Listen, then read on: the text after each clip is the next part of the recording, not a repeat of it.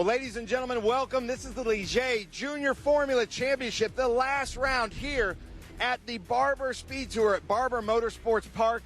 It has been such a fantastic season, and why not just throw a little bit of wet track at these drivers? As you can see, all of them are wearing their hand-cooked rain tires, everybody that I'm seeing. We've got the Felber twins right up here in position 1 and 2. Roman Felber has switched. He's still number 73, but he's in the car that we've seen Cash in all season. And then Cash is easy to spot because look at this. He's got the dollar sign right on his helmet. We love that. Running with the Phantom Fireworks Town Hall out of Cleveland, which is, I've heard, a really cool sports bar, organic food sports bar out of Cleveland. So the Felber's doing really well. It was really cool for me to see. We had two identical twins yesterday on our podium. Harbir Das, watch out for him. He loves these conditions. He loves the rain. He loves the wet. So he's actually excited to see what's happening here. Pablo Benitez back with us with Scuderia Buell, doing very, very well. Love seeing these cars out here. We come back here to Crosslink as Gil is giving William Rohan a handshake. Keep it cool on track, he's saying. Then, ladies and gentlemen, right here, check this out, with the Aliyah Group. So great to have him out here. Our champion, Gaston Irasu, all the way from Uruguay, yesterday after everything folded out, is now, not even provisionally, is our Ligier Junior Formula champion. We are going to talk to him at Winner's Circle after the race. So excited to talk to him about that. Congratulations. Then we've got Ethan Beckham Jasir right here with Stonica. Drew Such, I believe, second in points for the championship. Then with Berg, we've got Murakami here, new to the series. So glad to have him here. They're about to give a 1. Ava Hansen out here, and you can see we've been talking about it. She's been doing so well. She's running Zuzu, but had to put a new next-gen front wing on the car. And then from Franklin, Tennessee, we've got Bray, the last of the Berg racing cars. It's getting heated up out here. We're about 1 minute on the grid. I'll be in pit lane.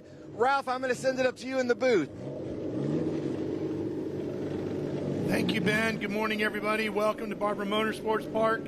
Getting ready for a long day of coverage here.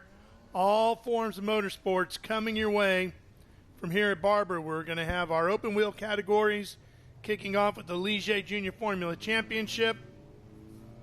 We have a Trans Am doubleheader with the Trans Am Series presented by Pirelli, and then the Cube 3 Architecture TA2 Series also running today, both of them on the same day this weekend. And, of course, we'll have some SVRA Sportscar Vintage Racing Association competition as well. Kicking off the day, the Ligier Junior Formula Championship.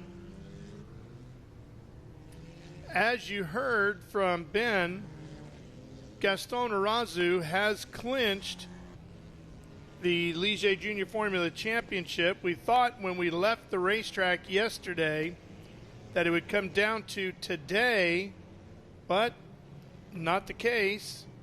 Things got a little interesting last night. Some grid finishing positions were moved around, and at the end of the day, Gaston Irasu gets the championship. So what happened was Gaston got a 5-second time penalty for making a false start, but Drew Such got a drive-through penalty, which was converted to a 30-second time penalty for causing the collision with Irasu down at the exit of turn 1 near the end of the race yesterday. That's the one where Irasu got up on 2 wheels. So Gaston went from 7th down to 8th, giving him 4 points for the round yesterday. And Such went from 6th to 10th, so he only got 1 point for the round, which meant Gaston coming into today now has a 26-point advantage over Drew, which means he clinched the championship because there's not enough points available here today for Such to overtake him.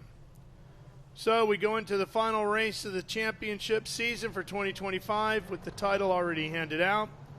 Gaston Irasu wins the title. and that means he also wins the full scholarship to compete in F4 US next season, including the lease of a Ligier JFC 422 chassis and Ligier Storm engine from Ligier Automotive, as well as race hires from Hankook Motorsports and entry fees from Pirelli Motorsports Holdings. Cash Felber earned his second win of the 2025 season with a victory yesterday here in race number 1. And we'll get into more and more of this as the race progresses. We'll update you on the rest of the notes of interest and craziness that unfolded yesterday. It was a wild, wild day of open wheel competition here at Barber Motorsports Park as we ran our 3 divisions yesterday in their penultimate rounds for the 25 season. And we'll close them all out here today. Banquet time tonight for everybody. So we see one car headed to pit lane. Hard to tell exactly from our drone who's who.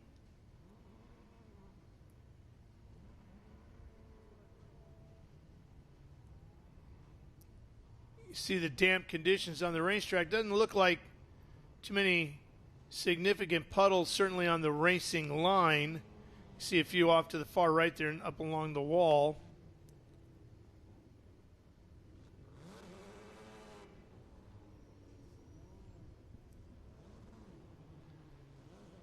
Again, when we left here yesterday, the track was dry. Everybody woke up this morning to rained, wet ground. And now we're getting ready for the final race, the 2025 season for the Ligier Junior Formula Championship.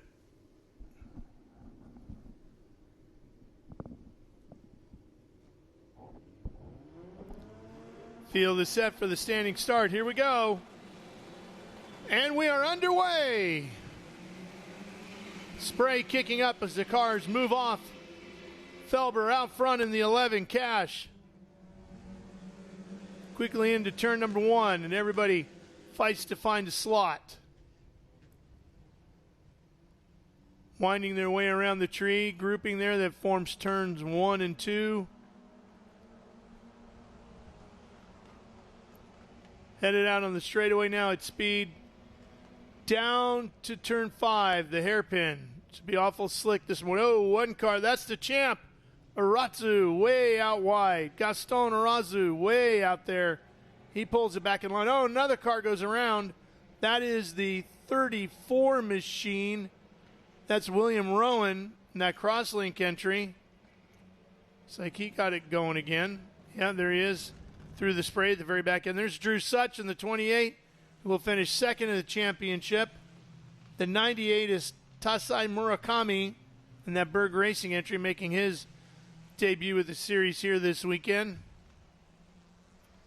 Coming over from Japan. Oh, big puddle over there. Didn't see that one earlier. So everybody's splashing through there with those Hankook rain tires on. Good look at Habir Das in the 23. Habir back in second behind Beckham Jasir in the 67. Tight racing through there. You can see it back in third, fourth, and fifth. The champ coming through. Oh, he looks like he had a little contact there with the 44, Pablo Benitez. Aratsu in the 42, Benitez in that 44, and Benitez, Pablo was very quick yesterday, so we'll keep an eye on him as he sits in fifth right now. It's Felber, Jasir, Das, Aratsu, Benitez, top 5, Drew Such up to 6th, Bray, Rowan, Murakami, and Hansen, Ava running in 10th. She was pretty quick yesterday, even with the missing front wing. Here's a look at that battle again. You could see Gaston got a little squirrely coming off the corner. Looks like he tried to get on the power a little bit and it spun up on him. That was coming off that final corner. Felber now getting pushed pretty significantly by Jasir. Beckham trying to find a way around.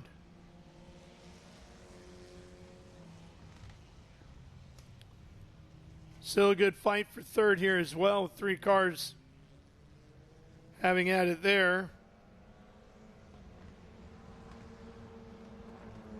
Yeah, Pablo Benitez in just his second Ligier JFC weekend of the year was runner-up yesterday. His 3rd podium of the season. In fact, in all of the races that he has competed at in 2025, he's yet to finish outside of the top 4. And he's 1 spot out of being back in the top 4 here today. So I'm telling you, Benitez in that red car, number 44, strong competitor. Keep an eye on him. Just his 2nd full weekend here. Here he is looking inside, trying to switch now outside back to the inside. Can't get anything to happen there just yet, but let's watch and see if that changes. Oh, contact there. Benitez getting together with Doss. And Doss gets all the way through the gravel trap, so it looks like he's going to be able to keep it going. Very fortunate with him for that, because usually get these cars out in the gravel traps like that, and you are beached.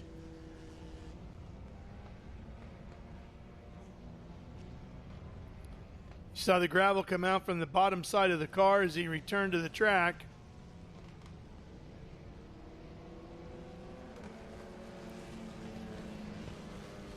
So there goes Felber and Jasir. Oh, and you see Felber sliding the back end around on the 11. Trying to find how quickly he can get back on the throttle to keep Jasir behind him.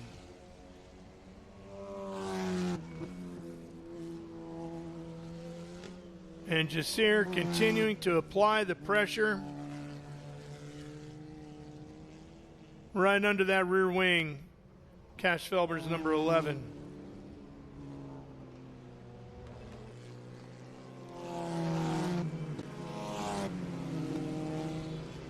Murakami, who we mentioned. Oh, here's past Jasir up the inside. New leader.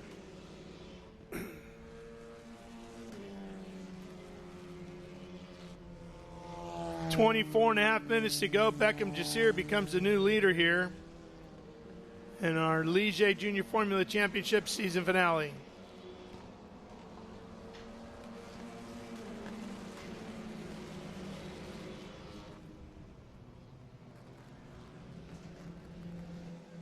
That's Bray, Roan, and Doss. Doss has slipped from 3rd back to 8th. And joining me in the booth now, a little bit soggier for his efforts, Ben Sissel. Yeah, great start here in the Ligier Junior Formula Championship, and there are some drivers that are much more comfortable in these conditions than others, so we should see some good driving today. But I don't... Oh, one around here in the 34. Rowan going around. Well, it's fun to have Ben for a second. Outstanding job, Ben Sissel, as always.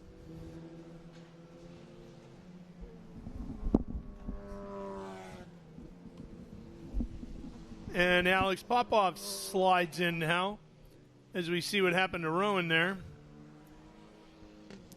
Didn't get a chance to see if that was the first incident or another one. Congratulations, Alex, on a big day yesterday.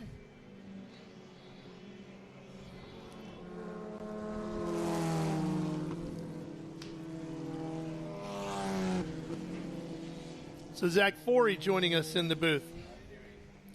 Hi, Zach. How about these conditions here today, Zach?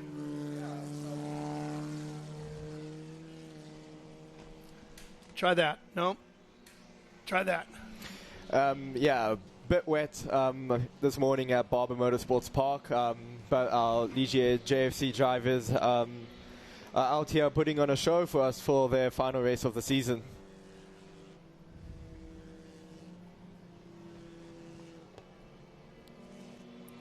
Problems here for the 26.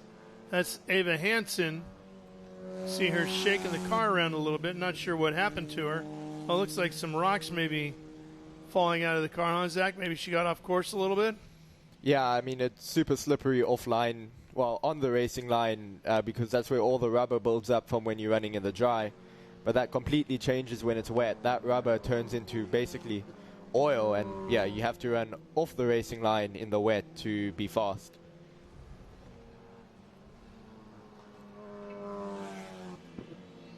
Ava was quick yesterday, had that front wing knocked off of her car. She battled through it.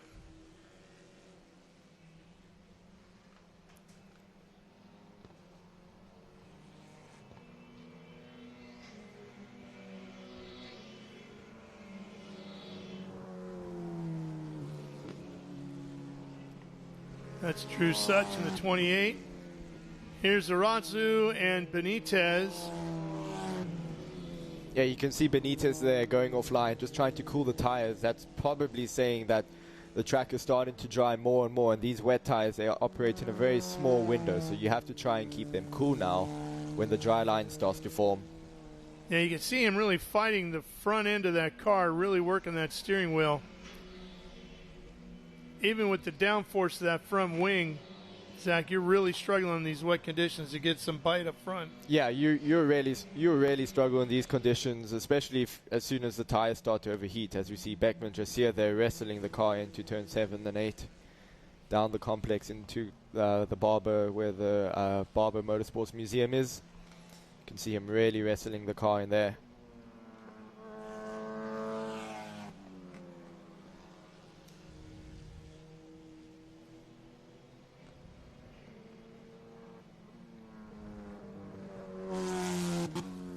Few cars on pit lane here, including Roman Felber in the 73. And looked like signals behind him. Looks like that the other car is out. I'm guessing is that Fatuda back there? I think it might be the car number 98. Murakami? Yeah, Murakami. Making his debut with the series this year. You made a debut yesterday. You've been running JFC all year. Yep. You stepped up. Yeah, we had the step up into the new Formula 4 US Championship car yesterday. It was a good outing. Finished P4, which, yeah, not bad for a debut. Planning on doing that all next year? Yep, that's the plan. That's great. Good for you.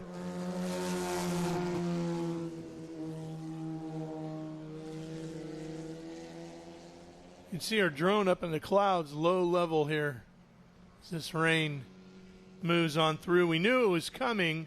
We didn't know exactly how much we were going to get, how long it's going to last. It looked like it was getting better as I was driving out to the track this morning, Zach, but boy, now it is really hanging right down on top of the circuit, isn't it?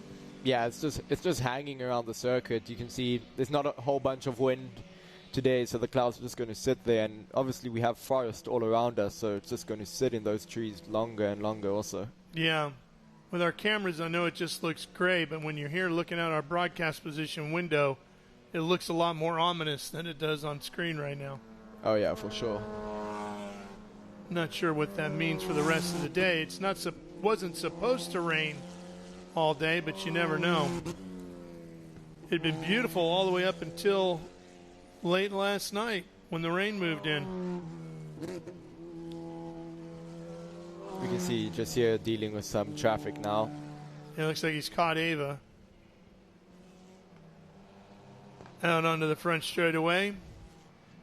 She moves over. He comes by on the inside. No problem. Yep, there is Murakami out of the car. Well, there's Murakami's car. Looks like he's gone. A long flight back to Tokyo from here.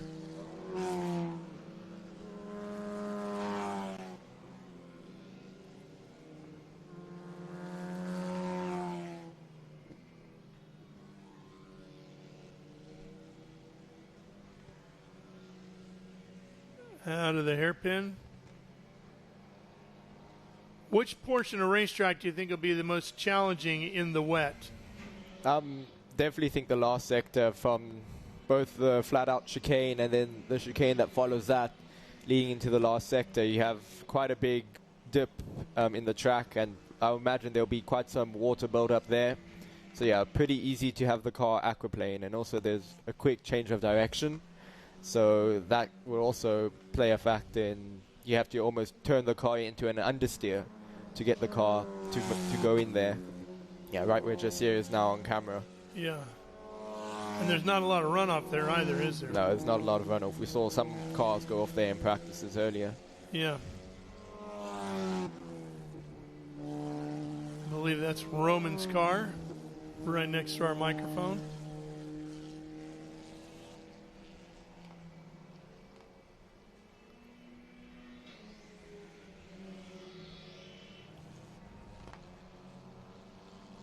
Well, you can see him fighting the wheel, huh? Oh, yeah. I think that's also, just going back, I think that's the front almost giving up, getting overheated. So I think Beckman might have to just try run offline a little to cool the tires down. Yeah, so he found a little spray there, didn't he?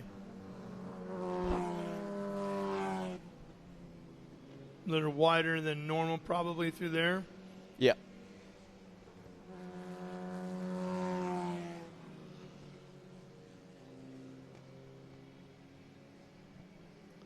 See if we can get those hand cooks to work a little better for him. That curbing charging down through that section there. Oh, here we go. Here's Benitez. Oh, boy. Hang on. You know, he missed all the bend signs, too, so that's great. Yeah, you can see him. He was really wrestling the car down there into one. That one section over by the museum coming downhill, everybody really eats up the curbing through there significantly. I mean, you're really flying right over them. That curbing normally can be slick even in the dry, but in the wet, I got to believe that's going to be even worse. Yeah, I think in the wet, I think it could be worse. The first part of the curb is painted, so I think if you put your floor over that and your one tire on more of the rumble side and then one tire just on the tarmac, I think you can maybe run that. But all these drivers will obviously, they'll have their teams telling them what to do, what not to do, and also it's all about the driver just exploring with different lines in the wet and seeing what works for them and what feels fast. Roman Felber has returned to the track. That's him there in the 73, back in 11th.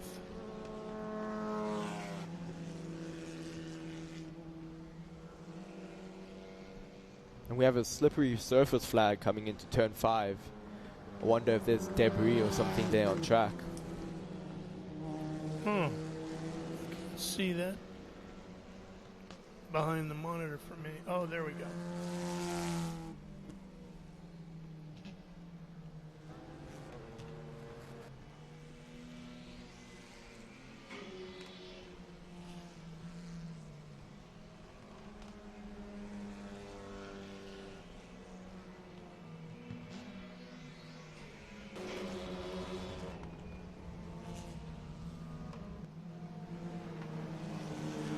This, I would think, if Beckham can hold on for the win here, it's be a very satisfying victory for him. Oh, yeah. He's 8 seconds now up on Felber, but in challenging conditions like this, to put together a very smooth, solid performance, very quick, significantly quicker than everybody else in the field here today. That's the kind of thing that going into the off season has really got to make you feel pretty confident going forward. Oh yeah, there's nothing better than having a win on the final race of the season than having that feeling going into the off season. As you can see, Will Rohan got past Drew Such over here. Yeah, you saw Such go up over those curves that we were talking about, and the car seemed fairly planted, so seemed to take your advice and put the under tray right in the middle of the curbing. Oh, big slide by Will. Yeah.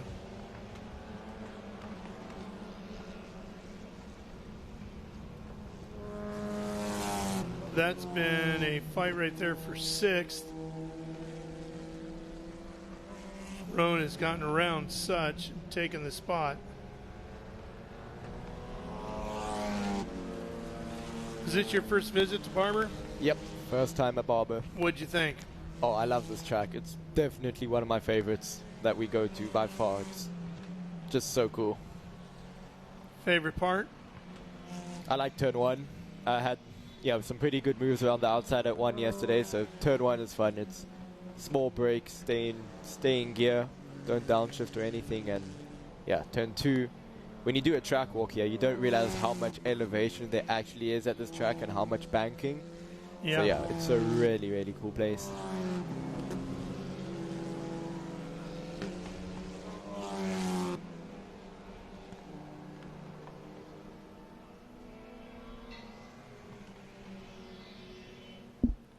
Did you do anything fun while you've been in the Birmingham area this weekend? Sadly not. I traveled with my team from Texas on Wednesday, so with Kiwi, we drove up and then got in Wednesday evening, and then Thursday we just had a chill recovery day at the hotel, and then on Friday we were bang on it, and yeah, my dad flew in last night to come see me, which was really cool. Oh, that's great.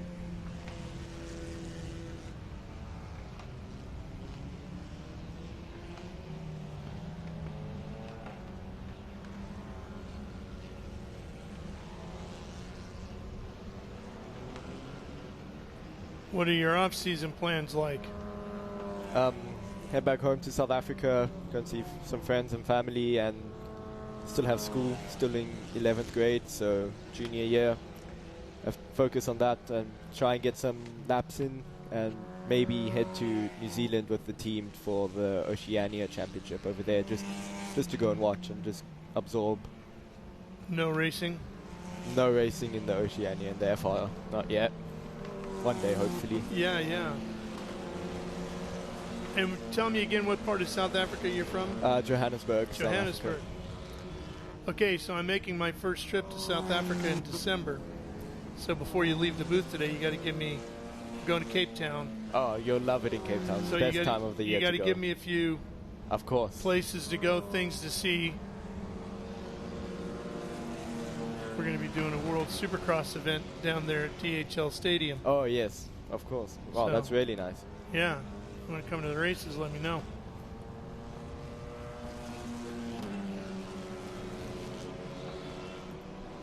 You're not going to try to stick me in one of those great white shark cages, are you? No, funny enough, that's something still on my bucket list to do. Really? That seems like a good idea to you, huh? I think it'll be fun. Well, hey, is that such again, I guess? Yeah, Drew mounting the curb. Yeah, he's not afraid to get up there, is he? Not at all. That's an interesting section of curbing over there.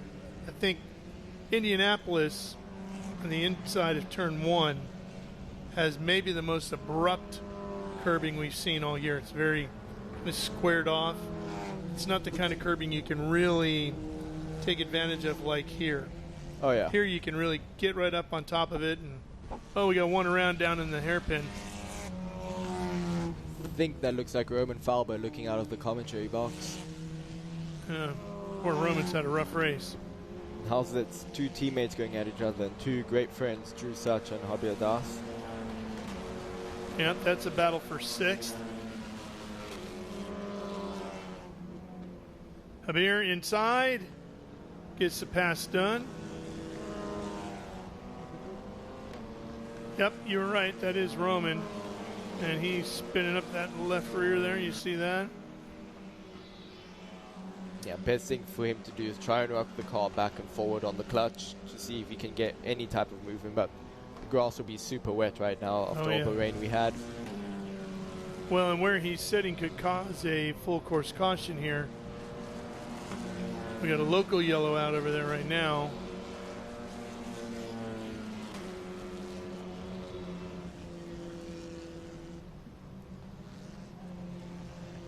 About 7.5 minutes remaining in this one, the season finale for the Ligier Junior Formula Championship.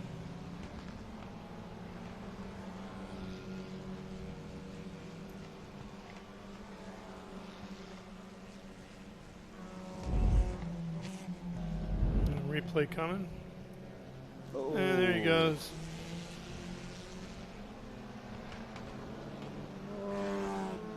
Yeah, just too deep on the brakes, ended up locking the rears. Hey, guess what? He got it rolling. There he goes. There we go. By the looks of it, full course yellow has been called, however, though. Yeah. Boy, they just missed the window on that, didn't they? Yeah. Well, at least it should be short. We get everybody lined up and then back underway. Yeah, get everyone stacked up for maybe a 2-lap dash for the season. Yeah. Beckman Jessier will be kicking himself right now, I think. A 13-second lead. Yeah.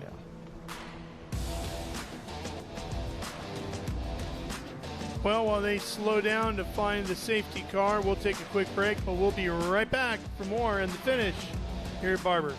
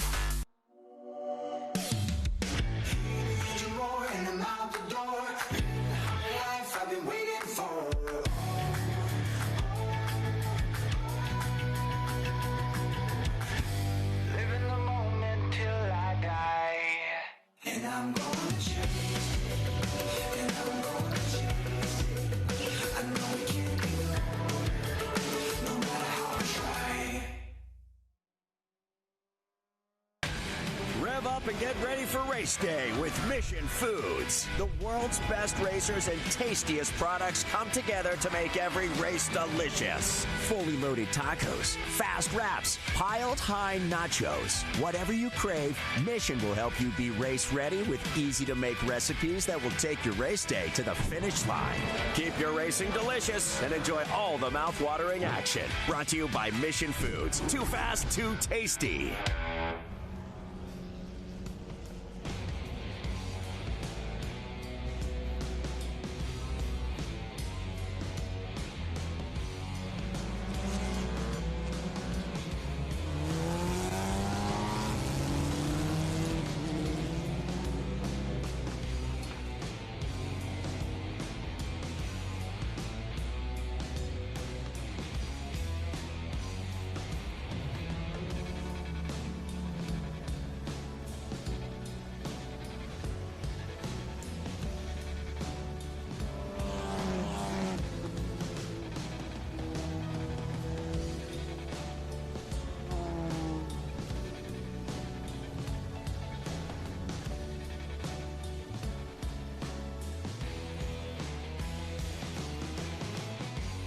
And we are back here. You can see the field lined up back behind the Mercedes-Benz safety car, picking up a little bit of debris. You can see some of the rocks that have out onto the racetrack, some of the gravel that's been kicked up.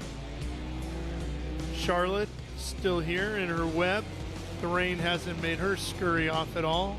What do you think of all the art, sculptures and stuff around here? I think it's pretty cool. Obviously, don't look at the art in the car while you're driving. Cause focus on what's ahead of you. Yes, but it's really cool. I mean, looking up the commentary box, we can see the big spider Charlotte. There's, I think, some bison right next to the big timing tower. Yeah. Yeah, I think it's really cool. We did the track walk here, and even if you look in the forest, you'll see dragonflies and everything, which is really, really cool. Did you have a favorite piece? I think the bison, because we don't get bison in South Africa. So yeah, that's right. Yeah. You get water buffalo. Yep. We just get buffalo. 2 minutes, 20 seconds to go. I reckon we could get maybe 1 or 2 laps in for the finale race. Yeah, there's your buffalo right there. So What's been your favorite part of being here in the States throughout the summer? When did you come over, and how long have you been here? So I got obviously traveling back and forth to South Africa, but I got here a week and a half ago. So you're going back and forth? Yeah. Holy cow. Yeah, so got here a week and a half ago, did some testing with Kiwi Motorsports in the new F4 before this weekend. Stayed with the team, flew over by myself and everything. I think the best thing that I've got out of this year is I've improved as a driver, but however the friendships that I've made with my teammates and people outside of my team, like myself, Cooper Shipman, Bruno Ribeiro, Will Rohan, Josh Griffith, Jake Pollock, big shout out to those guys. Those guys have become proper family to me in a way. Yeah, just great friends that we've made within the series. Yeah. That's fantastic. So your travel regimen out of Johannesburg, are you going through Heathrow, connecting there, and then... there's a direct flight, so to New York. To New York. Yeah, we'll do JFK? that one. Yeah, JFK. And then from there to where JFK, wherever you want to go. You can connect pretty well. Okay. Makes for a long travel day. Safety car lights aren't out, so I don't think we're going to get a lap in. No, you're right. It looks like that's going to be the end of it. We've already crowned Gaston Oratsu as the champion for 2025. And now it looks like Beckham Jasir is going to get the win in the last race of the year.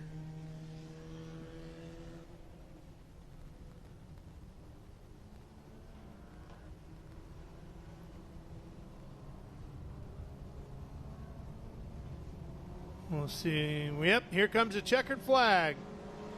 That will close out the 2025 season for the Ligier Junior Formula Championship with Beckham Jasir taking the win.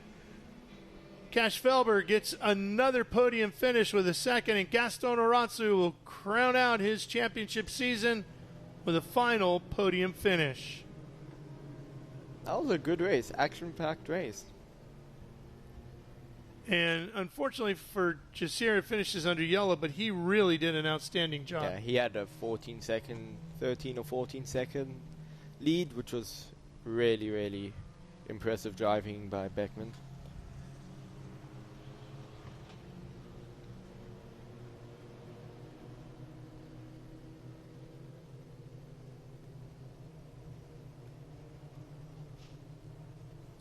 How did you feel about the competition in this Ligier Junior Formula Championship 25? The racing in this championship is fantastic. You can really follow race cars very closely, and yeah, lot of action-packed racing, and the drivers in this field are the next generation of IndyCar drivers, and that for sure. So really, really good racing overall.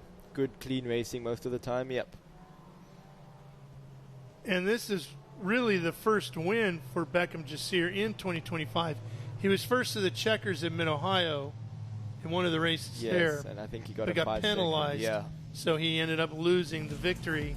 But today he put it all together and in dominating fashion. Yeah. So great way to close out the season for Beckham Jasir.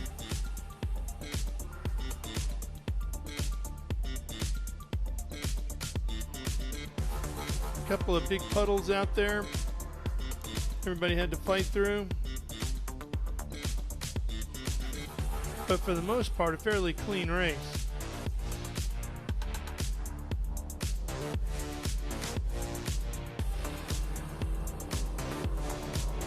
Made the move here on Cash for the lead.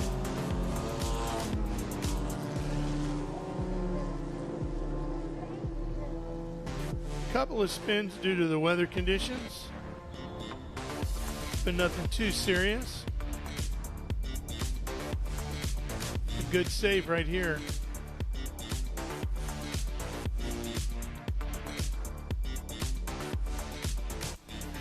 Roman Felber had his problems here at the hairpin.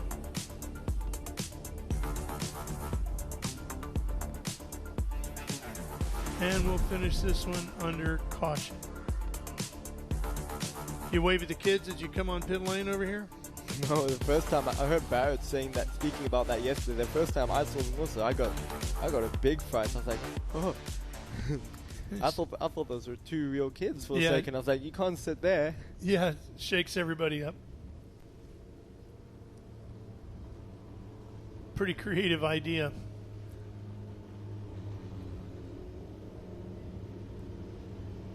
And the field making their way back into the paddock, and Ben will be there when Beckham pulls in.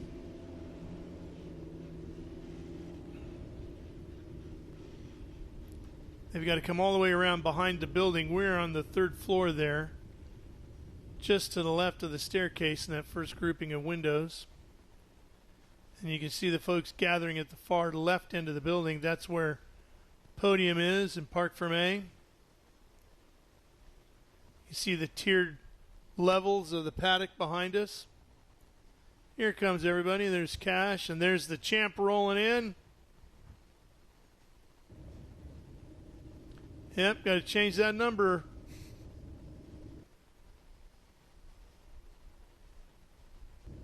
Clinched it last night, but puts an exclamation point on it here today with a third place finish. And Drew Such, who is battling him in the championship, finished 7th here today. So Gaston certainly put a period on it. Yeah, great driving by Gaston the whole year. I think his breakthrough weekend was Road America. He was just on the pace the whole time there, and after that, no one's really been able to catch him up. However, Drew Such gave him all the way to the end. A big fight by Drew, and yeah, well done to both of those drivers. All right, let's go down to Ben. Well, ladies and gentlemen, we are starting with our third place finisher, and you can see Champagne Racing has already put the number 1 there on the front of the car, but Gaston Irasu, our champion here in the Ligier Junior Formula Championship, how does it feel?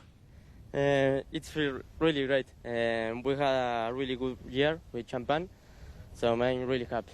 Nice. Now, talk to our Spanish-speaking fans in Español, please. Bueno, buenos días para todos. La verdad, muy contento de poder salir campeón otra vez. El año pasado fue en Nefara y ahora en la Ligier. Y bueno, hay que seguir así. Vamos con todo para el año que viene. Y vamos arriba, con todo. Nice. Well, Gaston, congratulations. Great season, hard fought. Awesome watching him.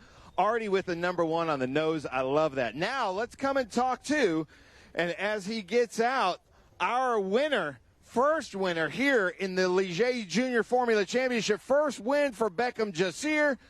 Come on, everybody. Let's get loud for this winner of this race here at Barber Motorsports Park.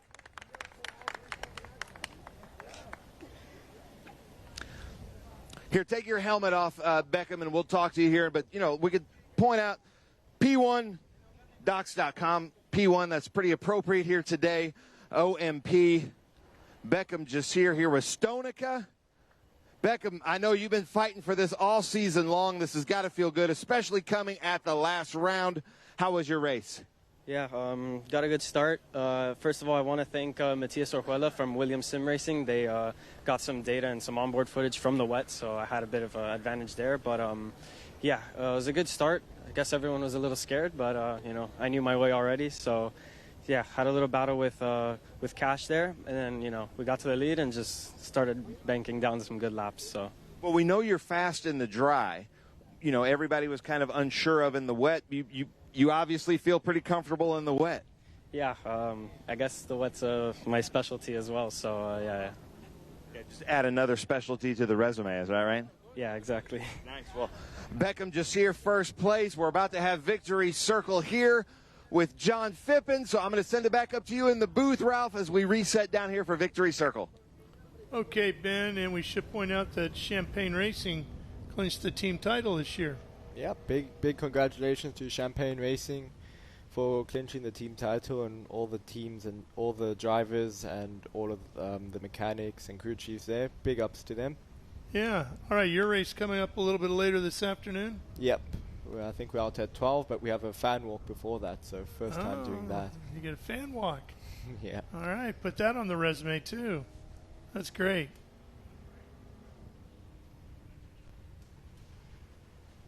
Yeah, looks like the Optima Battery Challenge cars rolling out onto the circuit for their activities.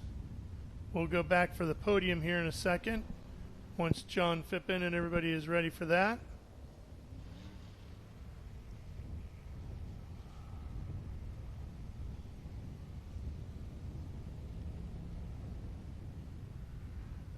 Some of the beautiful sights around here, just letting it all soak in. I mean, everything is so beautifully manicured here, isn't it? Oh, yeah. The hedges. Barber Motorsports Park and Road America have the best scenery outside of the track for sure. All right, John, we'll send it down to you at the podium.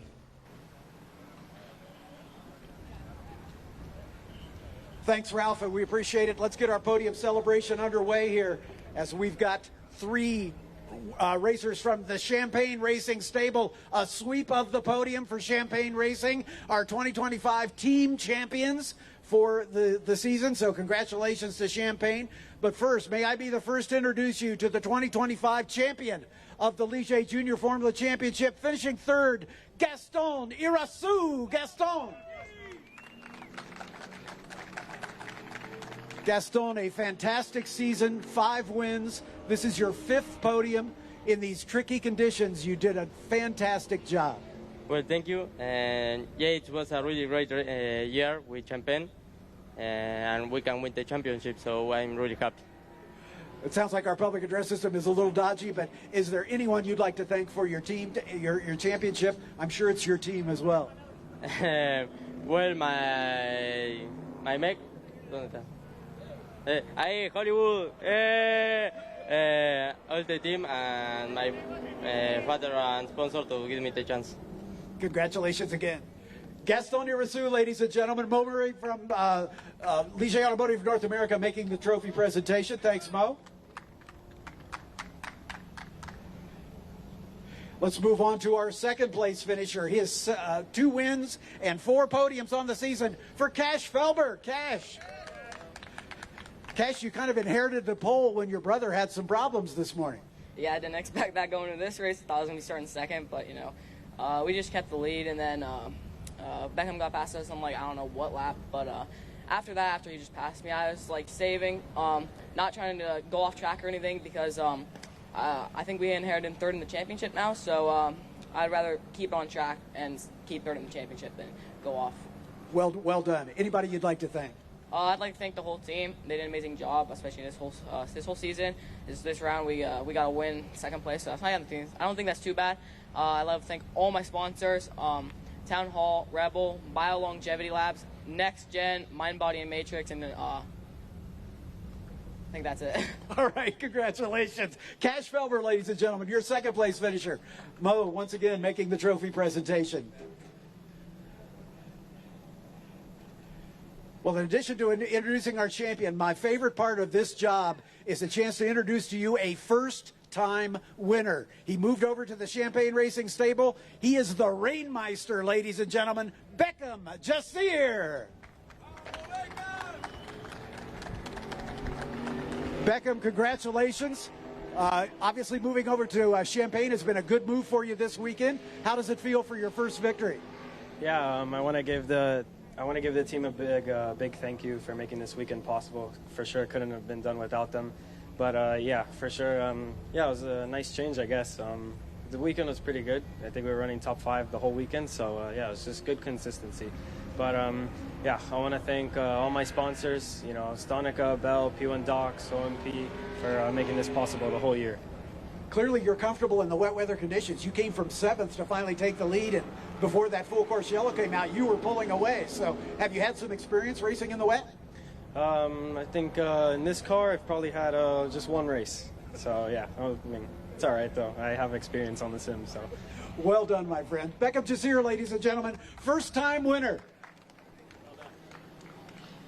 Mo Murray once again making the trophy presentations. As we begin the hat dance, we've got Hankook hats on all 3 of our drivers, as these Hankook rain tires doing a fantastic job here today to keep these cars on the island. And we thank Hankook for all the great work they do with us all season long.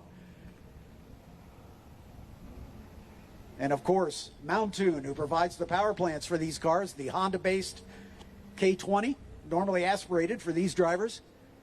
And Mountoon keeps them humming for all of our championship in this and as well as the Formula Regional Americas Championship, which we'll see later today. And we could not do what we do, obviously, without Ligier. This beautiful car has been with us since the series inception back in 2016. And with the introduction of the new second-generation car, which we'll see a little later in the F4 Championship, this car is still doing yeoman service in the Ligier Junior Formula Championship, and it's great to be able to extend its life.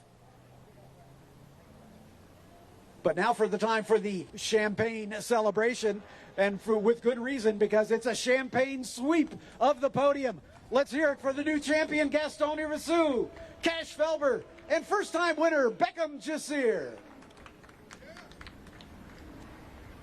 Thanks, Ralph. We'll send it back up to you.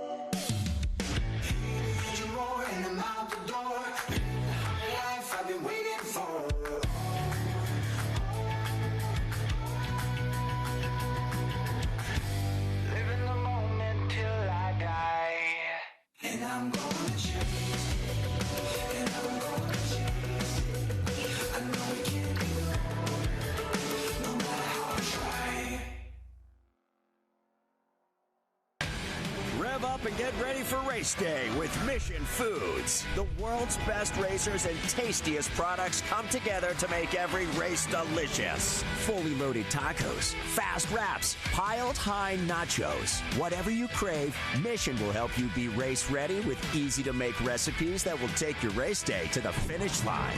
Keep your racing delicious and enjoy all the mouth-watering action. Brought to you by Mission Foods. Too fast, too tasty.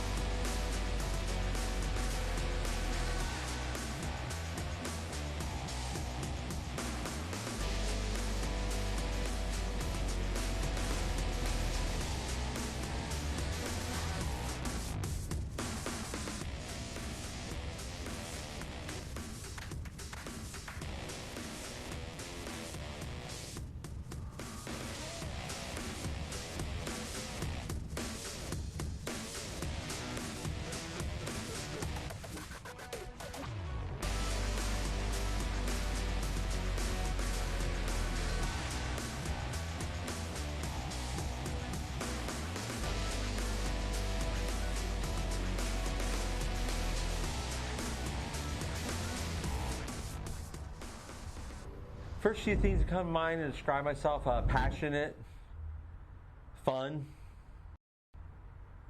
and giving. Okay. How about as a driver? How would you describe yourself? Aggressive, angry, fast. Curious. They give us a 1 minute to go. I click the visor down, and the world is shut out. My world that I live in, my reality that I live in, is shut off. I go into full attack mode, soldier mode. The cars are the most. That's what I don't understand. Like why we don't have 50 of them every week, because it's the most exciting race car to drive. If you love driving a race car, you are missing out by not driving a Trans Am car. It's as plain as that. And every driver that's ever sat behind the wheel of one will tell you the same thing. And I don't get how these people will spend 10 times the money to go run a GT3 car. I guess they don't want to drive a real race car, because you could throw a license plate on those things and they could drive them to the grocery store. Because in all reality, that to me is not pure.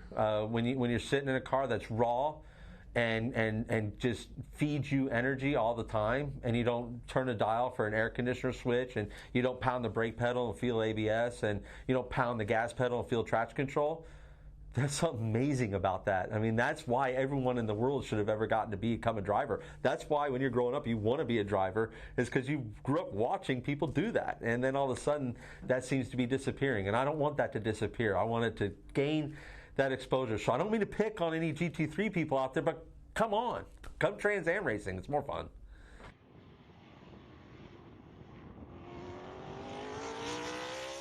I'm Chris Dyson. I'm a 3-time Trans Am champion, and we're here to start the season. Well, this morning always starts like every morning with good breakfast. Woke up, sort of got my mind focused, remembered it's a race day. We're at the race weekend.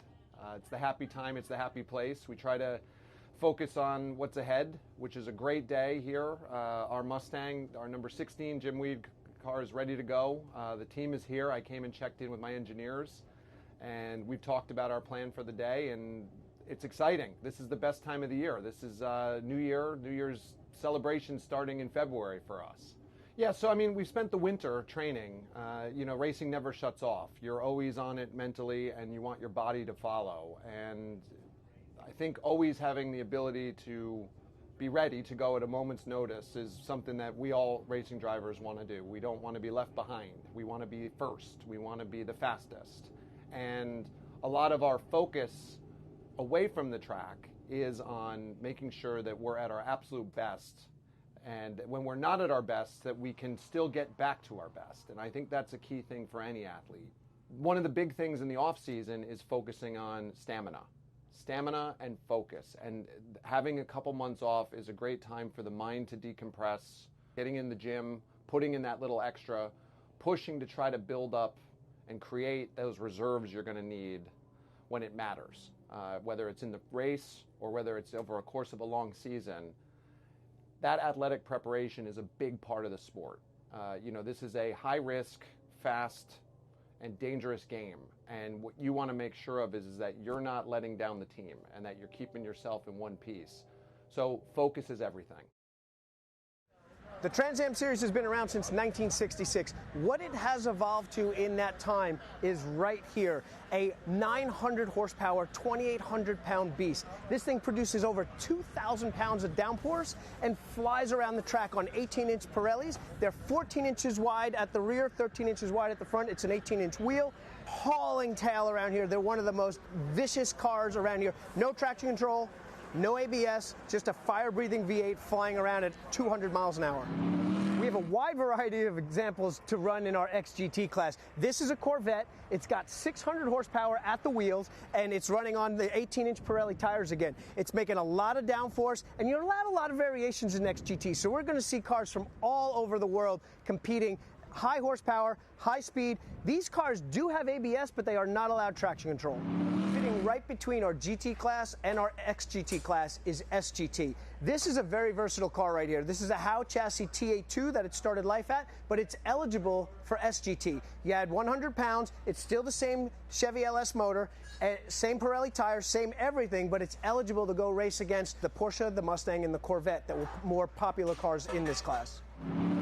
The 3 GT classes that we have in the Trans Am series is GT, SGT, and XGT. This is an example of our XGT cars. We've got a lot of different makes in this class because we're catching cars from all around the world. This is a Mercedes. It's producing about 550 horsepower. It's going up against some cars that have over 600 horsepower. This car in particular makes a ton of downforce. We're on our 18-inch Pirelli tires, and we've got probably 1,500 pounds worth of downforce that we get on here. And now moving on to our GT class. Here we've got a Mustang, 475 horsepower, 6-speed paddle shift. It's big downforce with the wing. It's got a huge splitter up front here.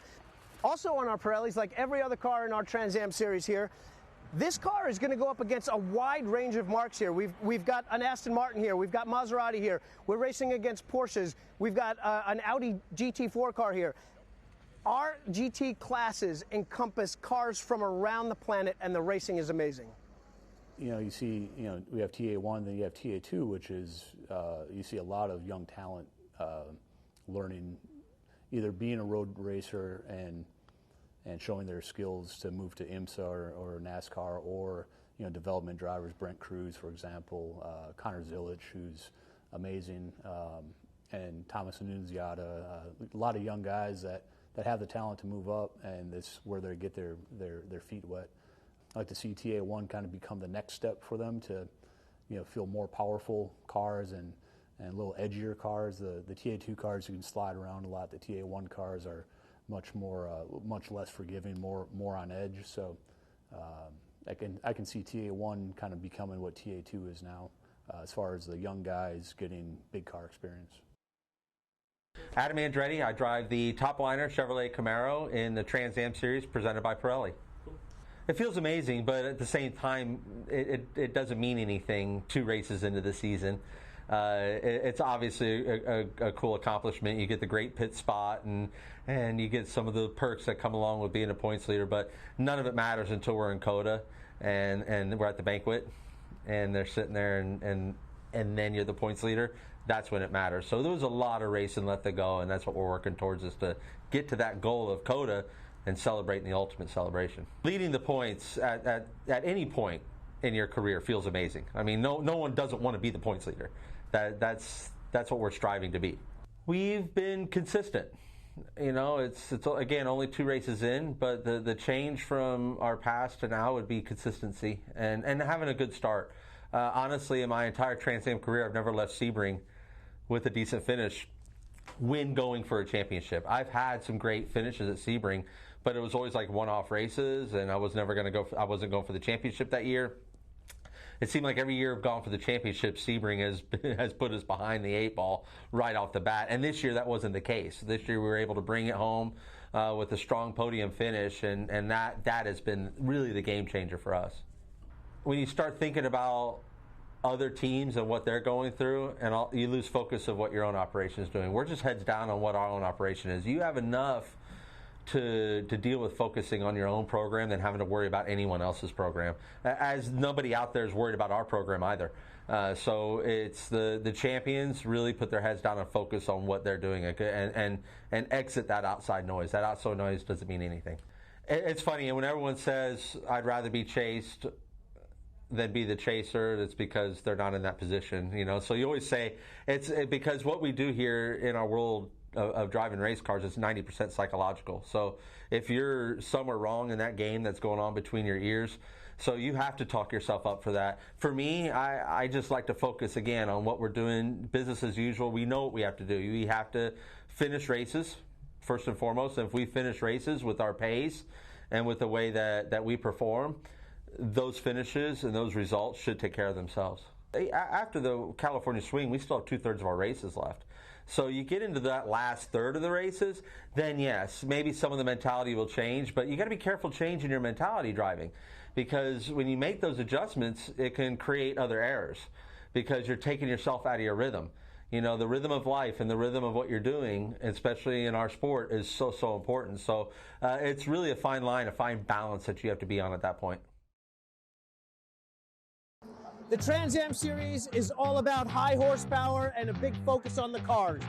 The TA2 Series is driver development. We get a huge car count, we get great battles on track, And with me right now is Tristan McKee. He's a Chevrolet development driver, and he's going to help tell me and you guys about what we do to make these TA2 cars fast and how you go about winning races here. So yeah, we really have to be perfect with everything. You know, the competition is super stiff around here. So we really have to have all our cambers, air pressures, and everything right with our Pirelli P0s. You know, they're great tires, super reliable, super consistent throughout the race. We also have to make sure our balance is correct throughout the race, aero balance, mechanical grip, stuff like that, because race pace is super important. Sometimes we have long races with long runs, and sometimes we have caution-filled races like Sebring. So you're playing with shocks, springs, you're adjusting rear wings, so that, and your thought is, maybe this is going to be a short run race with a lot of yellow, so I've got to be able to fire off really good, or man, maybe this is a race every year that doesn't have a lot of yellow, so I've got to have my rear tires still hooked up at the end of this race so I can come through these guys, right? Yep, exactly. We missed it a little bit at Sebring. You know, we were expecting some long runs, so we had a little bit of a long run setup, and we just missed it because there was a lot of caution. And another one around the 61 machine. Our TA2 cars are over 500 horsepower, a little over 2,800 pounds, and so as a development driver and you're coming up through the ranks, being able to just rake, tow, Ackerman, all sorts of things on this. This is the full package, so I imagine you're working with engineers and learning as much as you can from them, right? Yeah, I've learned a lot driving these cars. You know, I come from circle track world, so this is very different from what I'm used to. I'm really enjoying it. So the difference from running the circle track cars to running the road course stuff, what has been your biggest thing that you've been learning with your driving style? I've had to work on myself a lot because usually driver's fine, it's more the car, so I've had to, you know, redo all of my braking techniques because it's all different for this style of racing. So I've learned a lot doing this, and I think it's helped me a lot in the oval world, so I think it's really cool. Awesome. Well, thank you. Good to see you and good luck this week. Thank you.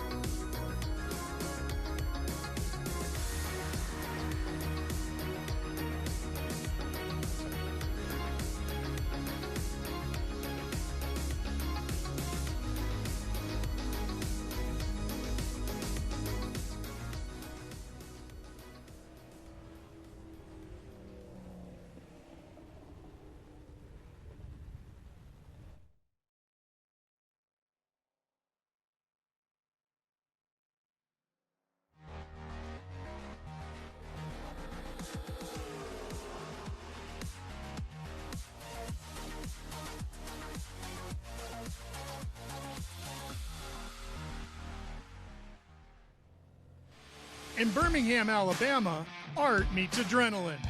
This is Barber Motorsports Park, a place where imagination watches from the trees, and the stage is set for something unforgettable.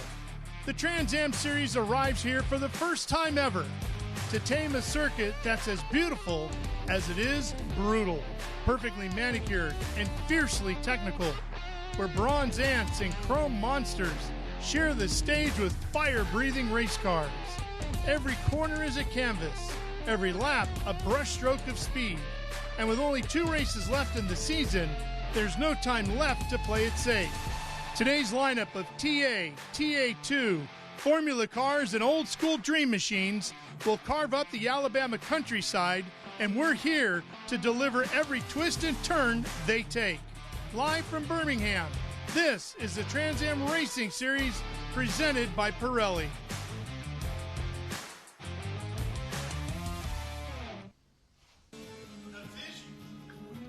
The vision was to build a beautiful park with a very fast road winding through it.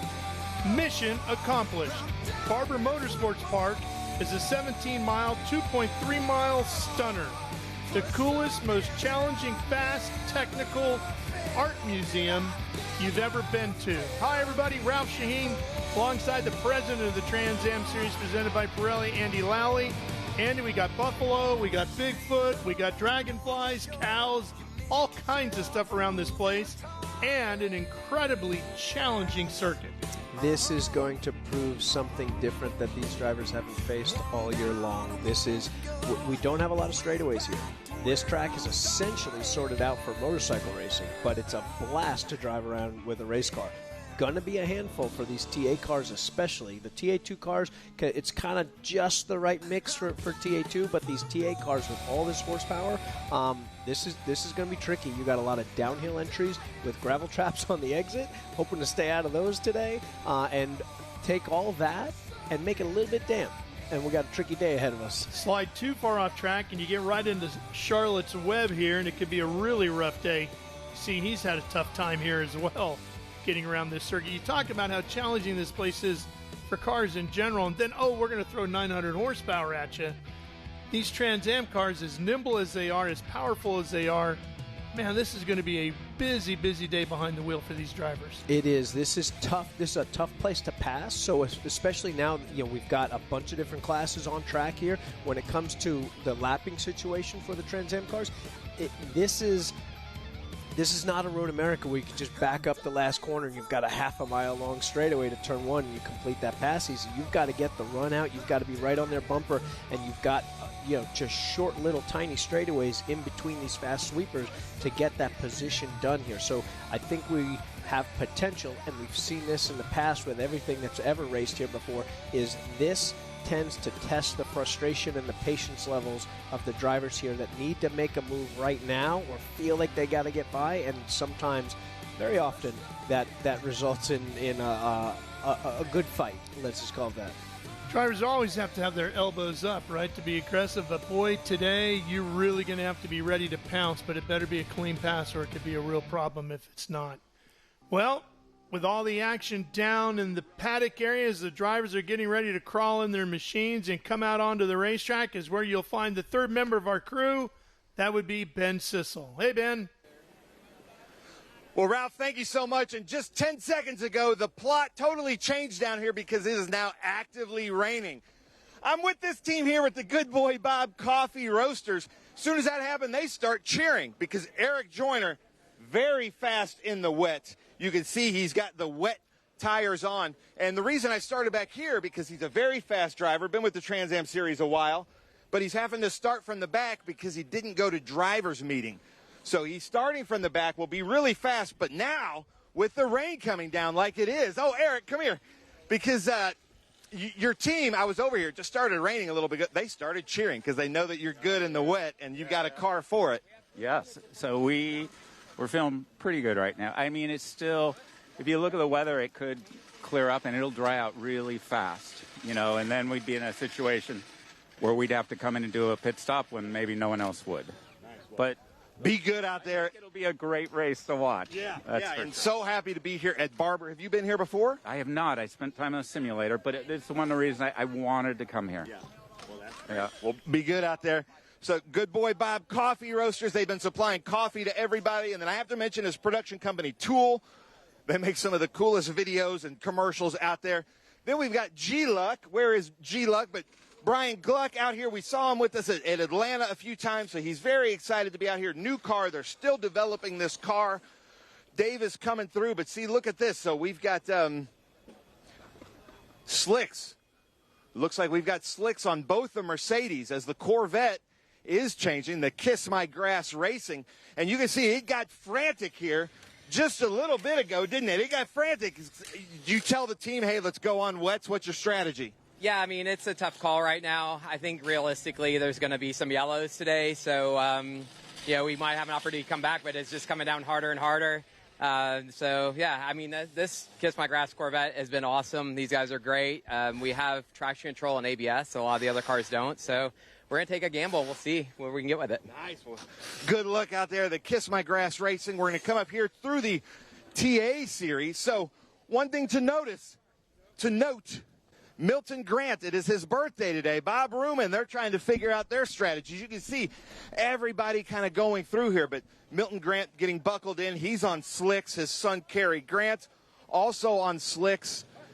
Pinteric. It looks like David Pinteric might have made the right call going out there on wets. But you can see it's getting frantic down here. Sorry, Damon. They're trying to hook up an air hose to lift up the car. Looks like they're going to change. They're going to change here. They still have time to change tires per the rules until we put up, I think, the 5-minute board. You can see Paul Menard, team changed quickly onto some slicks. So everything is going pretty crazy down here. Dyson. So Dyson is going to be starting P1. And you can see, I'm sorry, he's on slicks. I keep saying slicks and wets. Dyson is on slicks. I'm sorry, ladies and gentlemen. Paul Menard starting P2 is on wets. So the front row of this race at the start is going to be a little bit crazy. And you can hear Damon over here putting on the tires for Adam Andretti. And then now it's changed. The conditions have changed again. So it's just like, it's like the South in the summer. If you don't like the weather, wait 5 minutes. So you can see what they're going to do. This is going to be one of those races that if the drivers have to come in, they want to come in under double yellow. If the line dries out, the people on the slicks are going to have the advantage. But if it stays like this, Chris Dyson's going to be in some trouble out there. And let's talk about this strategy. What do you guys know that we don't know with the tires and the weather? Well, we were going to change terrains here, but I think it's a little late to do that. So you're hoping that quickly you guys go out there. So he might be slow here at first, but after maybe 5 laps and there's a dry line, you might have the strategy. We will. We've seen it at Mid-Ohio before. Yeah, it should work out, yeah. Nice. See, I love this. This is the thing that just kind of keeps people like him up at night. Like, what do we do if? What do we do if? All these different scenarios. Now, I'd be remiss if I don't mention the Howe car in the HR6 out here. We saw this at Mid-Ohio. Adrian Lostowski now, who qualified very well in Cube 3 TA2 Architecture Series, is going to be racing this for Howe. They're still developing this car, and why not put an engineer behind the driver's seat? So very smart. I'm seeing Misty Richter is telling me I've got about 1 minute for our invocation. So let me go through real quickly and see who else is on. So Damon, they've got the wets on Adam's car. Damon, you feel good about your strategy going out on wets? We'll see. We'll see. You never know what happens. No. And we've seen it so many times, right? Our biggest competitor right now is on rain, so at least we're on the same shoes, you know? Nice, yeah. Yeah, so Tommy Dreesy on slicks. So we're going to come over. Oh, wait. I'm not sure if we're doing an invocation, so let's come over here. Let's find Marvin. Marvin to deliver our invocation. Marvin Gray. He's showing John Command. Are you doing invocation? I don't have an invocation. Okay, so we're going to come over here to Garage Living. Unbelievable. Conway is out here with us. We've seen the Stack Auto lifts out with IGT. But Conway, to deliver the most famous words in motorsports with all these air jacks and everything going on in the background, he is going to deliver the most famous words in motorsports. Conway, take it away. Racers, start your engines. Nice. Nobody did. Because they're all worried about tires. Andy, you can hear it in the crew chiefs. We're 100% convinced we have no idea what we're doing right now. And up here in the coming out of the track, I can still see the remnants of the dry line that we just formed, which was just one lane wide. And it's getting a little bit glossy, and that's the sign that we're getting away. So this is the toughest call in auto racing. Slicks are dry on a drying track. Like you pointed out, every minute or so that sun peeks through and then it gets real dark again. So really tough call here. Yeah, it's about to do that again. I literally see a little patch of blue, but I mean very, very like pinhole size patch of blue, and it's going to pass right in front of the sun here as the clouds are moving by, and then there's more dark clouds behind that. So it's going to be a wild one here at Barber. You're not going to want to miss it. We're glad to have you with us here on Speed Sport 1, watching it all live from Barber. Stay with us. We're coming back for what should be a wild and wet start.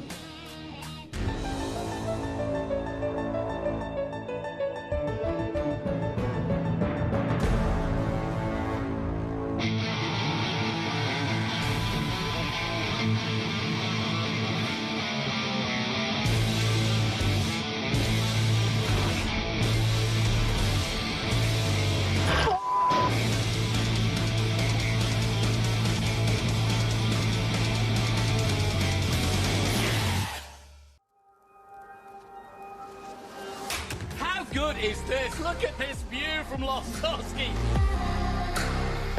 It brings all my fans, it brings the audience into the car with me. We turn 140 mile an hour entry speeds. The quickest and most efficient way for me to get information to my drivers is from using the V-Box HD2 system.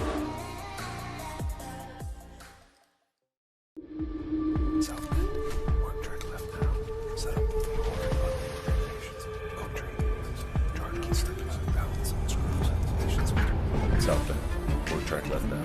Set up for hard braking. Help keep straight patience on turning. Get track left. Track out left side again.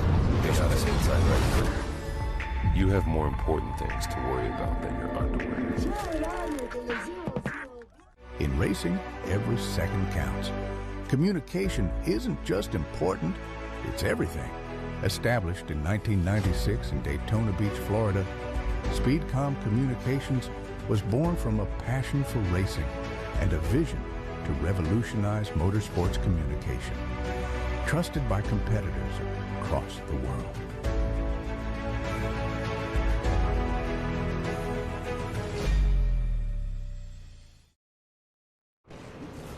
Back here at Barber Motorsports Park, live on Speed Sport 1, there's a good look at the main tower.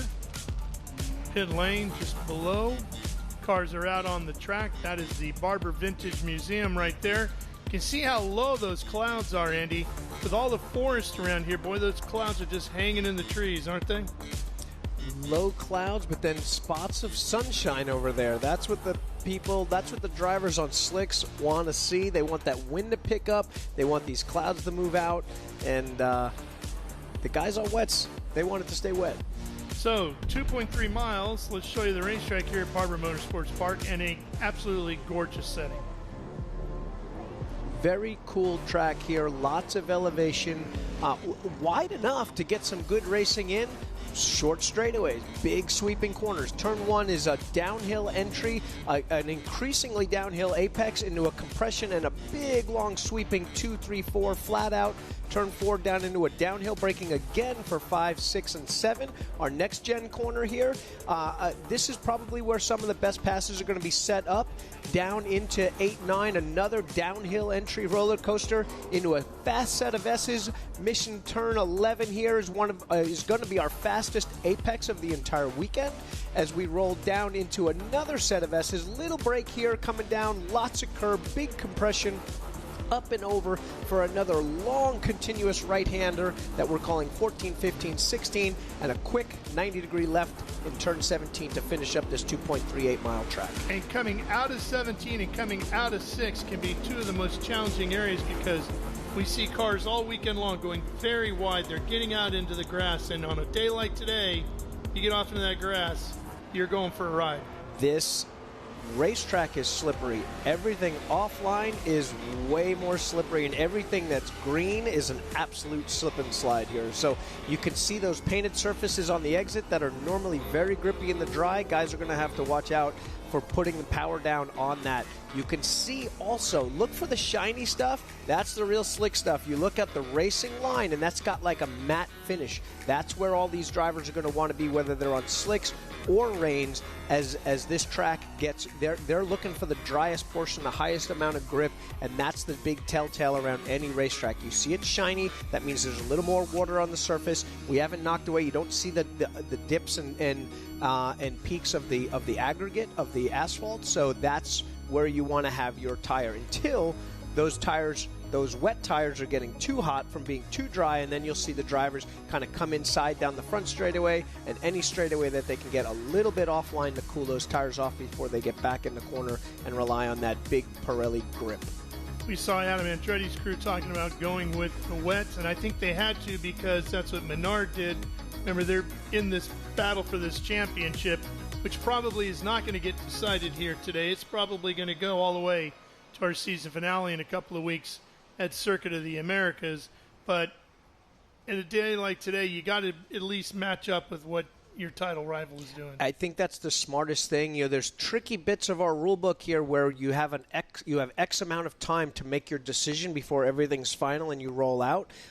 So I know that there was a handful of teams right up against that limit. We'll find out later if anybody breached that time limit that I believe is set. But right now it looks probably like it's 70-30 slicks to rains here. I think we got a handful of people, including Chris, that have gambled and said this is going to dry out. If it does not continue to rain, Chris is in the catbird seat here. He's going to get taken over early, but then after a few laps, if these guys can drop it off, Chris will be coming through the field. They're coming to the green now.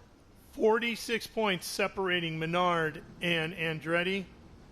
And here we go. You can see Adam deeper in the field here today. There's Menard up on the front. At Pittsburgh Paints and Stains, number 3. Dyson right alongside. Here we go. Green flag here on Speed Sport 1. Menard with the ring tire should have an advantage getting to 1 and does pull away from Dyson, who's on the slicks. And that can hold everybody else up back behind him, including Pinteric in the 57. And here comes quickly around the outside the 54, Eric Foss, in that Corvette, that C7 Z06, and he's a great rain racer. And he's got traction control and ABS. That's what our XGT and SGT cars have, and that's what we're going to see here. We see the 17 of Adam Andretti. They did put him to the back of TA because he changed his tires too late. Here he comes, though. He's already around Kaylee Bryson. He's caught up to Dyson now. Dyson right there. So Adam already up to 5th, looking to get inside of Dyson, coming out of the hairpin.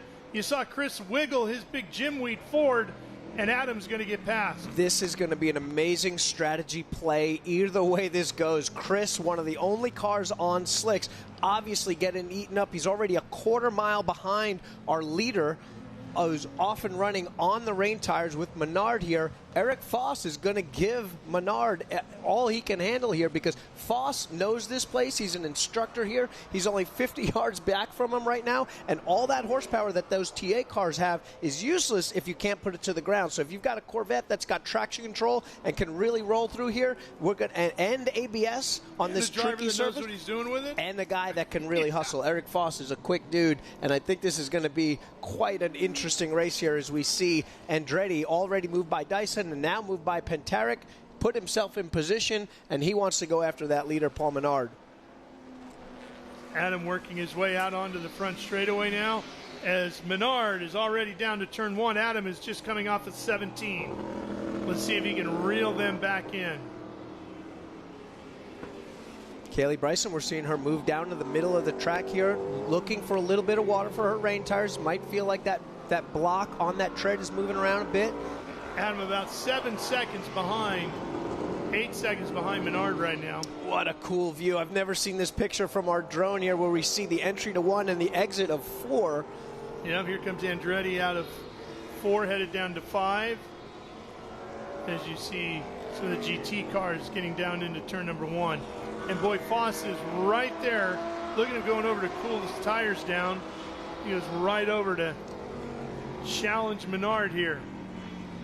Foss, look at him jumping the curve, even in the wet there. Knows he's got the brakes, knows he's got the TC, can try to take it to one of these cars. Eric, one of the most experienced guys at Barber Motorsports Park, but an all-around excellent driver in any series, anything that he's ever jumped into here. So with the proper car and the crazy conditions, it's always been possible for these TA cars that are monsters in the dry to have their hands full with that much torque and that much power in the wet here. We're even seeing right GT here, cars. Dyson continuing to have issues here.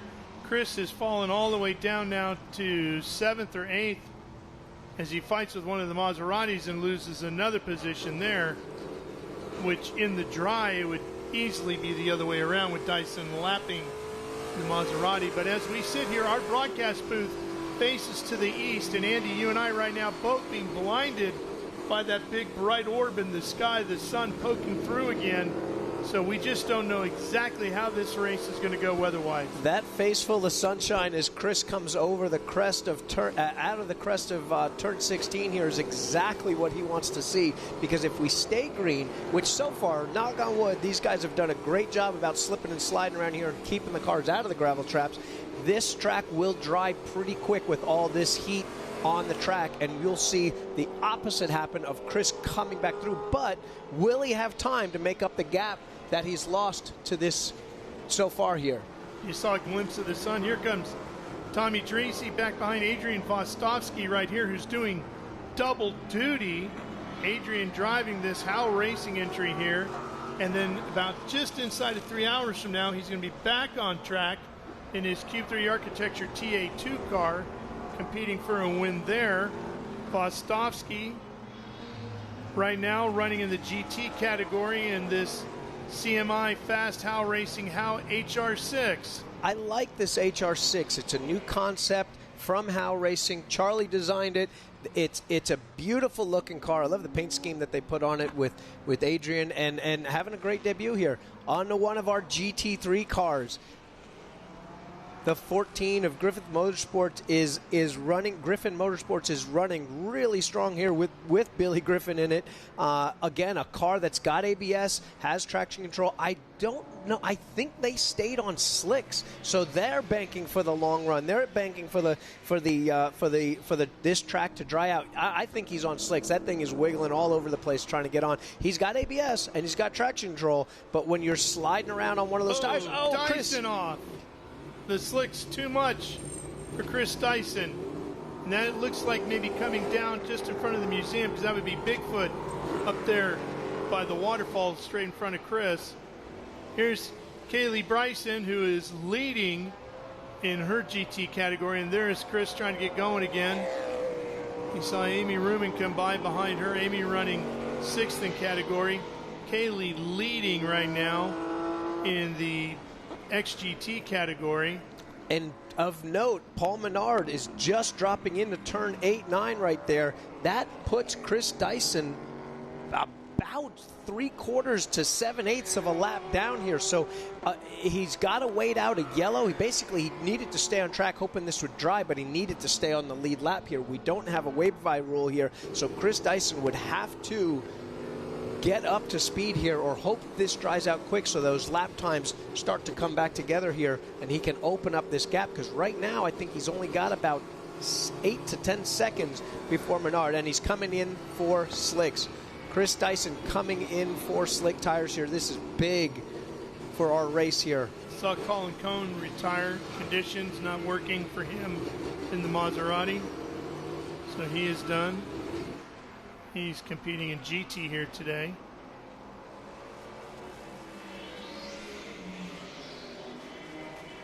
Paul Menard right on the dry line there. Eric Foss keeping him honest here, pushing him here as the track dries out. The more this track dries out, the easier this is going to be for Paul to be able to pull away. But while we probably at this point have a bunch of portions of this track that it's better to be slicks on, and a bunch of portions that it's better to be on wets. The Pirelli tire is going to perform strong either way, but like if we're looking at Paul now here coming into the hairpin, this is one of the trickier places to put power down. Also one of the trickier places to brake since it's so downhill. So obviously, oh man, so this is tough. Those new tires. That 16 Jim Wheat car, Chris, now a lap down. They want to make sure they don't go 2 laps down. They could potentially come back from 1 lap down if later on these other cars have to come in, but at this point this is a tough day for Dyson Racing in that Jim Wheat car. Struggling on that right front right now. That's what's holding them up. Off the jacks and away he goes now. Menard making his way around Grant, possibly also on slicks there. Tough time for any of these guys that made the choice to stay on slick tires here. Chris is just going to make it before falling 2 laps down. So our TA class as it runs is Menard, Andretti, Pinteric with his first potential podium shot here of the season, Ruman, Dreesy, and then Dyson. Split up in there, Eric Foss overall P2, Kaylee Bryson leading XGT with Joyner not far behind, and Griffin taking up the final podium spot there. Here come the top 2 out onto the front straightaway. Menard with Foss right behind him. Of course, Foss leading in category as well as he's in front in SGT.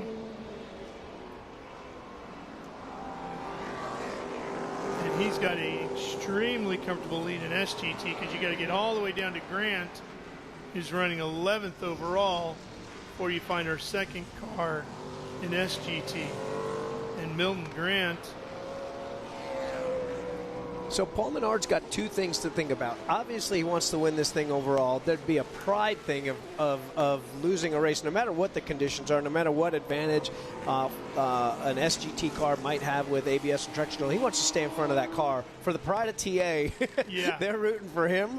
But at the same time, he's got to think championship. And really, the only delta I want at this point, I'll look in my mirror to see if Foss is coming. I want to know where Adam is. I want to know where my pace is to Adam so that I can just reduce risk right now. This is a risk versus reward thing here. If I'm running the same pace as Adam and I've got a 5-second delta, I'm going to kind of keep it there. I'm going to manage those expectations here. I don't think I'm going to walk away from him and destroy that. I want to keep my rain tires in as good a condition as I can so that when Adam turns up the pace, if he turns up the pace and starts to close, Paul's got enough tire to answer. And you can eat up rain tires like crazy in drying conditions, and it'll feel like you've got a flat tire. You'll be going down the straightaway, it'll be pushing it left, right, all over the place. It'll be unstable under braking, so you've got to take care of that tread block. You've got a very tall tread block, and once you start really gripping it up with non-slick surfaces, meaning drying tracks, you move that tread block around, and it really wreaks havoc on the rubber on the tire carcass here that these guys are trying to manage for 100 miles around Barber Motorsports Park, which is one of the hardest places on race tires. Well, Adam is running 3rd overall, 2nd in category, but he's a ways back. Both Menard and Andretti actually really good in the rain. Menard didn't have too much time in NASCAR with the rain stuff, but definitely had a handful of races in here and there. Tommy Dreesy, I think, also stayed on slick. We're seeing Menard actually being able to come up and put a lap on Tommy here. He's got to be careful. That was a big risk for these guys that went to slicks here.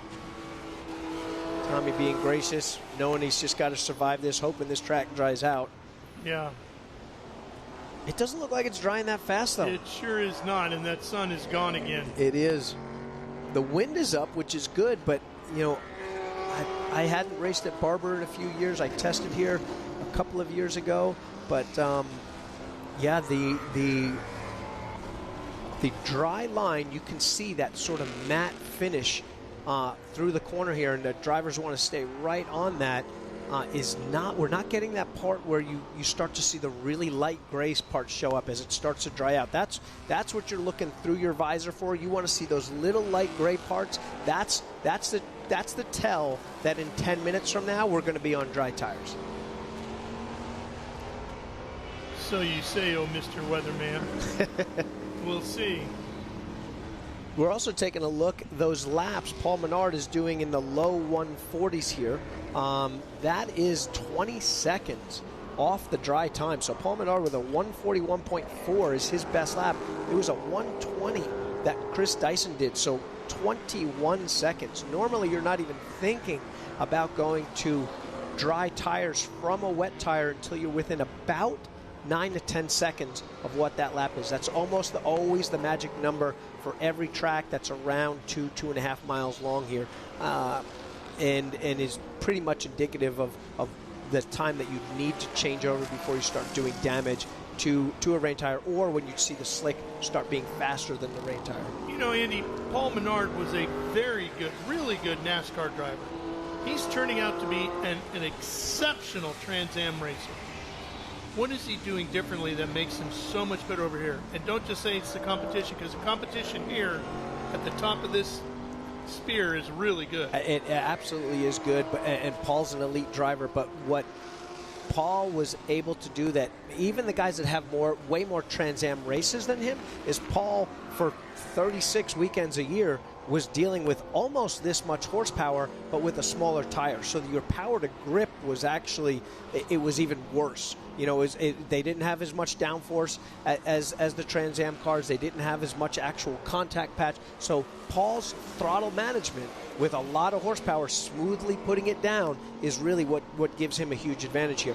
Year in and year out, 30-plus times a year, he did long stints where those tires were getting ripped off the car and not performing very well from the halfway point on of their tire life out, and he had to be able to manage that throttle. And on a wet track, it's like driving with 3,000 horsepower on a dry track. So you've got to take your time. It's sometimes 3, 4, 5 seconds from your initial tip in of throttle before you're at full throttle. If you can just, everyone's watching at home, imagine that in their head. You tip into the throttle, count to 5 before you get all the way to the floor. If you make it there a half a second faster than the next guy, you've just introduced that much power. You've pulled that far away, and you're doing that all in hopes of not spinning that tire up. You're trying to stay right on that edge. And if you do that just a half a second quicker than you need to, around you go, right? And that's and at Barber Motorsports, that's going to happen 12, 15 times a lap. Yeah. And when you can roll into that little half a second each time, that's why we're seeing Paul Menard with a 10-second lead on Eric Foss and an 18-second lead now on Adam Andretti. Adam in his Burton Racing entry. Top liner car. Second in the championship, 46 points behind the guy who's leading the race, who is our reigning champ, looking to go back-to-back as titleist for the Tour. Something we're seeing in time and scoring here. Joyner has overtaken Bryson for the XGT lead here, 6th and 7th overall. I wanted to point something out there.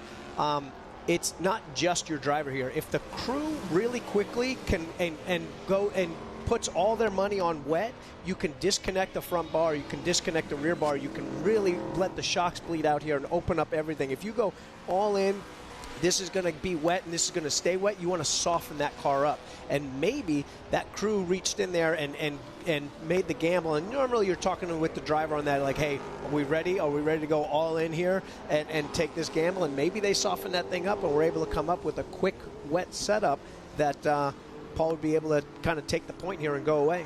Scheduled for 100 miles, of course, as are all Trans Am Series events presented by Pirelli. 33 laps remaining, and I don't see right now, Andy, a significant break in the weather coming anytime real soon where you go, I think the guys that went on slicks are in trouble. 33 laps is still a lot of laps, but without a doubt, even if they are in trouble late in the race, they can manage this gap potentially here. Yeah, especially Menard, who's significantly up front right now. We're going to take a quick break here on Speed Sport 1 and step away to take care of some business as we watch Paul Menard. We'll be right back to see how the number 3 Pittsburgh Paints and Stains machine weathers the conditions. Stay with us.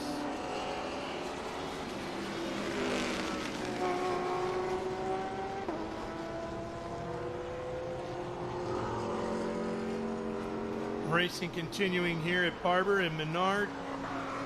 Extremely smooth. That car has been so dominant in literally every type of conditions we've thrown at it this year. And that's a testament to the driver. That's a testament to the team. They've got their strategies worked out. and they've got patience and determination behind the wheel there. So this is a patience race. This is a slowly feel that line out, like with no practice in the dry, no practice in the wet, just everything that we've done so far this week in the dry here, and then having no other notes because Trans Am's never raced here before.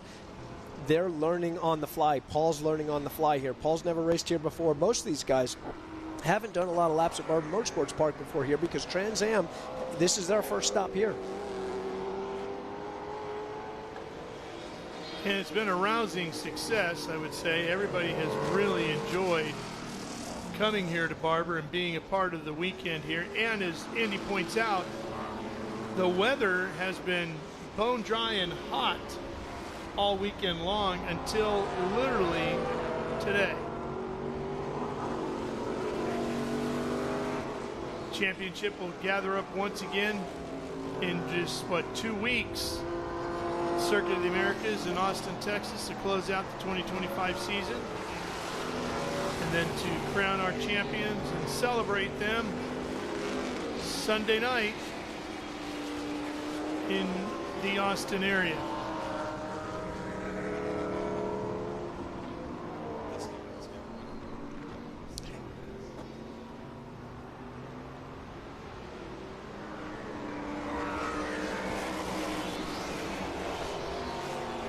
And we are back here at Barber Motorsports Park. There is Amy Ruman in her big red McNichols Corvette, currently running 5th overall, 4th in the Trans Am Series presented by Pirelli category, top of the series.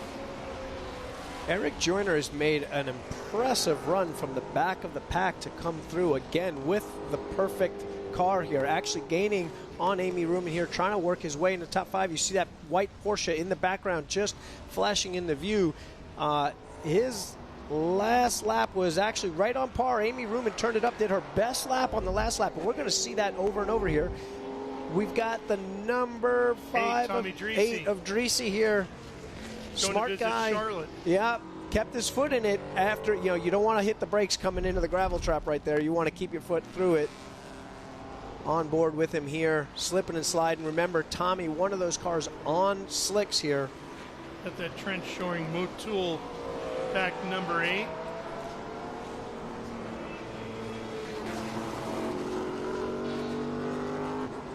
We saw Amy running there a little bit ago. That is one driver who just has not really enjoyed her time here at Barber. This is not the style of racetrack that Amy Ruman enjoys. She likes Road America. She likes Watkins Glen. She wants to open up that big Corvette and let it just rip. And here, tighter confines, been a bit of a struggle to really come to grips with it. Definitely a little trickier place, little different place. She started coming around yesterday. Oh, we got a good battle here for 2nd overall. Andretti doing his fastest lap on his last lap, making a move on Eric Foss on the outside of 16 here. To the inside at 17, the final corner, and Adam is by. And this dive, this is the look for the wet weather here. They know, they feel those rain tires going. It must be getting more dry than we can see on TV if we're seeing those cars do that. We're seeing the Trans Am's cars go forward now, but we're seeing all of these guys start to look for water there. But that is a big move for Adam. Again, just keeping that championship hope alive. If he can hang on and finish in 2nd, that will certainly take that title fight all the way to Austin. We're only about 1/3 of the way, not even 1/3 of the way into this race here. So at 20 seconds back here, Adam can start chipping away on this now. If he'd been conserving the tires or if Paul's been pushing too hard, now we'll get to really monitor this and see where that gap is. And, I mean, we're only 1/3 of the way into this thing. One yellow closes us up, and this is a totally different race. One yellow, you start to see these strategy guys come into it, and maybe we go back to slicks. Right now, we're getting to that point here as they get quicker. Maybe this is time to go to slicks. Maybe they gamble on that sun peeking through. We can still see it every minute or so peeking through those clouds. Yeah. And you got to wonder how hard Adam had to push just to get to 2nd, right? How much did he abuse the tire to get there? As opposed to Paul, who's been out in clean air since the drop of the green. This should be our XGT leader. Here is that sun That's Joyner here. He started in the back of the pack after having some issues here. That's the Good Boy coffee car. Yeah, he's 6th overall in leading class. Eric's been with us once or twice this year already. A strong car, beautiful car here. One of our GT3 examples. Obviously, he was who we talked to on the grid with Ben Sissel earlier. He was praying for rain, cheering when it started raining down there, as I know Eric Foss was doing the same thing here. But that's our XGT example. And again, if we get a yellow and this packs up, that's another car that can come through this field. We're going to have multiple classes competing for the overall podium here today. Yep, sure are. Eric Joyner setting his fast lap with a 45.1. Not quite what the leaders are doing. Adam Andretti, first car into the 40s. Fast lap as he gains us 2 seconds on Paul Menard over the last 2 laps. It's only an 18-second difference now. It sounds like a lot, but when we've got wet, damp tracks, any bit of traffic, anything can mess that up. David Pentarek now on screen, running 3rd in class. Everybody is rooting for David Pentarek for a podium here. It's been a while since we've seen him spraying champagne on the podium. He's doing a great job here. Was fast in practice, fast in the dry. So this isn't just a lucky one because it's wet out. He qualified 4th overall, and he's doing a great job here. Yeah, I wanted to give David a shout out. I mean, he's had a very up and down season. Beautiful car. He was racing with us for the majority of the season. Had a huge crash at Sonoma Raceway with Adam Andretti. Team had to completely rebuild the car. They were out for a few rounds. Here they are back racing with us again, and he's having a really good run. And we also want to mention that he's involved with this new campaign to support Bird's Eye View Project, which is tremendous, where they're helping first responders and our veterans. Very doing much a lot involved. of great work with them. For every dollar he raises he's raising, every lap he makes, he's it's $10 per lap that he's doing here. Thanks for helping me out. It's a I need my great rain cause. tires on. It's all good. It's a great cause always. David is always up for stuff like that. We see Adam Andretti flying over the crest of turn 4 here. That's an easy one in the dry. That's sketchy in the wet.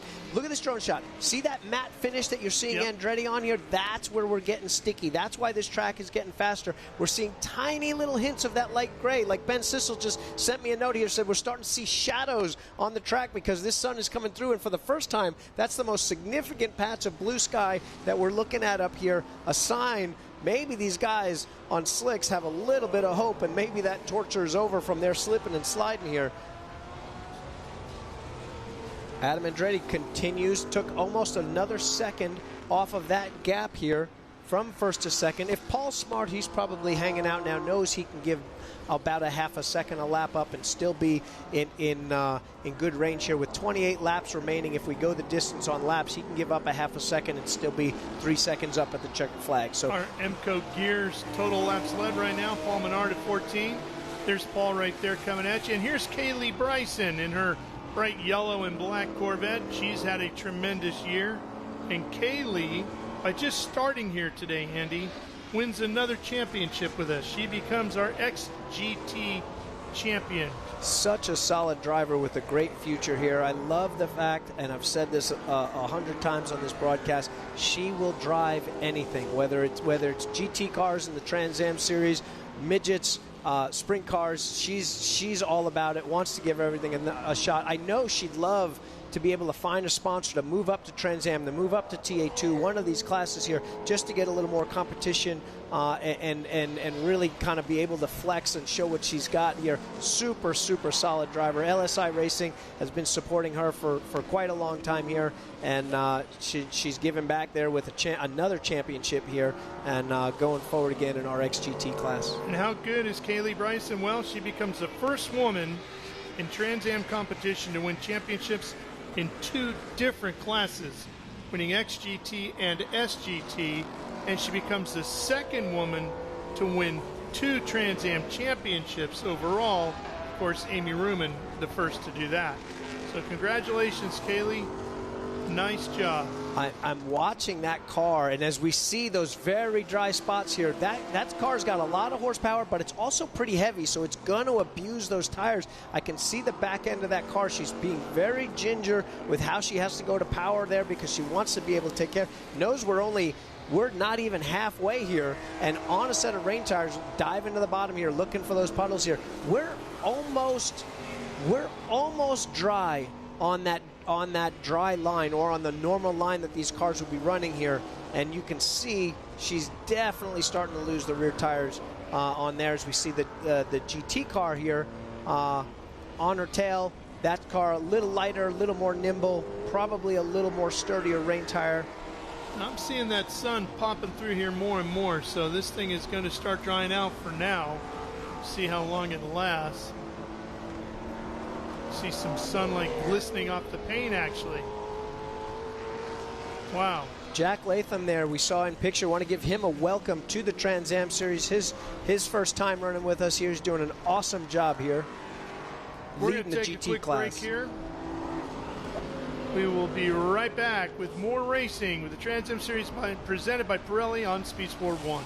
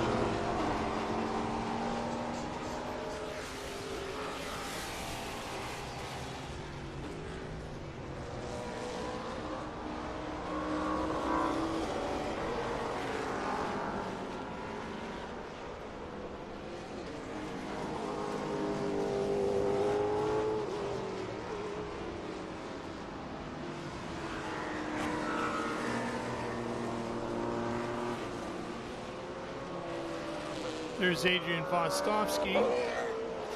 Vostovsky running 10th overall right now. Second in class in that Howe Racing entry. And Andy, something to think about with Vostovsky, he's getting 100-mile practice in these wet conditions. And inside of 3 hours from now, if things don't change weather-wise around here, he's going to come back out in TA2 and have a huge advantage. If this stayed wet, this would be a gigantic advantage. I think this is going to clear out, and we're going to be in really good shape for a dry TA2 race coming up. So be sure to tune back in with us here for that race. Chris Dyson just set fastest lap of the race, first car into the 38. Back here on Speed Sport 1 as we watch Adrian Vostovsky. We were just chatting here a little bit about Adrian coming back within 3 hours of the finish of this race to run the Q3 Architecture TA2 race. So depending on what the weather does, he could have a huge advantage with his 100 miles of practice in the wet here today. I think he was hoping that we'd be same conditions for each, but he's getting some good experience here. We see that dry line getting more and more cleared out here as Paul Menard, just the first car to dip into the 37s with a 37.98. He answered Adam Andretti's 38.9, a clear 1.01 seconds, as he's actually now maybe taken a couple of laps to relax, but now he's chilled out as we see Eric Foss still third overall, diving for some water. That Corvette is not a light car there, and I know he wants to keep these tires on. Obviously aware we're only 31 minutes into this race with 43 minutes and or 24 laps left. It's going to be close with either of those. Chris Dyson, who had previously set fast lap, he's got second fastest lap of the race right now, just behind Menard on slicks, trying to work his way by Amy Ruman. He's 2 laps down as Ruman, running 5th overall, 4th in class, is in position for a decent finish here because Tommy Dreese is not having a good day, and they are fighting in the points championship. Chris comes into this race tied for second with the late great Mark Donahue on the most wins all time in Trans Am competition at 29, only 2 behind Paul Gentilozzi, who has 31 and the most. I think Chris was hoping for a W here so that he could head to COTA to try to tie Paul Gentilozzi's record of 31. Paul Gentilozzi, obviously one of our Hall of Fame receivers on our inaugural Hall of Fame for the Trans Am. He received that award along with a host of other great legends of the sport here at our season opener at Sebring. And now Chris is going to have to leave it for our 60th anniversary, Trans Am 60th anniversary in 2026 to try to tie and or break that record. What a year that's going to be next year. Absolutely. Adam Andretti setting his fast lap on that last lap at a 38.0, trying to close that distance. Close the distance to Paul by half a second, but that's not much at the gap that he's got right now. Paul in control really well here. We're seeing the battle for 5th overall between two very, very different styles of cars. Joyner catching up to Ruman here. This is the closest that he's been so far. Again, Ruman, ton of horsepower, but no ABS, no traction control. Joyner obviously missing about 200 horsepower from what Amy Ruman's Corvette puts out, but where he lacks in horsepower, he makes up in a huge amount of downforce and driver aids with the ABS and the traction control. Well, she can just hold him off to the front straightaway, and then she can gap him again, and then I think right? that's the goal. Here we go. That's the goal. As we see Joyner also feeling the pinch there, feeling that handling going away as he dives for that water to just try to shock and cool those Pirelli rain tires.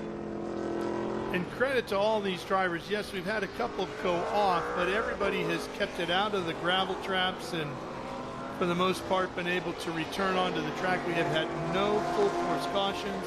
And Andy, I would have bet everything that by now we would have had at least 2. I was going to make that same bet earlier today as we see Joyner to the inside using that ABS and that GT3 car to make that pass in very tricky conditions, that downhill entry into the hairpin here and be able to put the power down and drive away. Amy probably not concerned too much with that car, really more concerned with the car that's in her mirror right now. That's Paul Menard about to lap up to 5th place here. A really stellar drive by Paul Menard here. Even though he's got that gap, he's still pushing here. Yeah, what Amy knows is she's got a lot of room between her and Dyson. She's running now in, 6th, and Dyson is all the way back in 9th and quite a ways behind her. So she's got a lot of room to play with. Yeah, this is essentially like a damage control day here. That's not a big. Amy Ruman is running probably one of the smaller budgets of all of these teams here. Obviously, a long-term racer and past champion in here with sponsors like McNichols and Valley Auto Group. She really depends on those companies here. So if we're not in a place where she's battling for an exact position here, she's like, okay, I've got my potential 4th place points here. And as I'm sure she wants to push forward and go catch Penteric for that final podium spot, there's a logic that's got to play out with risk versus reward, like I mentioned before, and how she treats the rest of this race. No, there's those light spots really getting dry out of turn 2 there.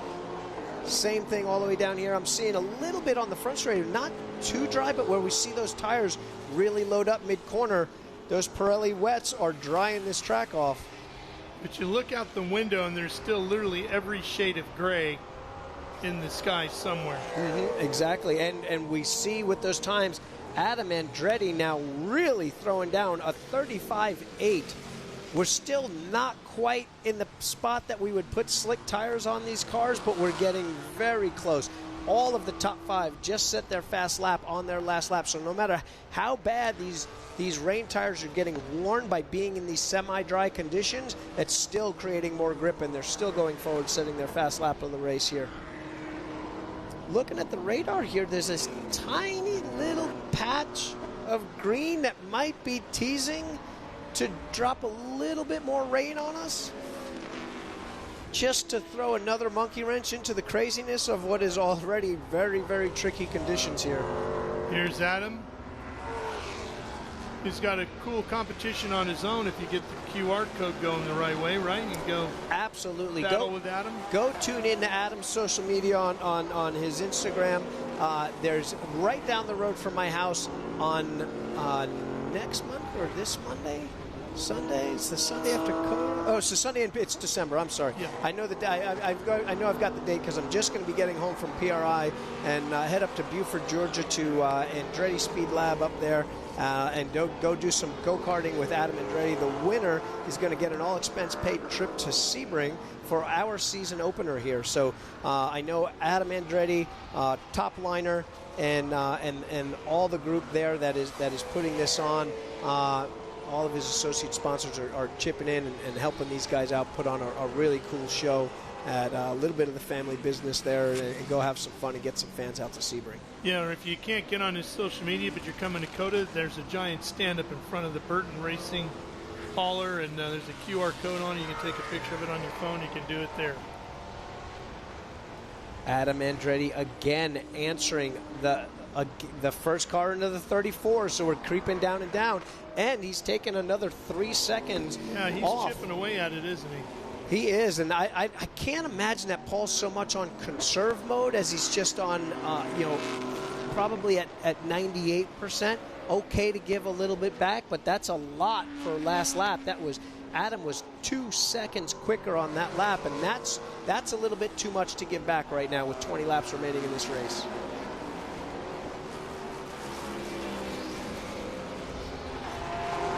Look at how far over to the edge of the racetrack Paul has gotten there, coming down that straightaway, trying to get some wet on those tires. You talk about a guy that knows the limits of his car right there. The last few millimeters of contact patch were actually touching a few blades of grass there. From being completely on the exactly, and probably completely composed like Paul always is.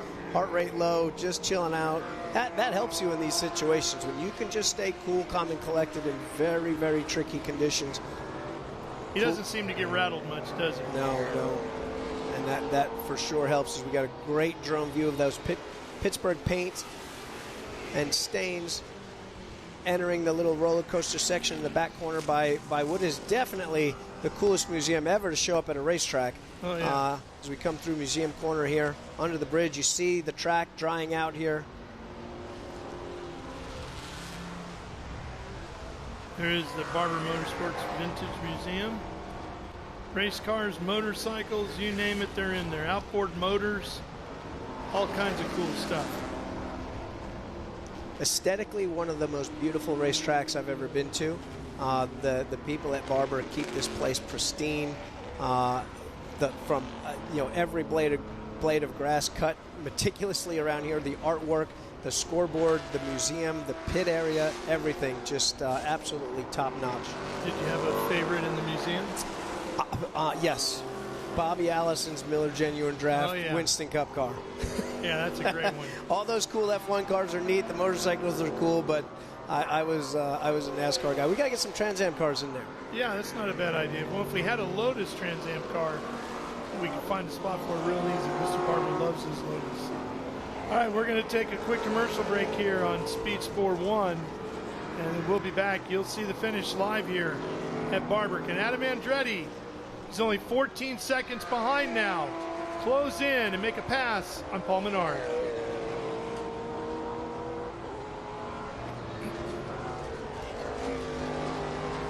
So Andretti continues to chip away at Menard, down to 14 seconds now. It was over 20 at one point.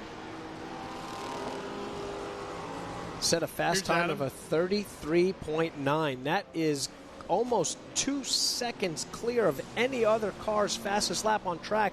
Adam jumping over there. He's seeing that this track is drying out, and he's finding places to go here. He's taking care of his tires enough now to be able to put down some big laps here. So you combo that gain and then maybe a little luck in traffic as Paul gets caught up here and there, and we've got this race is coming right back to him.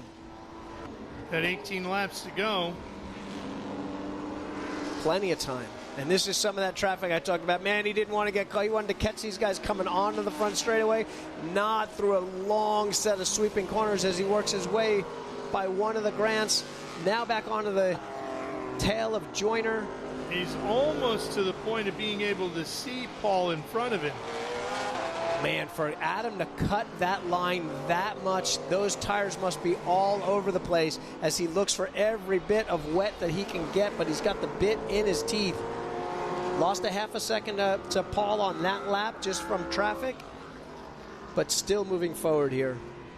Chris Dyson now fastest lap of the race at a 33 flat. Nothing to lose, 2 laps down, just on pride.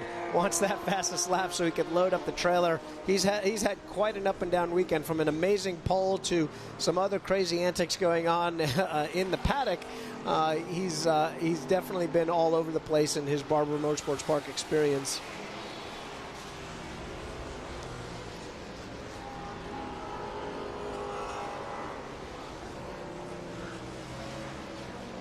Back here on Speed Sport 1, watching live from Barber Motorsports Park.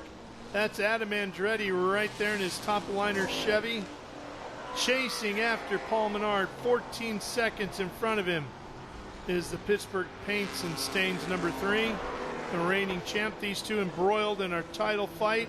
46 points separating Menard and Andretti as we are here today at our penultimate round of the 2025 season for the Trans Am Series presented by Pirelli.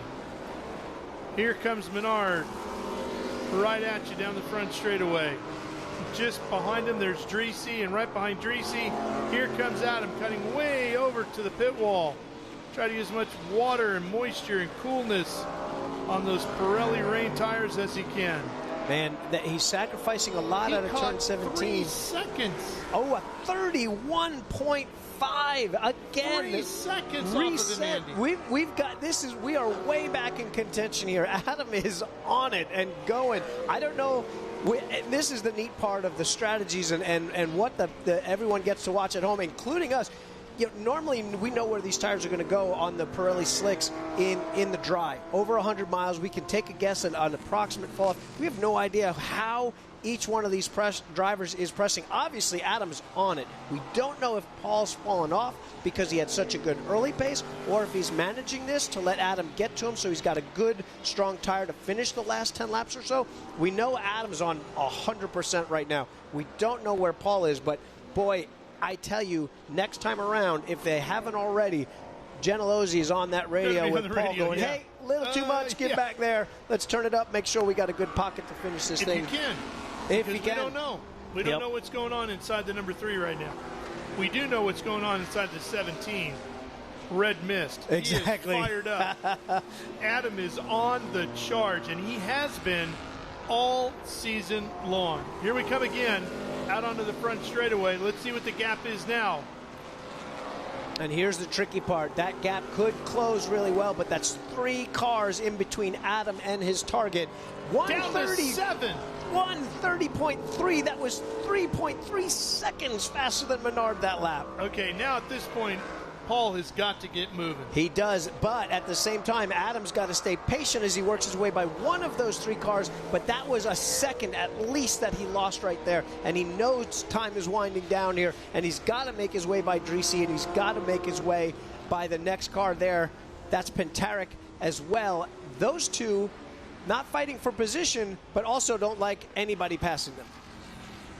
This would have to be one of the greatest comebacks in a Trans Am race I have ever seen. Somehow, from how far back he was in these conditions to this point. Absolutely. I love when Andretti's on the chip and going. We've seen such great battles between Menard and Andretti, Dyson Andretti, Menard, Andretti and Dyson. I mean, all year these 3 have really stepped up. Oh man, Tommy doesn't want him by.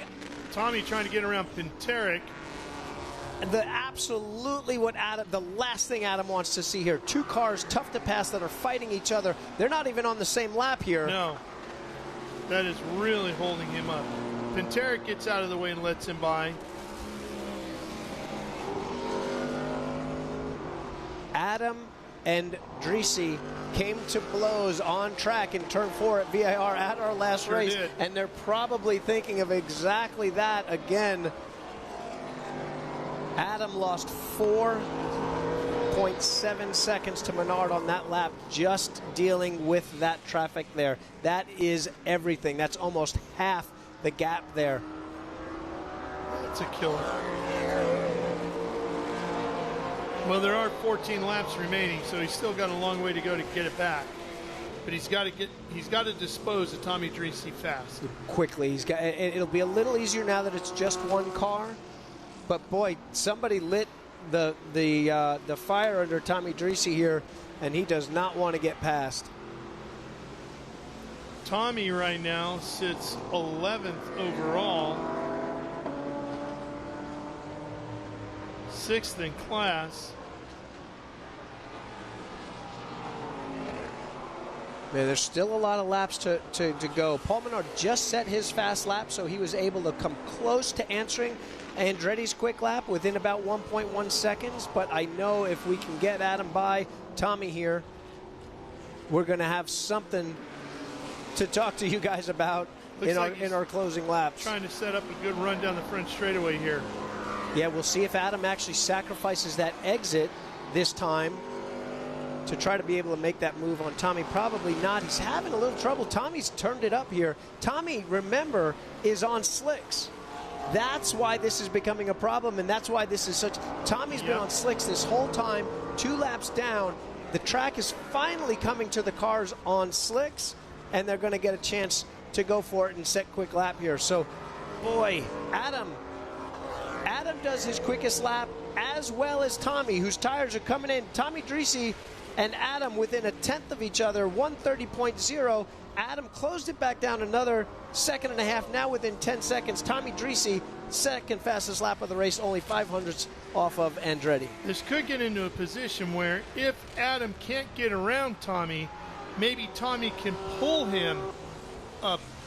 They can work together, go get Menard. Either way, Adam wants him to either go real fast or get out of the way. But it looks like in these last couple laps, you see that light gray, those patches I was talking about, that's grip, and that's everything that guys on slicks want to see.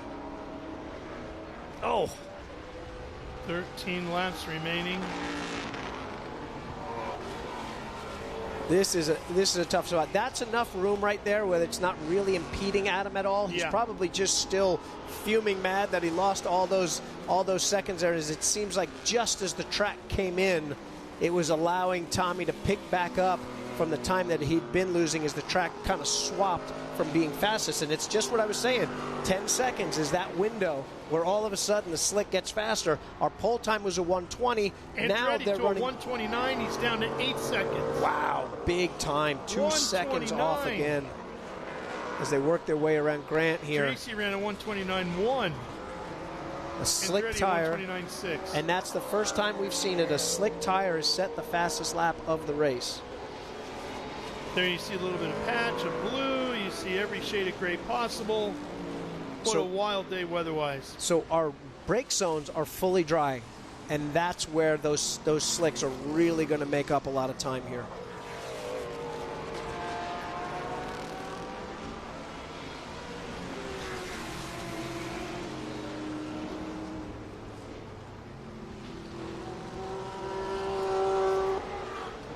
It's our final Speed Sport 1 break coming up right now, and we will come back and show you every lap to the finish here live on Speed Sport 1 and what is turning out to be an incredible race. Trans Am Series presented by Pirelli.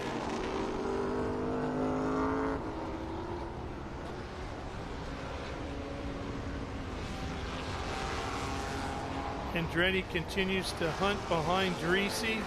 Let's see what the gap is as that sun pops out again. Coming out onto the front straightaway, Menard goes past the start-finish line. Let's see what the clock says. Gained another second, almost exactly. Just inside of 6.5. Boy, without that holdup in traffic there, that top liner Service Partners car would be right on the bumper of Paul Menard, who is now facing his own issues as he's going to have 4 cars to get by. One of them, Chris Dyson. Chris might actually again be caught out on the wrong tires. I think he finally went to Reigns. Unfortunately, this is just a tough weekend for him. Makes his way by the first car.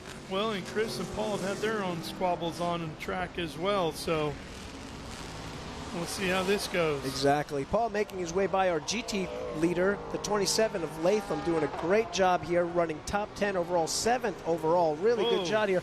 Foss getting absolutely has torn up these rain tires going for it here. Latham gets by. That's going to put, almost gets by there. Oh, this is what Adam wants now. This is what is returning back here. He's got the lead, so he's got to be fairly cautious here. But man, with Andretti closing this much, and that's Vostovsky, right? No. Oh, is it? Oh, it is. I'm sorry. I was thinking it was Latham. Yep. All right, here comes Menard. They're 3 wide coming across the start-finish line here. Menard diving to the inside, trying to get to 1, but Dyson beats him there and holds him up a little bit. Andretti, a 1:29.5, 5 seconds.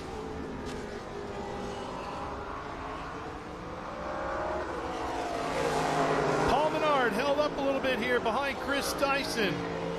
And even closer now is Adam Andretti, who has cut it to 5 seconds to him and Menard. Chris Dyson not wanting to let anyone by. Cracks out the throttle a little bit, especially with those rain tires. Paul's going to get the run. But you can see Andretti back there. He's got to work through the same traffic, so we'll see how quickly he can dispose of these cars. This is where the patience is absolutely going to wear thin. For the first time, we're seeing Menard. Haley Bryson is off. Could that be the full course caution? It could be. They're stopped on track. They're going to likely have to go full course yellow if she can't restart that car and get it rolling again. Andretti's still going to want to work through as many lapped cars as possible so he can restart as close to Paul as needed here, as possible here, so that he can get the jump. Chris Dyson not wanting to give back up anything, trying to stay with Paul. A bunch of GT cars. Adams worked through most of them, has 1 more to go before he gets to the bumper of Dyson. That's Vlastovsky in the 9. Almost every car setting the fastest lap of their race so far. Here comes Andretti, still sitting behind Dreesy.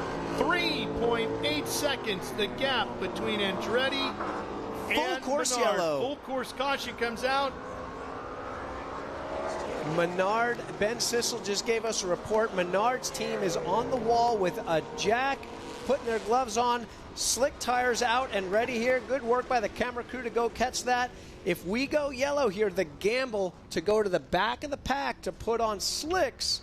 Oh, this is tricky. This is a tricky call here because, and Adam gets to be in the catbird seat. I would basically, as Adam, do the opposite of whatever Paul's doing here. Whatever Paul does, I'm going the other way. Whatever Paul does, I'm going the other way. If Paul makes the call to go to pit and go to slicks, I stay out on my reins, and I hope all those GT cars block the heck out of them. Yep. Or that maybe we go back to yellow again or something. You know, yellows breed yellows, as they say, and that might be the thing that he does. Or he comes with them and rockets and hopes that his pit stop is better. You know, these guys are not used to doing pit stops day in and day out. So when these pits open, this is going to be a little bit of a new call for Burton Racing and Gentilozzi to get a good car on here. Well, also under this full course caution, Adam can hunt out some really wet pieces of racetrack in areas that he wouldn't under heavier speeds. He can drive through the grass if he wants. He literally could. And really cool those tires down as much as possible. And he's whittling away laps right now, too, that if Paul does do this, Paul might end up with 6 to 5 laps to come from the back to the front, whereas Adam, when he was doing it, had quite a few. Let's go down to Ben Sissel, who's made his way down to the pits. Yeah, thank you very much. I'm down here, and we're looking at 3GT. The team, I'm seeing Paul Menard go back by around, but the team is trying to communicate. They've got their tires ready. They've got the gun ready. The cable's out. But then also, if we come down here to Adam Andretti's team, I'm seeing they're shuffling around a little bit too. With Damon, Terry, what's your strategy here? Are you going to do what Paul does? We're trying to figure it out right now, like literally. It's nerve-wracking. Get missed. Yeah, we're trying to. They're trying to figure it out. So they're basically saying, stop bothering me. We're trying to figure this out right now. So, Tabitha, maybe you could tell me, are they going to follow Paul's lead, or are you guys going to go on your own thing? Oh, as far as the restart? Oh, well, I mean, it's a little bit of both, right? You got to go with your own decision, but at the same time, you have to pay attention to what the leader's doing. So, to be honest, we don't know. Figure it out. The reason I can't get answers down here is because nobody really knows. It's going to be basically if the driver decides to come in and pit in. I'm not sure what we're doing, but we're seeing here, look, well, here's Dreese's team, and here's the Wets. They probably wish they would have started the race on, but now Dreese's out there setting the best time. So, Andy, I'm sure you've been in races like this, so give us your expert opinion on what Andretti and Menard should do. The fastest cars are going to be on slick tires, hands down, without a doubt. The gamble here is if I pit and I go to slicks, can I get through the field fast enough? Can I come back? Can I come from the back to the front in the time remaining and roll the dice that there's not going to be another yellow? If I've got 5 to go, I'd do this. I'd roll the dice. I'd come in, put slicks on, send it. But I needed to stay green the whole time.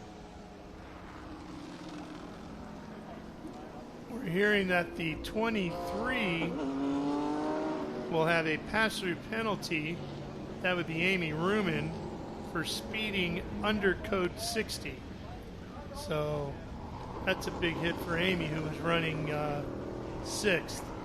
That's a tough one right there, and that's unusual for Amy to miss a call like that. Yeah. We've been through enough code 60s here. I wonder if there was some miscommunication. You know, often in times like this, if your electrics get wet, you can easily burn the radio out. She might not have had communication. Maybe even her Flextronics unit wasn't getting a signal there. So unusual that we'd have a call like that for a veteran like Amy. We're seeing a couple cars pitting now.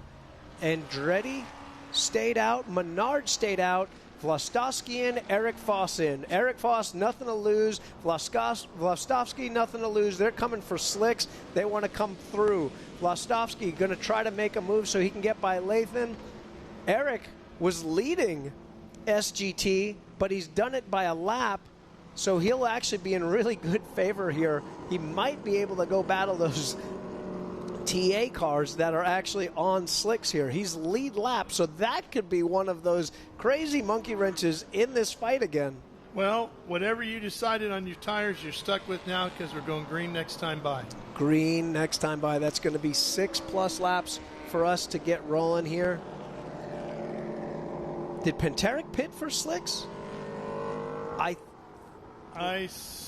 thought I just saw him. Or he just went screaming by. I'm not sure if he was just that far back on the code 60 that he's catching up. Could be.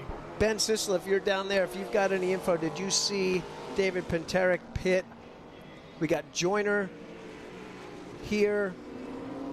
I think these guys are good. They have to stay out. If we're going green this time, your call was last time by. That's when you had to do this here. So we're going to have a restart with 3 TA cars at the front on wets and Tommy Dreese on dries. Tommy Dreese, who had set the fastest lap just a little bit before we went full course yellow, is going to be another variable, another very interesting variable here in these closing laps, as we've got Eric Foss and Vlastovsky and Joyner trying to catch the back of the pack before we go back to green, and they'll be able to do that, no problem here. They're coming out of the hairpin. They'll catch the guys by the museum turn. We'll have a full pack all caught up and in line by the time we come around to take the green here. You see Adam going everywhere on the racetrack he can to find water, cool those Pirellis down. He is going to be right behind Dreese, who's right behind Dyson, who's right behind Menard. Menard, again, 46 points up on Andretti in the championship. After today, just one race to go, the season finale in 2 weeks at Circuit of the Americas. We hope you'll join us for live coverage of that right here on Speed Sport 1. Adam looking to win a championship, and Menard looking to win his second. The reigning champ wanting to go back-to-back. I still see the lights on the pace car, so I'm not sure if that's going to dip into pit lane here yet. We might get one more lap of yellow, which Paul Menard desperately wants. I would have thought the lights would have gone out by now. Pace car's going to stay out. We're going to get one more lap. That's going to put us going to green at 5 to go. We're at 7 to go now. We're going to cross the line for 6 to go. We'll come to the green with 5 to go. That's going to put Paul Menard able to take the green with 2 lapped cars between him and Dyson, the trickiest of which will be Tommy Dreese on the slicks. Now remember, on our initial starts, we've got to stay in line. These cars have to stay in 2 rows of 2, and on the restart, when that green drops, no matter what turn they're in, they can go racing and start passing. We're going to take one more real quick break here so we can come back and show you everything to the finish here on Speed Sport 1. Should be fantastic.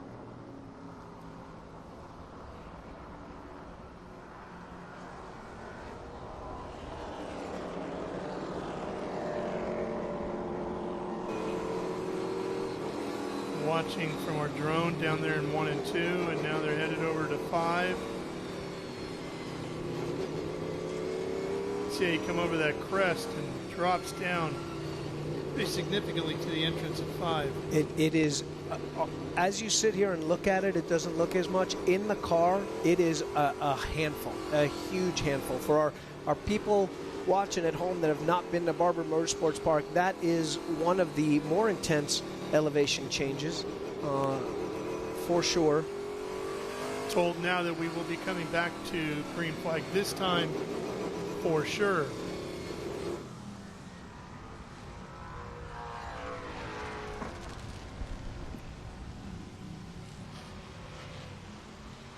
So you're going to have 5 laps to get it done. Boy, I don't know who's in a better position, Dyson or Andretti. Probably Dyson, since he is, or not Dyson, but Menard, since he is the overall race leader. I want to start at the front. I'm going to hope that the guy that's in second, that's a lap down, is going to give me a little bit of breathing room and not take me out here. I'm happy that he is on the same tire I am on, if I'm Paul Menard, because I know that Tommy Dreese, now with the track even drier, we've had a lot of sun in this caution. Look at how dry that is. We've almost got a full dry line. This is going to be tough for Paul Menard to keep Tommy Dreese back there. And then, of course, Adam Andretti is going to just probably try to follow Tommy through here. Coming to green. Turn 1 should be really interesting here, because Andretti's going to have to be very aggressive. Yep.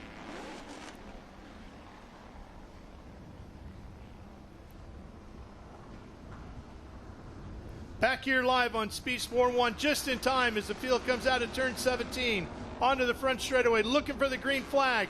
We'll have 5 laps to go here at Barber. There it is. We're racing towards turn number 1.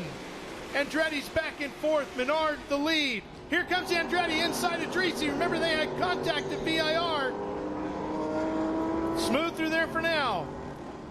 Tommy Dreese on slick tires has probably the best potential to go forward here. Adam, the best potential to take the win here with 2 lap cars between Paul and himself, needs to get by these guys.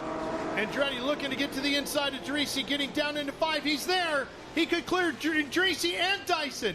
Gets them both in one corner. It's now between Menard and Andretti to the finish.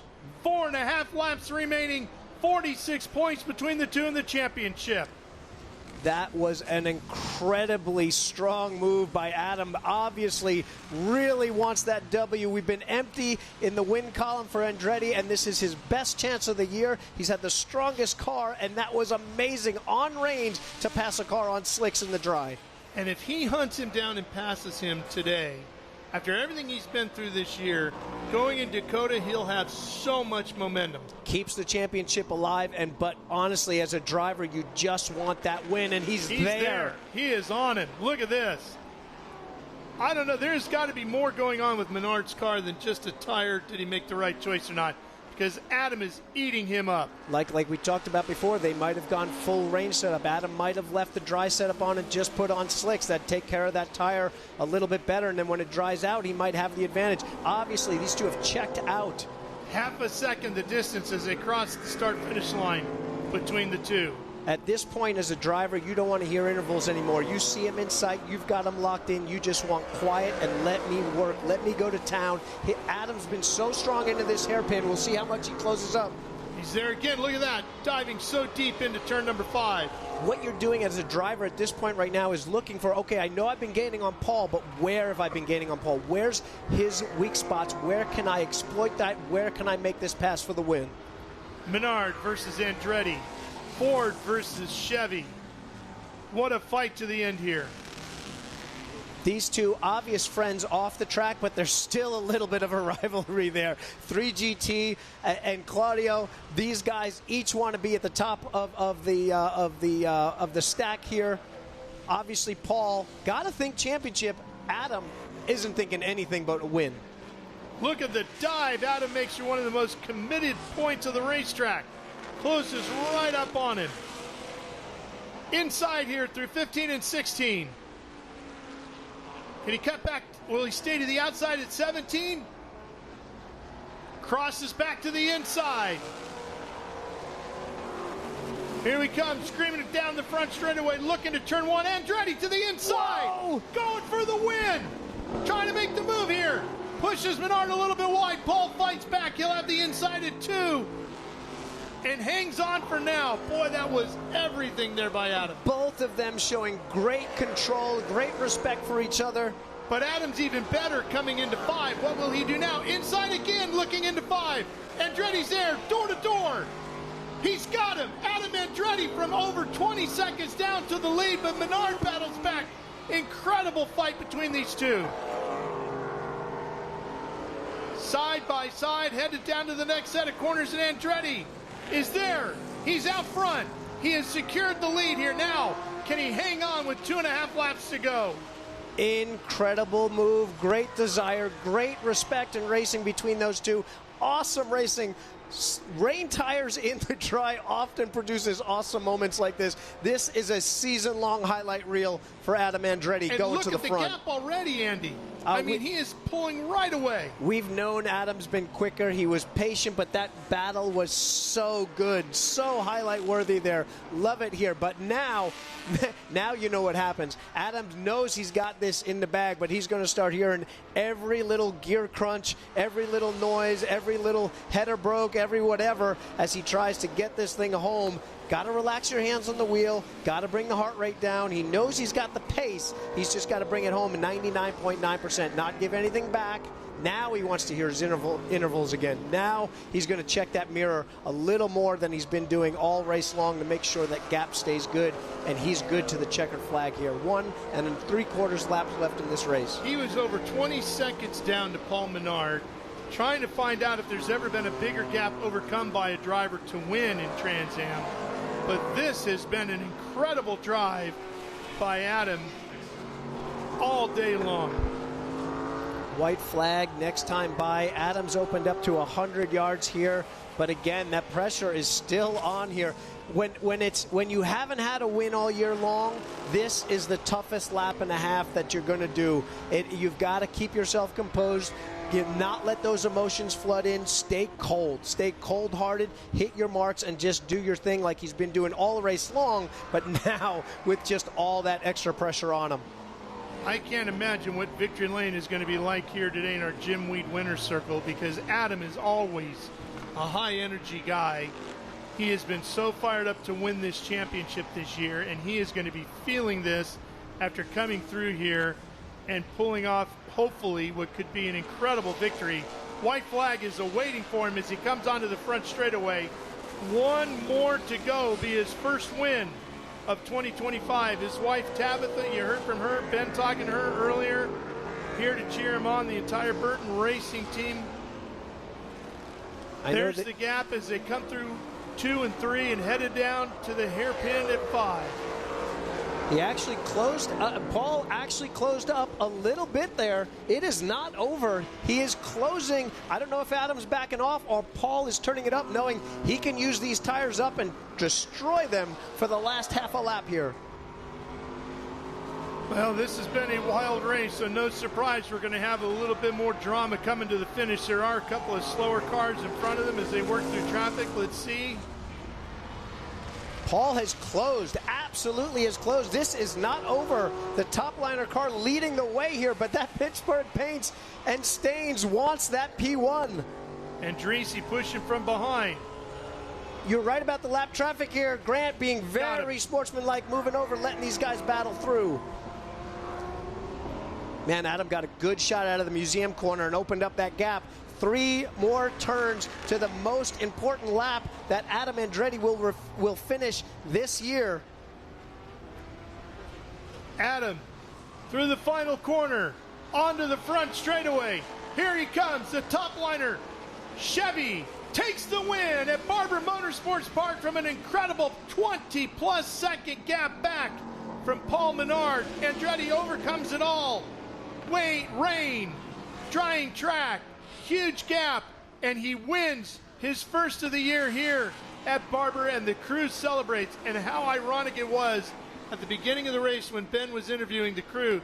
They had literally no idea if we should go with wets or dries, but where they are going now is Victory Lane. They are driving to Victory Lane, and this it's so hard to put into context how much this means to Claudio Burton, Burton Racing, Damon, Adam, all the people at Top Liner and Service Partners. This is a big race. This winning at Barber, this is practically home for them. They're just down the road or up the road in Georgia here, just north of Atlanta. A big day for Andretti, and he keeps the championship hopes alive heading to the season finale at COTA in just 2 weeks. And what I also know for Adam, knowing him very well, is how thrilled he will be to put the Andretti name back in the winner's circle of any circuit anywhere in the world. That means so much to him to carry on the family legacy and to make the family proud, and he's doing that here today. And I brought up the gap and how big of a fact that was that he overcame that 20-plus seconds.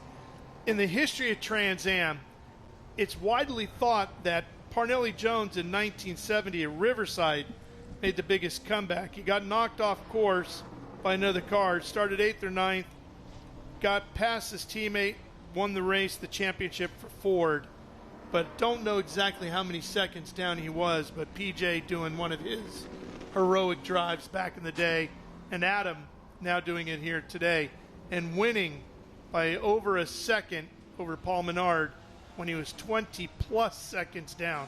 I mean, that was just a phenomenal drive. Absolute highlight reel for Adam Andretti, and a huge shout out to our 4th place qualifier, our 3rd place finisher, David Pentarik, putting in an amazing drive here. Obviously also a season highlight for him. Amy Ruman coming home 4th in the Trans Am class. Chris Dyson coming home 5th. Congrats, huge congrats to Eric Foss in only his 2nd TA start this year, taking the SGT win. Jake Latham in the 27 winning GT. Really good start and good finish for our guys there. Really strong. Chris Coffey obviously having troubles this weekend, but a teammate bringing it home. Great job on that side here. Eric Joyner obviously was super strong here, winning XGT.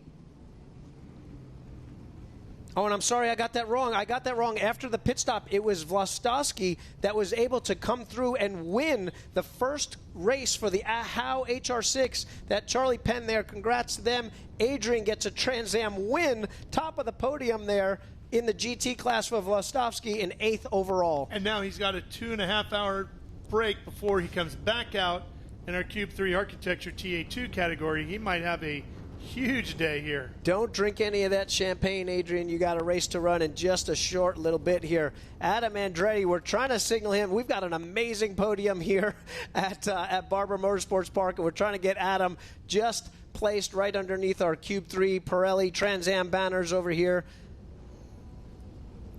Our Jim Weed winner's circle set to hand out some drinks. I'm sure these guys, this is a tough one. These drivers have had a tough go at it, a lot of stress. You're squeezing the wheel a lot harder than normal here as you're flying around and sliding in these races here when it's wet and you're on slicks, or dry and you're on wets. This is about to be a wild celebration, I promise you.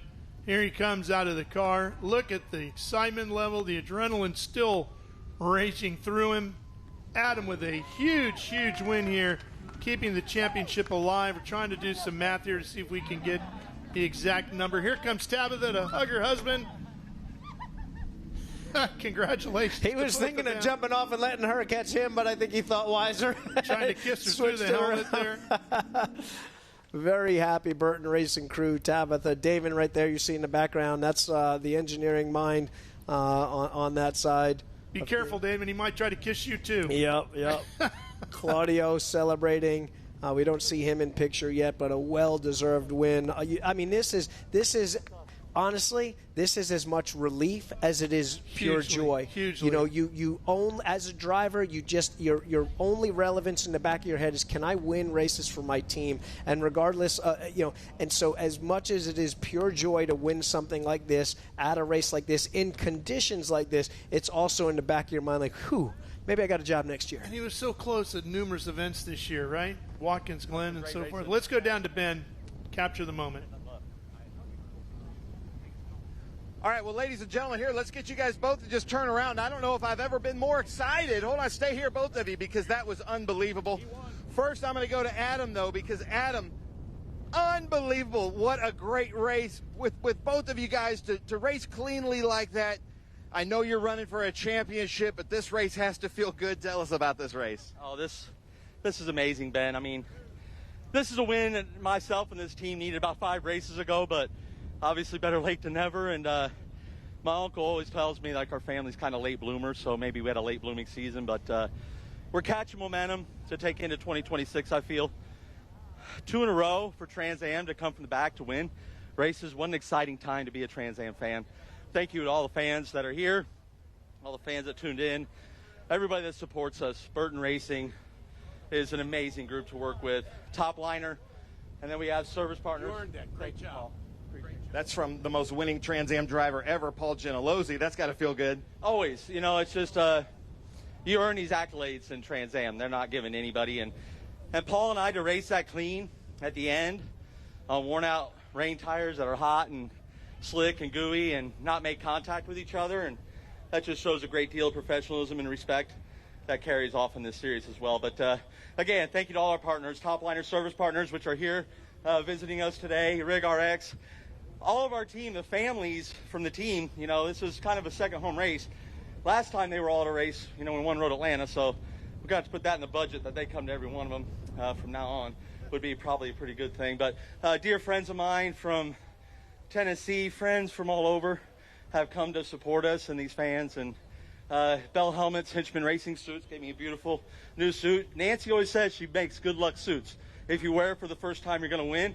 Nancy, we did Hinchman proud. So thank you to everyone, Trans Am, the series, Pirelli tires. I mean, I can't say enough. 100 miles, and I still have tread left. Go get yourself some P0s. Adam Andretti, ladies and gentlemen, but Paul Menard finished P2, but a great championship day. But I got to ask you, we were talking about this in the booth. With your racing, how'd you get so good in the rain? You're so good in the rain. Well, Paul Gentilozzi has a lot of laps in these cars, and John and Tony and all the guys in 3GT, so they coached me through it. My first rain race was last year at Mid-Ohio. We've done a few practice sessions and qualifying since then, but yeah, car was just really good in the rain. I was kind of cruising. I could have pushed a little bit harder trying to save the tires for something exactly what happened at the end. And Adam, as it dried up, he just kept getting faster and faster, and we just had to stay on the same strategy as him. If I kind of wanted to put slicks on at the end, but it would have been hard to come through the field with 4 laps to go. So hats off to Claudio, Adam, all the guys, Terry. They did a hell of a job today. They beat us, and we'll go back to work, and we'll go get them in COTA. Nice. Well, nice job. It's still a great championship day today for Pittsburgh Paints and Stains. Now we're going to run over here. Eric Joyner. Where did Eric Joyner? There's Eric Joyner giving a big hug to Adam Andretti, actually. So, Eric Joyner, man, XGT from the back to the front in XGT. And there was a while up there with Andy Lally in the booth that we were both saying, conditions stay like this, you might be the overall winner. How was your race? There were times in the race that I wish it just stayed like that condition. And then it kept drying. And I kept talking to the crew and looking at our times, but I think in the end, there were a bunch of laps. I was full lock. Really? I was like a drifting event because the track was so dry, and we were on, hour-old wets. But I have to say, Pirelli does an amazing job. They put together a tire that started out great in the wet. As you saw, it was amazing in the wet. But when it dried out, still, it was amazing. It's an amazing tire. So thank you, Pirelli. Well, Good Boy Bob Coffee Roasters, nice job today. Unbelievable. Eric Joyner. Where's Eric Foss in that beautiful green Corvette? Eric, here I am.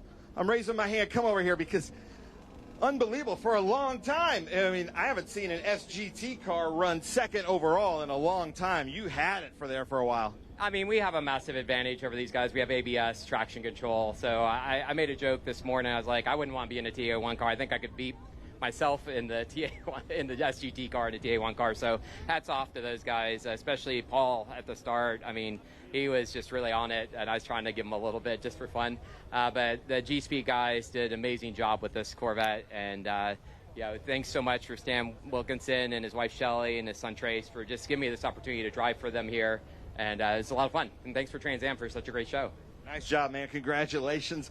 South Dallas Turf.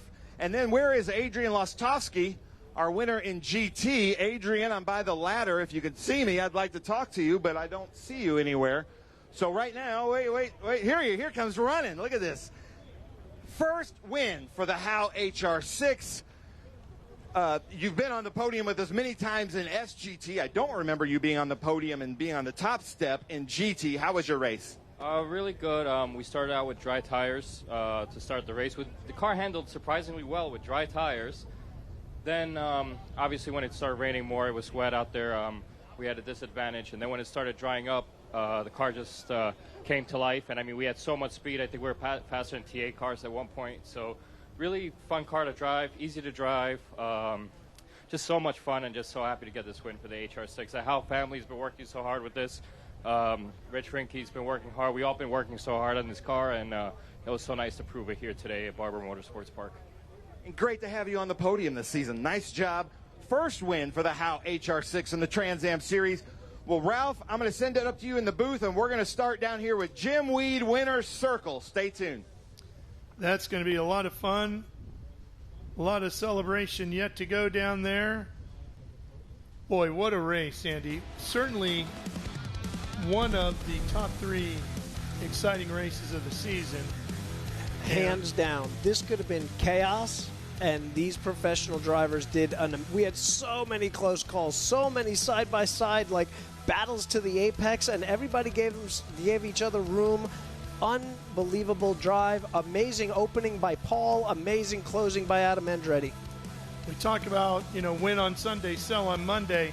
Well, tip of the hat to our friends at Pirelli, our series sponsor, because they proved with Adam, their rain tire gets you all the way to the finish. So if you need some tires, go get some P0s. Anybody in racing that knows road racing knows that Barber is one of the hardest tracks on tires, because you don't have long straightaways to cool these things down. You're constantly in long radius corners that we're looking at right here. And when you put a rain tire on a drying track, or this is 90% dry here, that really abuses the tire. So what an amazing job by Pirelli here. Amazing job by Andretti. Everybody involved here. Such a cool event. I can't wait to get down to Victory Lane and congratulate all of our winners. Every single one of them down there did an amazing job. Okay, so I've been asking for the points, and our Jessica Trippi, who is in charge of public relations, the Trans Am Series by Pirelli, tells me it is now down to 43 between Adam and Paul heading to COTA. So you're telling me there's a chance? There's a chance. All right. There is a chance. I love it. He chipped away at it a little bit. 3 points are great. The win is bigger, I think, going into the deal at COTA. We're going to be here with you all day long from Barber Motorsports Park. All kinds of racing yet to go here today on Speed Sport 1. So stay with us. We're taking a quick break. We'll be right back for more.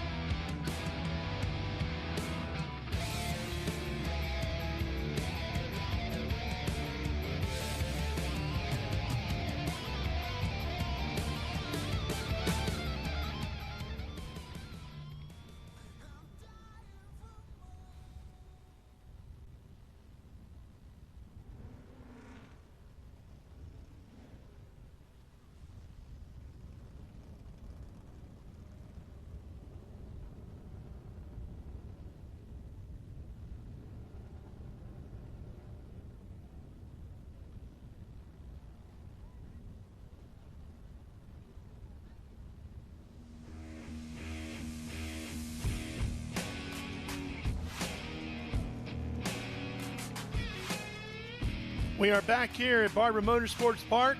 See the celebration getting ready to get back underway down there at the Jim Weed Winter Circle. So let's go ahead and head down to Ben Sissel to kick things off. Take it away, Ben. Ladies and gentlemen, come on now, let's get loud. Birmingham, Alabama, the Barber Motorsports Park. Unbelievable. Man, I love this. We've got to keep coming back to Alabama. The stars fell on Alabama here this weekend. Unbelievable. Love coming here. This is a beautiful facility. Obviously a great crowd that just got to witness one of the best Trans Am races I've ever seen. The Trans Am Series presented by Pirelli. We are going to start with the GT class. Now, the louder you get, the more hats, the more freebies we're going to throw out to everybody, all right? So stay loud, keep this energy. This is this driver's first time in the series, and he's on the podium in a beautiful Maserati. Let's hear it. Jake Latham, second place in GT. Where are you from, Jake? Nice, nice. All right, so you come on up here, and I'll talk to you. Ladies and gentlemen, this is Adrian Lofstowski's first GT start. He was our SGT competitor many times, many years ago. He's going to be out later in the Cube 3 Architecture TA2 series. But Hal made a new car called the HR6. This is the first win for the HR6 in the Trans Am series. Let's hear it for that. First win in GT for Adrian Lostowski. Let's hear it for Adrian Lostowski running with CMI. Unbelievable. Nice job, Adrian. I'm so proud of you. On the podium this season, 2025, Jake, first time in the series. You're with Chris Coffey and his crew, so great crew. Love these Maseratis. How was it for you out there? It was absolutely amazing, and you mentioned already, I have to say such a huge thanks to Chris for trusting me with his car, Xavier and Alex. I could not believe how much fun it was out there. It was wild and crazy and unbelievable fun. What do you think your ratio is on a rain like this, that you're looking out the windshield or you're looking in your mirrors? This time I have to say it was mostly out the windshield. I was just looking for anything in the mirrors when I did, but mostly I was just trying to get as much of a lead as I could on Adrian. He was putting on a car control clinic on his slicks, and I just wanted to put as big a gap as I could. Nice job. How about that? Come on now, ladies and gentlemen. Jake Latham, first time, gets on the podium. Adrian Lostowski, I've got two mics, so I can't give you the mic, but tell us about your race on this beautiful new HR6. Just wanted to thank the team. The team did a great job setting that car up. Everybody back at the shop, Dick, Charlie, Chaz. The How HR6, just an amazing car to drive. Really nimble, really quick, really affordable. Just, I cannot believe how fast it goes for the price. It's such a great car. A lot of people have been asking about it this weekend. I think there's a lot of interest sparking in those. It's just such a great car. I think it's just a blast to drive. And my race was definitely the beginning with slicks on in the rain, really hard to drive. Slipping and sliding all over the place, but once it became dry, that's when we took it all back over. Nice job. How about that? Adrian Lostowski. All right, gentlemen, hold those trophies up. Chris Coffey, I haven't heard you yet. Where's that yell, Chris Coffey? There we go. There's Nature Boy back there. Jake Latham. Let's hear it for him, ladies and gentlemen. Jake Latham, Adrian Lostowski in GT. Michelle's bringing it. Now, you guys can throw those Sunoco hats to the crowd. You can keep them, whatever you want, but throw them to loud people. Oh, man, she almost got it. Nice. He's got it. Very nice. All right. Now, hold. Boop. Oh, nice. I've never seen that before, Adrian. Come on now. Let's get louder. Jake Latham, Adrian Lostowski in GT here at Barber Motorsports Park, making history because the Trans Am Series has never been here before. So these two first in GT on the podium. Now they've got champagne, ladies and gentlemen. Yeah, if you don't want to spray, because you're in a race here in a couple hours. Yeah. So Jake, you can go take that, celebrate with your team. How about that, ladies and gentlemen? And Adrian's going to be out in the number 3 car in just a few hours. Number 3 with CMI on it, so root for him there. All right, Alabama. These guys might be a little bit sore. Thanks, Jake, because they're huge Tennessee Volunteers fans, as am I. Sorry, that was a great game last night, but Alabama did win. So be nice to these guys, all right? Be nice to these guys because they're a little bit heart hurt. Third place, celebrating his birthday. That'll give you something to cheer for. Let's hear it for Milton Grant. Come on now.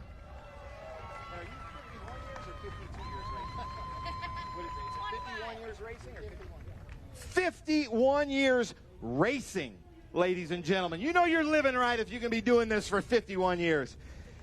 In second place in Super GT, his son from Memphis, Tennessee. Let's hear it for Cary Grant.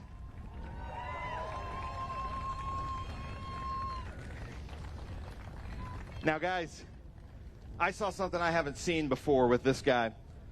Running second place overall for a long stretch in this TA race in an SGT car in that beautiful green Kiss My Grass Racing Corvette. Let's hear it for Eric Foss, ladies and gentlemen. South Dallas Turf.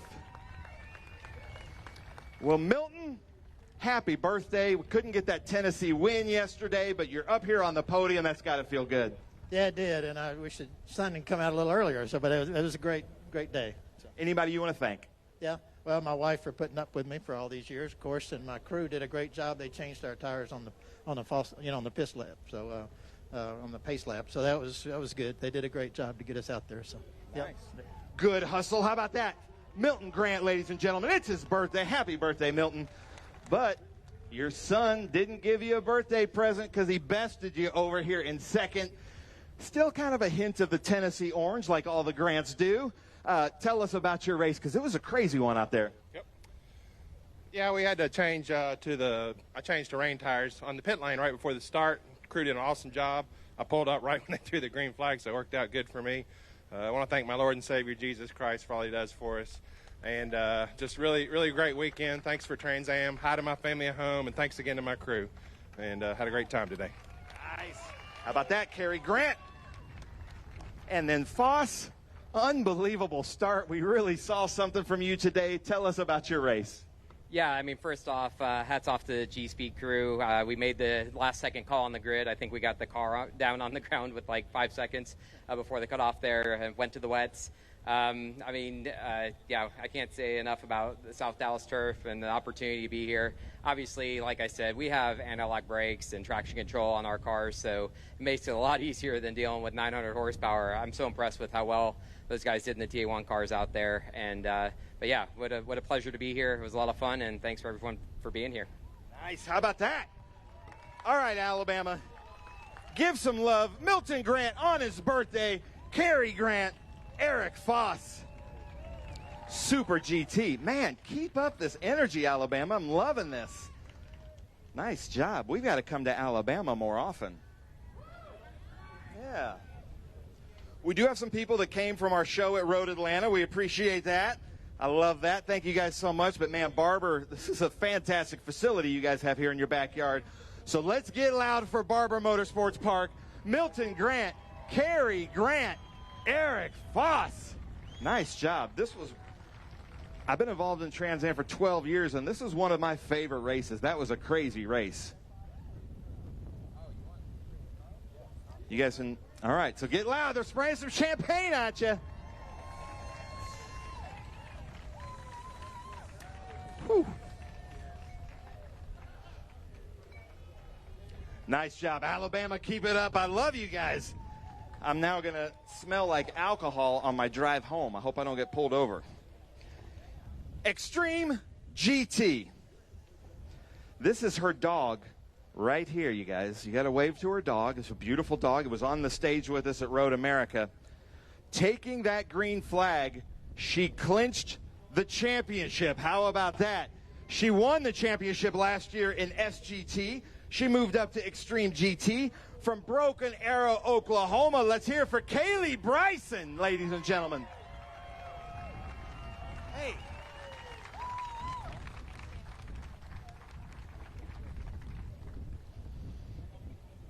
Extreme GT, we started out at the grid. I was at the grid with two of these beautiful Mercedes. Danny, you just like looked at the conditions and like, what happened there? Yeah, good move.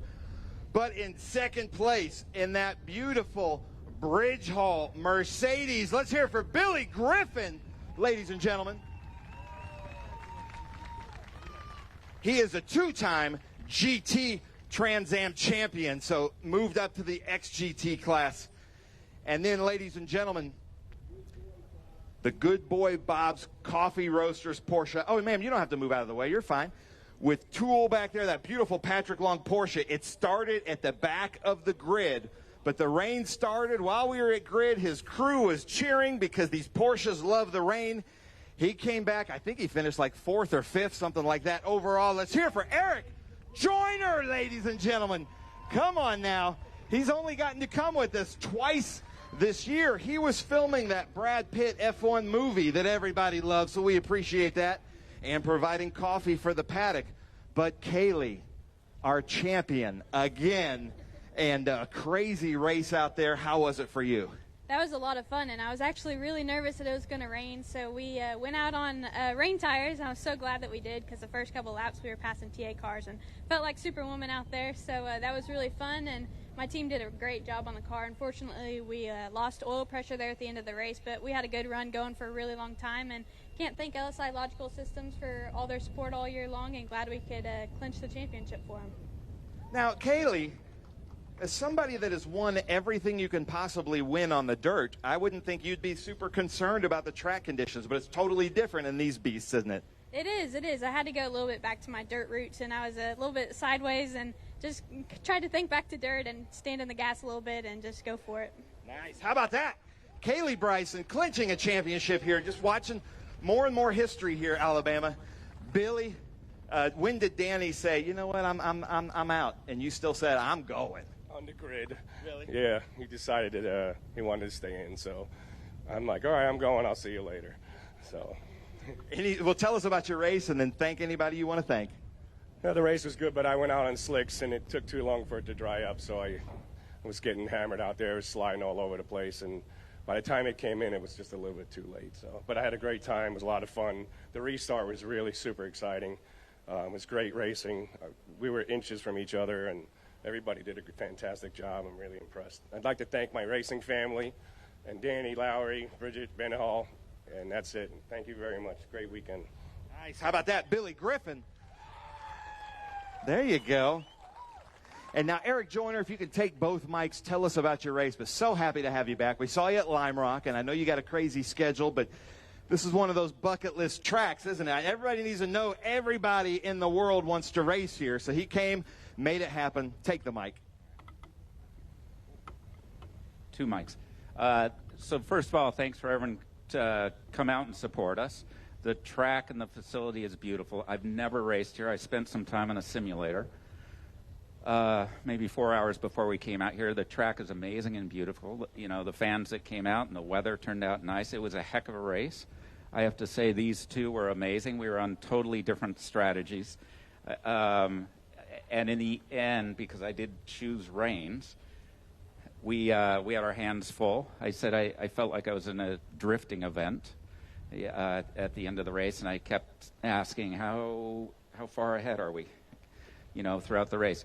I would also like to thank my crew that supports me. We had a little incident on Saturday. They put the car back together. That was great. My family. And then I would also like to give a special thanks out to Sunoco, you know, for supporting our series with great racing fuels, and also Pirelli. You know, they gave us tires this weekend, and this applies, most of my street cars I use Pirellis. But I went out on a rain tire. It was wet. We were talking about that. And it was amazing in the rain, and going by TA1 cars was amazing. But then when it dried out for the last 45 minutes or so, the wet tire held up. And I think it's a true testament to Pirelli. Eric Joyner, how about that? All right, come on now, hold up those trophies. I'm sure you had Pirellis on when you were filming the F1 race, too, on your movie cars. Come on now, let's get loud. Our new champion, Kaylee Bryson, Billy Griffin, Eric Joyner. Eric, thank you so much for providing coffee for everybody in the paddock. They loved it. My wife said best coffee she's ever had, so she loves that. You guys can throw those Sunoco hats out if you want. And Kaylee, what's your dog's name? Izzy. Yeah. Nice, I love it. Oh, she heard us. Hey there. I love waving at dogs. There we go. Here's a hat for you. All right, now Eric Joyner's about to throw a hat out there for you. If anybody wants one, you can come get it. It's all right. You can come get it. Anybody? All right, come on now. Let's get loud. Kaylee Bryson, Billy Griffin, Eric Joyner, Extreme GT. First time making history here at Barber Motorsports Park. I'm loving this crowd. Keep it up. This is a great crowd. We need to come here more often. All right, let's see what they do. Come on now, Alabama. Get loud. Billy uses his knee. Unbelievable. Nice job. Well, Kaylee, another championship. I don't know what you're going to do. Are you just going to try to win everything? Is that what you're doing? That's the goal right now. I love it. Ladies and gentlemen, that was one of the best TA races I've ever seen. These 900 horsepower plus behemoth monsters in third place. He was on the podium with us at Road Atlanta, but that was the last time. You guys were there. Let's hear it for David Pinterick with Kreider Racing. Bird's Eye View Foundation. I love it. Andy Lowley, our president out here. Andy, you've watched a lot of TA races, as have I. You were in the booth. That was so much fun. That was intense. The Trans Am class needed that. Absolute awesome battle between Adam and Paul there. Congrats to David here. I was in the booth going crazy. Anytime you get one of these half dry, half wet races, it can completely turn to chaos. And for these guys to be as professional, as fast, and put on such a good race was just a testament to the depth of talent that we've got in the Trans Am Series. I love it. I love it. How about that? Andy Lowley, ladies and gentlemen, a legend up here. Speaking of legends, in second place, our current points leader for the championship. But now, if we do the math provisionally, there's only a 43-point spread going into the last round at COTA in 2 weeks. Ladies and gentlemen, racing with Pittsburgh Paints and Stains with 3GT. Let's hear it for Paul Menard, last year's TA champion.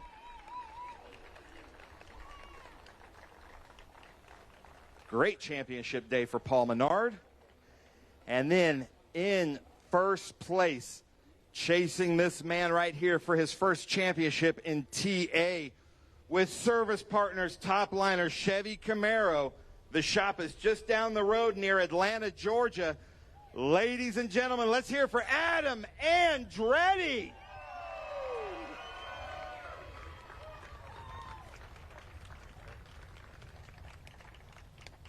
How cool is that to have all these motorsports legends out here, ladies and gentlemen?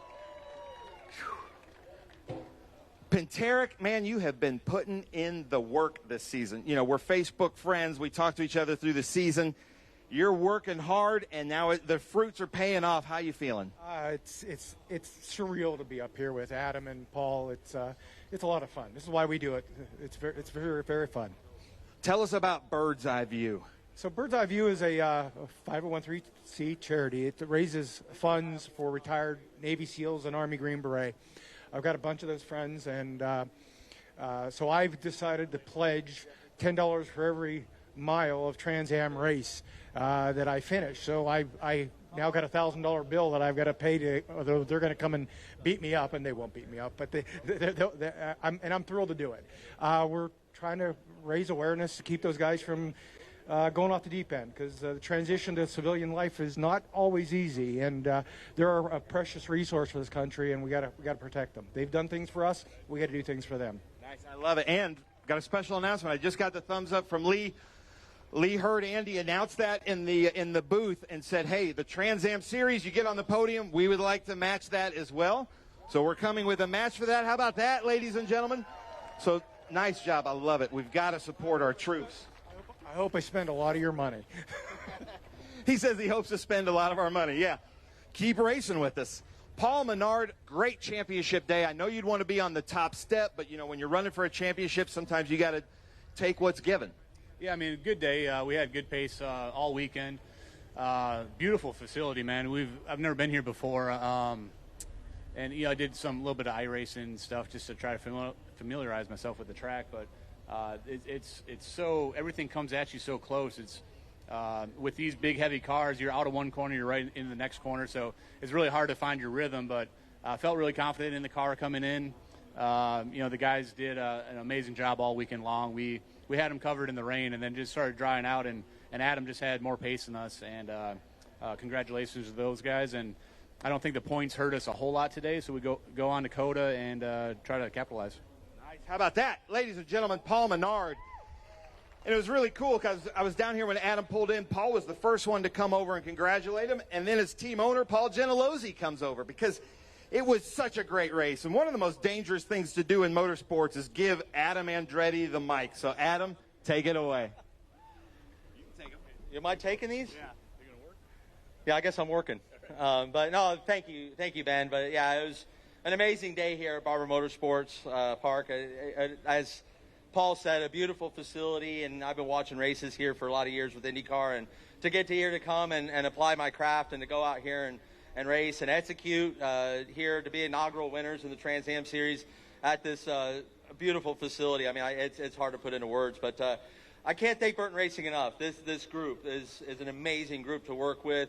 They're so much fun. We enjoy each other's company. We laugh, we joke, we have a good time, and when it's time, we put our heads down and we get the job done. And to bring this thing from the tail of the field, we had to make a last-minute decision to put on wets, which ended up being the right call. And again, we make these calls as a group. And our leader Claudio is just such a sound leader, such a great sounding board over the radio, and just gives us the full support and everything we needed to go out here and execute. And Top Liner and service partners, can't thank you enough for what you all do. You're putting out the best products on the planet, Rig RX. We love this partnership and look forward to where it's going to head in the future, and it's super exciting times for us. And again, Bell helmets, Hinchman Racing uniforms, they've been so good to me over the years and keeping me protected, and all our family and friends that showed up that made the trip down here to be a part of this. I can't thank you enough again. This has been just such a special day, and to race a guy like Paul Menard, someone I've looked up to for a long time. His career's an amazing career. It's a storied career, and to race side by side, clean, hard, and we're the same age. I mean, we just got done talking. I said, I think we have more in common than actually we give each other credit for, because we haven't spent a lot of time together because we're fierce competitors. But nonetheless, we keep this championship alive. We'll go to Coda and see if we can't push this thing and to the very end and see how that goes. But congrats to these guys. It's been an awesome fight all year long, and we're building momentum, and looks like 2026 is going to be another epic year for Trans Am. So looking forward to that. But thanks to all you fans that came out here to support us at this wonderful facility. I see you on the hill over there as well. You're all looking good. Thank you again, and we really, really appreciate it. All right, Birmingham, keep up this energy. And after this celebration, make sure to come down here to pit lane for our F4 fan walk. But come on, let's hear it. David Penterick with Bird's Eye View Foundation. Pittsburgh Paints and Stains with Paul Menard. Service partners, Top Liner, Adam Andretti, making history here in Alabama at Barber Motorsports Park. And then if you guys want to throw those hats to the loudest people you can. It's windy, though. It's tough. Yeah, come and get them. Oh, that's a boomerang. Hitting the Emco Gears truck. All right, Alabama, just a few more chances. Let's get loud. David Penterick, Paul Menard, Adam Andretti up here on the podium. The Trans Am Series presented by Pirelli for the first time at Barber Motorsports Park.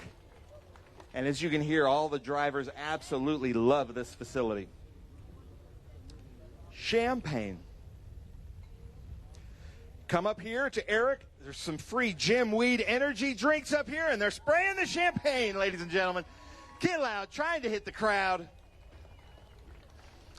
And then Paul Menard is our Emco lap leader as we get a picture there. But ladies and gentlemen, I got to send it off to a break. Thank you guys so much. Come down to the F4 fan walk.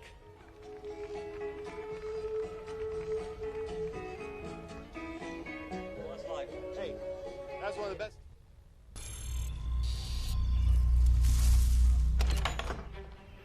Yes. Hon, the WeatherTech's here. WeatherTech is the ultimate protection for your vehicle. Laser measured floor liners, no drill mud flaps, cargo liner, bump step, seat protector, and cup phone. What about my car? WeatherTech.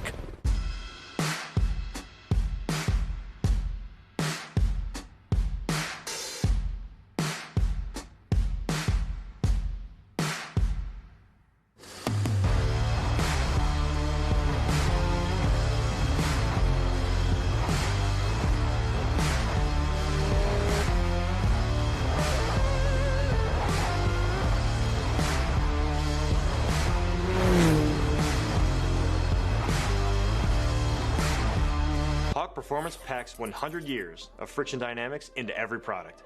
Backed by Carlisle Brake and Friction, the world's premier innovator of industrial brake and friction components, Hawk leverages R&D tools and motorsports experience to deliver uncompromising performance on the street. There's no reason to settle for less. Choose pads that are race-proven and street-legal. Find the Hawk Performance brake dealer near you at hawkperformance.com.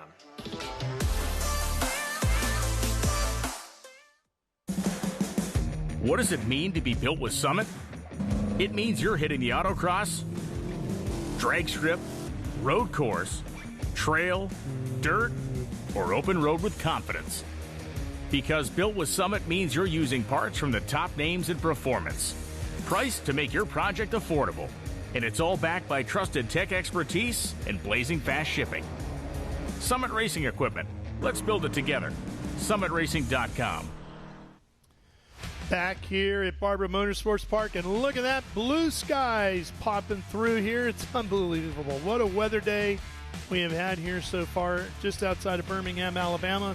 Ralph Shaheen with you, and joining me in the booth, the champ, Cooper Shipman, is here. The F4 champion for 2025. Congratulations, Cooper. Now you're big-time Formula Regional Americas driver, because winning F4, you automatically get a ticket, a full ride in Formula Regional Americas next year for 2026. But you jumped ahead on that, got some practice in yesterday, racing there, put it on the podium in your first race, and you're going to do it again today. Yeah, no, good day yesterday. When I woke up this morning, it was a little cloudy outside. I was nervous we weren't going to get the best weather, but skies have cleared up, and it looks like we're going to have a beautiful day of racing. So excited to get started with this F4 US Championship. I raced with these guys earlier this year for most of the season, so it's cool for me to now be sitting here in the broadcast booth, being able to watch the race go on from the sideline. Yeah, nice of you to give somebody else a chance to win here today, huh? Yeah, no, Alex has been really strong this weekend. It looks like he's found the balance with the car and had really good speed this weekend. So I think it'll be his race to win today, unless some of the other guys have found some speed from last night.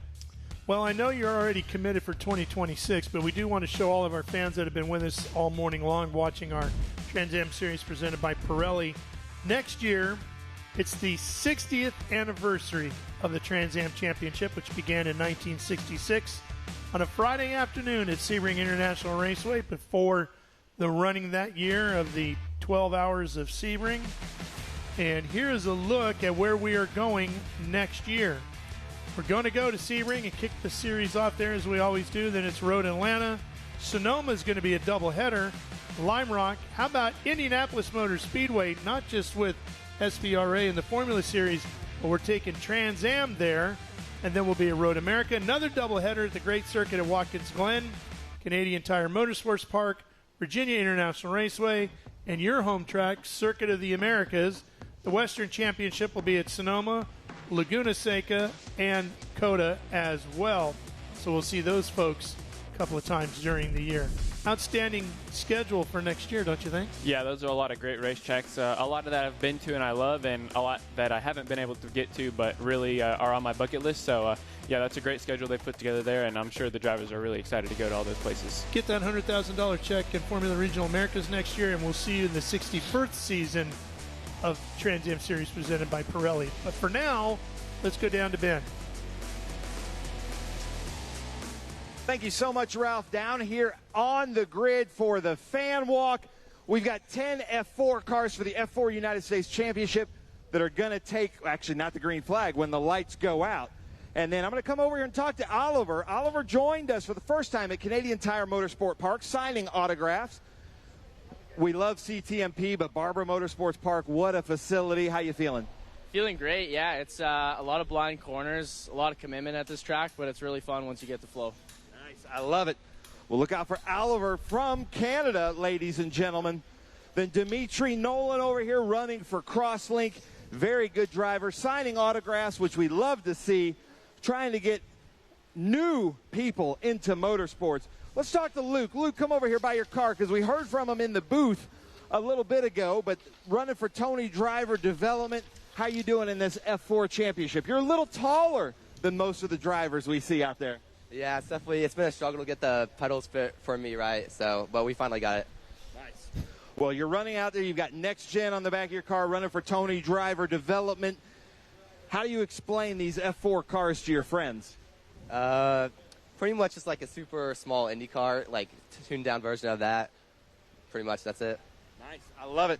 We'll look for him out there, the number 51, Luke Powers. Augusto Pachetta has joined us. He was with us early on in the season. You can see here running for Argentina. This is definitely an international series, North and South America. So it's great to have him out here. Speaking of, Zach Furry is out here all the way from South Africa, ladies and gentlemen. How are you liking Alabama? Oh, I'm loving it. This track is absolutely amazing. So fun to drive. On video, it doesn't look so much that you can race here, but you can actually race here pretty decently. Some good overtaking opportunities, and yeah, I'm enjoying it. Enjoying the sunshine. We were hoping for some rain, but yeah, we'll take the sun. Nice. I love it. Well, nice job out here, Zach. You hearing that, ladies and gentlemen? You've got people from Argentina, South America. You've got people from South Africa out here to run Barber Motorsports Park because it's so much fun. Cottrell is out here in this car, and don't confuse it with Popoff up front, but that's the number 54 is Cottrell. Then we come over here, Kekai Hauanio running with Anywhere Transport. Love the livery on this with Crosslink. So Kekai Hauanio signing autographs. Kekai did very, very well in the championship. You're going to go out there and have some fun in the last race of the season? Of course we are. You know, the last race of the season, we're going to have fun, just focus on the championship. So that's about it. Did you guys notice that? Right when he gets on camera, he's got to put the cowboy hat on. That's a flex move right there, Kekai. I love it.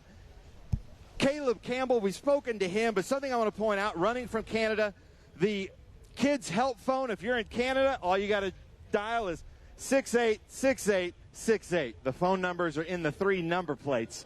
We love that. Going out there on slicks, everybody. Not sure what people are using.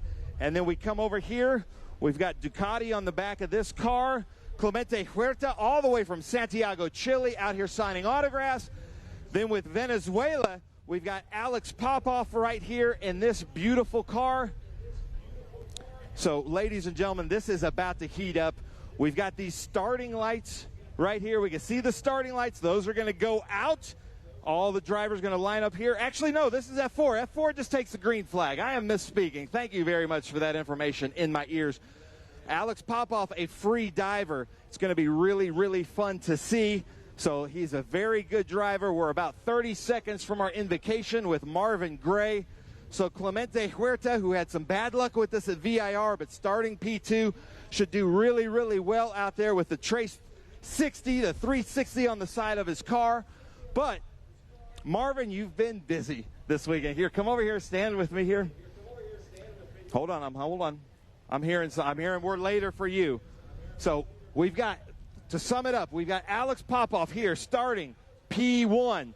Clemente Huerta here, Santiago, Chile versus Venezuela here, going up in the front. So we've got a big South American battle happening here. I'm going to send it up to you in the booth, Ralph. All right, Ben, thank you very much. Yeah, it's going to be a great one.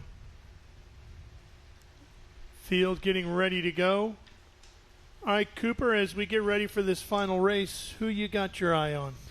Yeah, I think there's a number of ways this race can play out. I think Alex Popoff's definitely shown that he has probably the most superior race space over the full race distance. But watch out for both Huerta and Kekai starting right behind him to try and push him early on.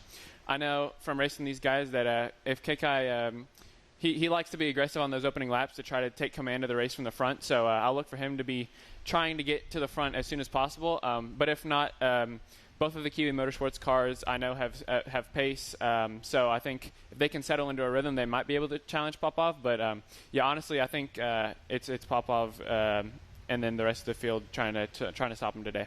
You would know. You've battled him all season long. Did you get over to the museum this week? No, I have not. I'm gonna get over there tonight for our championship banquet. Right. But yeah, no, I haven't been over there ever, so I'm excited to get over there and check it out. Here's a preview of what you're going to see when you get over there tonight. The Open Wheel Championships will celebrate their 2025 season inside the Barber Museum here tonight. Should be a spectacular gala. All kinds of great art, even over there. Sculptures continue in front of the museum. That's called the Chase, by the way. And then you step inside into an amazing wonderland of all kinds of cool stuff. There's cars, there's motorcycles, literally everything you can think of inside there. And everything is incredibly displayed, even a stunning 53 Corvette. I love how they stack these bikes up around the elevator. Yeah, it looks like it's a really cool display for all of these, and it's good to know that all these relics are taken care of and kept in really good condition to be displayed for all the people here. There's our buddy Pierre there over there that gave me a tutorial on AI, helped me design a helmet. Don't use my helmet, Cooper. It's not very good, but the AI was great. Pierre was a legendary designer for Ducati, working on the 999R for those of you that are Ducati fanatics. Showed us how all that stuff works. There's the Briton, one of only 10 in the world. That is Kenny Robert Jr.'s MotoGP championship winning Suzuki. Plenty of Suzukis all around. You see a Hayabusa in the background. Of course, historical machines as well. The story behind the museum, this is one of the Beatles cars here. I believe it was George Harrison's machine. John Surtees. Can't start talking about one thing because there's so much to show you. Of course, Surtees, world champion on 2 and 4 wheels. His championship winning Ferrari in there. Dirt bikes. Of course, I've had a long career with Supercross and motocross, so we enjoyed this portion of the tour as well. It is in the Guinness Book of World Records as the biggest museum for motorcycles. There are some of the great flat trackers, including Freddie Spencer's and Jay Springsteen and Bubba Schobert's machines right there at the front. The Barber Vintage Motorsports Museum. I can't highly recommend it enough. Get over there early tonight, Cooper, and take your time walking around. Okay, let's go back to Ben so we can get this one underway. Well, thank you so much, Ralph. I'm here with my friend Marvin Gray as we watch the Vincent Middle School High School Junior ROTC coming through here. We love it. Love the chrome helmets. Ladies, love it. But Marvin Gray to deliver with Road Race Ministries to deliver our invocation. Let us pray. Father, we thank you for the opportunity. It's amazing, amazing facility, and this beautiful day that we've gotten now. And Lord, we pray your blessing upon the drivers, the crew, the officials, the staff, the workers. And thank you for our fans, blessings on our fans. And Lord, we pray especially now for our troops, our safety forces, for all those emergency workers, all those that protect us. And Lord, we thank you for the return of the hostages. We pray for an end to the war in Gaza and an end to the war in Ukraine. In your name we pray, Lord Jesus. Amen. Thank you, Marvin Gray. Now, we've got a special treat. Lucas, if I can come over here, we'll reset the Vincent Middle High School Junior ROTC. And then she sang with us at Mid-Ohio, wanted to come back. If you'll stand here, Nikki Dunford in the most beautiful national anthem singing ensemble there. So, Nikki, if you'll take the mic, take it away. Oh, say, can you see by the dawn's early light what so proudly we hailed at the twilight's last gleaming, whose broad stripes and bright stars through the perilous fight o'er the ramparts we watched were so gallantly streaming, and the rockets' red glare, the bombs bursting in air, gave proof through the night that our flag was still there. Oh, say does that star-spangled banner yet wave o'er the land of the free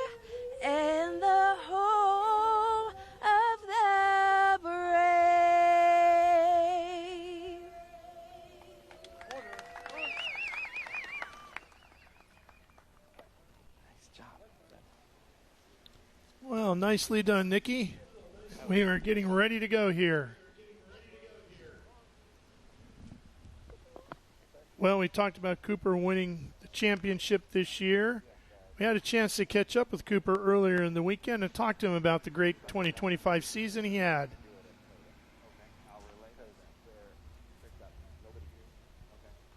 My name's Cooper Shipman. I'm from Austin, Texas, and I'm here racing in FR Americas with Podium Motorsport for the final round of the championship at Barber Motorsports Park. This season in F4, it was kind of like a last-minute call to run it in the first place. I was kind of bouncing around trying to decide what series to end up running. Yeah, it's been pretty successful. The first couple weekends, we started out getting second, third, and a bunch of podiums, but not really being able to pick up the win. And then once we went to Mid-Ohio, which was, I think, the third round of the championship, third weekend, we just kind of took it from there, and we rattled off 9 wins in a row, and were able to clinch the championship last time out at VIR. So yeah, super proud of that, and all the awesome work that Kiwi Motorsports and everybody has done to get me to that point. But yeah, that was kind of how this season went. And then for the last round, since we already lapped up the championship, we figured why not step up into FR and give it a try just to prepare for next year. So yeah, that's kind of been the story so far this year. Being in the F4 series this year, and then also FR Americas, it's definitely helped me develop as a driver. I think coming into this year, I was a little bit, timid at racing against other cars. I could maybe do the laps by myself, but wheel-to-wheel racing was a little bit of a weakness. But yeah, everybody, obviously, I had the support of Scott Goodyear, the race director, giving me tips. Kiwi Motorsports, all the coaches there. Yeah, just really helped me grow this year as a driver in terms of racecraft, tire management, all that stuff. And then getting that scholarship for winning the championship definitely makes advancing my career a lot easier, whereas if I maybe didn't have that scholarship, it would be harder to continue my racing and progress to the next level. So yeah, just super thankful to everybody, FR Americas, F4 US, just for providing that stepping stone to be able to develop as a driver and progress my career. It's definitely a big jump in terms of just more power, more grip. So it's just definitely a bigger beast to tame. But everybody at Kiwi has done a really good job at preparing me for this, and I've got a bunch of great coaches that are leading me through it. So yeah, they've made the transition super easy. So starting third for tomorrow's race, then my first ever race in FR. So hopefully we can convert that to a podium and go from there. It's a little bit nerve-wracking at times, just thinking about sometimes the pressure gets a little bit high, and I have to do well this race, and that'll set me up for the next couple of years. But I think honestly, I have no idea where I'm going to end up in a couple of years. So it's just about controlling what I can control, doing the best every weekend, and then the opportunities will come. So for me, I think it's just the less I think about years down the line, the less overwhelmed I'll get. Just focusing on what's in front of me, and that'll allow me to be the best I can. I'm going to ask you. Well, again, congratulations, Cooper. A tremendous year. We'll have plenty of opportunity to talk about it during the race. So for now, let's fire up the engines and head down trackside. Here's Ben one more time. Well, thank you very much. I'm joined by one of my good friends and one of our marketing partners and sponsors with Next Gen. And Michael, you're on a lot of these cars, so tell us what Next Gen is. So Next Gen is effectively the most powerful detailing products on Earth. And we've been super excited to be part of the F4 Championship out here this year. And as you said, yeah, you're going to see our logos on a lot of these cars, not just in a small spot, but in a marquee location, because these guys are all using the products. And as you know, earlier today, a little rainy, a little wet out here, so we're going through the pits and we're watching all these guys using our detailing spray, our ceramic spray, cleaning the cars up so they look fantastic out here for the pit walk, and they're going to be out on the track looking great too. And the cars look great. Yeah. So to deliver the most famous words in motorsports, Michael Cantrell, take it away. For the thousands in attendance and the millions watching worldwide, drivers, start your engines.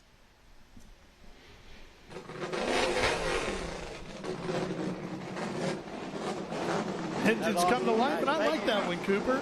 Yeah, that was a good start command there. Fire up your engine start command. Yeah, that was a good one. I do say I miss the sound of these cars coming out of the F4 car and into the Formula Regional. It's got a little bit more grunt and a little bit more visceral of a sound. So that's one of the things I miss about racing the series. But yeah, no, excited to see them go racing today. Yeah, it definitely does, and they're going to be fun to watch here today. as they battle out for the final race of the 2025 season for the F4 U.S. Championship here at Barber. Stay with us, coming back for the green. Rev up and get ready for race day with Mission Foods. The world's best racers and tastiest products come together to make every race delicious. Fully loaded tacos, fast wraps, piled high nachos. Whatever you crave, Mission will help you be race ready with easy to make recipes that will take your race day to the finish line. Keep your racing delicious and enjoy all the mouth-watering action. Brought to you by Mission Foods. Too fast, too tasty.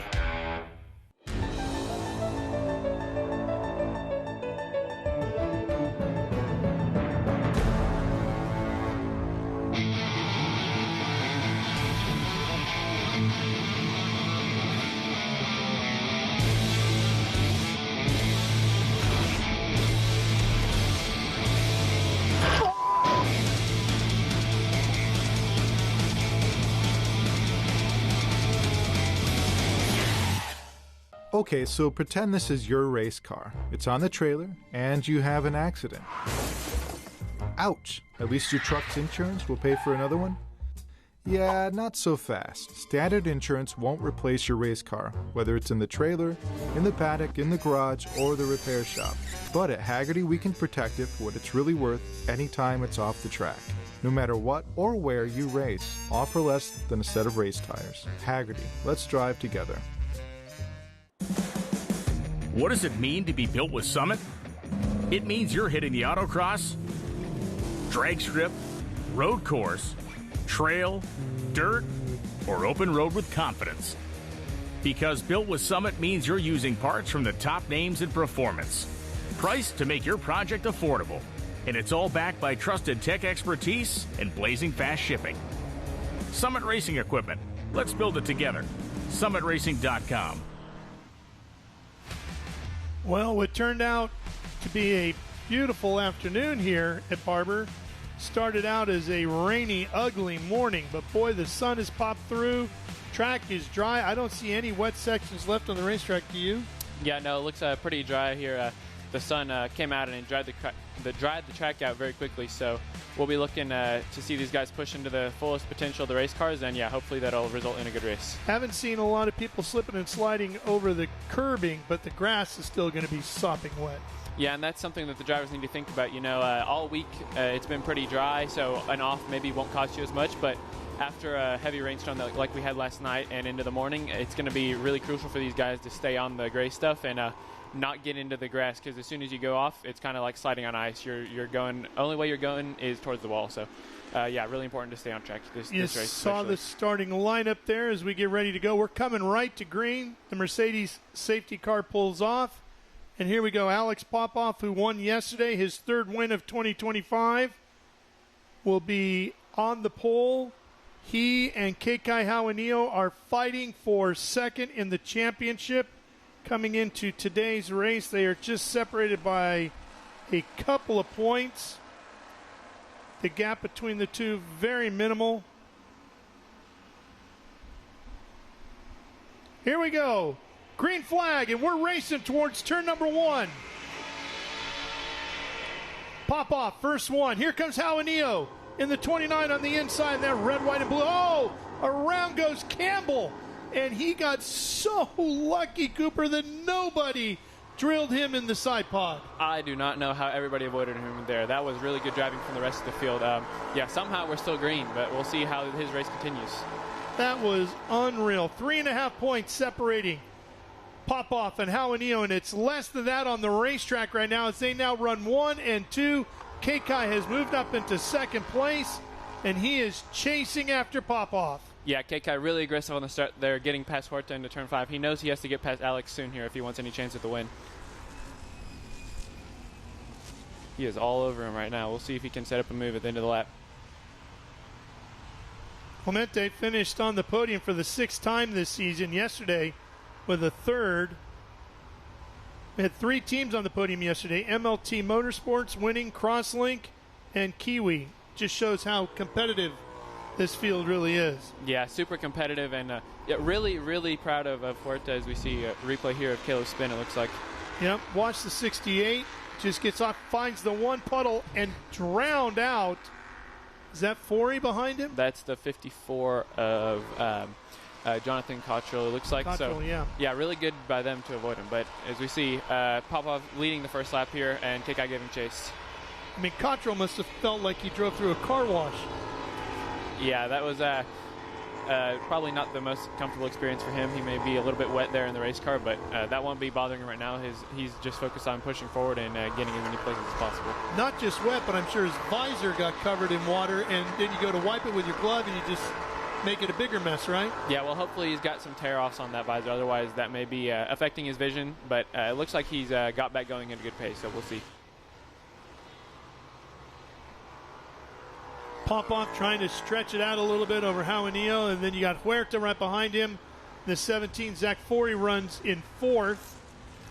Then Powers, Pachetta, Nolan, Campbell, Savoy, and Cottrell. Yeah, Popov already stretching that gap out at the front. It'll be interesting to see how those two QB Motorsports cars of Huerta and Forey can, if they can get past KK and maybe challenge Alex at the front, because it looks like KK is already fading.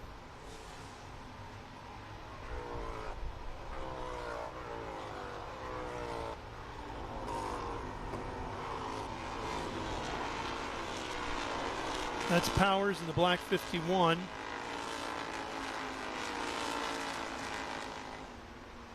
Popov has still inside of a second between him and Jaramillo, but closing. Let's see what that gap is this time by.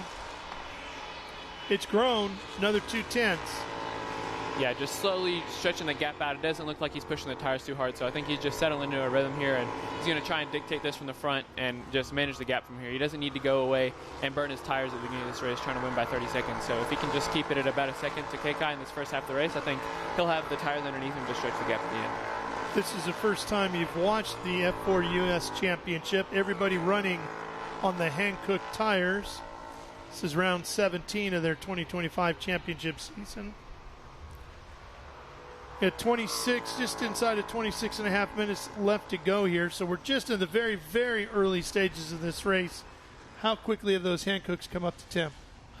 Normally when it's colder, it takes a little bit longer to get up to temperature, but on a day like today where the sun's out and the track temperature is coming up all the time, it takes only about a lap and a half, I'd say, to get them up to operating temperature. So we're there. Yeah, they should be there already. This is the pace pretty much for everybody. We'll see. Now it'll be about who can manage them the best and take care of them, because they're very sensitive on overheating them if you push them too hard early on in the run. Huerta running in 3rd right there in the orange and black. Yeah, really, really impressed with his progression so far this year. I mean, his first time in a race car was in practice 1 at the first round of the season. So being able to, and Nola. So being able to see his progression this year, he's had a lot of bad luck, some mistakes, but he's always kept his head up and kept getting faster all year. So it's good to see him finally up here challenging at the front and hoping to get a couple places up and challenge for the win. In your opinion, who gave you the biggest fits throughout the season? I mean, it was kind of between Popov and KK all year. It was kind of alternating, just depending on the weekend, you know. So I think, it was kind of us three all at the front battling it out. Shared great battles with both of them. It's no surprise for me to see them both up here leading 1 and 2. They were definitely my biggest competition this year. And only separated by 3.5 points here today as they fight for what is called the vice champion in the series. 2nd place in the season standings.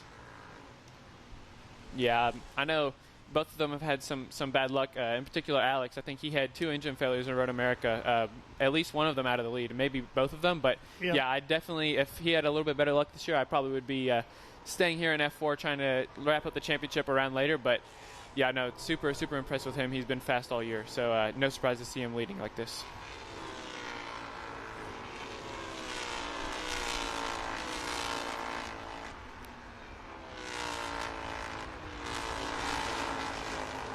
What is the strength for KK?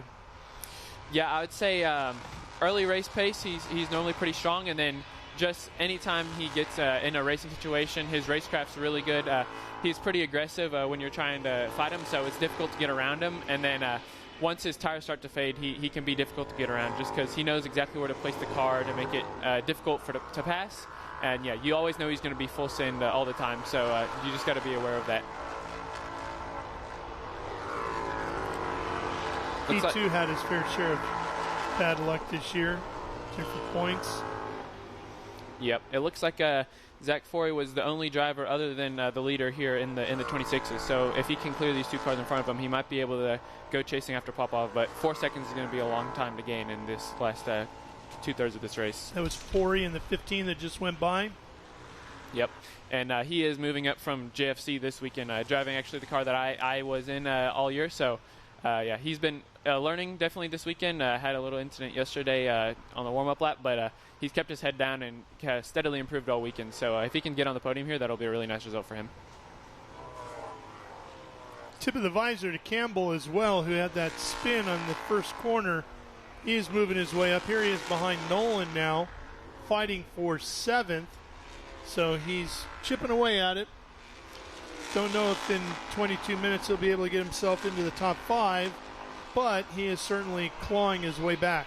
Yeah, no, he had pretty good speed yesterday. He was fighting for the podium until a late race spin, but it's good to see that spin hasn't affected him mentally. It's really easy as a driver to lose concentration and get frustrated, but it's good to see he's keeping his head down and slowly working through here, so maybe he can come away with the top 5. Well, just your heart rate of being turned sideways and seeing all those nose cones coming straight at you. I don't know how he weathered that. Yeah, I don't know how much of that he saw. He was kind of doing a 360 there all the way through, so it was probably a lot of a blur to him. But yeah, no, good to see he's getting his head down and going forward. Popov, Jaramillo, Huerta, Forey powers your top 5. It looks like everybody's settling into a rhythm here. Not too much battling going on, but I think people are taking it easy. There's still a long time to go in this race, so it's just about saving your stuff and maybe going for a late race push here. So we know Zach has a great car. If he plays this out right, he can end up on the podium here in his first weekend. Yeah, I think he knows he has the speed. So right here, he's just being patient, I think, waiting to see if there's any mistakes in front of him. He knows he doesn't have to rush. There's a long time to go in the race. So he knows he has the car underneath him. And, yeah, he's just being patient and biding his time here. Well, he ran a 126, matching the pace of Popov. Jaramillo and Huerta were both 127, so he's got it, as you said. Yeah, no, really impressed with his speed here. First weekend in the car, he's shown a lot of promise, and yeah, it'll be interesting to see how he does next year if he chooses to race the series, because he's already shown a lot of speed. So we talked about it briefly. By winning this championship, the F4 US title this year, you get a full ride in Formula Regional Americas.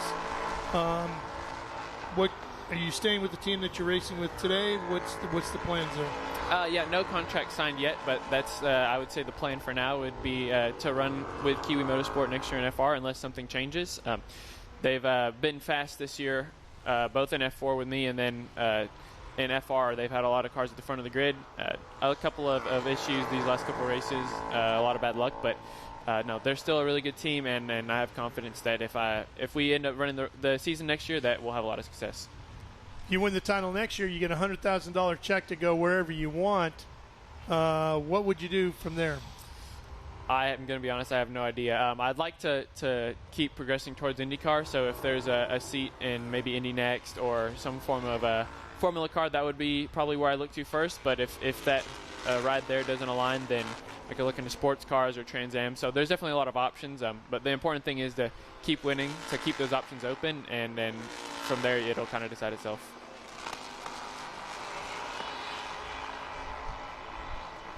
Well, that resume is looking better and better every year, right? That's what matters. Yep.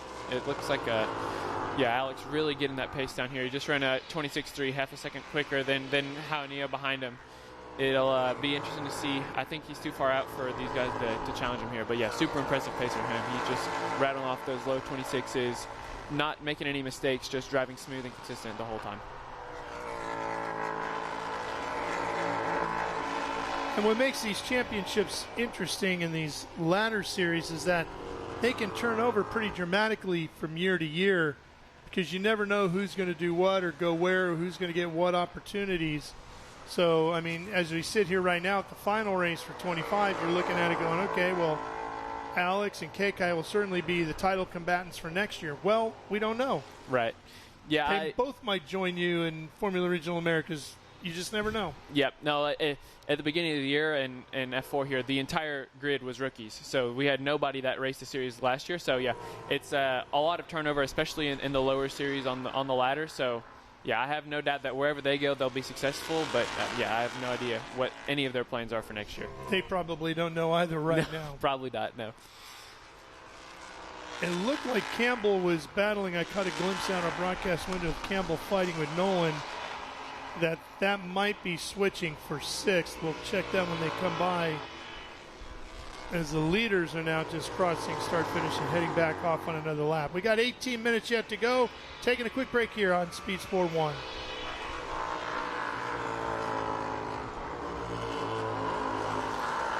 Racing continuing here at Barber. Leaders headed down into the hairpin. Pop off in and out already. Yeah. Oh, we got one car here on the pit lane. That's Pachetta's machine, unfortunately. Looks like maybe a suspension problem here. Let's see, they're working hard at it, trying to find the problem. Huerta and Fourier both closing up on Kekai here. We'll see if they can get around him here and start to pull away. But I know from racing against Kekai this year, it's a lot easier to talk about passing him than to actually make it happen. So we'll see if he can hold him off. Oh, attack coming right here. Huerta was looking. Kekai defended. And then that's a full commitment into that corner, isn't it? Yeah, no. He once you get into that left, it's hard to pull out and make a pass into that right because you're already committed, like you said, through that left. So he knew he just had to shade low a little bit there for the left to protect himself. And, yeah, he's able to hold on to this second place.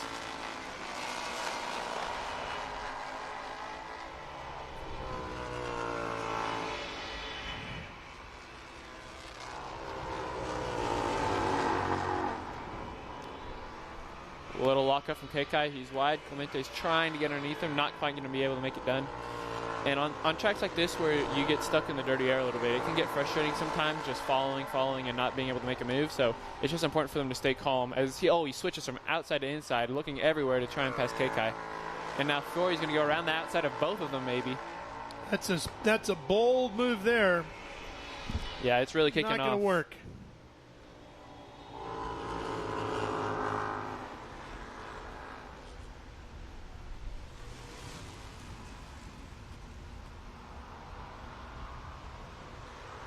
Back here at Barber Motorsports Park, watching this great fight for second between 3 drivers. Kekai Hauanio out in front. Huerta and then Zach Forey, who's making the move on the outside here in the 15. Not going to get it done there, has to settle back in. They continue to work their way around now over turns 15, 16, and 17. We're heading back out onto the front straightaway.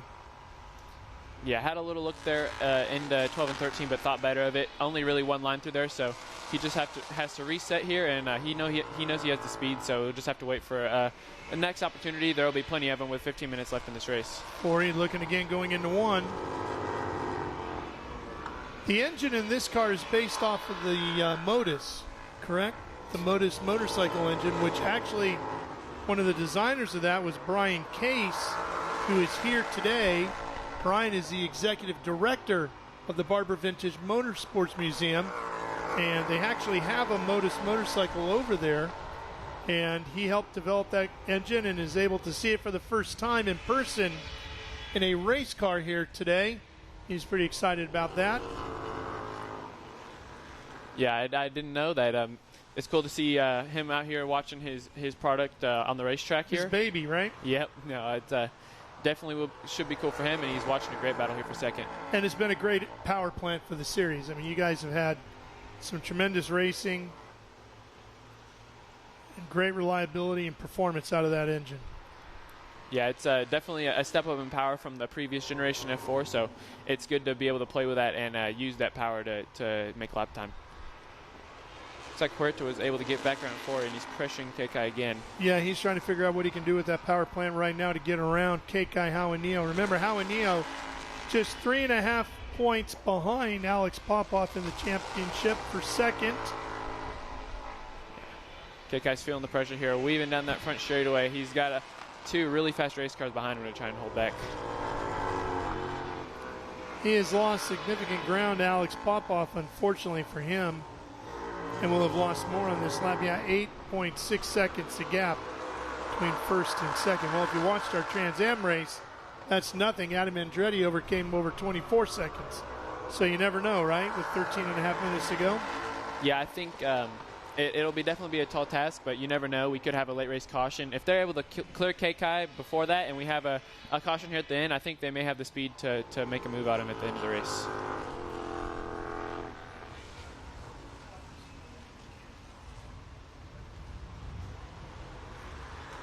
Nolan in the 5, Campbell in the 68. Powers in the black 51. That's 5th, 6th, and 7th, and those three putting on a tremendous battle as well.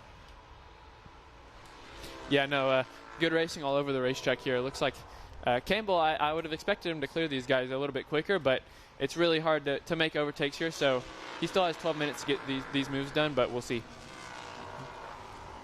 Luke Powers has been pointed out in our fan walk beginning of the day. High school basketball star, plays center, so squeezing him into the cockpit of one of these cars, not easy. Yeah, no, I barely fit in the car myself, and I'm not even 6 foot, so I couldn't imagine what it's like driving it for him, but it seems like he's making do with it here in the top 5 here, holding off Nolan and Campbell respectively. Do you have any stick and ball sports that you excel at? I've played some ball sports. I wouldn't say I excelled. I played football all the way up until, I'd say, my freshman year of high school, and then started picking up a couple injuries. I'm like, well, if I get hurt on the field here, then I'm not going to be able to go race the race car on the weekend. So chose the sport that I was definitely superior in, and yeah, well, that's gotten me to here. I'd say you made a pretty good choice. What position did you play in football? I was a wide receiver and corner. All right. So if you live in Austin, Texas, are you a Cowboys fan or are you going with the Texans? I'm actually a New Orleans Saints fan myself. My dad supported them. He went to college in New Orleans, so I was kind of indoctrinated into that fan base. Saw some success in the 2010s, but we've been struggling here the last couple years, so hopefully we can get everything in order and challenge again. There you go. Dad go to Tulane? He actually went to a school called Loyola. It's right down the street from Tulane, but okay.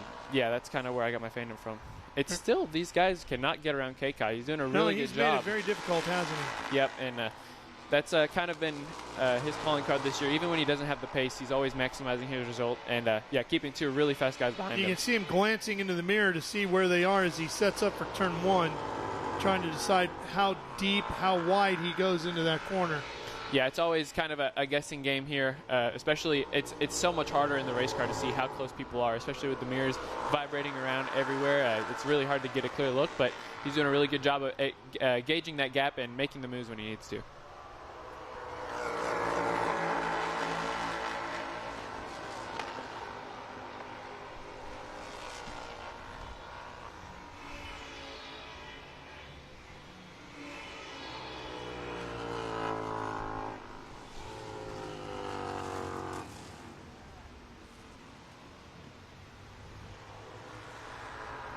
Meanwhile, way off in the distance, you can barely catch a glimpse of Alex Popoff. 9 seconds in front of this battle right here between Jaunillo, Huerta, and Forey. And it looked like Huerta might have dipped a wheel there and kicked up a little mist out of the little spray out of the grass. Is that what I saw? Looks like he dropped a wheel there on the exit. Luckily, there's some concrete there, so that won't affect you too much, but definitely pushing hard to try and pass these guys. Here's Alex coming right at us. Can't even see the rest of the field. He's so far ahead. Just coming out of the last corner as he goes into turn 1. It was his 3rd win in the Formula 4 United States Championship yesterday. Paced both practice sessions and got the pole for MLT Motorsports for the start of race number 1 yesterday. Yeah, it's been an absolutely dominant weekend for him here at Barber. I mean, he's really shown no signs of being beat. I mean, taking the pole by over a second is really difficult to do, and just shows how much pace he has here in his car and in his driving to be able to do that. KK getting pushed here. Huerta to the inside. He's going to get him coming out of the hairpin, and we'll have a new second-place car. Yes. But for how long? KK trying to fight back. and Forey looking anywhere he could go, and Kekai gets him again before they get into this complex coming downhill here. I have no idea how Kekai held on to that position. He was almost clear, Huerta was, of him going into 6, but he just sent it down there on the inside and was able to get the position back. Really impressive from Kekai. And that turn-in before it drops away is very tight, and you need to be able to get to the left to get to that curbing on the far left. Yeah, it was really impressive that he was able to get in there, and then everybody was able to get in single file and not go side by side there, because that's kind of a one-line part of the racetrack. Well, it's that kind of grit and determination that has gotten Kekai 12 podiums this year out of the 16 rounds contested before today. Here's a look at it again. Watch this. Looks like Kekai just locked up there and went wide. It didn't look like there was any contact, but Huerta did a great job getting inside, taking advantage of that, but then look at how Kekai stays. Oh, our replay goes away a little bit before.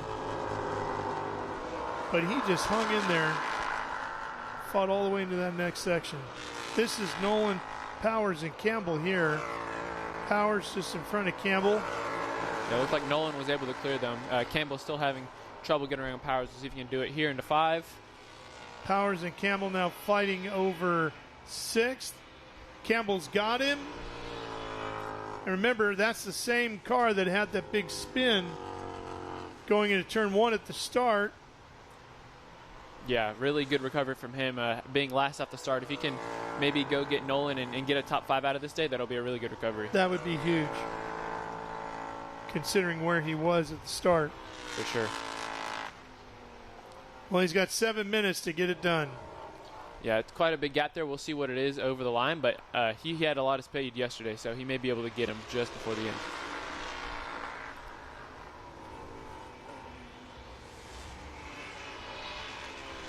Laps are ticking away on the 2025 championship season.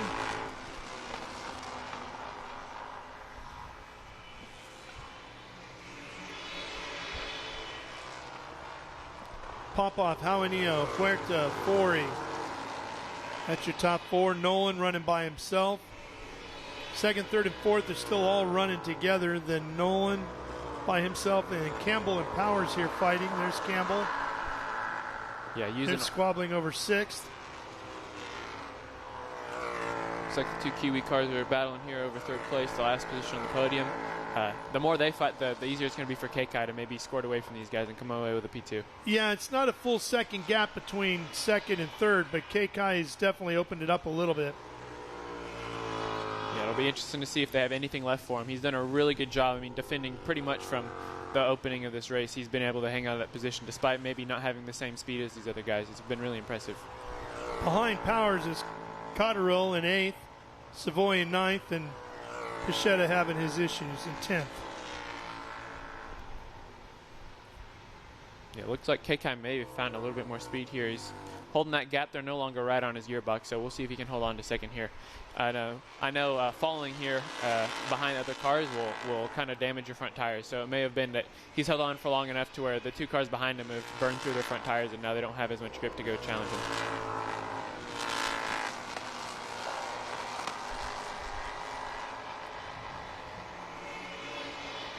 Once again across start-finish line, 5 minutes remaining, and Kekai 12 seconds behind Alex Popoff. They stay the way they are now. Alex will lock up 2nd in the championship, the vice champion position. Something you guys will celebrate tonight at the big banquet. Trans Am Gala will be the final race of the year at COTA, Circuit of the Americas. Oh, looks like a little bit of wing damage there from Forey. Kekai squeezed him out really aggressively there. We'll see. Yeah, you can see the big damage. Left side of that kicked up. What's he feeling right now with that? Honestly, I think I would be pretty frustrated with that. We'll have to see the replay, but it looked like he was far enough alongside, and Kekai kind of drove him there to the outside of the track. I know it's the end of the race here, so they're being aggressive, but yeah, have to take another look. But if I was him, I'd probably be pretty frustrated right now.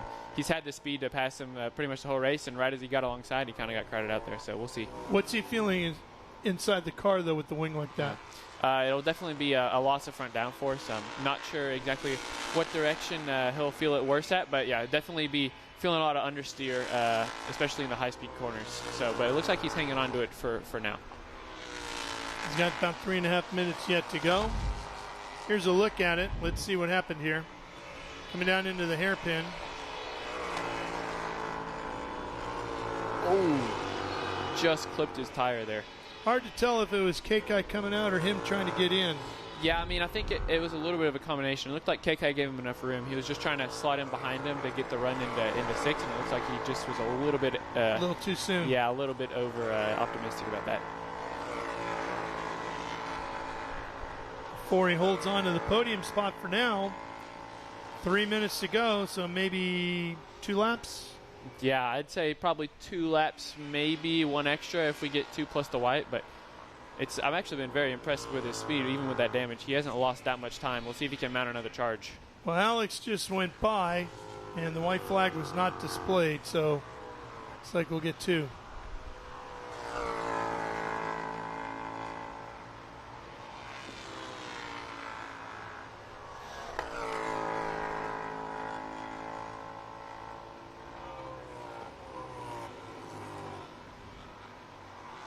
Two and a half minutes to go. Yeah, it looks like really impressive from Alex here, being able to just keep stretching and stretching this lead. I mean, he hasn't really put a foot wrong all day.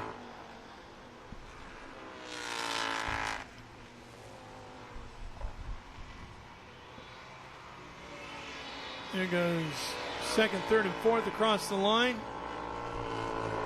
Yeah, it looks like that damage is affecting him quite a bit. He's lost touch with KK. You can see him really struggling on the wheel there.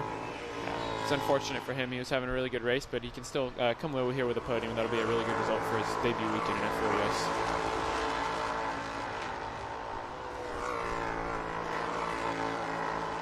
Driver out of Johannesburg, South Africa, said his dad flew over to watch him race here today. Be a nice way to celebrate on that long journey home. Yeah, no, for sure. Coming away with a trophy in your first race in the category is a really, really big accomplishment. I know, and it was good for him because he had the pace to be a little bit better, so he knows there's room to grow, but it's not like he's out there searching for a ton of speed. He knows he's stepped into the car really quickly and found the pace quickly, so it's just about learning over the offseason and coming out ready to go for the beginning of next season.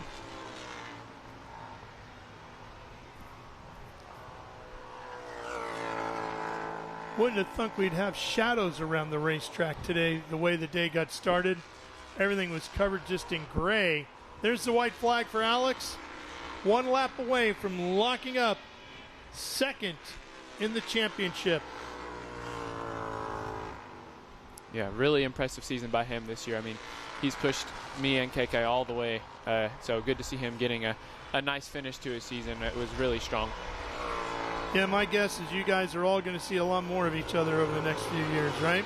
Yeah, no, for sure. I expect to see all these guys as we progress up the ladder, so don't want to make too many enemies because we're going to have to be able to... You might be teammates somewhere. Yeah, exactly. So good, keep good relationships with all these guys, and we're all really close. And, yeah, haven't let the competition get in the way of our friendship and relationship. So good to see. Hopefully they'll treat each other with respect after this race. I know Zach may be a little bit heated after that contact, but no, I think he'll keep a level head and be happy with the weekend overall. And the overall goal for you is IndyCar? I would say the overall goal is IndyCar, but really just wherever I can find a ride that I can do it professionally, I'm good with that. But yeah, IndyCar would be the main dream.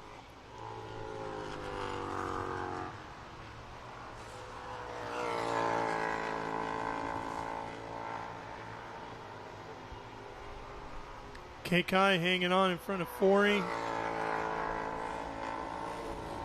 Here he comes to close out the 2025 F4 U.S. Championship. Alex Popoff takes his second win of the weekend, sweeps the weekend here at Barber Motorsports Park, and locks up the vice champion's position in the 2025 title fight. KK Hawanio will finish third, adding another podium finish to his great season. Zach Forey will get the podium as well with a fine third-place finish in his debut in the series. For KK, that's his 13th podium in 17 races. Outstanding performance for him.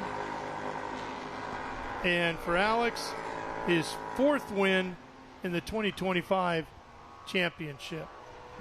Yeah, really impressive weekend by both of those guys. You see almost 15-second win there from Alex. Very dominant. Yeah, just never really put a foot wrong this weekend. So that's a really impressive campaign here all year, and especially this weekend for him.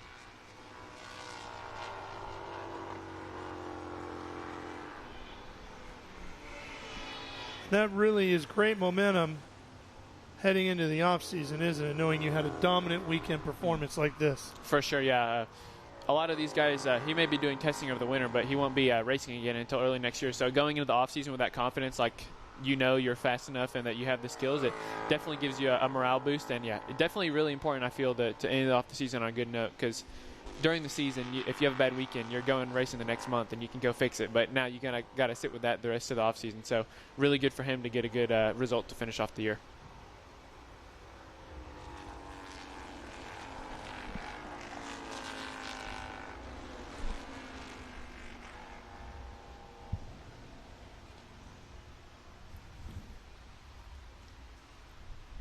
So what are you doing to celebrate your championship this year? Treating yourself to anything?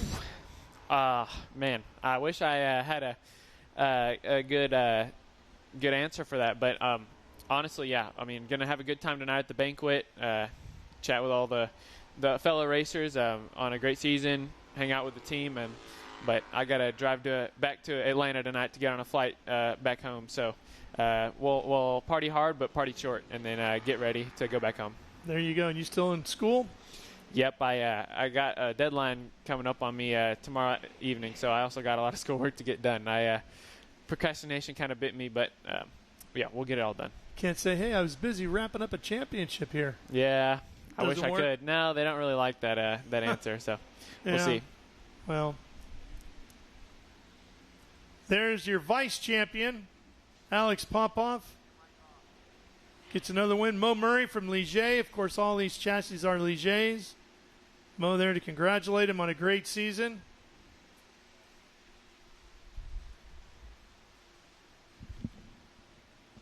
Like Dad?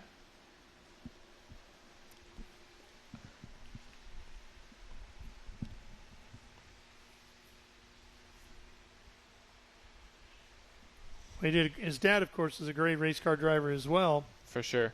Yeah, definitely. That can kind of be a double-edged sword. You know, obviously it's great to have someone like that to look up to and get advice from, but it also comes with added pressure of being the kid of a successful racing driver, and you've got a lot of expectation to live up to. But obviously he's had no problem with dealing with that pressure and has had a really dominant weekend here. Well, one guy who can handle pressure is Ben Sissel. He's down there. Well, thank you very much, Ralph. I'm down here, Alex Popoff, getting hugs from everybody. Fantastic race for the 55, running with the majestic RV on the side of the car with MLT. Alex, nice job. How's it feel? Thank you. It feels good. A good way to end off our season. I mean, we had a really bittersweet season. We could have had a chance at the championship, but a lot of different reasons put us out of it. Feels good to at least take second and come back here and get some wins. Nice. Well, nice job.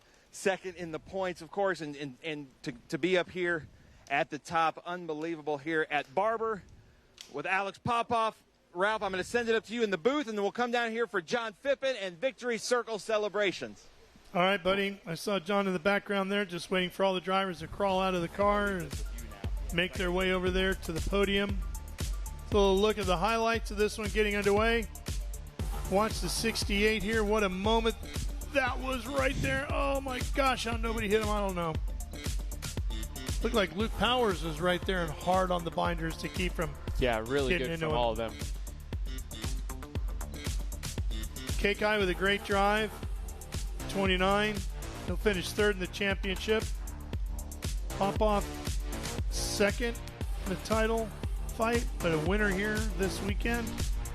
But dominating the season here at Barber the whole weekend, leading the practices and winning the races. All right, we're going to take a quick break, then we'll come back. Lots more to go. We're here all day at Barber Motorsports Park, live for everything on Speed Sport 1. You're not going to want to miss any of it. Stay with us.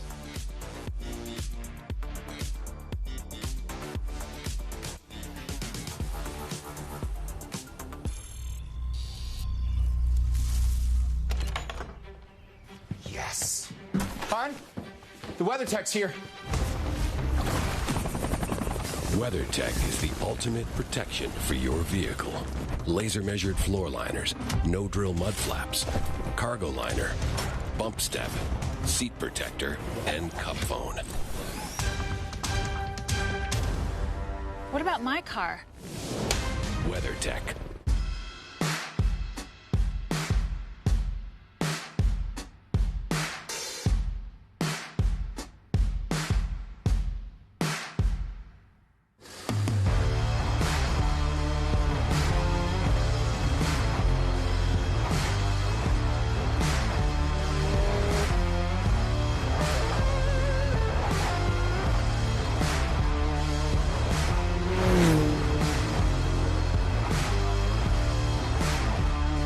Performance packs 100 years of friction dynamics into every product.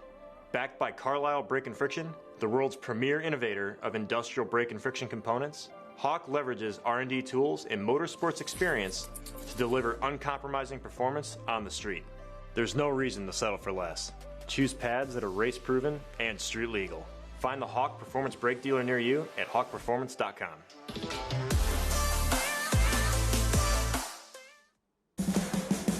What does it mean to be built with Summit? It means you're hitting the autocross, drag strip, road course, trail, dirt, or open road with confidence.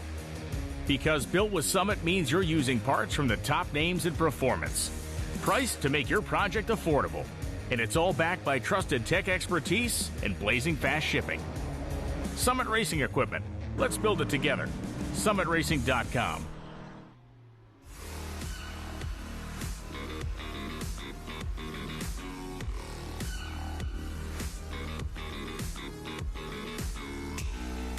Well, ladies and gentlemen, unbelievable. This is almost a sculpture park with a racetrack. There are pieces of art like this all over the place. You see the lions overlooking the track, but there's just, this is a target-rich visual environment here at Barber Motorsports Park.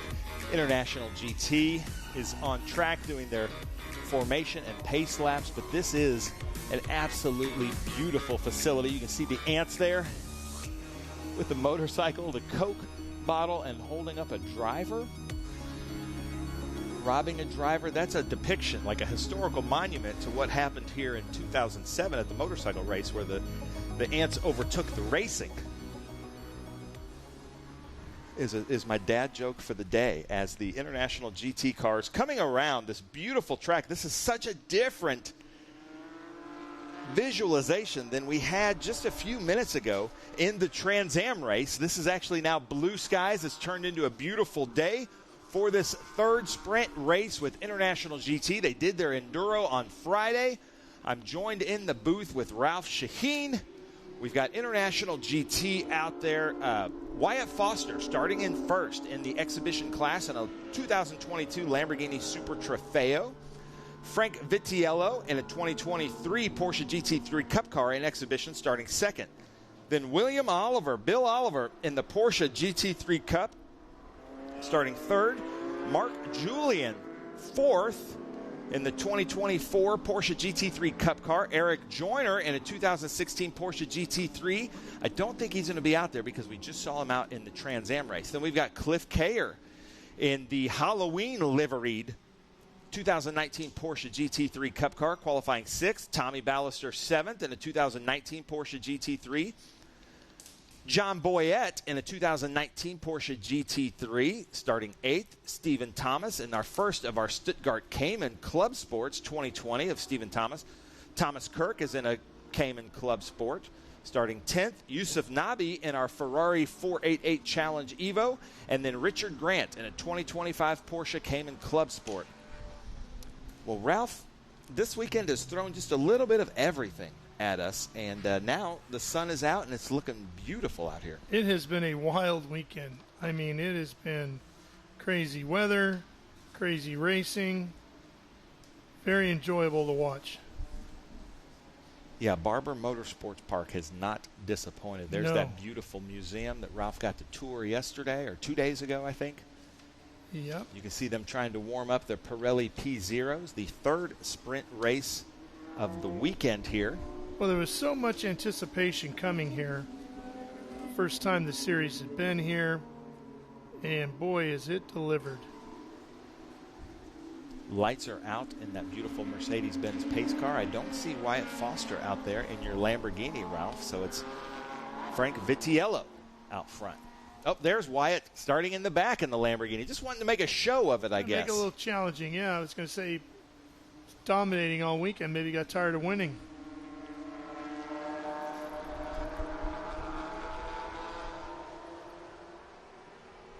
Here we go, green flag, International GT underway on this Sunday here in Birmingham. Ooh, one of the Caymans getting off. Yeah, Stephen Thomas in that 710. Yeah, they throw everything at you right away with this track. A lot of tracks are designed where it's like, I'm going to give you kind of a leisurely turn one. But no, it's like, no, we're going to throw you right into the deep end immediately. 3 wide with the Ferrari on the inside of a pair of Porsches. Wow. Going down into the hairpin. Here comes the Lambo on the outside. Yusuf Nabi started 11th, and he's already up to 3rd in that Ferrari. Yusuf ran with us earlier this year at New Jersey. That car, the Gotham Motorsports team. Mm-hmm. Then there's Wyatt Foster in that Lamborghini. But that white Ferrari has found something since yesterday. Yeah. Boy, you see all the moisture just off the racetrack there as they come out. Yusuf is going to need to hit the windshield wipers. He got covered in spray. Cutting back to the inside here.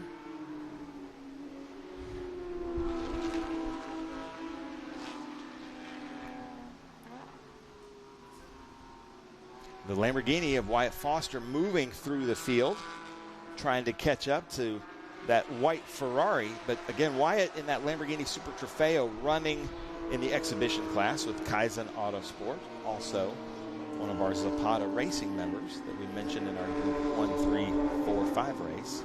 Yusuf driving a 2017 Ferrari 488 Challenge Evo. I like the 488s. I do too. I think it's a beautiful car. Frank Vitiello out front in exhibition. This seems to be the battle here, though, with these Matrix cars, the Lamborghini. So we might have Porsche, Ferrari, Lamborghini in the top 3 here in a couple of turns. I'm good with that. Lambo gets around here. The Lambo is a 2022 Super Trofeo. So William Oliver, the first of our points Porsches, but Yusuf Nabi is going to be running for the Maranello Cup trophy here with the 2017 Ferrari.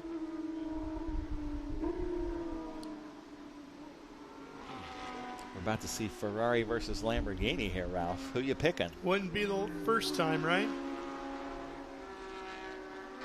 Well, I'll tell you, the Lambo has been the dominant car all weekend long. But Yusuf, as you pointed out, has really stepped up the game in the Ferrari. So I would tend to think at this stage, the way the weekend is gone, the Lambo will have the advantage, but the Ferrari is going to make it difficult. So this might have answered our question. In the 03 white Ferrari is Dario Capitanio. Oh, not Franchitti. If you said Franchitti, then that would answer a lot of Ferrari. questions. Yeah. So it's not Yusuf Nabi in the car. It's Dario Capitanio. But that sounds like he's driven some Italian race cars. Name, yes. Yeah. Wyatt Foster in that Lamborghini with Kaizen. Wyatt Foster and I have known each other for about 5 years, like I said, because he's a member of the Zapata race group with Roger. He's an instructor. He's an instructor at Kaizen. And every once in a while, they let him get in the cars. You can see the moisture you're talking about that's on that curbing. Yeah. You dip a wheel there and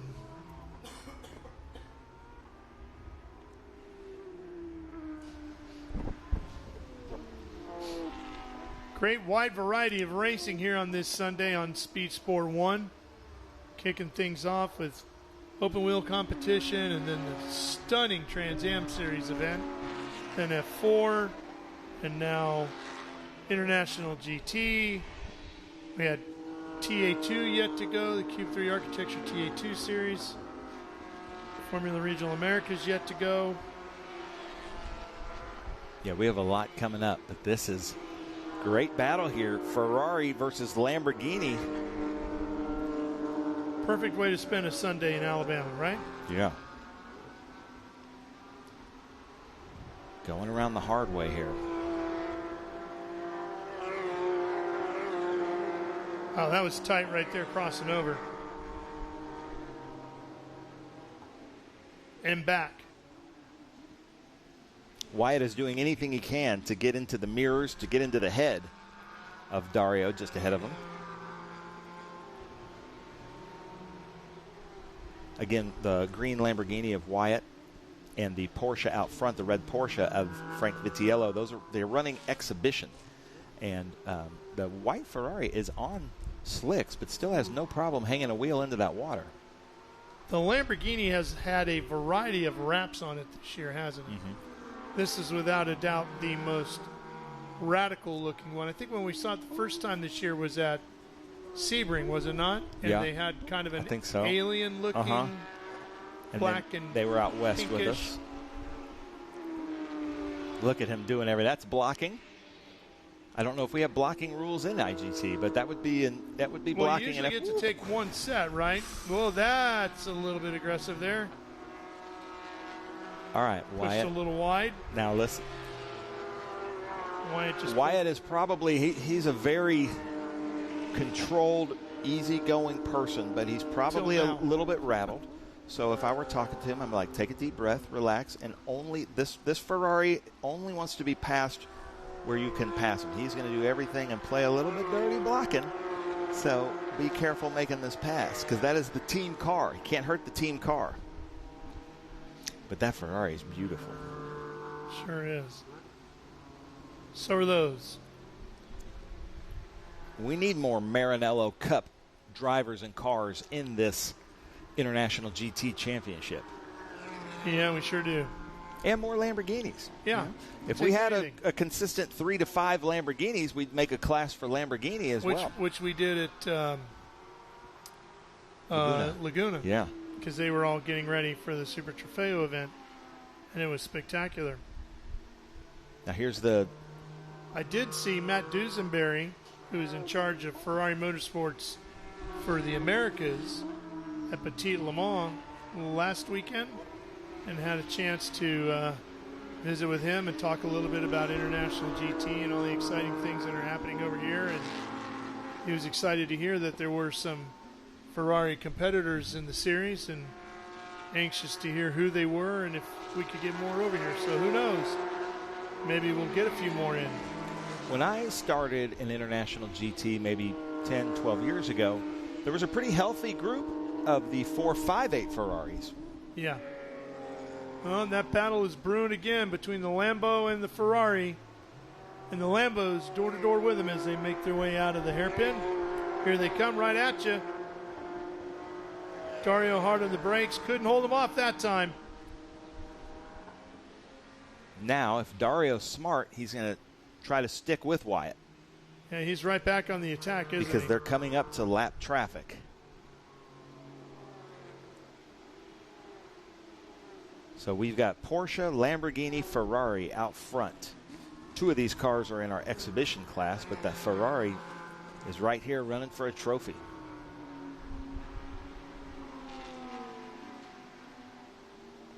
Coming up on Richard Grant, whose brother Milton and nephew just on the podium with us in Trans Am. There's that skeleton we like so much of Cliff Kayer. I gotta say, International GT, I think they have the best wraps. They always have really bright, vivid colors like that Lamborghini or Cliff Kayer with that Halloween livery. I like that. Speaking of Halloween, what's your costume this year, Ben? I don't know. I was thinking about Ricky Bobby. We're going to be at COTA during Halloween. So one year I wore my Ricky Bobby suit, and everybody came up to me thinking it was just my race suit. I was like, no, this is my costume.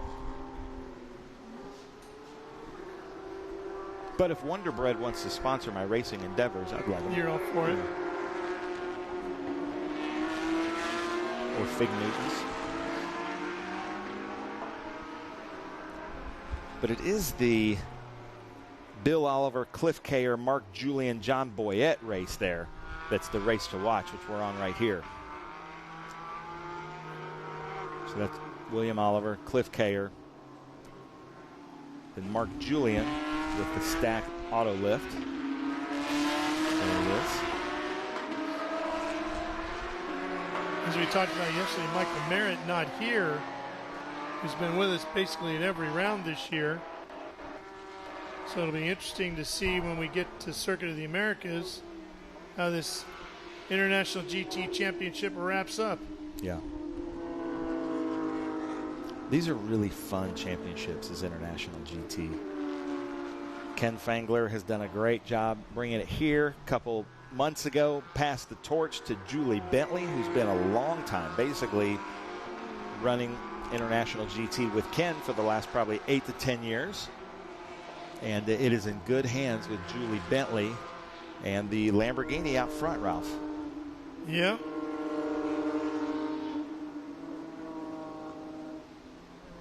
Saw Julie at the Petit Le Mans as well. She was there visiting with competitors, trying to encourage more folks to come over to International GT. The schedule has been released. Another great series of venues on the 2026 campaign. Change back here amongst our Porsche competitors. Looks like Kayer's given up a spot.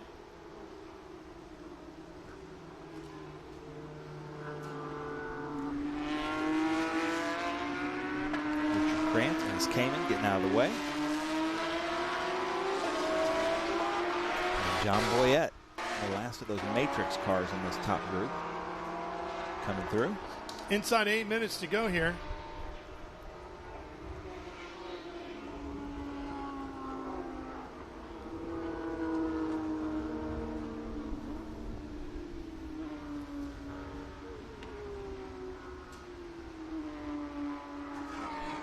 Just this track is just so pretty.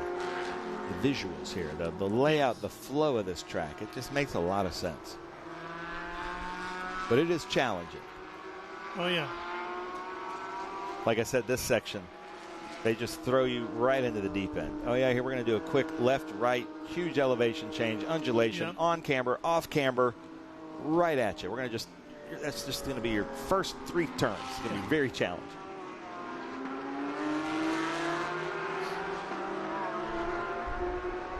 Usually tracks are designed to get harder as the lap proceeds. This one, they're like, nope, we're going to give you a little bit of everything. And this track does have just a little bit of everything. And then as you come out onto that straightaway headed to 5, it's like, well, if you think that was tough, get ready for this. Yeah.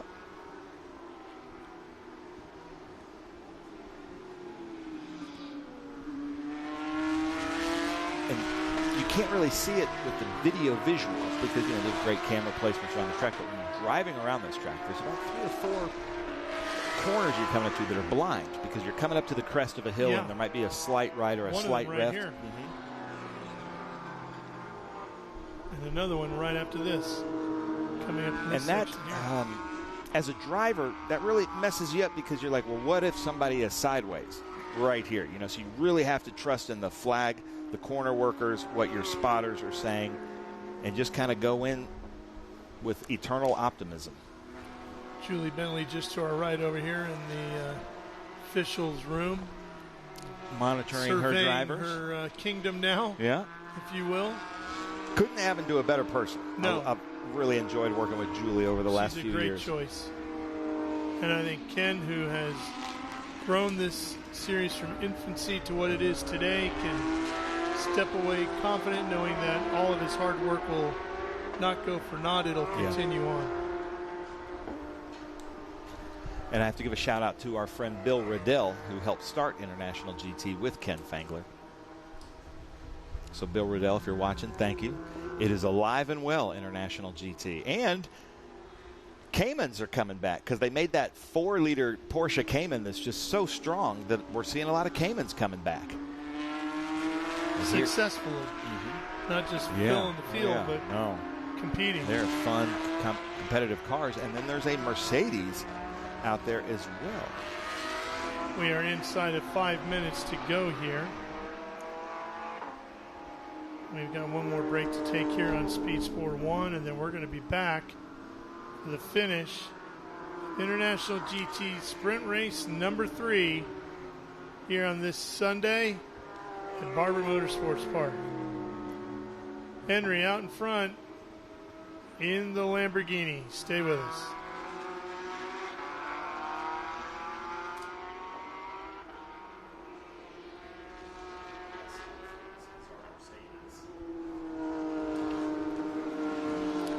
That's the 22A of Thomas Kirk. And then I need to mention Wes Humphreys out there in that number 49 Silver Arrow Mercedes. A little darker silver than we're used to with the Mercedes, but still, I love it. See, there it is right there, running exhibition.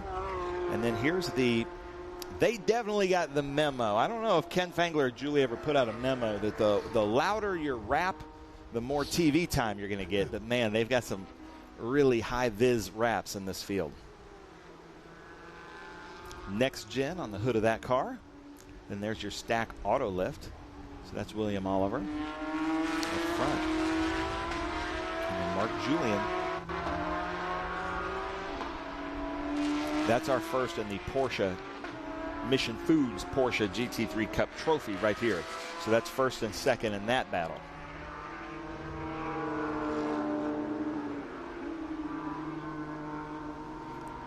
Juan Gonzalez will be with us in 2 weeks at COTA. I was just going to ask you that. Is he scheduled to come back? I hadn't seen the entry list yet. And that is the Mission Foods COTA Speed Tour over Halloween weekend. So if you're in the Circuit of the Americas area, Austin, Texas, come on out. It's a fantastic event. Back here on Speed Sport 1 at Barber Motorsports Park, inside of 3 minutes to go. International GT Race number 3. I like the way you said race right there. That was like race. That was good. They're great. I like that. I've learned a lot from you this year, Ralph, so I appreciate Everything not to do, Ben? No, I appreciate all your patience because I've not done commentating 101 with anybody. No, but look at this been a great season. This is for first and second here.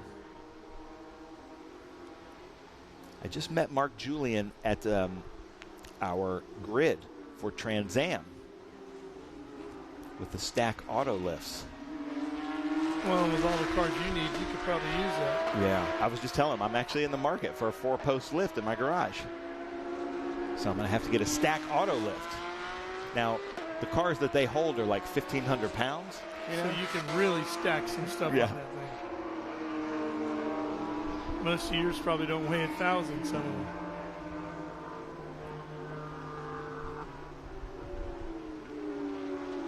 So it looks like, just from that lap, it looks like Oliver may have a little bit more out of the corners, and Julian might be putting a little more brake into the corners.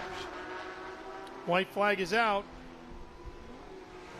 Final lap here with International GT.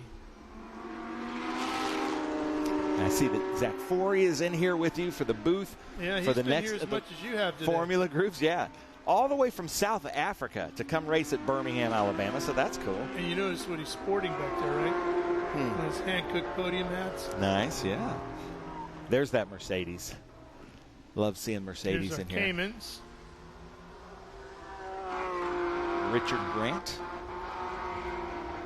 had a disappointing evening, as did I last night. Oh. All the Grants went to Tennessee. They're big Tennessee fans, and I'm a Tennessee fan and watched Alabama just wasn't roll orange, totally was it? It was beat roll us. tide. Yeah. And sometimes, Tennessee loses, but they had a better game, and it's really disappointing. This one, Alabama outplayed Tennessee. That'll happen. So here we go to the end of the race, Ralph. I'm getting distracted. I went to the drags last night. Nice. Can Mark Julian get around here? Last chances as he's trying to overtake William Oliver in that Matrix car. You see them really leaned over to the left through there. He's right up on him. Checkered flag is out. He's going to try to get a run here.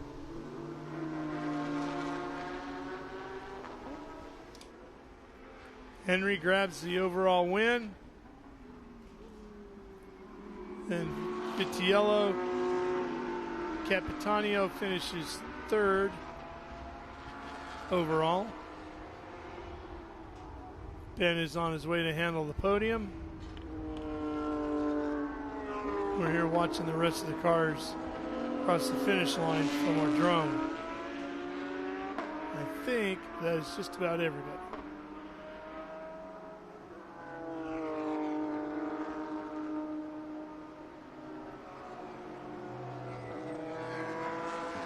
Everybody to the far left, I believe, is on their cool-down lap.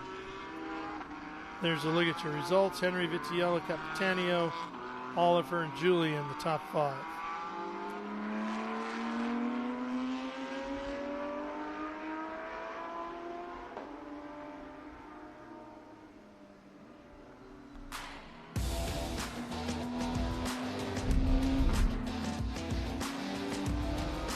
Little look at the highlights here as this one got underway.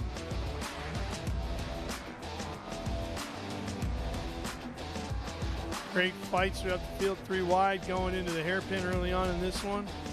Great battle between the Ferrari and the Lamborghini. Eventually the Lambo would get around him.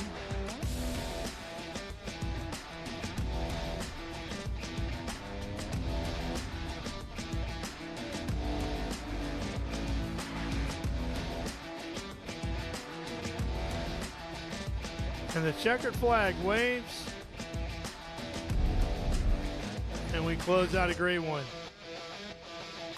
Top 3 making their way into the Parc Fermé area, in front of the winner's circle. And we're going to be talking to our overall winner here. Let's go ahead and head on down to Ben Sissel. Let him take care of the interview now. Take it away, Ben.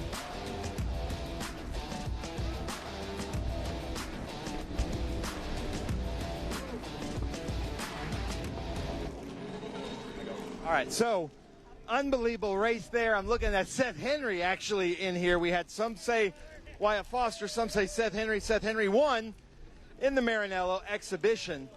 But the winner in our true race here, Dario, in this Maranello Cup with International GT. Unbelievable. With a name like Dario, what is it? Capitanio, you know, I know that you've got a lot of experience in these Lambos, but now in this Ferrari. Unbelievable. How was it for you? It was so much fun. First of all, I want to thank Gotham Motorsport and in particular Yusuf Nabi for the opportunity to drive because it was unexpected. I didn't know I was driving this morning, but it was so much fun. Thank you to all the other drivers for the competition they gave me because they are the ones that made it fun for me. And thank you to all the organization. Thank you, guys. So I was in the booth. I believe you started 11th, and by turn 2 you were like 3rd or 4th. So how in the world did you do that? I'm not sure. I was out of turn 5 and I was in the top 3, and that was awesome. That worked out. Yeah. Well, nice job. Very impressive. Nice job out there with Gotham. Find Oliver. Where's Bill Oliver? And here he is. There he is. And then Mark Julian over here. So Mark Julian with the stack auto lifts, trying to do everything he could. Mark, I feel like you did everything you could. Coming out of the last corner, you almost had it, but how was your race? That looked like a ton of fun. It was awesome, and we had a good battle for second, and then when I finally got by him, it was a little too late. So I needed probably another lap or so, and I think we would have got by him, but man, it was awesome. We had a great car, and we made a few last-minute changes right before we started, and it paid off. It was awesome. And if anybody's interested in one of your auto lifts, they just get in touch with Mark Julian. Who are they contacting? They can go to stacklifts.com and send us an email there, and we'd be happy to say yeah. I love it. I love it. Well, there you go. Mark Julian out here with garage living and the stack auto lifts, but then we got to come over and talk to Oliver, man. I don't know how he's done it, but this Matrix group really showing us something, but you had him in your mirrors almost the entire race. You guys were the two to watch. How was it? It was awesome. The track was definitely different today. For some reason, I don't know my tire pressure or what, but I could see him back there, and I was trying not to make a mistake. But I just got to give credit to my team and the Lord Almighty. So, all good. IGT is awesome. Great weekend, best weekend ever. Best weekend ever. Man, I love it. I like it. I like the emotion because this is supposed to be fun, and this should mean something to you. Man, you're on the top step. That's awesome. I love it. Well, congratulations. And I know you've been working hard, and Matrix have been working hard to make that happen. They have. Thank you. I had some health issues early in the year that we're beyond, but it's been just one of those keep building. So, awesome. Thank you so much. Thank you for being here in more ways than one. Great to race with. He's an awesome competitor. I like him a lot. All right, well, I'm going to send it back up to you in the booth, Ralph. We're going to have a celebration down here. All right, Ben, thank you, buddy. That's great to see. We are getting ready for our next event. Zach Forey joining me here in the booth. Yeah, just push that one all the way down. See green. Should be good to go. So you're on air. Howdy. Welcome back. How was that last race for you? Wow, first podium ever. Yeah, really happy. Really happy. Good way to close out the year? Yeah, fantastic way to close out the year, standing on the podium, considering it was my first weekend in the new F4 car. But yeah, looking forward to this, the last race of the Formula Regional Americas Championship. Yeah, and with your dad here to see it, I'm sure he was thrilled. Yeah, I mean, I just give him a big hug. I'm super happy. Well, here we go. As you see the starting lineup, Formula Regional Americas. This will be our final open wheel category of the weekend, their final race of the 2025 year.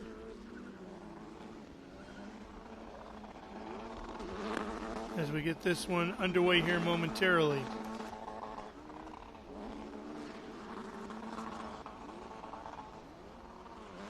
Now, I noticed the marks, this will be a standing start, and the marks on the track are gone. They got washed away with the weather. So the crews will use marks on the wall to line the drivers up properly where they're supposed to be.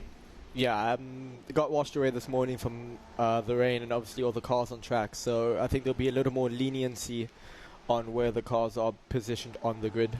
You see the crew members leaning out over, trying to tell their driver exactly where to stop.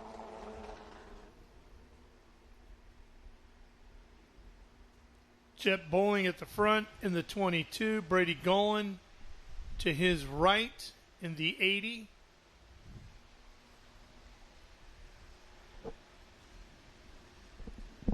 Cooper Shipman in his debut in the series this weekend. Titus Sherlock, the champ.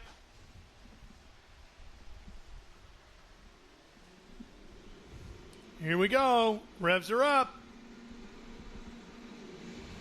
We are racing here.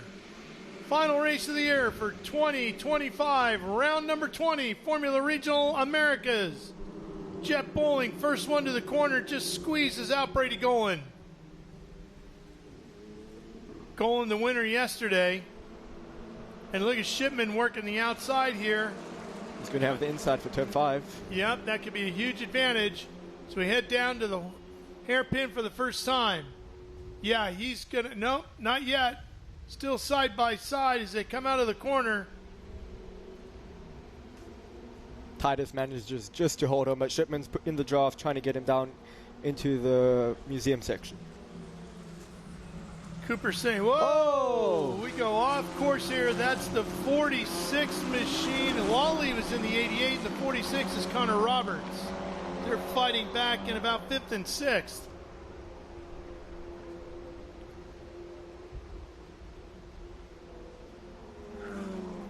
Things got pretty wild there, pretty fast. Here's Shipman.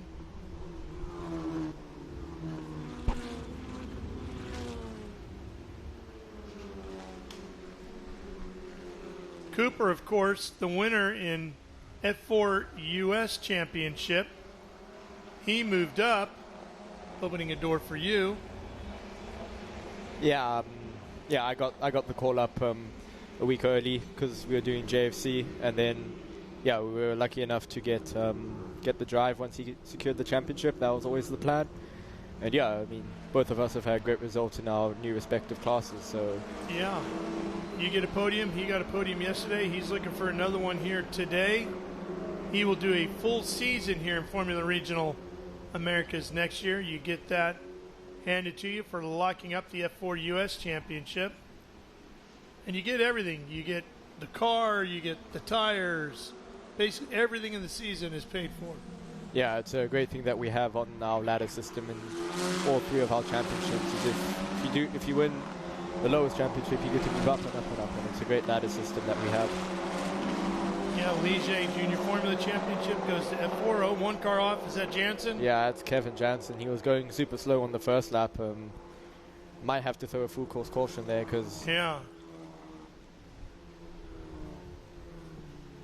Yep, full course yellow is out. If you're looking at the boards down outside our commentary booth.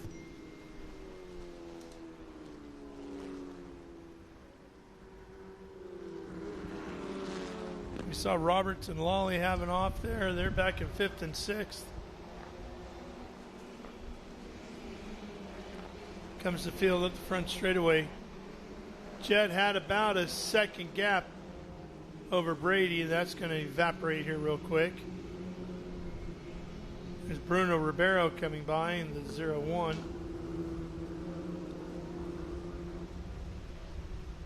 Yeah, great shot of turn 2 from our drone. You don't realize how much banking there actually is in this corner.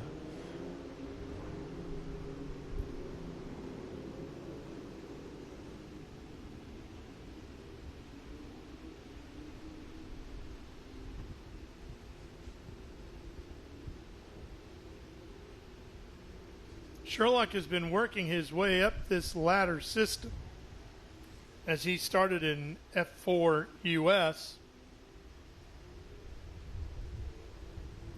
and graduating to Formula Regional Americas.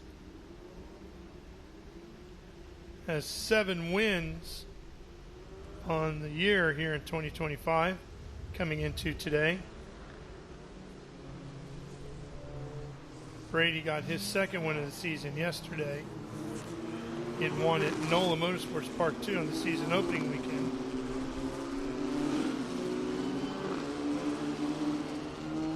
Well, I should say he was on the podium at NOLA, got his first win at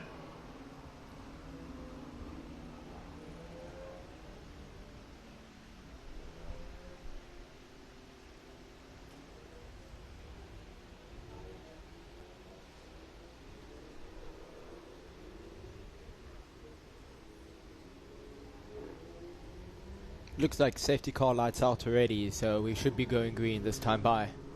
And just confirming that Brady did win at NOLA and here yesterday.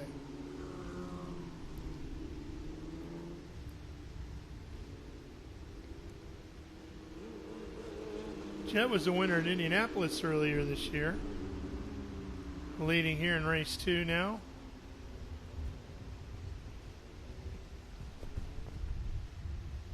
Looks like he's trying to pick the pace up a little bit, coming into 17. Going right there. Green flag. Titus making a move deep to the inside, headed to 1. Can he pull it off? There's the 31. He's going to get around Shipman.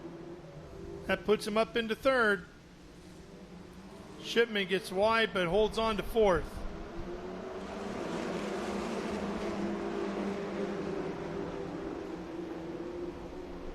And Ribeiro down the inside on James Lawley. Shipman, oh, we got one off here too.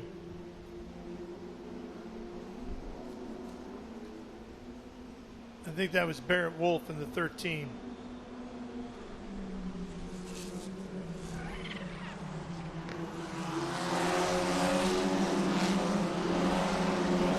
There he is. Coming onto the straightaway, headed to 5, which is the hairpin. Our booth, we can see Barrett up along the tire barrier. That, I'm guessing, is going to bring out a full course caution as well, and it does. Barrett's had a frustrating weekend here.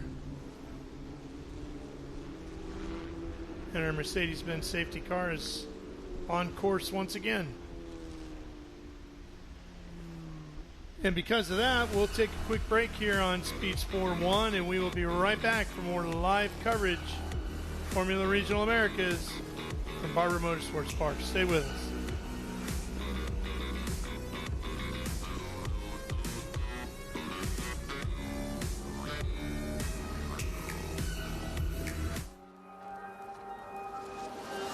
How good is this? Look at this view from Losowski. It brings all my fans, it brings the audience into the car with me. Speed turn 140 mile an hour entry speeds. The quickest and most efficient way for me to get information to my drivers is from using the VBox HD2 system.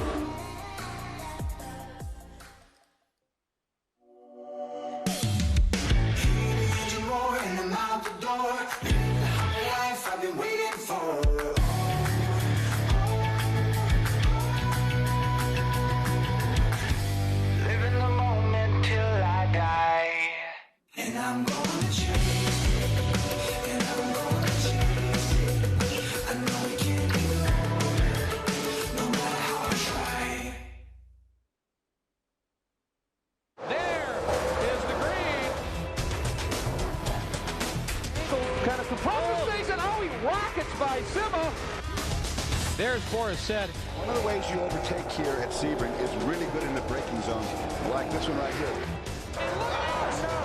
Both go around. There's the green. We are back and at it. Watch this. Oh, look out, Miller, look out.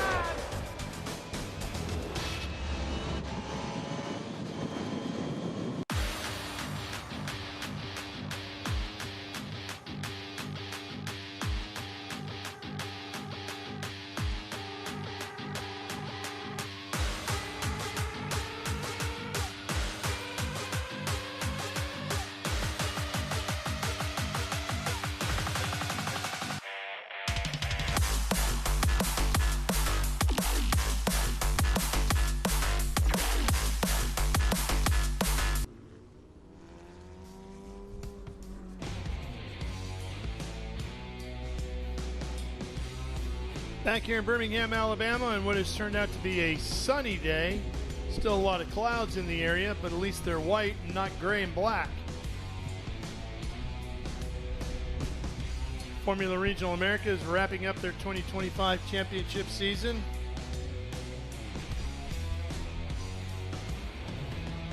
Chet Bowling has led every lap of this one so far, with Brady Golan hot on his heels. Cooper Shipman and Titus Sherlock there as well.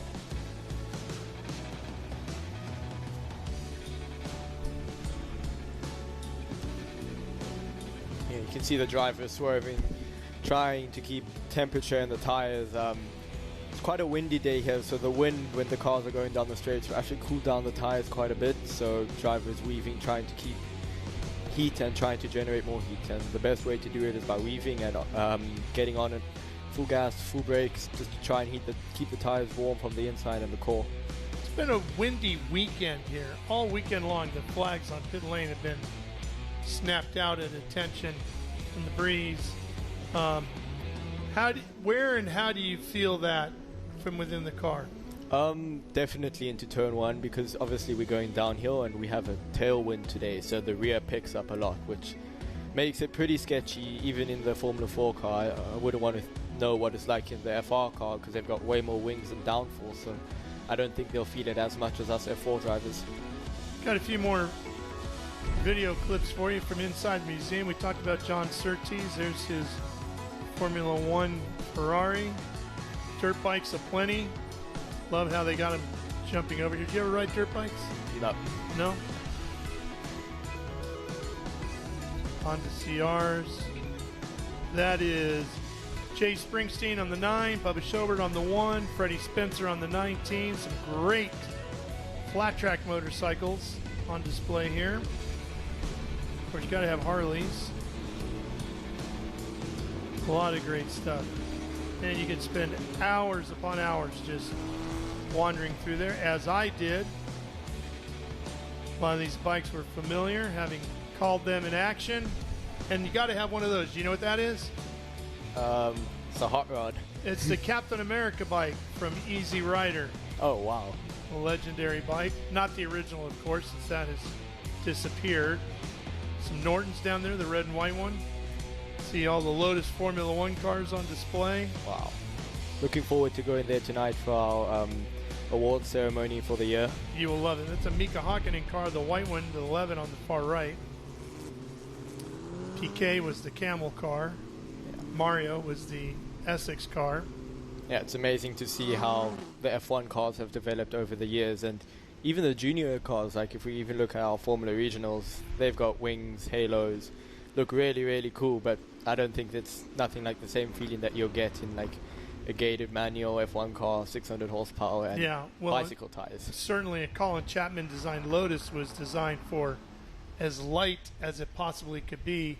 So you look at the design of the chassis and you're like, oh boy, sure doesn't look like anything you'd want to drive into a wall, right? Oh yeah.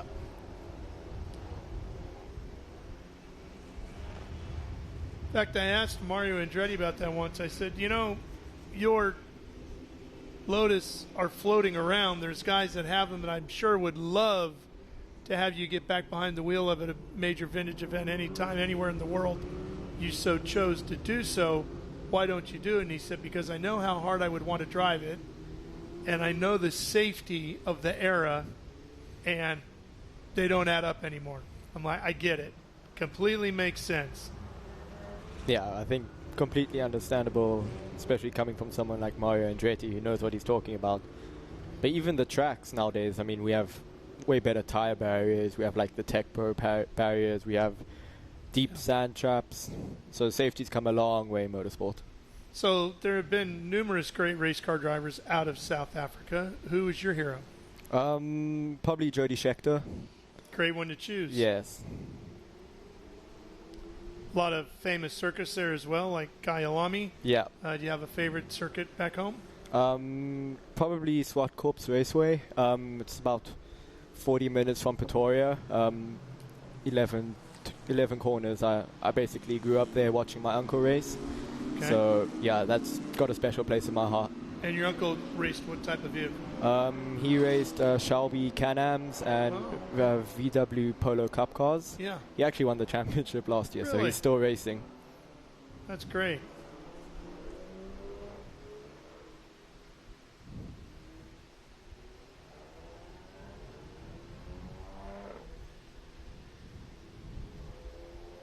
And you're telling me you're a Green Bay Packers fan, so we were buddies up until then. Oh, well. Our entire production truck, however, which is up on the hill there, they're all from Wisconsin, every single one of them. Most of them. Yeah. Safety car lights out. Here we go. You'll find a friend up there. All right, getting ready to do this once again. We ate up a little bit of the clock, not too much, but a little. Picking up speed as we come out of 16 into 17. That dumps you out onto the front straightaway where you see the green flag up in the air to your left, and we are racing again towards one. Bowling trying to protect from Brady, who's attacking. Oh, we're on the outside. Oh, that's going to get narrow. Wow, oh, what a maybe move. A little bit of contact even in there. Wheel to side pod, maybe, not wheel to wheel. No, I think wheel to side pod. It's good hard racing from Brady. That was a fantastic move. And we got Cooper looking up the inside on Titus Sherlock. Couple of champions going at it here for 2025. Titus saying, hey, this is my series. And Cooper says, yeah, for now. Coming to take it next year. Yeah, looks like Titus got a better run outside of 5 heading into the museum complex. You're doing basically the same thing this weekend as Cooper is, getting a taste of what's ahead next year. How much of an advantage do you see that being? I think it's a pretty big advantage. You get to race wheel to wheel, and that's proper racing, so you get to feel the dirty air from the cars in front, learn how to manage tires better. It's way better than just going out and testing, because you learn how to race, just feel how the car acts after a long stint. Taking a look at the restart here, you see Brady attacking. Boy, it might have been right in there where they made just a little bit of contact as he took the lead away. Of course, Brady winning yesterday, looking to sweep the wins here this weekend. Titus on the attack now on Bowling as they fight over second. That gives you an opportunity to go into the offseason knowing a little bit about what's to come, so there's not as much of a great unknown, right? Oh, yeah, definitely. It gives you slight advantage of, let's say, drivers who haven't driven the car yet. And, ooh, seems like we got a full course yellow again. Again. Oh, Kevin Jansen. Yep, things not getting better for him. Or it might just be a local yellow. I think it's just a local yellow down in turn 1 and turn 2. Yeah, he kept it rolling. Or got it rolling again. Sherlock attacking on Bowling. He's going to make the pass. He's come down into the front of the museum.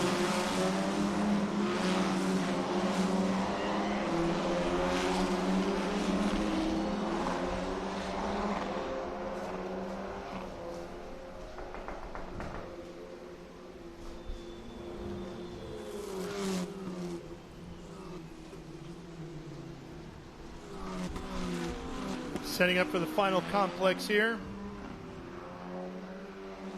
Going to have about 12 minutes left to go this time by the start-finish line. And here comes Ribeiro into the fight for the lead. Bruno finding some speed here late in this one.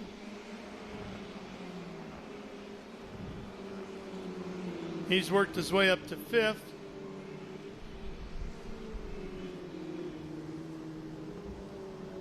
Cooper attacking Bowling here.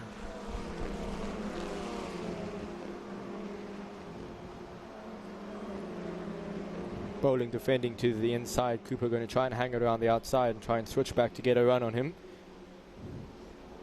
Oh, Cooper over the curb. Yep. That's going to cost him, isn't it? Yeah. Ribeiro trying to pounce. And he will complete the pass. So move Ribeiro up to 4th.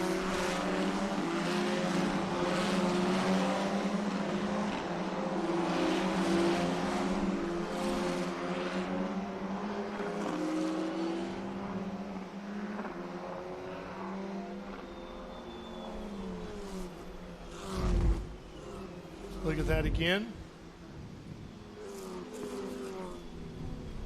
Looked like Bowling slipped a little bit too. Yeah, that usually happens when you're following so closely the car behind. You almost trust him to take the racing line, and Bowling made a little mistake and Cooper followed, and it ended up being worse for him, but I'm pretty sure Cooper can recover here.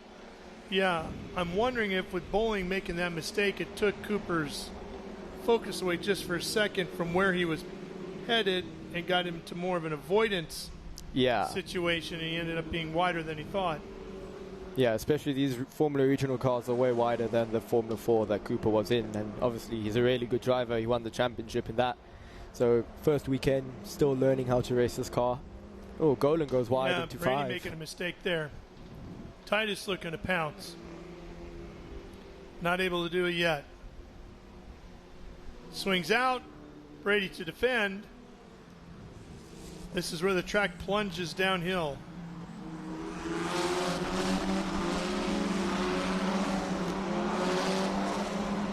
I like that section. I really enjoyed running through there. Oh yeah, it's definitely one of the coolest sections in the track, and it leads to a flat out S right after there, so you're on power for quite a long time.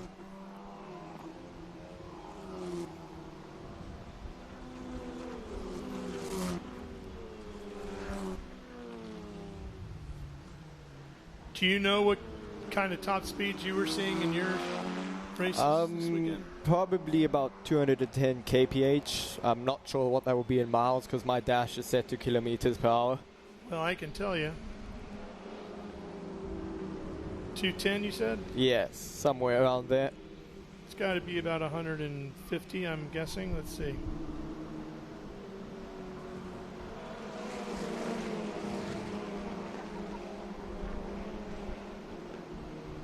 $131.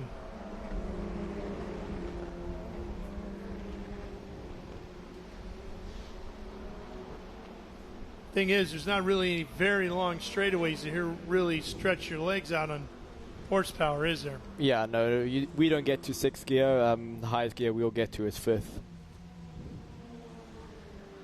Ambiato looking around the outside of James Lawley.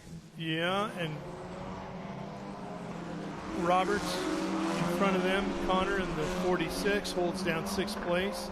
Here again is your top 3. Golan, Sherlock, and Bowling.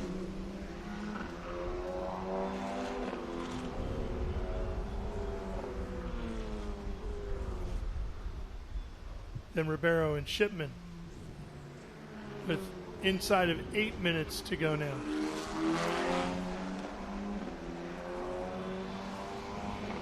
Tide is still working hard, trying to make something happen on this front straightaway. He carries a lot of speed down there, but just not enough. If he could find a way to get off of 17 a hair better, he could probably make something happen at turn 1. Yeah, I think the key for the main straight is actually to line up turn 16 better. Sacrifice a little bit of speed in turn 16 to try and open up 17 just a little more.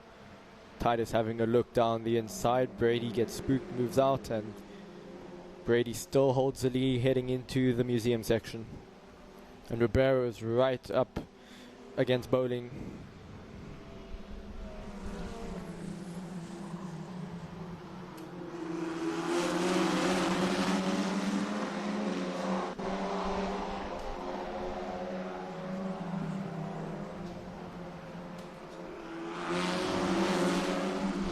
Yeah, it seems like Cooper Shipman may have made another mistake. He's fallen off. He's all the way in the back now.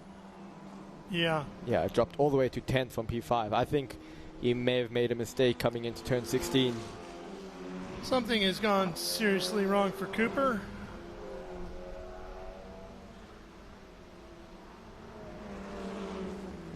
I wonder, you know, he had that moment where he got off course coming out of the hairpin. Yeah, I'm looking outside the commentary window. He's got very slow. Yeah, he's got some wing damage. I saw him just in the last shot at turn 16. I saw him have a lot of oversteer. I reckon he may have just tapped the wall there. Still continuing for now, but that front wing, he will lose a lot of downforce.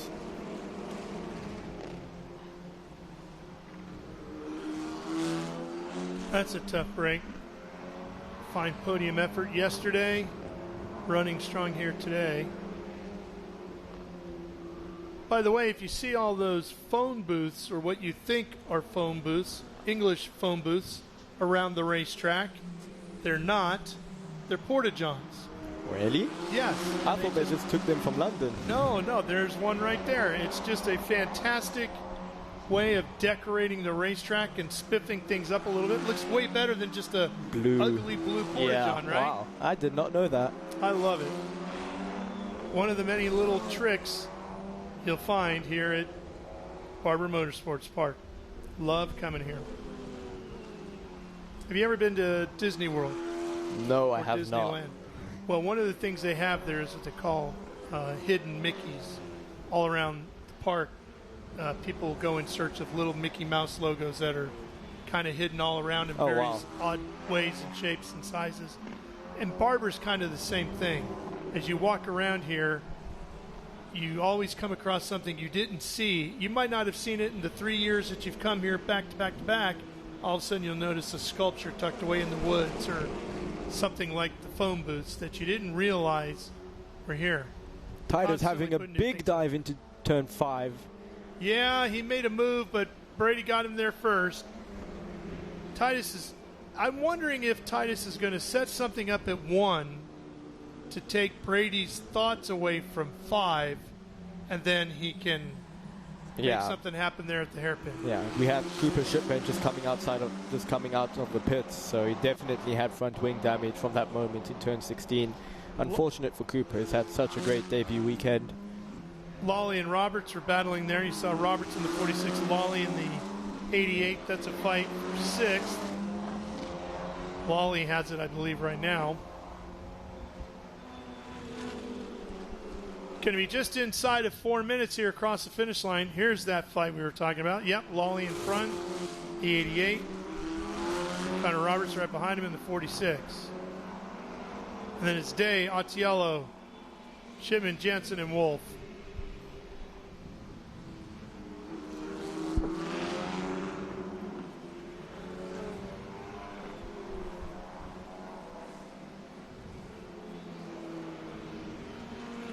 3.5 minutes to go, so we should be getting close to the white flag here. Titus again having a look on the inside. Brady going to cover it off. He's really making Brady think about it. And here comes Bruno Ribeiro on Jet Bowling. Bruno got a better exit coming out of 5. Let's see what he can do into the museum section.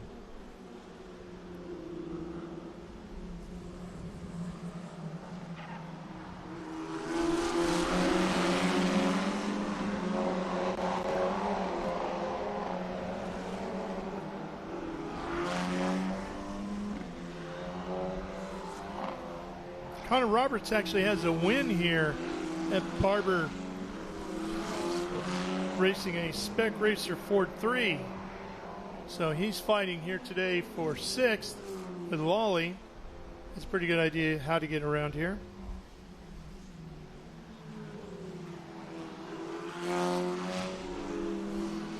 And Anthony Attiello and Kevin Jansen were fighting over the Masters Championship coming into this weekend, and they were separated by 3 points yesterday. Jansen's had issues yesterday and today, so it looks like Anthony Attiello will wrap up the Masters Championship here in another 2 minutes as we await the checkered flag.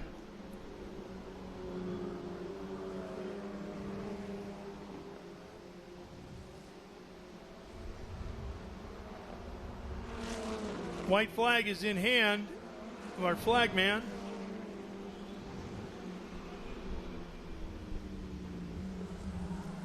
Headed that way is Brady Golan. Brady's been hounded by a variety of drivers here today, but Zach He's weathered every storm. Yeah, he's had a great drive, great weekend overall for Brady, and yeah, he's been the Minister of Defense this weekend for sure.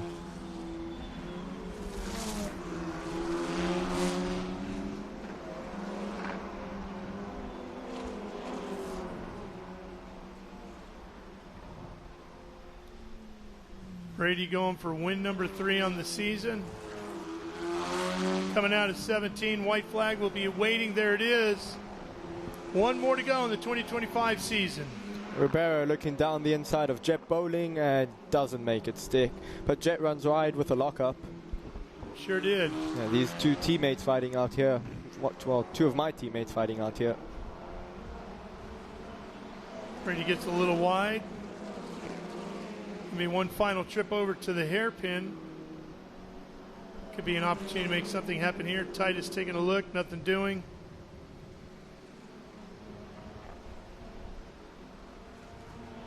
They will continue on.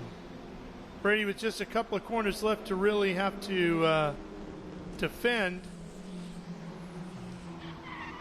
Oh, big lock up by Bowling. And Bowling's around. Oh my gosh, Jet Bowling on the final lap goes around. And Bruno Ribeiro is going to sneak by, and Beato is going to sneak by as well. Oh, man, I feel for Jet. That's heartbreaking. It sure is. Led early on in this one, led the opening laps, and now finds himself slipping backward. Sherlock giving this one all the way to the end, trying to make something happen in the final corner. Here comes that 16. Final corner right here. He gets inside. Titus Sherlock takes the lead on the final corner, and the champ will win the last race of the year by 0.6 of a second. Wow, what a move by our champion Titus Sherlock. Oh man, it's the first pass I've ever seen in the final corner here. He just set up 16 so well and spooked Brady to making him the mistake in 17. Wow. Well, he had been tempting in 1 and teasing in the hairpin all race long. Nobody thought about the final corner, and that's where he makes the move. Wow. What a run. Nothing for Brady Golan to be ashamed about, though, because he ran a great race. This is Roberts here. Here it is.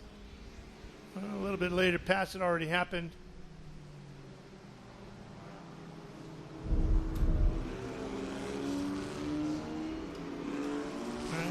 Trying to get another look at that replay again here.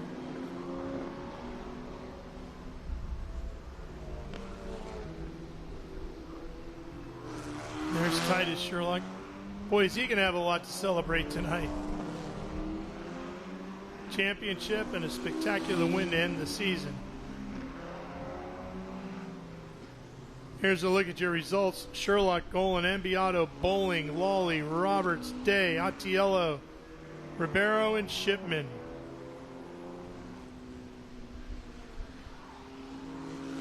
What a finish. It's been a great day of racing here at Barber. And we have the Cube 3 Architecture TA2 series waiting in the wings. They're up next. Here it is. Let's take a look at this again. Tell me what happens here, Zach. Yeah, you see Brady defending the inside at 16, leaves him vulnerable at 17. He was not expecting that. Usually, everyone tries to pass at 16 because the track opens up and you can send a car on the inside, but Brady defending that, not thinking that Titus will do all the way into the 17. That might have been the kind of thing that Titus saw early in the weekend during practice or something like that and thought, oh, I wonder if, and you just file that away and you don't do anything with it till right then. Yeah, I mean, Titus was behind Brady, getting to study him basically the whole entire race. So, yeah. And Ribeiro. Has he been hit on the end of the lap? Well, he's got a broken left rear, doesn't he? Yeah. And that suspension is gone. Yeah, he got P3, but I don't know what's up. Did he get smacked on a cool-down lap? That would be odd, wouldn't it? Yeah, it gives me 2017 Malaysia vibes. But Ambiato's pulled into the third spot. Huh. I don't know what happened on there. The last lap somehow, and timing and scoring didn't catch it. Well, there's our champion and race winner crawling out, so let's go to Ben. Well, ladies and gentlemen, if you had any doubt about our Formula Regional Americas champion, Titus Sherlock, I was just telling Mo with Ligier, I think this is the best Formula Regional Americas Championship I've ever watched, from the first round at NOLA all the way to now. Titus Sherlock, unbelievable. Man, take that stuff off. Don't worry about it.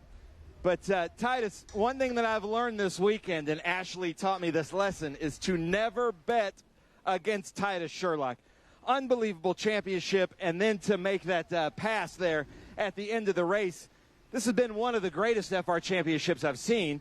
You won the championship yesterday, and then you went out there to prove to everybody how you won the championship with just talent and grit. Nice job. How was your race? Thank you. I mean, that was probably one of the most intense and craziest races of my entire life. I don't know how many times I went side by side with different drivers, and yeah, the car was, at the start of the race, I wasn't too sure. We were understeering quite a bit, but eventually came in, and yeah, can't ask for a better way to end it. Nice. And what's your plans for the off season then? What do you do now? What's the next step? Just figure out what we're doing in the first place and start testing as soon as possible, and yeah, hopefully backing this up with another championship next year, wherever that may be. Now, I promise you, I will not bet against Titus Sherlock. Unbelievable, man. I've been very impressed with you the last couple of years. Can't wait to see where your career goes. We're about to have a great celebration down here with our champion in Formula Regional Americas. John Phippen is going to take over Victory Circle, but Ralph, I'm going to send it up to you in the booth real quick. All right, Ben, thank you very much. What a way to close out the season. Yeah, great race to end out the 2025 Formula Regional Championship. Really great race. So the season for all of our open wheel categories is completed. 2025 is done for them. We've got Cube 3 Architecture TA2 yet to go today, and then we will all move on to Circuit of the Americas for season finale for our Trans Am Series competitors presented by Pirelli, and we'll have SVRA racing today and at COTA as well. All right. Well, thanks for coming by, Zach. Appreciate it. Thank you very much. It's been really great. Yeah, enjoy your trip back home. We look forward to seeing you back over here next year. Yeah, and I'll make sure to send you a list for things to do in your holiday in South Africa. Yeah, please do. I look forward to that very much. If you want to come to the races or the World Supercross, let me know. We'll get you in. Awesome. Thanks, I think we know a guy. All right. We're going to come right back here on Speed Sport 1. We got a lot more racing yet to go. Cube 3 Architecture, TA2, ready to battle it out at Barber.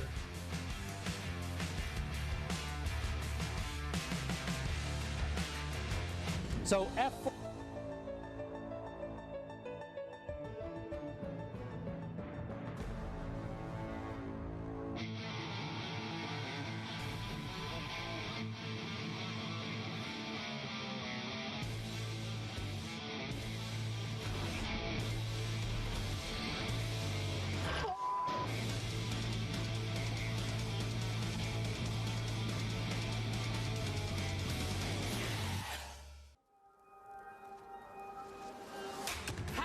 is this? Look at this view from Losowski.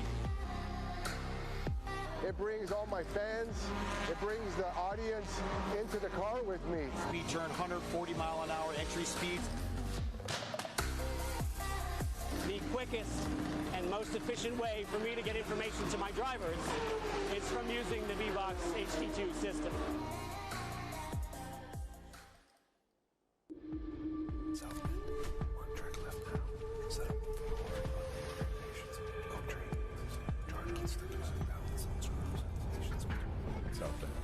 Track left now. Set up for harder braking. Help keep straight patience on turn. Get track left. Track out left side again. Get out inside right. You have more important things to worry about than your underwear. In racing, every second counts. Communication isn't just important, it's everything. Established in 1996 in Daytona Beach, Florida, Speedcom Communications was born from a passion for racing and a vision to revolutionize motorsports communication. Trusted by competitors across the world.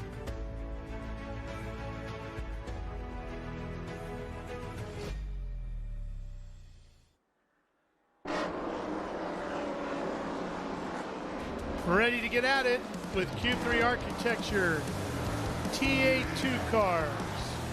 Presented by Pirelli out on the racetrack. Ralph Shaheen with you back here live on Speed Sport 1. Joining me in the booth for this one as the revolving door on the booth continues. Ford Martin joining us. How you doing, Ford? Ralph, doing pretty good. You've had a pretty busy day today. I've had a busy day. You had a rough night last night. My balls weren't too good. I heard it from a lot of Alabama fans, but did you make it to the game? We weren't able to make it to the game, unfortunately. Found a really good place to go watch it, but that game is over. But we're on to today, so that's all that matters. Well, and I will tell you, today has been spectacular so far.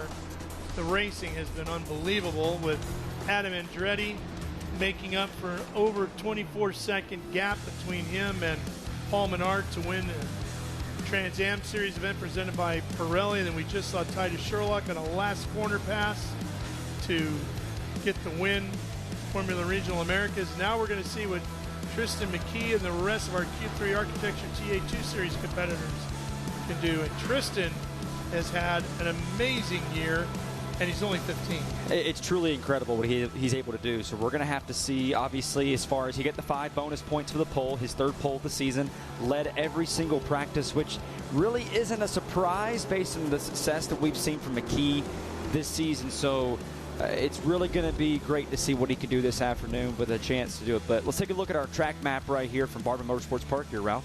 Yeah, coming down the front straightaway, it's 2.3 miles around, 17 corners. Cube 3 Architecture TA2 turn number 1. Downhill here, then quickly back uphill as you come into 2 and 3. Lap around the trees, onto the straightaway here, down to the hairpin, just in front of Charlotte and her web. Next gen turn number 7. Big sweeping bend on this shorter straightaway to this section over here, which I love. Downhill through 8, 9, just in front of the museum. Wave to Bigfoot on your right. Up the hill through 10 and Mission Foods 11. Very, very fast section. Total commitment quarter there. And then short shoot over here. Final complex of corners coming up 14, 15, 16. Climbing uphill, then downhill to the final corner at 17. And off you go again. I mean, if you have any kind of issues with motion sickness, this is not a track for you. It is not, and you've got to be really careful with these guys as far as, the first lap, trying to get everything you can. This is a track where it's tough to pass and make moves, so when they come back around towards Charlotte's Web, the corner and the hairpin, got to be really careful here not to overdrive your entry, and you can really hurt yourself. You can't win the race in the first lap. You can definitely lose it here at a place like this. Here to come to green right here. All these guys double filed up, the museum there in the background. Picture perfect day on this Sunday afternoon in the great state of Alabama. To Jared Odrick right there. Did it? It was a little bit of a rainy afternoon. The skies have cleared up, and it's turned out to be a beautiful Alabama Sunday afternoon. So ready for some TA2 racing here. Ralph, pace cars coming to pit road, and we're about to go green flag racing. And don't forget, Adrian Vostovsky, who's starting right behind McKee, won his category in SGT in the Trans Am Series event presented by Pirelli. little over 2.5 hours ago, that Howe Racing HR6. And here he is now in his TA2 car, looking to come to the green.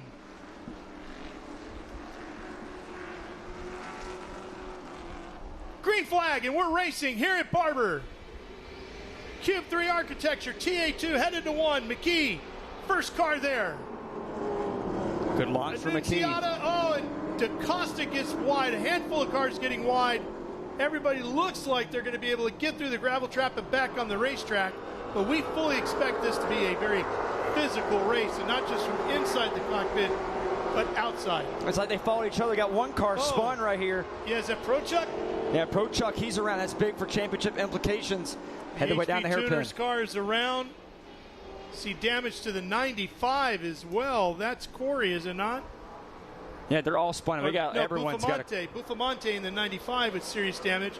More problems here. That's Jared Audrick around down in the hairpin. Ralph, we got a lot of grass down here in the racing groove. This is kind of what we expected, Ford. We expected this race to be extremely aggressive. The series is that way on a normal basis. We just kind of figured here at Barber, since the confines are really tight, that maybe it was going to get a little rougher than normal here. I also want to note Buffamonte, who you were mentioning right there on our screen. Tough break right there. Fourth in the standings. Just gotten that grass too heavy, not the splitter off. Yeah, right at the start of this race down to turn 1, he got off of the grass there. The one who's clear is the guy out front. Unziata right. The 15-year-old nailed it perfectly, didn't he? Yes, he did. Unziata right there. He's keeping it up there with McKee, the top 4. Vostoski, you got Harmon. You know what? Everybody kept going, it looks like. Oh, my gosh, look at that. It's going to be tough to see there, Ralph. Yeah, that's the 99 of Cale Phillips out of Durham, North Carolina. This thing, I think, is going to stay green. I fully expect to see a full course caution there, but everybody got going again. Jared Audrick is gone. Looks like Prochuk drove off. Buffamonte continued on, so we're going to stay green. Here's DaCosta on pit lane. You can see the splitter off on the left side of the car. I am surprised there was no full course yellow, because there is a lot of grass down there. Yeah, I'm stunned by it, to be honest. But everybody kept going, so the officials keep the green out. So we got debris in the middle of the racetrack right here. Yeah, something right there. McKee just barely nipped it there. Got to be really careful. That might. Oh, then he gets wide there. There's Phillips' car. Going to take a little bit more than cleaning the windshield, I think. Going to take a lot right there, especially getting the dirt. That's just a tough break, and obviously down in the first turn, it's like one car follow the other into the other, and then the other, just sort of a accordion effect. Just all these guys making the way in the dirt. Buffamonte in. You see the flattened right front. Another look at it right here. This is where it all began. You see DaCosta getting off in the 30. That's where he ripped the splitter. It's like Harmon right there, just sort of elbowed Corey Day into that right there. It's like he just got off on his own. And Ralph, we have to remember, this is the first time these guys have run like this. This is obviously the first time the TA2 series has been here.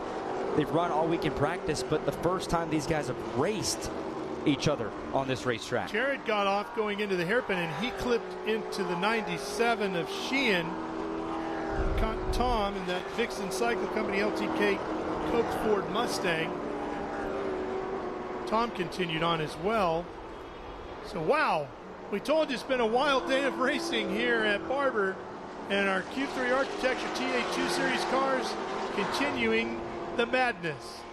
And Ralph, it's funny we're talking about that, because a lot of the guys I talked to before this weekend all told me, we just got to survive the first lap.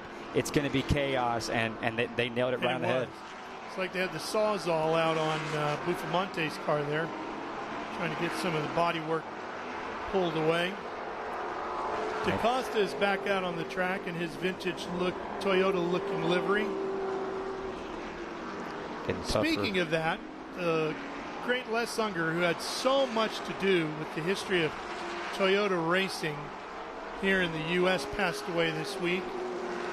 Thoughts and prayers go out to Les's family. He was a great guy, huge supporter of motorsports of all kinds, and if you are a fan of Toyota and everything it did in motorsports here in the U.S., such as Ivan Stewart, the Long Beach Grand Prix, IndyCar, all of that. Les Unger was a huge, huge part of that all becoming a reality. He will be greatly missed in the garage areas, pits, and paddocks across the country and around the world. And we're getting word that Buffamante is going to retire from the race. Just too much damage on that Might Toyota. have been suspension damage under there as well. We saw a little bit of body work in the flat tire, but it might have been much more underneath. On board here with Adrian Vostovsky, who again is racing for the second time here today. He completed 100 miles already in the Trans Am Series presented by Pirelli event where he won his class. See Corey Day in the HendrickCars.com machine on pit road, and now exiting back into the race goes Corey. So I was trying to hold off Noah Harmon, who's right there behind him. And as Noah they're right on board running with him here. a very unique paint scheme, a new livery for him this weekend. I know you're involved with that team. Tell us a little bit about what they're doing there with the pink for October. Yeah, right there going for the Cure Bowl, which is a college football bowl they have every December coming up here in a few months. So Noah Harmon, the folks there, has a special connection with the folks there, and Shari Johnson, who's on the race car for this weekend. So very special just to have them on and, you know, rocking the pink colors. Obviously, October is Breast Cancer Awareness Month. So that's a pretty, it's a huge month right here. So raising awareness. So it was great to have the Cure Bowl and those guys in Q3 Street Side Classics, those guys in that race car. So all going towards a great cause. Catching up right here, Boris Said. It's a split time this season with his son Boris Said Jr., who hasn't run since the Mid-Ohio race. Some Boris Said all since. Using that battle there with Jim Gallagher, who had a spin out of his own. A lot of dirt right there on the grills. A lot of these race cars here, Ralph. So got to be aware of those temperatures here, not to get over hot and overheat and have an engine trouble. Well, the elder Boris might be quote-unquote retired, but he hasn't lost his pace, has he? He has not. He's had a pretty good run here lately at VRA. He's had a couple tough breaks. We saw Watkins Glen had that tough one where he spun out and hit the wall. But he's now right now he's challenging right there with Gallagher. But he's come on here as of late, starting to get used to these race cars more and get back in the swing of things. So it's good to see him back out here running P11 right now, challenging for that top 10. Jim Gallagher made a long tow to get here. He comes from Bellevue, Washington, up in the Seattle area. Brought his regulator by Waypoint Cope Race Cars Ford Mustang to battle here. Set in another one of those HendrickCars.com back machines. The number 60 out of Encinitas, California. That's a Nitro Motorsports entry, Toyota Camry. Just trying to set him up right here. Just try to find that way where Gallagher is struggling and Said can just take over that position right there. Back on board with Adrian.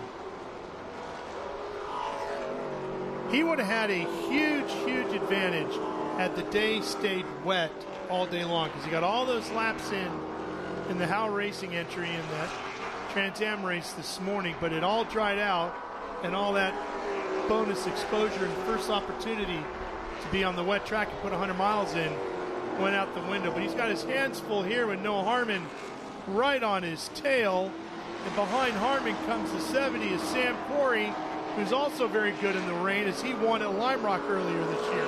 Harmon's got to be patient right here. Just can't make any mistakes. It's really easy to go off track, but he's got to get around him quick, because you got Sam Corey lurking, trying to find and wait for the move. These two possibly might get together, but Noah's got to get around him quick, because Sam Corey is breathing down his neck. Yeah, that's third, fourth, and fifth right here. McKee and Annunziata out front.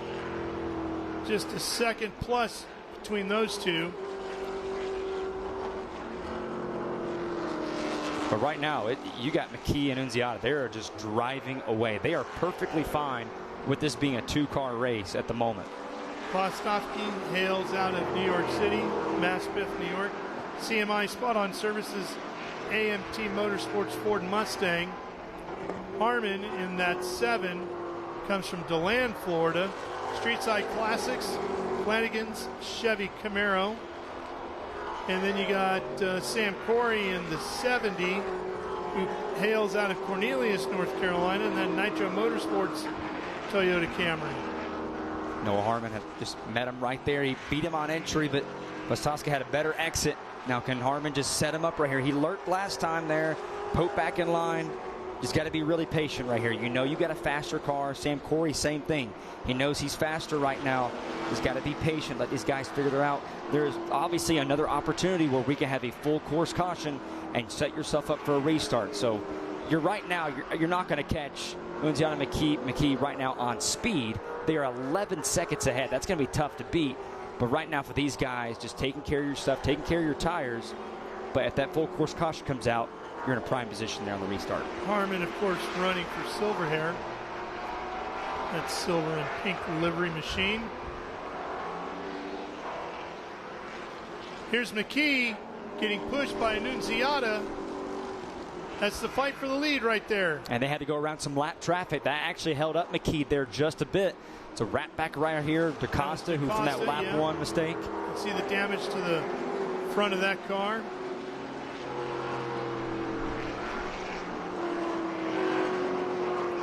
Annunziata set him up. He goes wide. McKee, who all weekend long has wrapped that curbing. It's been very helpful. One of the guys has been really aggressive when it comes to that. And 99 going back out onto the racetrack right now. Cale Phillips. 35 laps to go. Still a long way to go. So these guys here, just look at Harmon. He's going to try the outside here. Can he go try in the corkscrew? No, he does not. He thought about it for a second, just trying to make Vostosky look in his mirror a bit, overdrive. Does Harmon try to go too wide? It's going to be tough here. It's going to be tight. Trying it again on the outside. Still not able to get it done as Adrian holds him off. Really sliding those Pirellis through there. You can see those cars really sliding across the track. The difference between Harmon and the other two, his grill is clean. All these guys right here, their grills full of dirt and grass right now for the meantime. Here's McKee, and Annunziata is pulling off the racetrack. Not sure what has happened to Thomas Annunziata, the driver out of Colts Neck, New Jersey. There he is, the Mobil 1 car on pit lane. Oh, my goodness. I wonder if he got a bunch of grass on the front. And you have to think about that, Ralph. It's like I mentioned, with the 3 and the 70, they also have a lot of grass on their grill. Got to wonder if the same thing happened to Annunziata. Well, the only thing is Annunziata was farther up at the start of the race. I just don't know. We'll see if we can get a report from Ben. They're going to jack up that car. The grill's clear. It looks like it must be something in the back end of the car. And Ralph, that's tough because remember, Watkins Glen hit Thomas's last race. He had an issue and was able to finish. Jake Bowman right there, he was about to go a lap down. They're going to fix that car. That grill is a bit messed up right there as he makes his way back on the track. But the best battle on the racetrack right now, 2nd, 3rd, and 4th. The way this season began, you would have thought Thomas Annunziata would be here today looking to wrap up the championship because he was right there from the beginning of the year. They're looking like this one is over. Something went kaboom, he said. Something control. Maybe some back there, just something broke, and the guys looking around the race car. That's not usually a good sign. That's a tough break for Thomas, who was having such a good run right here, coming back after a few weeks off. He ran the Xfinity Series. He's been running a lot of these different racing series right now for the meantime. But again, looking for 2nd, 3rd, and 4th. Harmon coming off a pretty good stretch of racing. Obviously, he got his best career finish at VRA, getting 2nd. And then he ran the Miatas and the MX-5s last weekend at Road Atlanta, got 2nd in that race as well. Led that race late. And right here, he's challenging Vostosky for here, the number 2 position with Corey starting to fall back just a little bit. Yeah, so with Annunziata out of the race now, Vostosky moves up to 2nd here. They're 13 seconds behind Tristan McKee. So if McKee can keep things clean over the next 33 laps, he'll wrap this up. But you got to think Adrian's going to be thinking Barber's his new favorite racetrack. If he comes here, it's a winning category in Trans Am, and could get on the podium here with a fine 2nd place effort in the Q3 Architecture TA2 race. That is a strong weekend. Ralph, we talked about the expression a lot. Nice Sunday drive. Everyone likes a nice Sunday drive. Tristan McKee literally is on a nice Sunday drive. He is pulled away. He can save his tires in case he has a restart. Just takes care of his stuff. He doesn't have to do anything crazy, with a chance to lock up the championship this afternoon. Yeah, and Annunziata heads to the paddock. He is done. Back to the hauler he goes.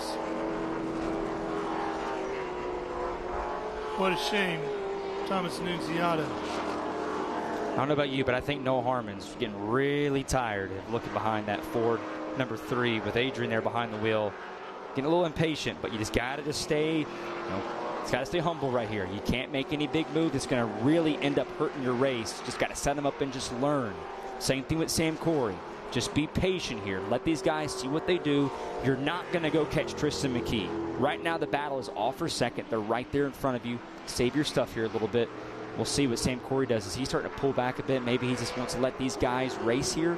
But right now, Avastasi doing a great job here handling Noah Harmon for that P2 position. Updating a few of the cars that are out of the race now. The 95 of Gian Buffamonte is out due to crash damage. Nunziata is out, but we don't know, no reason has been given. The 17 of Corey Day is done.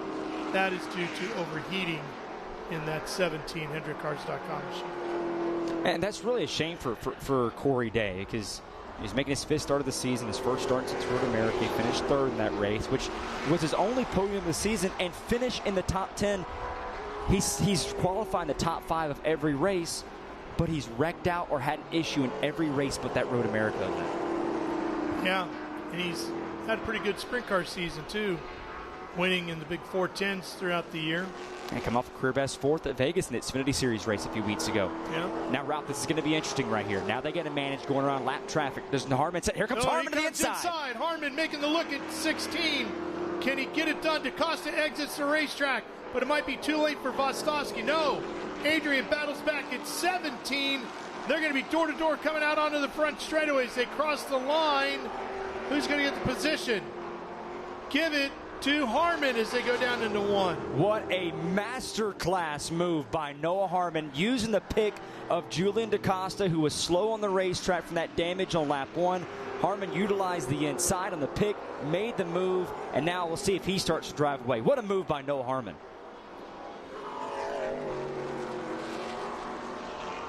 Now it's Sam Corey's turn. What does he do now to get around Adrian? Let's take a look at this again. We come into the final section here. It's downhill and it starts to climb up, and it's kind of a continuing right-hander. You can see Harmon right on the inside, and Adrian wasn't sure what DaCosta was going to do, and DaCosta exited the racetrack, but it was a little too late for Adrian to carry as much speed as he possibly could have into 17, and that was just enough to allow Harmon to get by as McKee now works his way through some slower traffic as well. I don't think there's going to be really any issue right here. Just got to make sure you keep it clean getting around these guys. You can take your time. You got a 12, almost a 13-second lead over second place in Noah Harmon here. But you got to talk about, Ralph, just how successful Team Legacy has been this season. Just based on what they've been able to do. Won the last 5 TA2 races. Carson Brown winning that race. And the one against VIR had the issues Tristan McKee had. And then it was a battle between Ben Mayer and Carson Brown. Some contact, no penalty. Ended up giving the win to Legacy, and just really speaks to what's going on at Team SLR and just how successful they've been. Scott Legacy Racing bringing great race cars to the track each and every week. One of the HP tuner cars is this Pro Chuck. Can't tell if the video is on. It is Pro Chuck Patrol, who had that issue on the opening lap.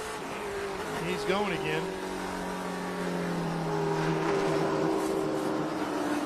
There's a lot of blinding corners just around this racetrack. Just a really tough facility here. 17 turns, about 2.38 miles. In the first race for the TA2 series. Now the question is, we're at 30 laps to go. Are we going to see that caution that could possibly come out right here? I think, in my opinion, it's going to take a lot after what we saw in the first lap with how much of grass and debris we saw. Race control deemed it okay. That grass that we were mentioning on the first lap, that is gone. So that is removed and looks pretty clear right there as of now. But that's just going to be the big question about how this race goes. What is going to be warranted enough to bring out a yellow? It wasn't that. It's going to be interesting to see here in the final 30. So if you want to know how Tristan McKee's season is gone, he is leading and well on his way to wrapping up the Q3 Architecture TA2 Series Championship. He is also well on his way to grabbing the Sunoco Racefield's Young Gun Award. And he's well on his way to wrapping up the Rookie of the Year championship. Not bad for a guy who started the year in 14, finishes the year out at 15. If he does clinch, would become the youngest winner, youngest champion ever at 15 years, 2 months, 16 days. That beat Brent Cruz by 4 months. So what an awesome season he has put together. So as of right now, with him obviously getting the bonus points that he reached, now leading these laps, 11th or better, and he can clinch to become the youngest TA2 Series champion. Win it and lock it up, put the exclamation point on it, right? That's what he's off on his way to doing here today. Go to Coda and have a great time, have a great weekend. Just go race and try to go win the race. Go ride all the amusement park rides. That's what you can do. Obviously, Coda having a big weekend with the F1 in town. Yeah, F1's in town over there. A lot of stuff happening in the south here.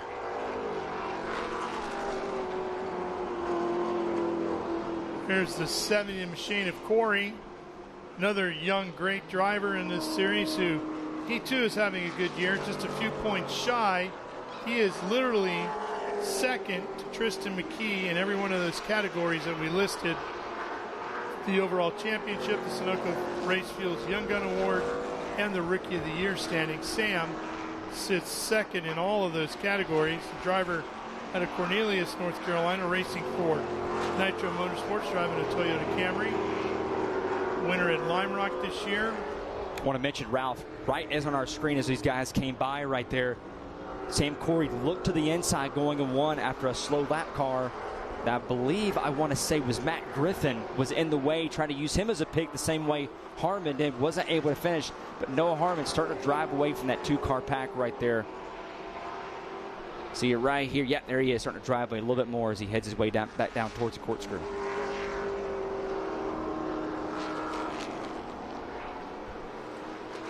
Adrian holding on here, and one into the barrier here. That's the 14 car of Scheibel. He's had a busy weekend here, racing in multiple categories. Now remember, it rained earlier today, so the question is he going to be stuck? Is this going to bring out a full course yellow? He is right here as I look out our broadcast booth. He's just a little bit further up track than where Pro Chuck went off earlier on the opening lap and on the opposite side of the racetrack. He's going to get it going. This is a dangerous spot right here for some of these guys. He's able to loop it around. He's got to get moving pretty quick because there's more coming behind him. There he goes. Oh, there you see him sliding. Just kissing the tire barrier there. And that grass is soaked. And right there, another one right there. That's the 6 car going around. Gallagher. You can see everything out on it. They do not like their grass messed with here. They do not. I know the folks at Barber are they're excited to have the TA2 series, but obviously getting the grass mixed up a little bit. But well, hey, that's part of racing. They do call it the Augusta National of Motorsports venue. So, as you would say at any golf course, replace your divot there, Mr. Gallagher. And he's going to be able to get it moving here. So, it looks like here, Ralph, it's going to take a lot to really bring out that caution. He's able to get it moving, so that's good to see. Glad to see that he's going to be able to get back on the racetrack as we take another look here one more time. He gets a little bit wide here. Oh, there you go. Pounded into the grass. That ripped off the splitter. Did damage to that right front, and around he went. Well, Ralph, he's lucky he kept it off the barrier. Yeah, I will say that if you're in the splitter business, I think you're going to have a very good Monday morning. Yeah, it's a good weekend for you. 27 laps to go. See, Noah Harmon, when those three were all battling together, McKee started really pulling away. Now I got a question, is McKee just taking his time, saving his tires, or is Harmon, because right now he's matching right now when it comes to lap time here. These two still going at it. Here he looks to the left. And they're side by side going down the turn number 1. Can he complete the pass? He does. Sam Corey moves to the 3rd position.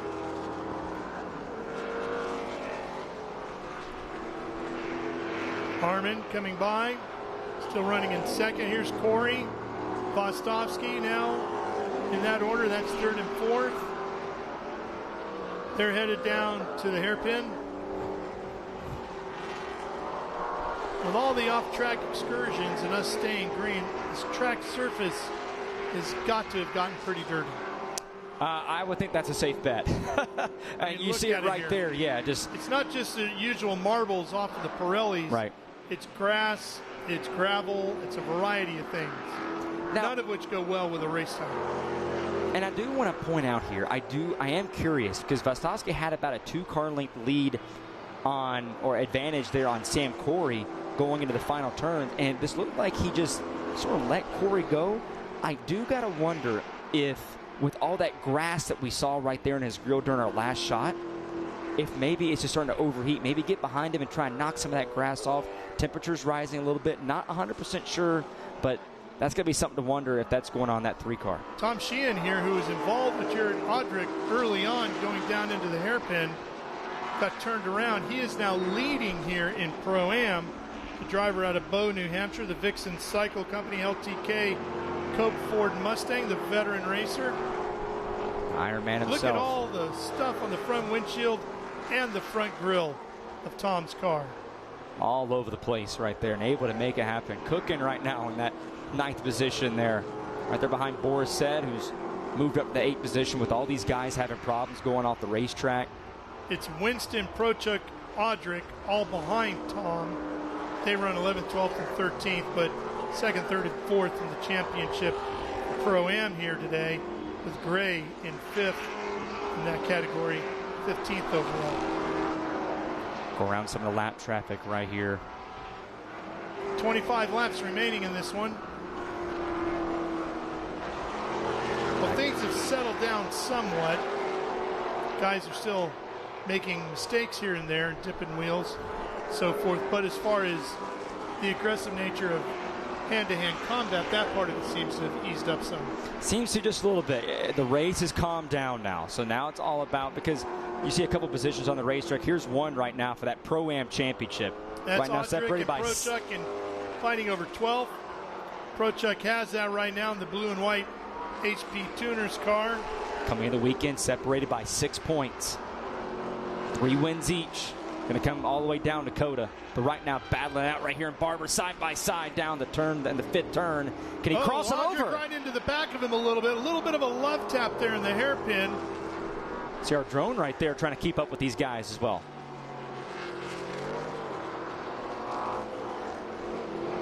Keith Prochuk just in front of Jared here. Both of them very aggressive up and over the curbing.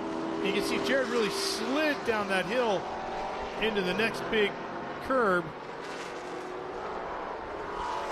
Got up and over it. Look at how dirty those windscreens are. Well, just talk about just how we had a hard rainstorm here in the middle of the night last night into this morning. Let's look at this again here. They come into the corner. Prochuk gets inside, and right there, just a little bit of a tap. Nothing aggressive, it's just hard racing. I don't know if you saw it right there, Ralph. Right there in the center of the corner, just popped the brake there just a bit. Didn't want to allow the crossover for him to make his way back around him. So great work there to keep him behind him. Those two still going at it right here for, I want to say, 3rd spot on the Pro-Am stage.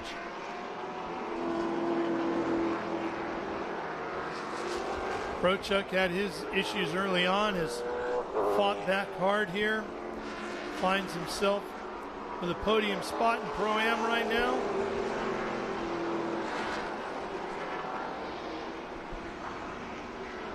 And Audrick, who leads that Pro-Am championship, needs to find a way to get back around Keith.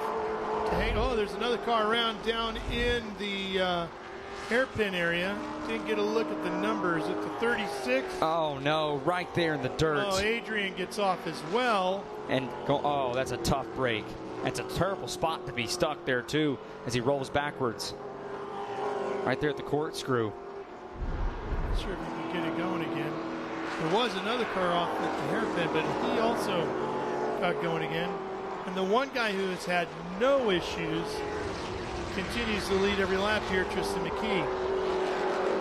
Well, Harmon, that was 12 seconds back, now 9 seconds here. Here's Vostowski's issue again from on board. He was right up on Corey. I think he might have missed his braking point a little bit. Yeah, he didn't want to run the back of Sam. Right up on the back side of Sam. You see all the grass clippings that come up as they go across the lawn. I think it's really important right here for Tristan McKee's crew to reiterate to him to save your stuff, because we're seeing a lot of cars going off track, bringing a lot of debris. We haven't seen one yet, but it just shows you it is so easy to make a mistake at this racetrack. The tires get more worn out. You don't have nearly as much grip as you had at the beginning of the race. You never know what can happen. The rain from last night, drivers getting stuck. Got to reiterate to your young driver to let him know anything can happen. And right in front of us that we're seeing here, Ralph, is we're seeing, looks like Pro Chuck and the 00 there trying to go at it. But right here, Vostosky's able to keep it moving now. Come right here on the front straightaway with 22 laps to go.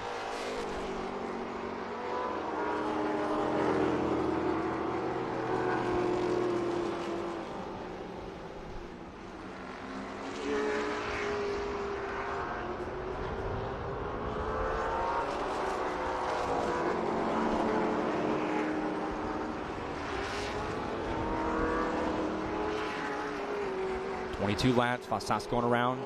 Saw there earlier having some issues. Brian Schiebel, second start of the season, first race since Canada, finished 8th. Trying to manage lap traffic, not something a lot of these TA2 drivers have to, you know, go through that this season. We haven't seen that. Really, the last time we saw that was at Lime Rock this past summer. Here's the 26 car, Casera. Casera running in 6th, right behind Caton. There's that battle I was talking about. Right here with Pro Chuck. Jared getting back around him. That keeps him back in the points lead in the Pro-Am category.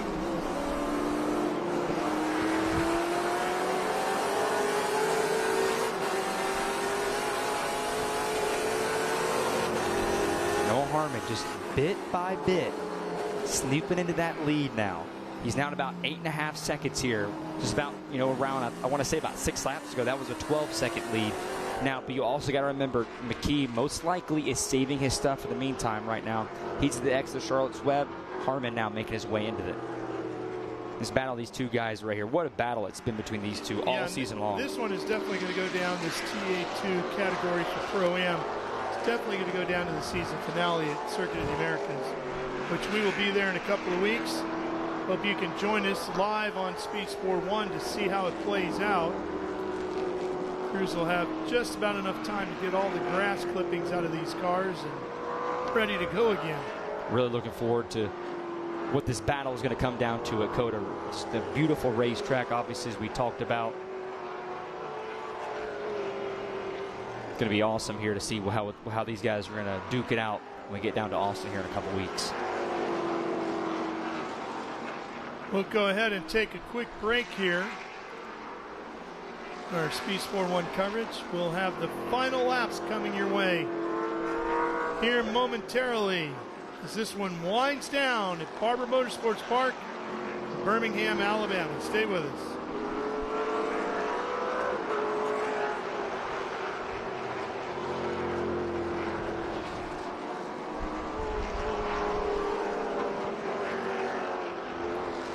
Here's Audric. Jared got around Pro Chuck with a big move through the very fast S's on the back end of the backstretch. And retook the points lead here in our Pro-Am category.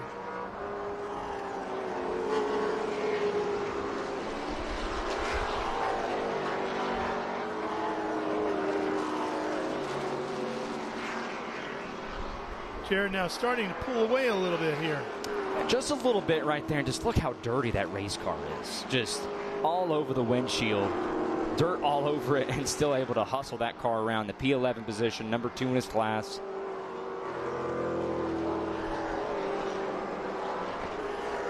It's been a great afternoon here. The sun has now come out. Crowd's got a great seat just watching this right in between the trees. Bring your own chair out. Enjoy a beautiful racetrack. And it reminds me a lot of just the Charlotte Roval in a way where you can see majority of the racetrack and you can see them come by a few times. So it's really outstanding to see just the fans come out here this Sunday afternoon in Alabama and stay in the shade, most importantly. Winding this down with 19 laps remaining as the field comes past the museum once again. Looking down up to the field. Got Andreas Nielsen making his TA2 debut, coming over from Clinch's third consecutive V8 Thundercar Championship last season. Said right behind him.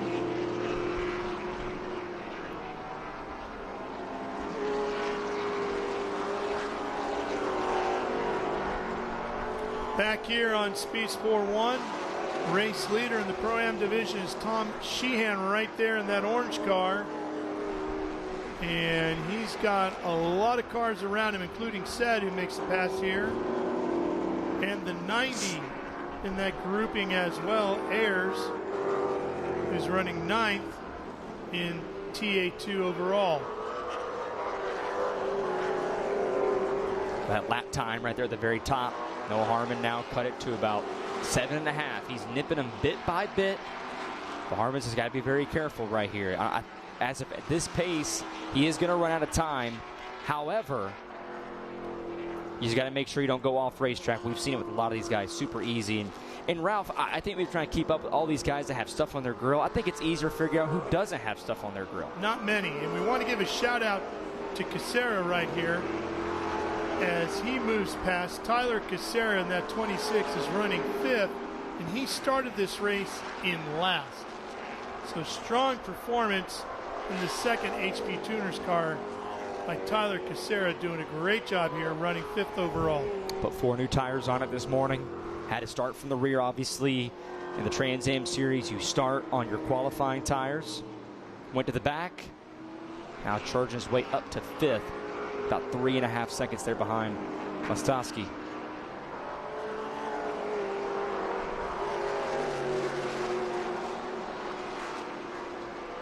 A 3-car battle right here with Sed, Sheehan, and Ayers.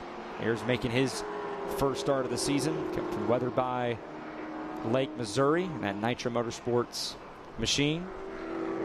TA2 debut, starting karting, and Kansas City advancing through the WK and the Superkarts. Over 20-plus national karting podiums. Currently right now in the Toyota GR Cup, North America, best finish of 6th this season. So good to see him out right there. He completes the pass on Sheehan right there as he come back over as they head towards the corkscrew, and now has his sight set on Boris Said now. Yeah, that gets him into 8th position. Boris right there in that HendrickCars.com machine, holding down 7th. And now even the clouds are gone. Ford, as I just glanced up out the window, I mean, it has been a wild, wild weather day. It's changed really fast, so that's good to see. But it just the weather overall, it's really turned into a picture-perfect Sunday afternoon. And Tristan McKee is, as we've talked about, he's on that nice Sunday afternoon drive. Let's talk about Tristan a little bit. I mean, obviously his goal and that of Spire Motorsports, who he's been working with, is to get him not just to NASCAR, but to get him to the Cup Series as quickly as possible. At 15, he still has some age things, as we see Ayers getting around the 60 of Said now. That'll move him up to 7th in the 90. He's going to have some age things at 15 to deal with before he can get as far up the ladder in NASCAR as he'd probably like.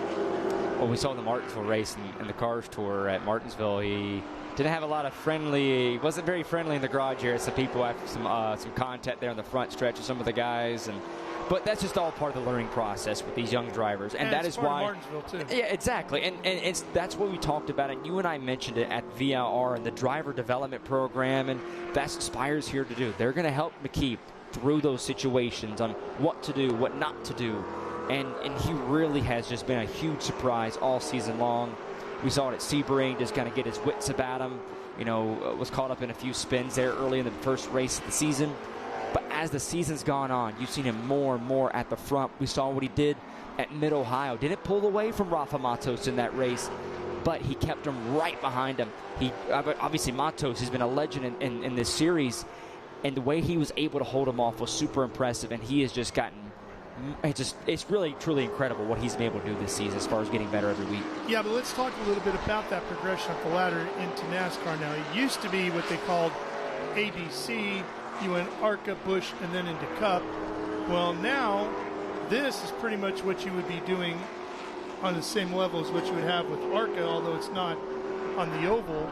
But do we see him running more Cars Tour races next year? Do we see him staying in TA2? Do you see him going on to trucks? What do you foresee? How long does it take for him to get to the point where he's racing on Sundays? I think when you look at just how everything has changed in the racing landscape, like you mentioned, ARCA, Truck, Xfinity, and Cup, and now you're seeing sort of this change with more road courses being added to the top series.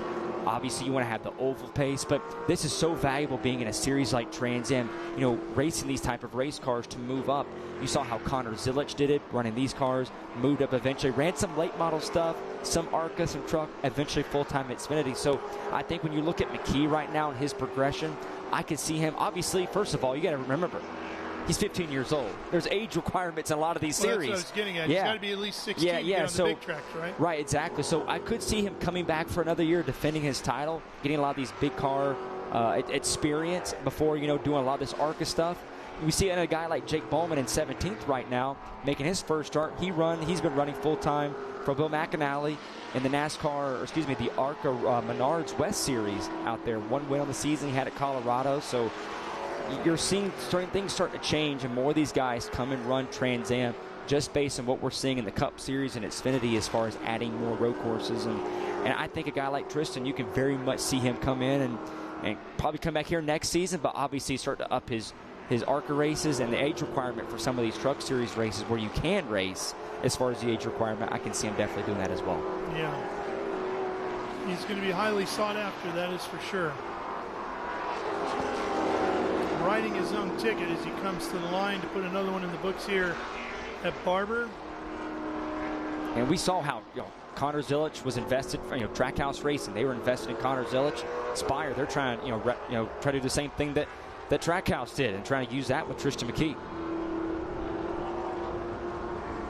Well, I'm sure the folks at Cambridge who've been on the side of that car all season will be pretty encouraged to stay right along with him as well. Getting their logo seen pretty extensively in our TA2 broadcasts throughout the course of the year. You're talking about how Noah Harmon was nipping in that lead just a little bit. It looks like he's stayed stagnant right there, but 7.4, hasn't nipped in. McKee hasn't pulled away from him, but Noah Harmon really hasn't cut in that lead, just trying to save his stuff later as, McKee got close right there on the exit, but able to pull away and move around some of these lap cars, which is something I still think is very good for a driver like him to really learn how to navigate lap traffic. See Sam Corey right there in that 70 Toyota. See if he can go track down Noah Harmon for that second spot. Corey's got 13 and a half laps to get it done, so you never know. Adam Andretti at that point was about, 20 seconds back. Chipped away at it, got Menard before it was over. We get a full course caution here late in this one. You never know what could happen. Anything can happen with that. So there is still a lot of racing left right now. 13 laps to go as McKee makes his way back across the start-finish line. But a lot can happen. We haven't seen many spin-outs here as of late. I think it's going to take a lot for a caution to come out right here, as we've seen how a lot of these races have gone in that opening lap, no caution, a lot of debris everywhere, but able to move that grass off the racetrack, which I think was okay. And you know what? We've talked a lot about Tristan. We haven't talked much about Sam. He's another extremely young driver who's done a tremendous job this year and has really brought a lot of attention to his skill set. And I think a lot of people up the ladder are looking down at Sam going, okay, this is somebody we need to see if we can't get on our team as well. And it just speaks to what Nitro Motorsports has been able to do. He's, Nick Tucker, obviously, him and Sam have a very tight relationship, and it just speaks to what Nick Tucker has been able to do with Nitro Motorsports. And right now, you're looking to see what they're going to do with taking over from Venturini Motorsports in the ARCA series. So that opens up a lot of doors for a guy like Sam to maybe get some more ARCA starts. We talk about how some of these guys are looking to move to bigger things, but now the pipeline is opening up where the bigger things might be run by the same organization you're racing with here. Exactly, and that's going to be very helpful. That pipeline, essentially, to have where you can move up and go at some of these tracks where, you know, you look at it like how Toyota's been able to do. You have a guy like Sam Corey who can go in and go run for Venturi in the ARCA series. Then you got Tricon and just what they have been building over here. Tricon Garage, you know, has Tony Breitinger. You know, you see Gio Ruggiero, who got his first career truck series win on Friday at Talladega just down the street. So just that pipeline really helps. And Nitro Motorsports, you know, them moving into and taking over the Venturini side. Who, by the way, Venturini Motorsports, it's great to see, you know, what they've been able to do for a long time, but now Nitro Motorsports takes care of that flag going forward. All right, we're going to take one more break here on Speed Sport 1. This one is winding down. 11.5 laps remaining to go here.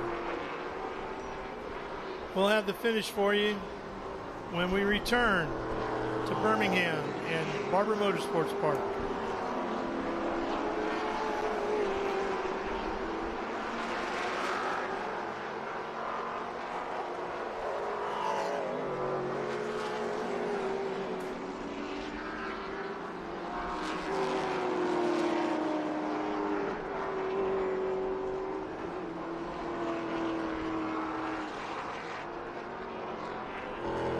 Continuing to watch the racing here at Barber. McKee out in front.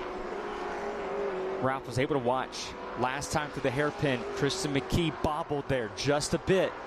That knocked off Noah Harmon, had a 1.5 seconds faster that last lap. But at the same time, Harmon, you see right there on your screen, he's got to go around 2 lap cars here. This is a big opportunity. If he has any chance of maybe catching Tristan, he's got to clear him right here, and he will do exactly that. Great move by Harmon, double dipping there in the turn 1 in that Cure Bowl Street Side Classics Cube 3 Chevrolet. Cube 3 on the hood of that race car. A lot of credit to Nick Middleton and the folks at Cube 3 Architecture, what he's been able to do for this series. Hasn't missed a lot of races. Only won the last few years, and it speaks to just having, and you really don't have that everywhere as far as a title sponsor and someone who's there on Friday, Saturday, Sunday, or Thursday, Friday, Saturday, whoever the schedule goes for that individual weekend, and he's all about this series.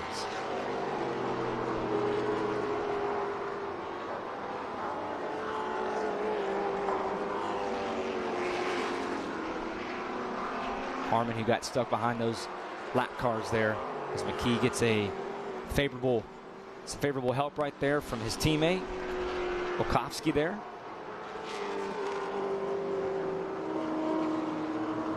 $11 laps to go, coming to 10, back around to the final corners.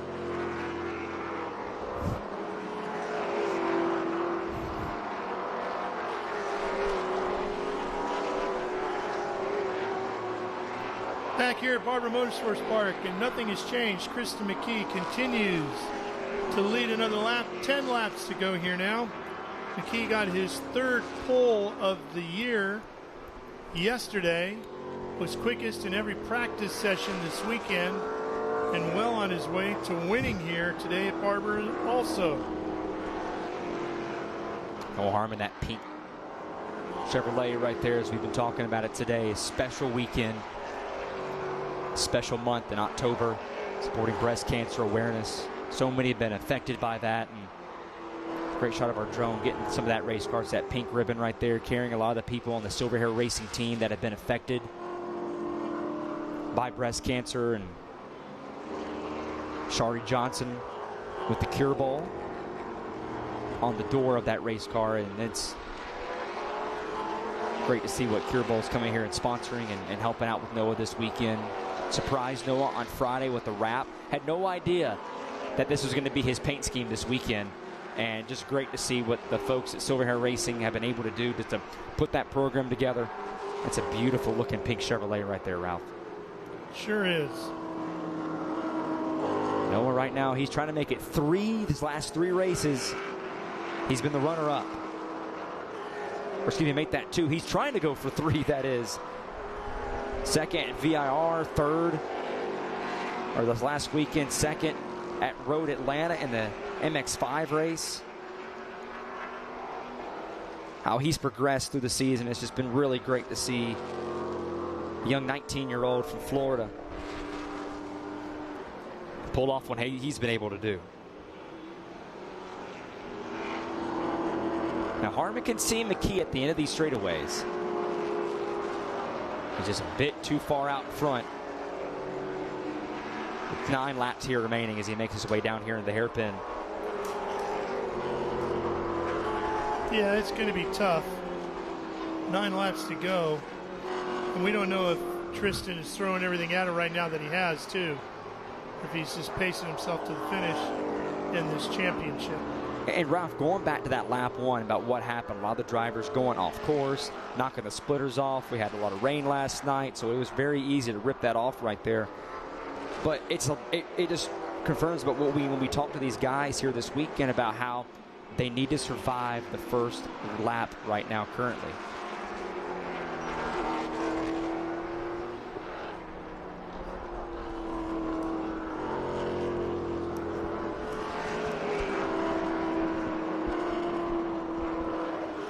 See it right there, Ralph. Look at that, the whole right side. You talked about us having a huge parachute on that race car. The hood's off after being caught up in that incident, the first lap. That's DaCosta in the 30. That thing has gone from bad to worse. It's been a tough weekend. He had an MX-5 race with Noah Harmon at Road Atlanta, was caught up in that incident.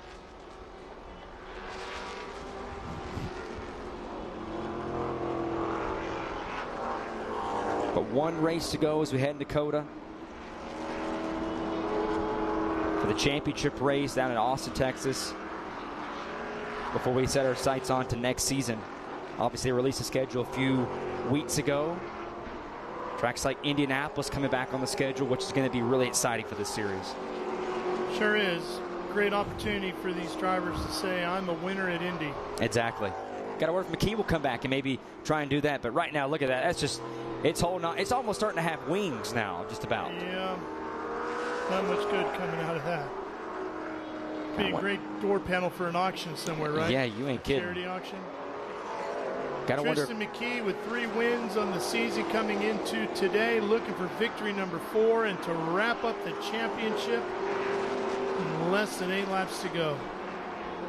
Got to have race control is going to mention that to the 30 crew to try and bring him in, just because there's a good chance that could fly off here as the later laps come on and goes shooting up and brings out a caution here. And that's not what obviously anybody would like to see right here with 7 to go. No, and he's back in 20th position, 6 laps down, so it's not necessarily like it's going to make a huge difference if he pits to remove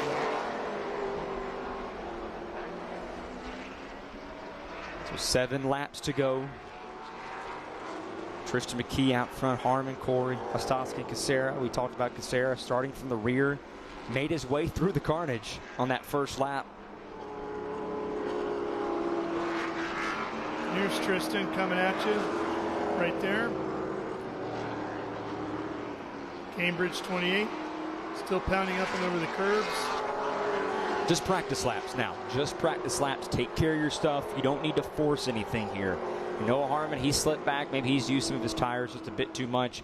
He slipped back to a 10.5 second lead right now. McKee right now. So it's all Tristan McKee. He has just straight up dominated this race this weekend. He's led every single practice. Still can't drive by himself on the city streets, but he's about to become a champion in one of the biggest series in the country.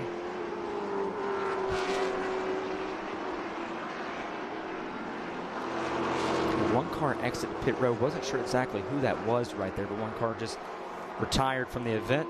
DaCosta has retired. I'm guessing that was him. Yeah, and that is true. Yeah, that was DaCosta. That just made his way down to the garage and didn't have much to gain right there. 6 laps down in 20th.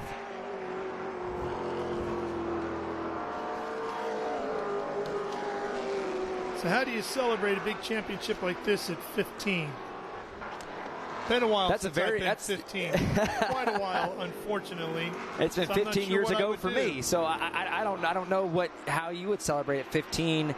I mean, look, I don't know that the new NASCAR 25 game came out. I mean, a lot of racing games, iRacing, you can do a lot of things right here. So it's I'm not really sure what you can do at 15 years old. He has to have someone drive him around still, get close to the permit. But yeah, well, he'll be celebrated at Circuit of the Americas. That's where the banquet is. It's going to be an awesome event out there. Really encourage everyone, if you're in the area, go out there. Good opportunity to go out there and see that racetrack.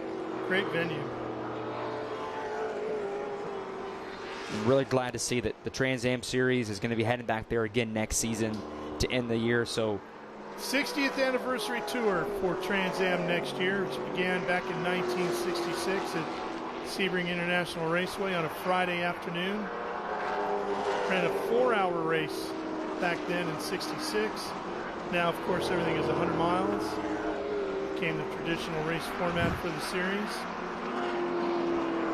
5 laps of racing to go. I want to give a major shout out right here. Bostowski right there in 4th, double duty today. A lot of laps around this racetrack. Had that spin, has recovered nicely. Still right there in the 4th position, battling with Sam Corey. Here's Adrian. Yeah, it's made a huge shout out today. Got to give him his flowers this afternoon about what he's been able to accomplish today. Yeah, he did a great job. He had about a 2.5-hour gap in between the 2 races. The race this morning, he got the win in SGT. First victory for Howe Racing in their HR6 car. And then he had a little break, relaxed, probably got something to eat, and then crawl in his regular TA2 car, which is always such a good-looking race car. That chromy-looking red that they run on that car looks great. The driver out of New York City looking to get a top 5 here as well. Just winding these laps down. Now, a lot can still happen right here. We've seen it across all of motorsports. Anything can happen right here to bunch the field back up with 5 laps to go. So we'll see what happens here. But a lot of the guys, that tire is starting to lose grip. Easy to go off this race course, as we saw there in the early part of that race.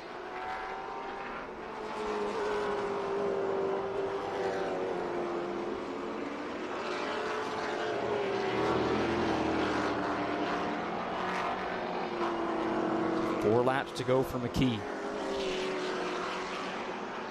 Noah Harmon now coming across right by in front of us in that 2nd spot. Adrian with a big slide there coming up out of that corner. Very fast section of the racetrack.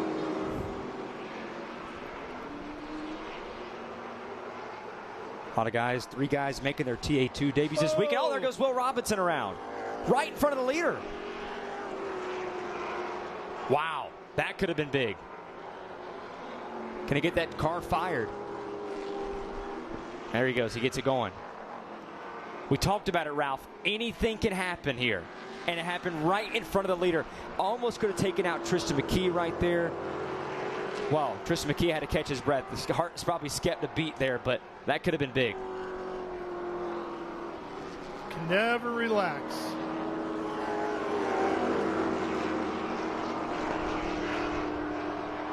Goes to show you anything can happen. That's why we race them all the way to the finish, right? That's right. That's right. Here's a look at it. Coming down into the hairpin. Oh, my goodness. Right there in front of McKee. That's kind of a weird spot for him. He wasn't deep into his braking at that point. Got to wonder if he just will hopped it just a bit right there. But, yeah, I agree. Just right there in front of the leader. Wow, that could have been big. He could have gone a lot deeper into the corner before he was really hard on the brakes, where he might have over-braked, pushed the limit some, but either way around he went. Not really sure if he's wearing one of those watches where you can kind of see his heart rate. Gotta wonder if that spike's right there going down to 5. I don't think he would need to. I'm sure it's pounding out of his chest. A little bit smoother for Tristan this time. Veteran Tom Sheehan a little smoother on the brake pedal. Jake Bowman right there going by. Sheehan and McKee right there following.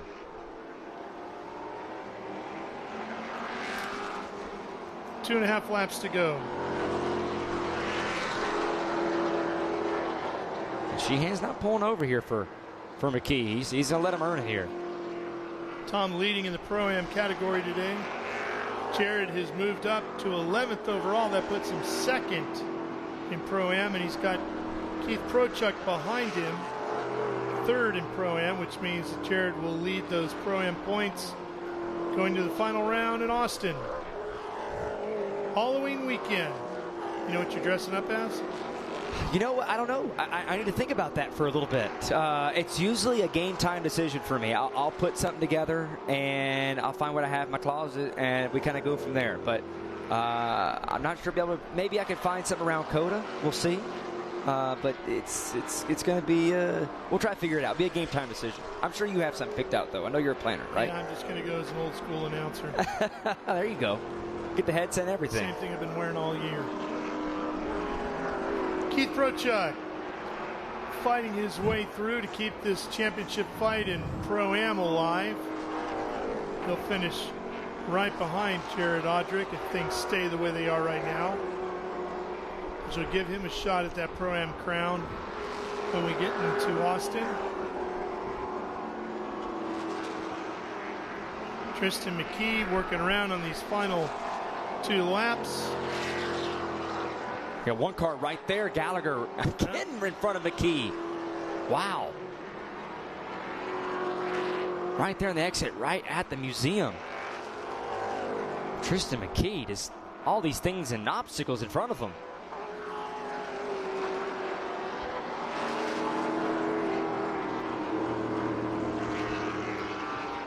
Tristan will be coming to the white flag here.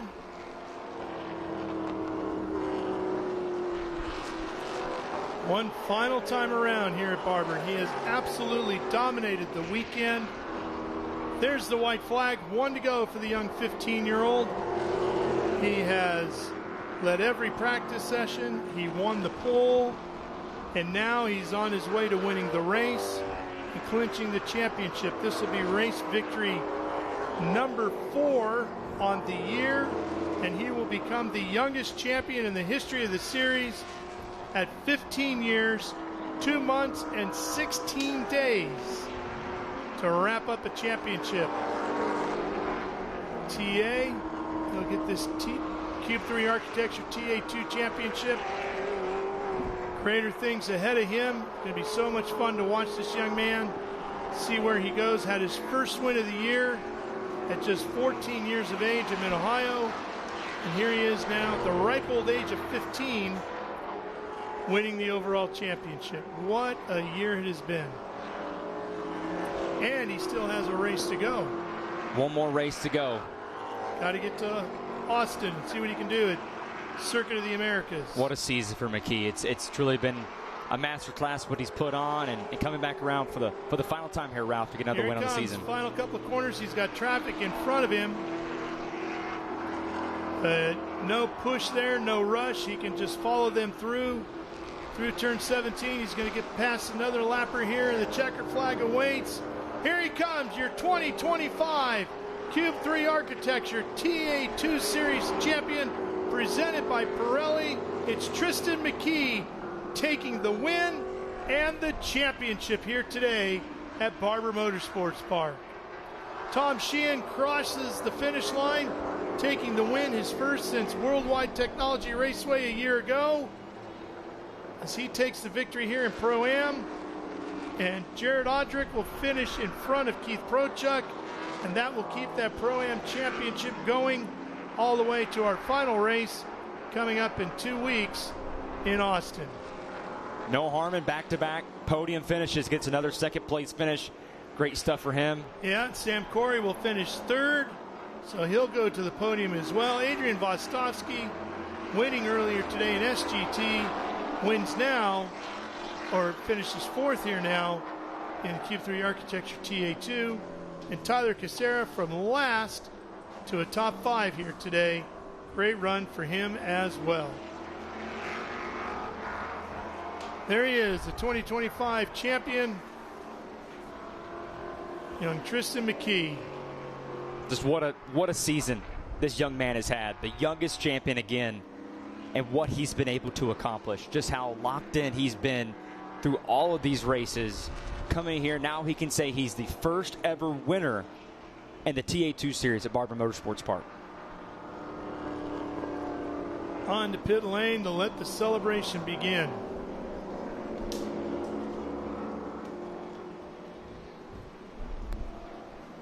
Championship banquet set for Sunday night in Austin. That's where he will be celebrated. Here's the look. We've already gone through the top 5. So Caden, Ayers, Said, Sheehan, Robinson, your top 10. As we look back through the rest of the field, Kel Phillips back in 20th. Jim Gallagher had a rough day.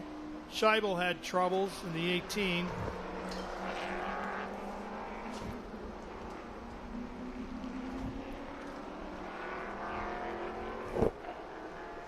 All that down at Gian Buffamati. Tough day today. Corey Day, Unziata.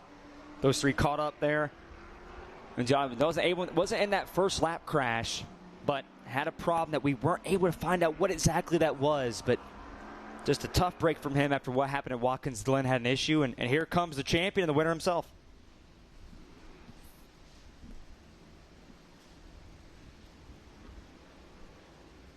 There's Scott Lagasse over to congratulate him. Last Dennis on the PR site getting some video.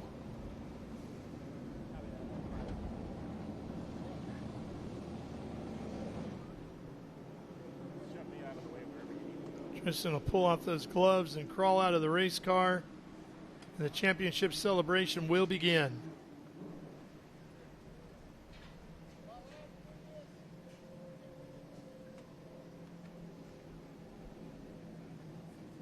Got the helmet off, get the head sock, and we'll get underway here.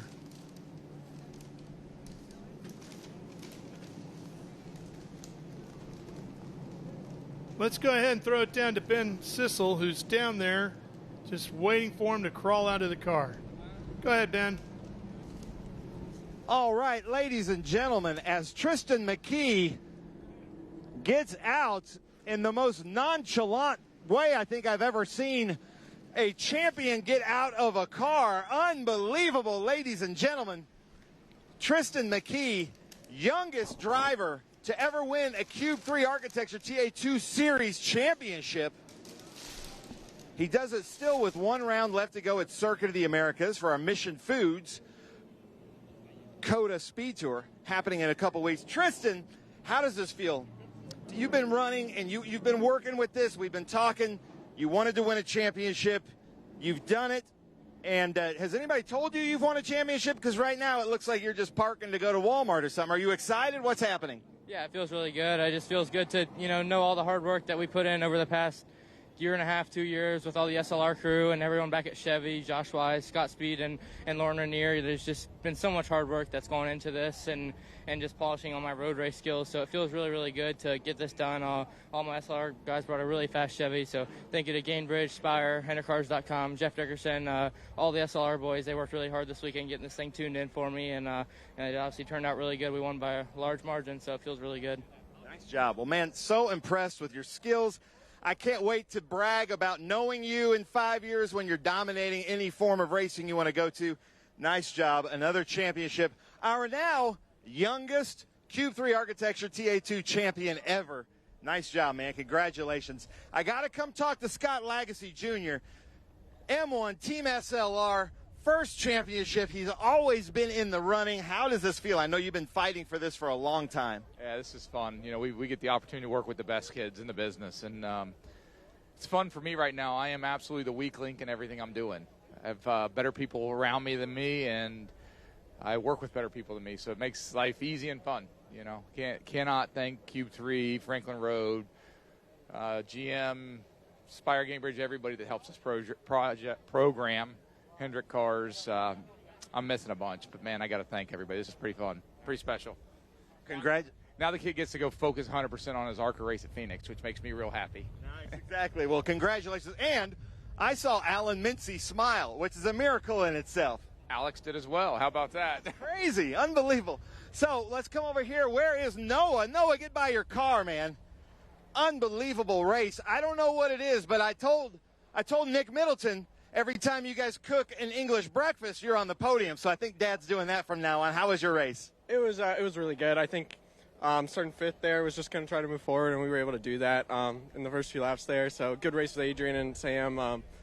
Just tried to hunt down hunt down Tristan there at the end, but still a super good race, and just super happy to represent the Cure Bowl with this pink, beautiful silver hair Cube 3 Chevy Camaro. So good day and ready for the next one. Well, congratulations. The car looks amazing. Are you going to be driving this car at Circuit of the Americas as well? I hope so, but we will see. We will see. We will see, he says. Now we're going to come over and talk to Sam Corey. Sam Corey, unbelievable performance, still doing so well in the points. Sam Corey, unbelievable race. You had a good fight there with Adrian Lostowski. Tell us about it. Tell us about your race. Yeah, no, it was a good race. Came from 9th today, so a little bit long one for sure. No yellows. We needed a yellow there at the end to re-rack everybody, but no. A good day for the team, good points day to try and fight for second. And, yeah, just can't thank these Nitro boys enough. I mean, they put a great race car together and keep me honest. So thank you guys, and, yeah, on to Coda. Nice job. Sam Corey, can't wait to see. Hopefully you're back with us running for a championship next year. We can't wait to see that. But now we got to go to Tom Sheehan, our winner. I'm so excited about this. He has been fighting for this for a long time. It was a couple of years ago, Tom Sheehan was on the podium with us at Watkins Glen in the National. Is this your first place when we've done the Trans Am Pro-Am? I can't remember another first place. No, I wanted to race out in St. Louis at Gateway and last year, and that was my first Pro-Am win. And it's been a really tough season this year, big drought, and it feels good to come home with a win here at Barber. So it's a good feeling. You know, we just haven't got a result. We run good a bunch of times and just not worked out, and it just worked out today. So the racing gods are on our sides. I want to thank Vixen Motorsports and LTK Insulation Technologies. I couldn't do it without those folks. All the people back in Bow, New Hampshire and up in Saco, Maine. Thank you very much. You know, this win's for you guys, and it means a lot. So thank you. Nice job, man. I'm proud of you. That was awesome. Great race, and the car looks amazing. Yeah. Nice job. Well, Ralph, I'm going to send it back to you in the booth because we've got a great celebration to happen here for the Cube 3 Architecture TA2 Series at Jim Weed Winner's Circle. Back to you in the booth. All right, Ben, thank you very much. The celebration for Tristan McKee continues. Again, the youngest winner of a championship in the history of Trans Am at 15 years, 2 months, and 16 days. You saw it unfold all season long here live on Speed Sport 1. We're going to have more action for you from Barber coming your way after this, so stay with us.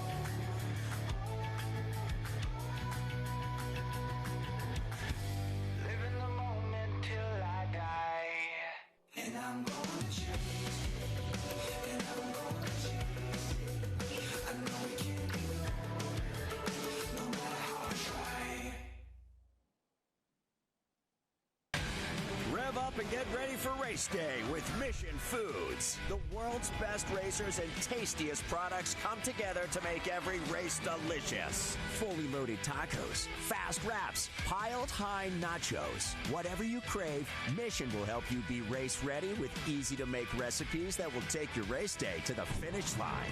Keep your racing delicious and enjoy all the mouth-watering action. Brought to you by Mission Foods. Too fast, too tasty.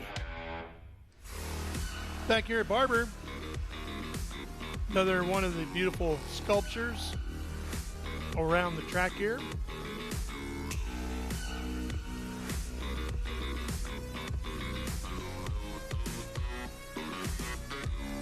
They are everywhere, as you can see. Here's another one.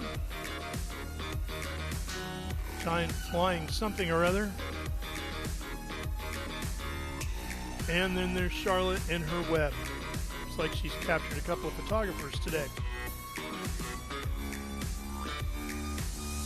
Let's go back to Ben.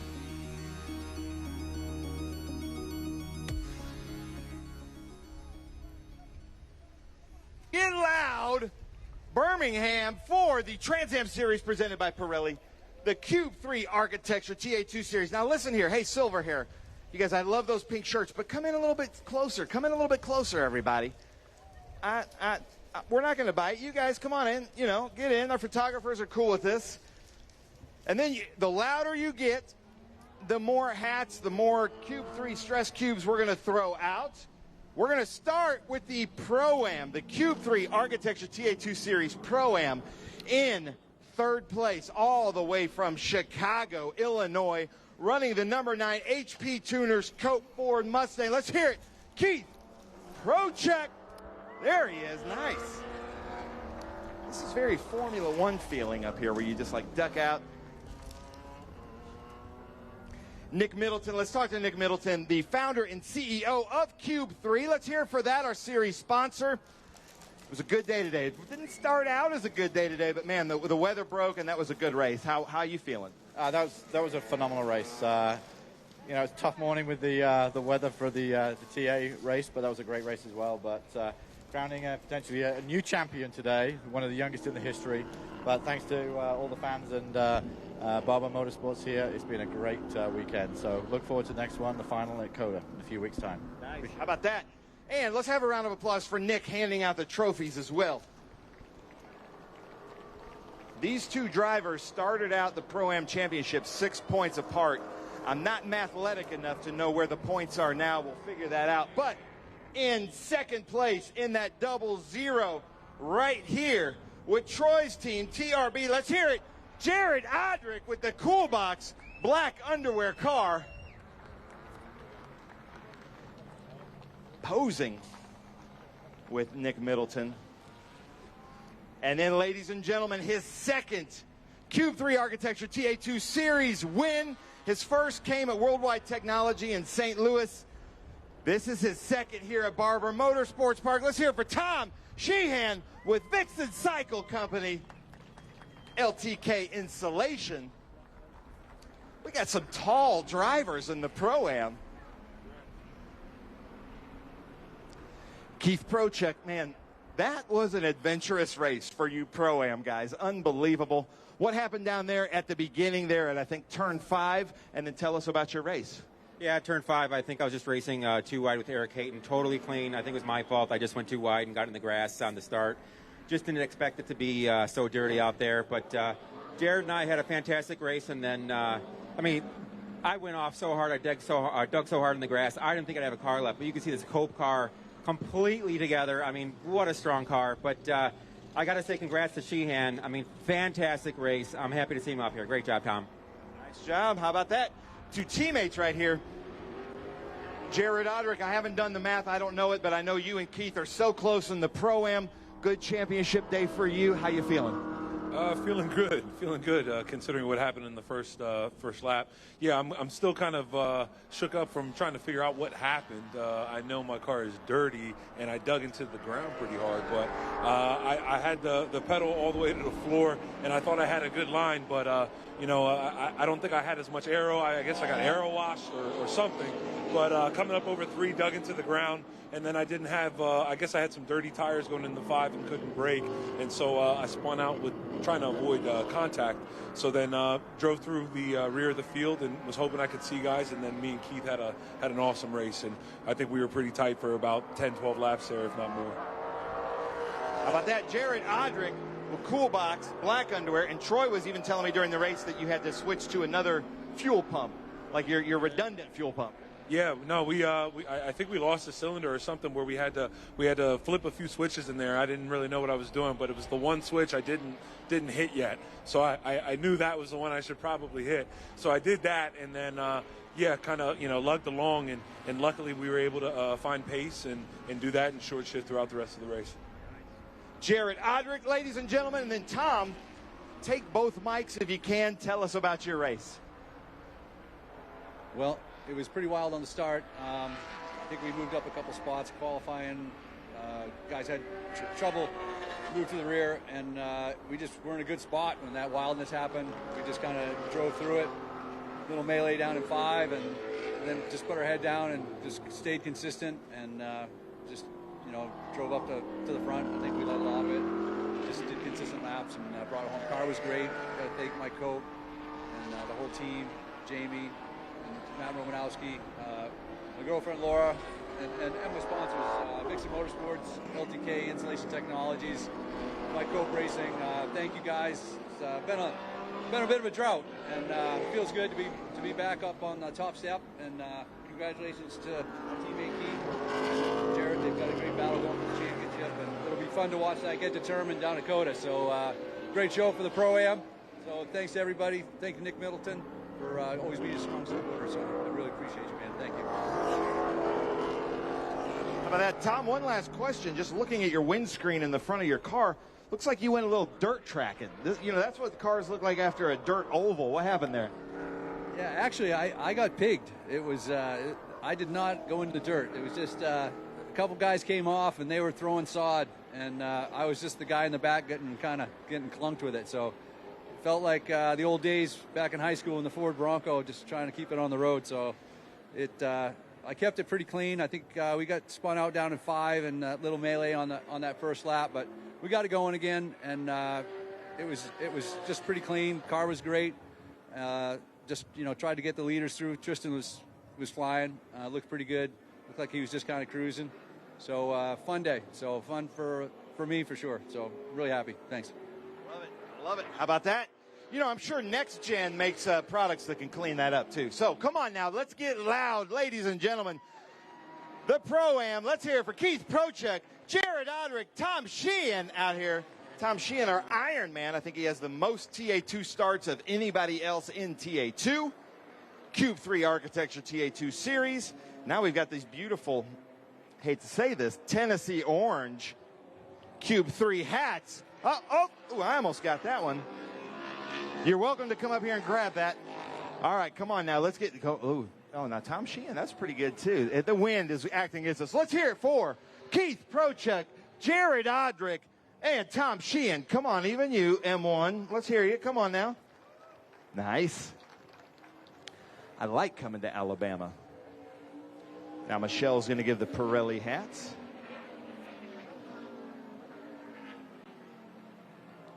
There we go. That's a good throw.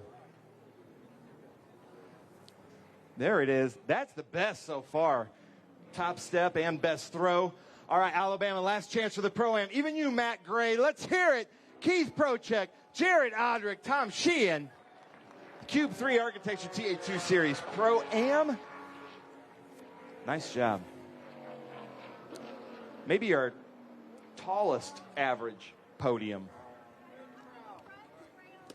They're saying go to the front and spray over it. Look out, everybody. We are racing again. We're back on track in like 10 or 11 days. There you go. He's the only one left. There we go. Keith Prochek, Jared Odrick, Tom Sheehan. Nice job, guys. The championship goes on in the Pro-Am to the next round, Circuit of the Americas. Oh, wait. They've got a shot up here, guys. Hold on. Andy wants you guys to stand here and look up at John up here. Nice.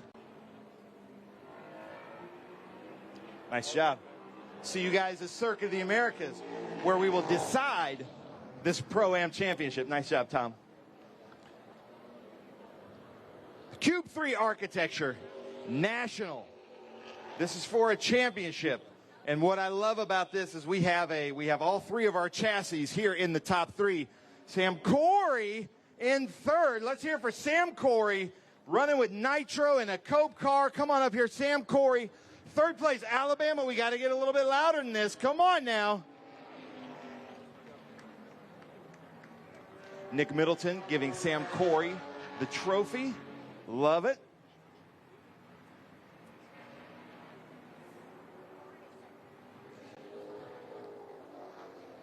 Finishing second on the podium, 2 events in a row, running a new pink livery in honor of October and breast cancer awareness. Doing really well, running Cube 3 with Silver Hair Racing. Let's hear it. Noah Harmon, ladies and gentlemen. Nice.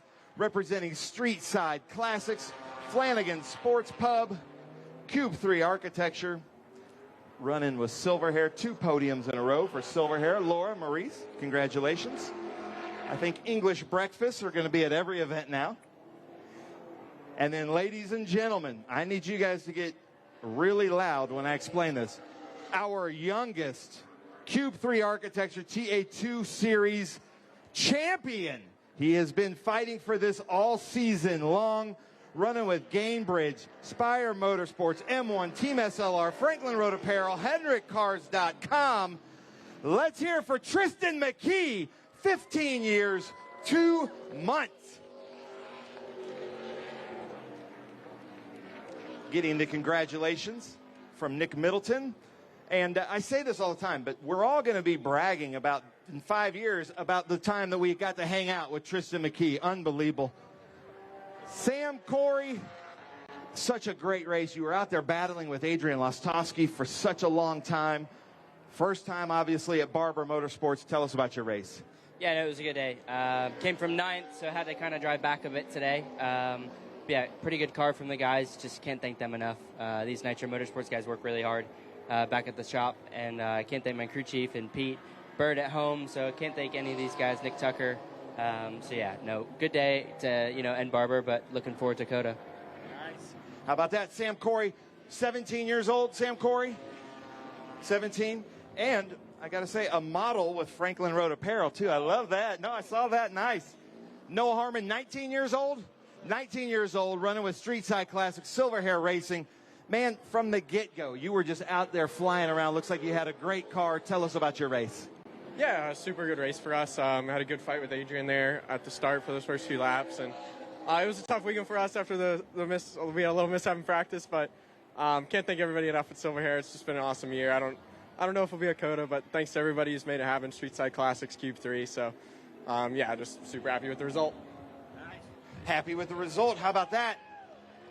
Now, ladies and gentlemen, Tristan McKee has been fighting for this all season long. Tristan, you're going to have to hold both mics.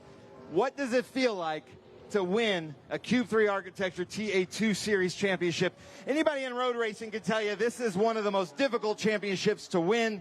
Here you are. Congratulations. Take the mic. Tell us how you feel. Yeah, I feel good. It obviously feels good to end it off with still a race left in the season and just to dominate kind of the last half of the year that we've been in so far. So it's been a really good year. Just got to thank all the SLR boys. They brought me really fast cars each and every race, and I've been learning a lot each and every time. All the guys back at Chevy, Josh Wise, Scott Speed, Lauren and Neer have been teaching me so much, and I've really been polishing on my road rush skills. So it's been really good doing all this, and I think it's helped a lot in the oval side as well. So thanks to Spire, Gainbridge, HendrickCars.com, Jeff Dickerson, Bill Anthony, and everyone at Chevy. So just for all they do, and it's been a great year. So we'll end it off at Phoenix. All right, this section over here, you guys can get a lot louder than that. We just crowned a champion. Come on now.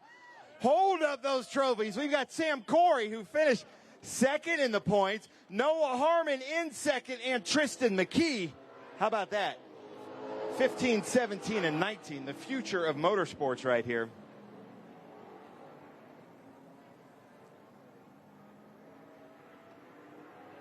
Anything else you want to say?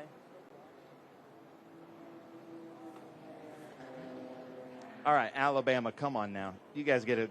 Even you, Audric, get loud. Come on now. Sam Corey, Noah Harmon, Tristan McKee.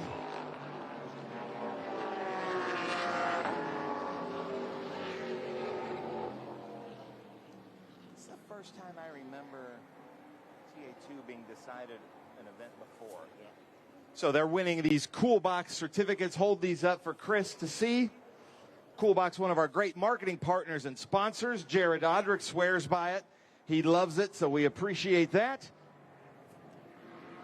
And now we go to the Pirelli hats. We good, Chris? Okay.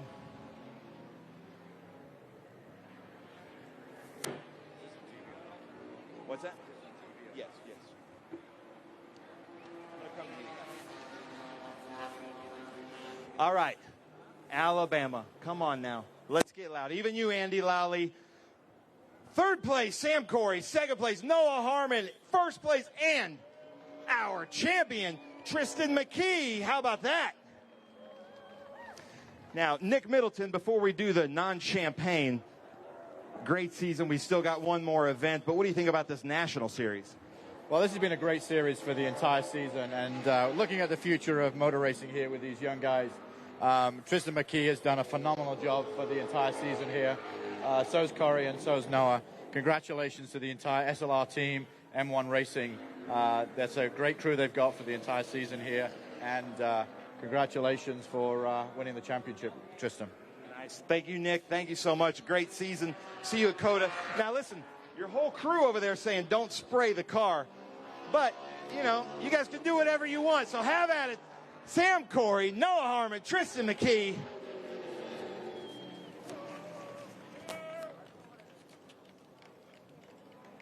Oh, thank you, Michael. Hold on, guys. Still fighting. Wait, hold on now. Well, that's... All right, now, let's go, because we're about to get to the point where fists are going to fly. So hold on, we got to get a photo up here. Now that you guys are sopping wet and your eyes are burning from sparkling water. Stand right. He's shooting his car. Hold on, you guys got to look up here at the camera. So come over here. There we go. Thank you, Michael. All right, Alabama, come on, one more time. Sam Corey, Noah Harmon, Tristan McKee. Ladies and gentlemen, that does it for the Cube 3 Architecture TA2 Series and the Trans Am Series presented by Pirelli here at Barber. I don't have a watch thing on my list. So we doing the watch? We don't have one. So thank you guys so much for coming out. Aaron Creed, great to see you here. Thanks for coming out. We love coming to Barber Motorsports Park. We made a lot of history here with the Trans Am Series presented by Pirelli and crowned a new champion. But stay tuned. We've got some more SVRA coming up next. All right, Ben, thank you very much. What a great day it has been here at Barber. Some incredible racing competition. Some of the wildest racing we've seen all year here in 2025. And we've crowned a handful of champions. There's the Porsche Spider. Along came the Spider, picked up a rider. You know the song. Colorful horse up on the hillside.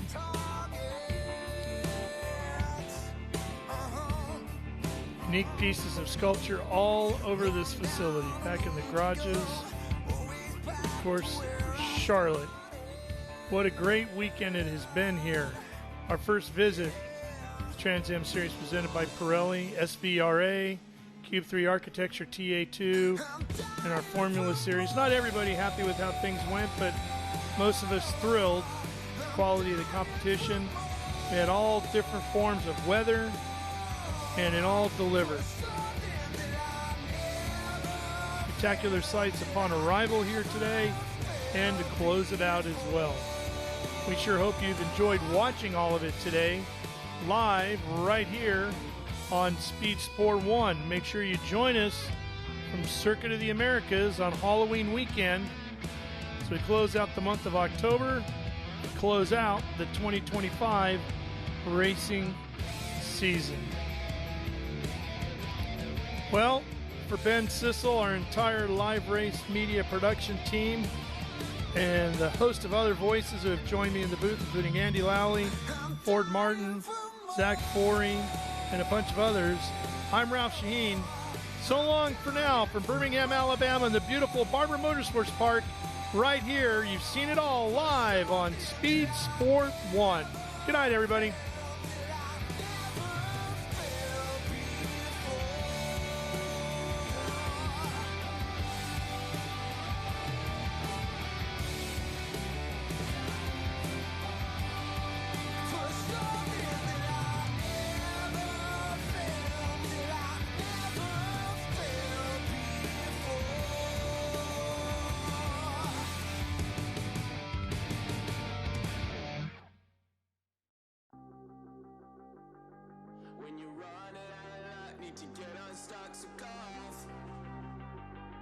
When you're up against the wall and you cannot fall, so go off.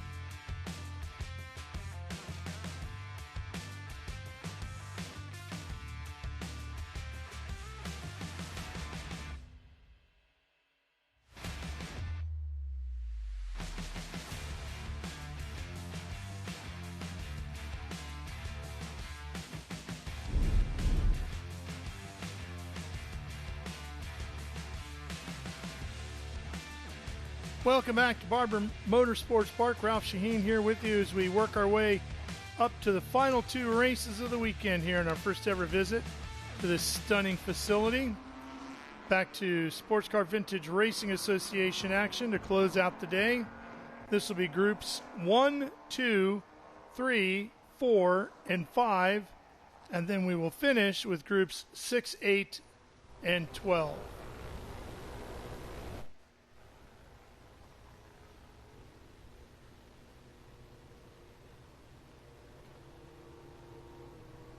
James Steer in a 1969 Winkleman WDF1, that's car 31B.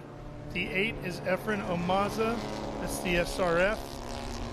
From 1995, 1962 Lotus Super 7 belonging to John Nash, it's car 7. The 76 Corv Devon 295 is Steve Yarborough. Dave Asher, car 76B, is a Crosley 32F, 1977. 1990 Mazda Miata belongs to Delaney Calhoun, car 28.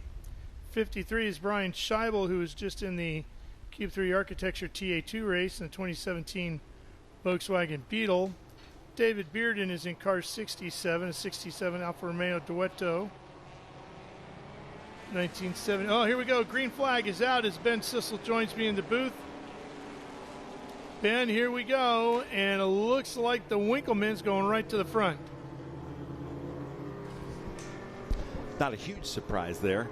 Efren Ormaza in second in that Spec Racer Ford gave him a pretty good battle yesterday. I'm sorry I'm late, but we were doing the Cube 3 Architecture TA2 Series Podium, and then we have both the Yarborough's cars, and look at this, the Zapata guys are neck and neck with each other. This is my favorite group. We've got 3 Nashville area drivers right here with the Alfa Romeo, the Spitfire, and that Corvair.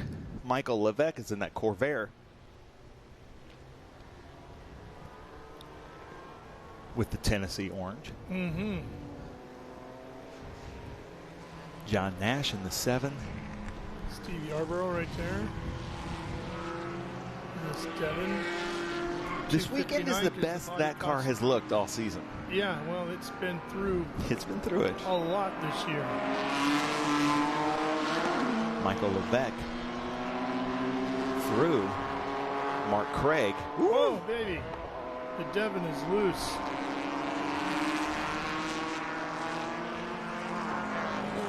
That has a 327 Chevrolet Corvette engine in it. A little bit more power than that Formula Ford behind him. It's made up of a lot of things, isn't it? Doesn't it have like parts off of 3 or 4 different manufacturers? Watch out, the Miata on the inside, the Davey Allison throwback livery. I think with our Spec Miata class, we should make them pick a NASCAR livery. I mean, you know, like I love that Colt Trickle car here. Yeah, period. We should ask her to do that. I think most of them would get on board with that. Of course, Davey hailed from nearby Hueytown, Alabama, home of the Alabama gang. His dad, Bobby, his uncle, Donnie. And you know who else was in that one? The Alabama gang? The great Red Farmer. Really? Yeah, Red Farmer, still racing, out there getting things done in his 90s. Hutch Strickland is from the area. A lot of great racers from Alabama. So I'm trying to figure out who's in that Allison car. It looks like it's Dave Asher. No? And of course, Clifford. Delaney Calhoun. Clifford Allison, Davey's brother. Well, we had a great TA2 race. Let's see if the SVRA. A great day of racing, period, haven't we? SVRA groups 1, 2, 3, 4, and 5 are here. Carl George, if you're joining us on the broadcast, I've seen some of your comments. Wish you were here, but your Zapata buddies are having some good times and some good races out here. We might need to get that orange Corvair to join Zapata. He lives in Lewisburg, Tennessee. Michael Levesque. So here's our leaders. James Steer out front with Efren Ormaza. Is your favorite car out there, or he just got out of the TA2 race? I don't know if he was out there. He was supposed to be out there, but I don't see him in the running order. That'd be my Volkswagen. Yeah, that was Scheibel in that Fun Cup car, Volkswagen. Tube-frame center seat Volkswagen Beetle with a big wing. If he didn't want to do it, all he had to do was say, Well, I told him it was your favorite car of the weekend, so we could have had our first Ralph Shaheen in-car commentary. I would have done that. Yeah. Delaney Calhoun is in your Allison car, the Miata. Go. So Michael Levesque had to start from the back. Remember, he had a mechanical yesterday, never made the start of the race. So on the out lap. So he's moving through the field in that Tennessee orange Corvair. Might be the best finish of anything in Tennessee orange here in Alabama this weekend. Oh, man, that's right. That's putting a lot of pressure on him. I couldn't resist. Now, I have lost my mind. What the famous driver that had the cheetah, was it Bill Adams? Oh, Michael, I'm sorry. You're gonna kill me, and I tried to pull up the text. But that was his car. Very famous driver. That was his Corvair also. But he also has the cheetah that our friend Steve Smith, that drives the Beetle, now owns that red cheetah. That's right, that he got. But now I can't remember his name. And I'm sure our comment section can give us that information, because we have a lot of our great experts watching that.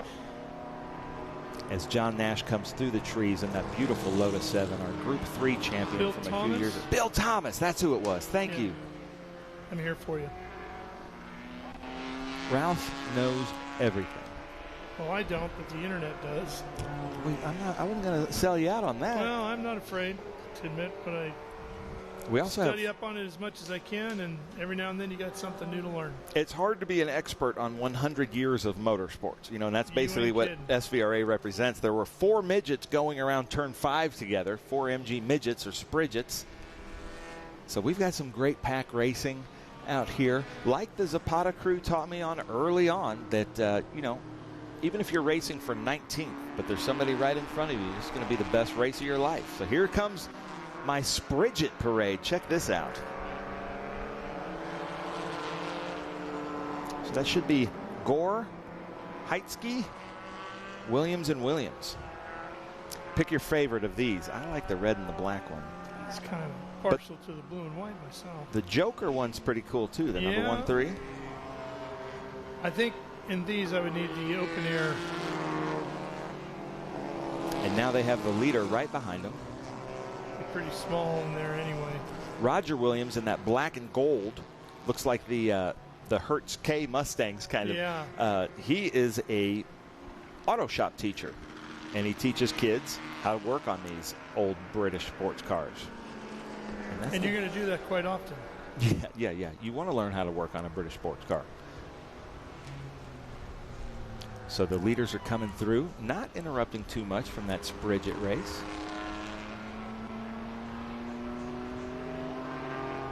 We have seen it all today, haven't we? This weekend has really been something, hasn't it? I mean, there's not a cloud anywhere in the sky that I can see at this point. When we got here this morning, it was completely covered. All the way down into the trees, clouds. So Jackson Williams is in that Joker-looking Spridget. And then that's Efren Ormaza in that Group 5B sports racer. 8 laps remaining here. Uh-oh. So in that red, number 76 Devon is Steve Yarborough. Then Dave Asher right behind him. But he is the 76 because, Ralph? Steve Yarborough owns in the Reno, Nevada area some Unocal 76 stations, gas stations. So all 3 of his cars are 76, right? Yes. And the Corvette is actually an orange ball, is it not, with the 76 in the center?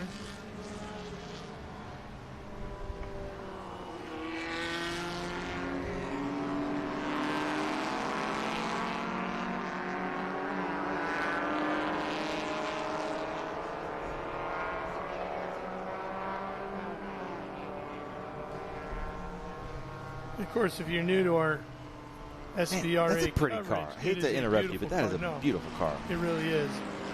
Devon 259, numbered 259 because the body cost you $259 to buy brand new back when this car came about in 1959. Yeah, and a lot of people took apart MGAs, Jaguars, Corvettes, Austin Healey's, and put these, a little bit more different bodies on them just to kind of stand out for street or for racing. Yeah, a little of this and a little of that. Kind of like some of those kits back in the day to put Porsche Spider on a VW Beetle, or also the Dune buggies on the Beetles. Yeah, the Myers makes. Man, it's late in the day. My medicine's worn out. Yeah, Ralph. yeah. Here comes the 82, and right behind him is Christopher Gore in the number 46. This Bridget battle still going really well.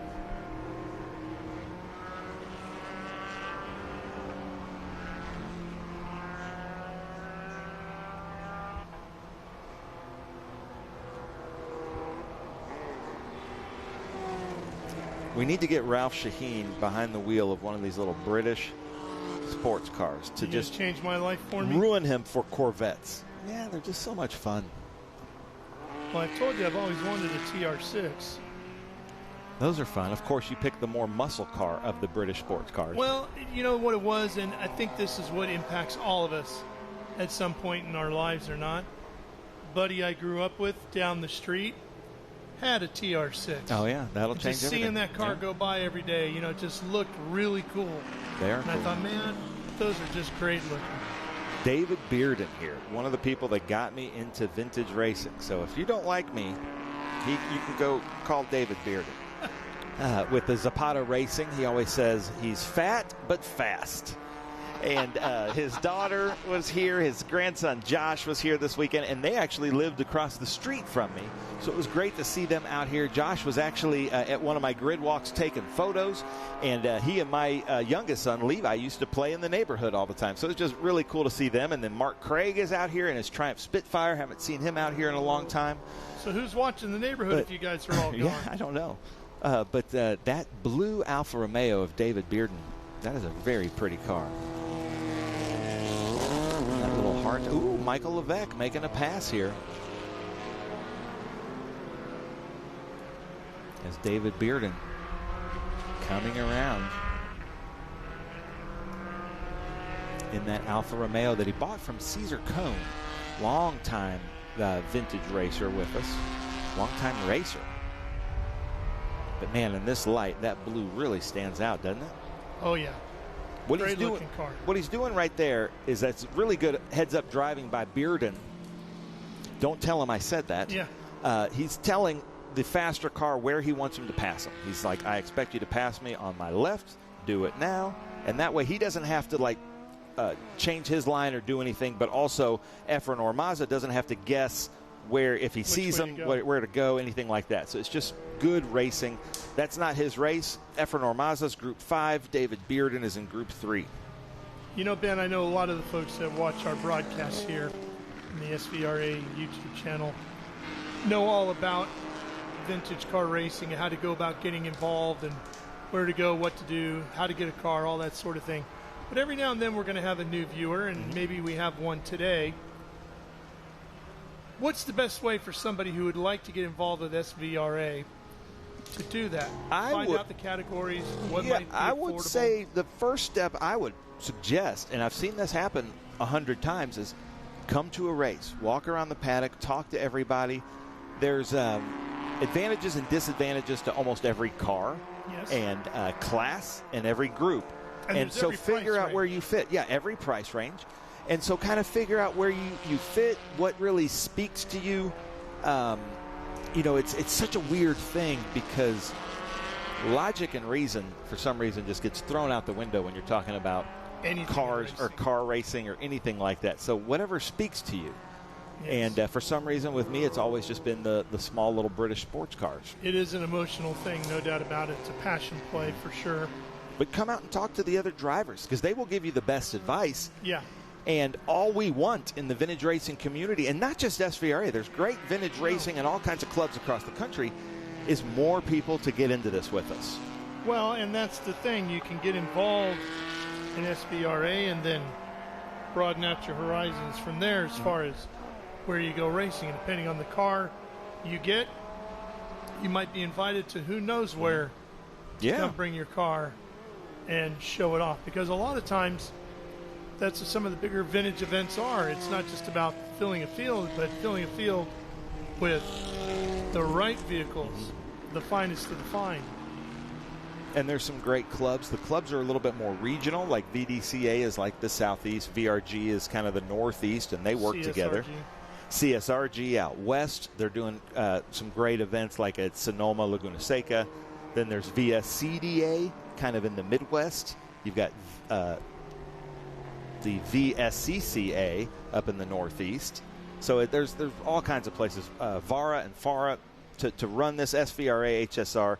You will find a great track, a great event to come and run your car.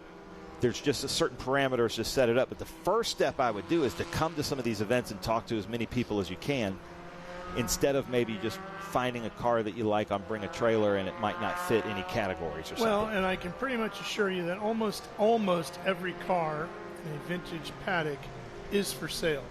It might not have a for sale sign on it, but every owner is always looking to maybe move into something else or do something different after they've raced this particular car for a while. So you never know what you might end up going home with. That is true. And a lot of these cars are a lot more inexpensive than you would think. Yeah.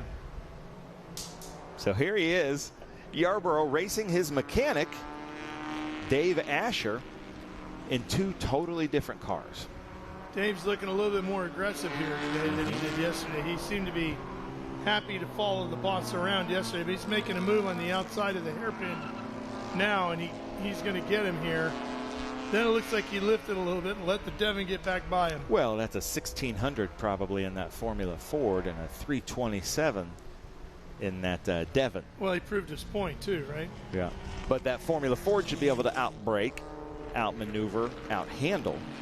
So they might be going back and forth. And like I said yesterday, this is a very equally yoked track with handling and horsepower. Yeah. And so you're not at a huge advantage here with horsepower. But is a double yellow out? I'm seeing the leaders go by real slow. Yep, full course yellow. Okay. Oh, that's a shame. 3 laps remaining. That could spell the end of it, depending on how intense the situation is. But I will say, and I'm pretty biased, but if you're going to come vintage racing, look at this small bore production group. I think they have the most fun, and it's, if you're just getting into this, that's the best way to do it. The cars are relatively more inexpensive. You're going to learn how to drive with momentum, but you're not going to be going at super high speeds. And then you can graduate to something like a Group 8 car if you need to, or a Group 2 car, or then a Group 6 car. But this is a great platform to start with. There's Mark Craig in that number 17. I think it might be the 361 of Levake that's off. It's one we don't seem to be able to find. Well, you bring a Tennessee orange car to Alabama, you might get messed with a little bit. Take that back. 28 is off as well. Calhoun in the oh no, Miata. the Allison car. Don't know if they got together or what the situation was, but yeah, tough weekend for that Vol Orange.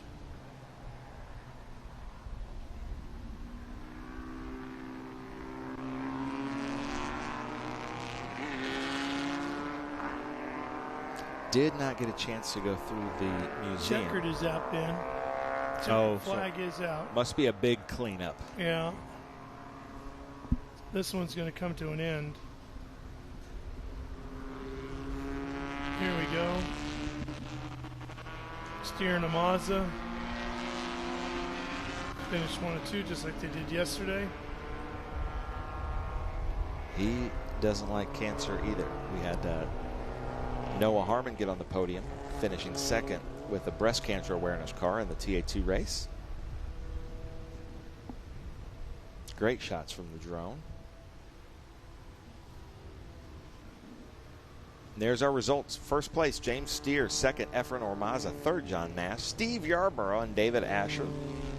Then sixth is Delaney Calhoun. Seventh, David Bearden. Dennis Kramer in his Miata, eighth. Nice job, Dennis. Then Mark Craig, ninth. Christopher Gore, 10th in that beautiful midget, Sprigget. So he got around.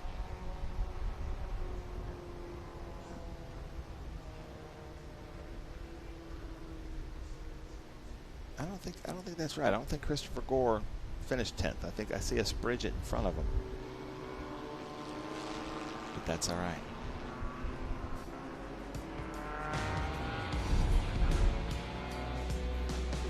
Highlights as this one got underway.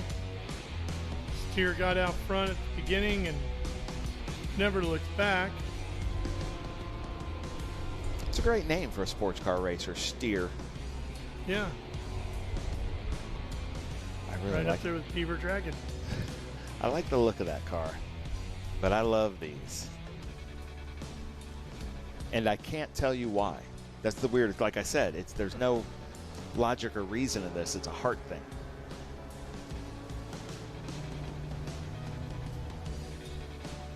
I'm 6'3", 250 pounds, and I like the smallest cars you can drive. That doesn't make any sense. Makes perfect sense.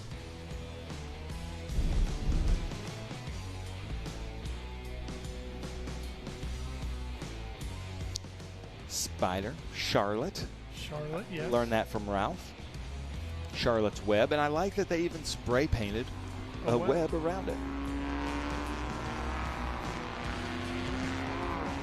Up next is SVRA groups 6, 8, and 12. Ralph's favorite of the SVRA groups. Well, maybe. Ben, this was the first time we have come here with all of our different categories, Trans Am, TA2, SVRA, and our Formula Series. And we had a chance to go around and talk to some of our drivers in our top two divisions about what they were looking forward to in racing here at Barber.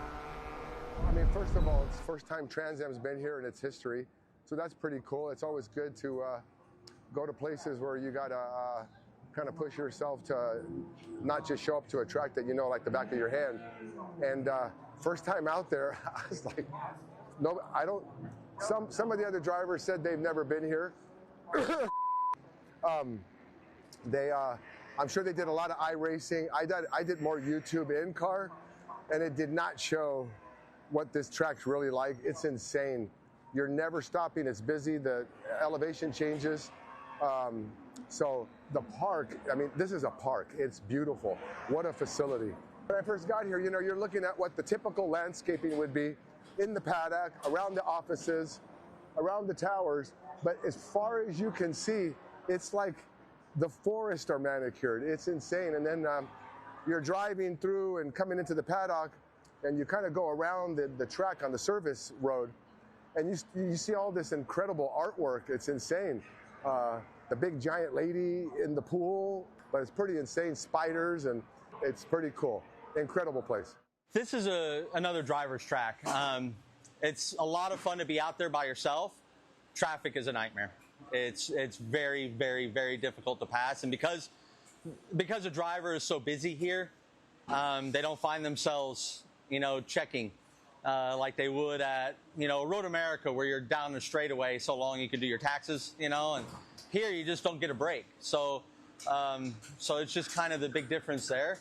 It's a lot of fun to drive, though. It's a lot of fun to drive. A lot of places that take some bravery and some courage, and a lot of blindness here too. It's funny because it's technical but high commitment at the same time. Turn one, you send it in. You're hard on the brake right before, but then you're flying down the hill, getting light, and you're landing back on the track, and you're trying to go max left to get set up for turn two. Definitely interesting. Right after the bridge there, it's like a little corkscrew. You know, earlier in practice, I went way too fast through there, jumped, got all four tires off the ground going off the curb there. So it's definitely like a really technical, a lot of finesse, a lot of commitment racetrack. You know, you get a little bit of everything in one place, which is pretty cool.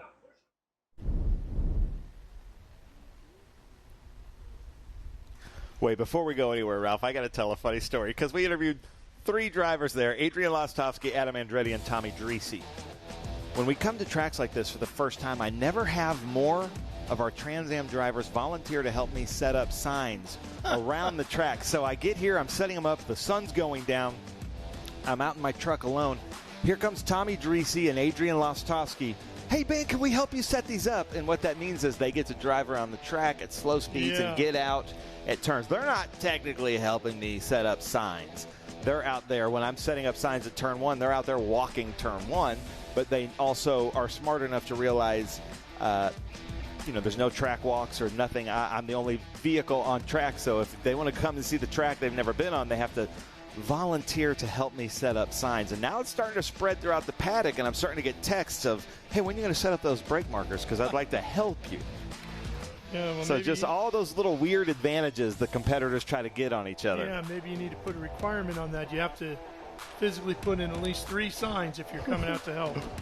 Well, like I said, up next is Group 6, 8, and 12 for SVRA. Some American muscle production cars, some medium bore production cars. Then Group 12 is our big bore production cars from 73 or newer as we look down at our drone. But man, I tell you what, that Mayor Primo Alfa Romeo was showing us some things I hadn't seen from an Alfa Romeo any other time. That's a very fast car. And then you were explaining to me this cow that Mr. Barber's a dairy farmer, huh? The family was in the dairy business and sold ice cream and milk and cheese and all the dairy products. So if they sold ice cream, I'm at least $1 million of their fortune. Yeah.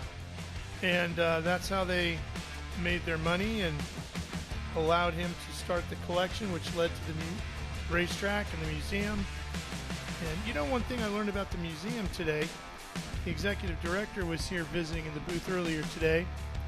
They have run already in 2025 4,000 school kids through the museum, showing them not just the machinery that's in there, but showing them all the AI computers and all the 3D modeling and everything that they have, and showing them that there can be career paths in the motorcycle automotive industry and in the racing business that maybe they hadn't thought of, getting them excited about it. I love that. And that's something that we aren't doing very well. Like, anytime I talk to SVRA drivers, like, how did you get into racing or whatever, they have stories like, well, I went to the Indy 500 and Bobby Unser let me sit in his car. Or I met this driver here. Or Ron Fellows was super nice to me at this Trans Am race, and ever since then I've wanted to be a race car driver. So it's those little connections. Like I said, my auto shop teacher, would teach us how to build British sports cars, and that's got me into British sports cars. So that you never know who is going to get bitten by that bug and when. And one thing that's kind of cool, you saw the logo on the side of the museum there. The logo on the museum and for the racetrack is a variation of the logo you would find at the grocery store if you saw one of their dairy products. But I love the statues, the sculptures, and there's no rhyme or reason to them. No. And then look at this, ladies and gentlemen. The theory behind the collection was the best of that particular era, whether it was braking or acceleration or turning, whatever it might have been, top speed. That's what Mr. Barber wanted to collect. And so all these bikes that you see here in their particular era were the best performing machine at something. Nice. Well, I saw my favorite. Always been a 67 Triumph Bonneville. Just think that's a really pretty bike. Pierre There's Ralph. I know that guy. Pierre right there is famed Ducati designer who works here at the museum. Taught us all about AI and 3D printing on Friday. Really impressive. There's some of their 3D printing machines. Some of the products they've made. There's the Briton Ben that's 1 of 10 in the world. Wow. That's Kenny Robert Jr.'s Suzuki MotoGP bike that he rode to the championship. Look at that. GSXR Suzuki. Some great Harley. My great-grandfather was a motorcycle messenger in World War I. George Henderson? No way. Great John Surtees, 2-wheel and 4-wheel world champion. That'll never happen again. They actually have a Surtees Formula 1 car in here as well. Wow. Look at that. Dirt bikes, of course. Supercross and motocross. I need to just make a weekend trip back down here to really It's tour right the down museum. the road from your house. The displays great flat are trackers so nice. here. That's Jay Springsteen's 9, Bubba Schobert's 1, and the great Freddie Spencer, Fast Freddie, on the 19.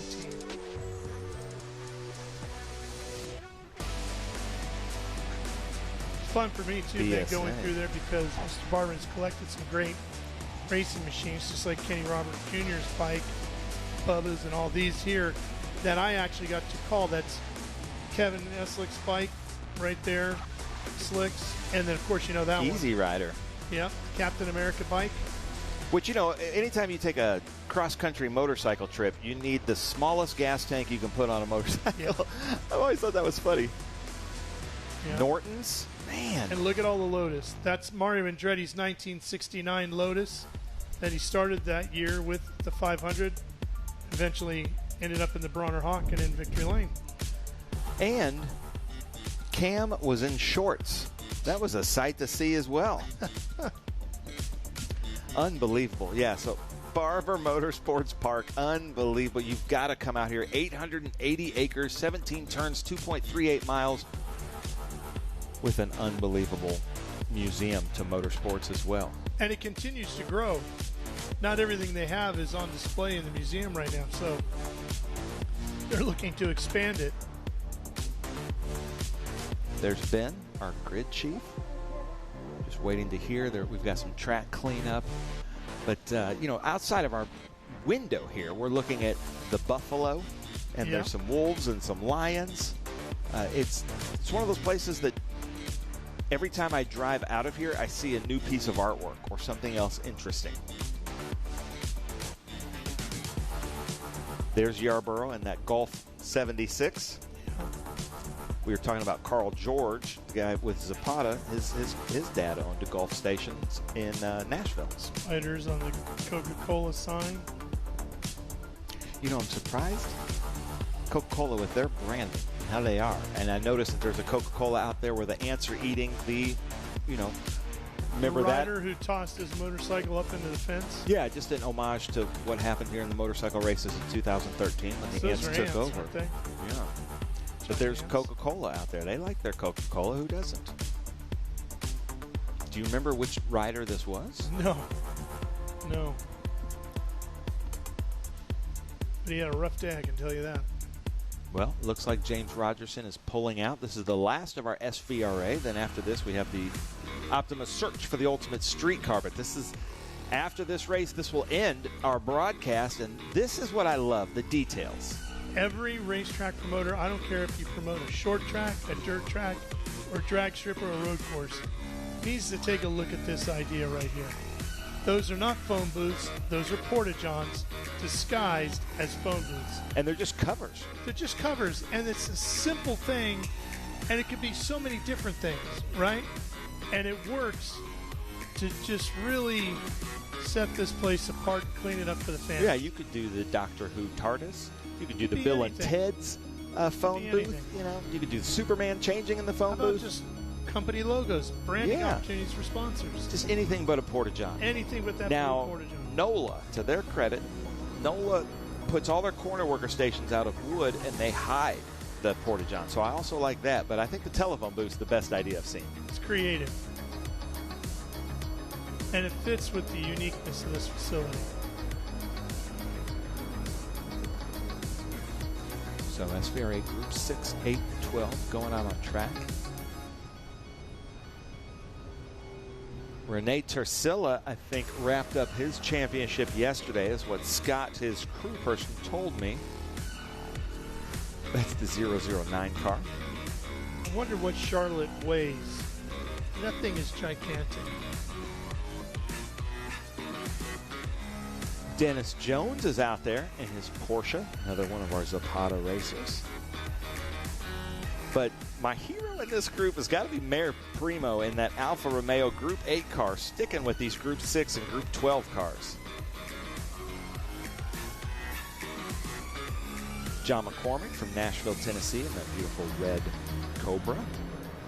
Ron Pauly, a Toyota Lexus dealer out of Little Rock, Arkansas in that BMW. And Yarborough in that Vet. There's Dennis in that Porsche. Our timing and scoring hasn't come up, so I don't have a grid sheet for these yet. Yeah, you do. Oh, you do? Oh, you're over here hoarding them from me. Well, I love it. I had mine. Just trying to make it, see, like, let's see how many of these cars Ben really knows. Yeah. So we're at Ron Pauly, Steve Yarborough, Tom Linton. He's not out there, though. I don't see him. Bill Skillman was supposed to be driven by Eric Caton, but I don't see him out there. So Wayne Baker, I don't see him out there. Clay Hargett is out there in his Mustang. I don't see Eric Ritchie. There's Eric Ritchie out in his Corvette. Dennis Jones, Steve Bockenberg in that BMW 320i. Stephen C. Hyatt in the Plymouth Neon, not Dodge Neon. I said that wrong yesterday. And then Rick Ortman in a Chevrolet Corvette out there in that 2.6. So I didn't even know Plymouth made a Neon. Oh, shoot. And there goes our sheets. Well, it was a Dodge Neon, wasn't it? Yeah, but I guess Dodge and Plymouth, it's all Chrysler. Here we go for the start, Ralph. Getting ready to get underway here. Green flag, and we're headed to turn 1. And Big Mustang's going to be the first one there. As they go through the shadows, so Renee Trusilla, Mayor Primo, John McCormick, but Eric Ritchie from mid-pack up to 4th now.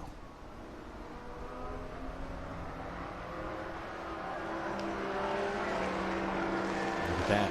Cobra versus Corvette, just like it should be, right? It should be, yeah. Whew, he just got squirrely coming into 5. And that's something that happens with these older C2 Corvettes is when they get on the binders, it's going to go a foot or 18 inches, but you don't know if it's going to go left or right. And I think that one surprised him a little bit. That's just a feature of some of these cars. A feature. Yeah. Comes at no extra cost. Yeah.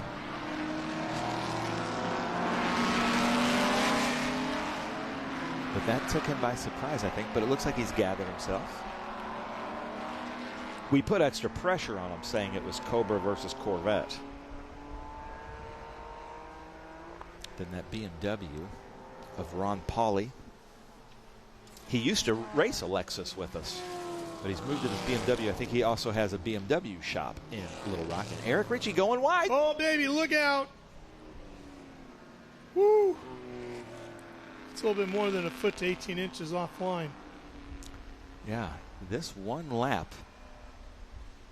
Eric Ritchie's had an adventure. He might need to check his race suit after this one. Yeah, he might be headed to pit lane. And not because there's a problem with the car. Look at that thing still sliding. Something's happening there. Let's try to follow this car around a little bit because he's putting on a show. Eric Ritchie, you remember he was with us putting on a show at NOLA this season.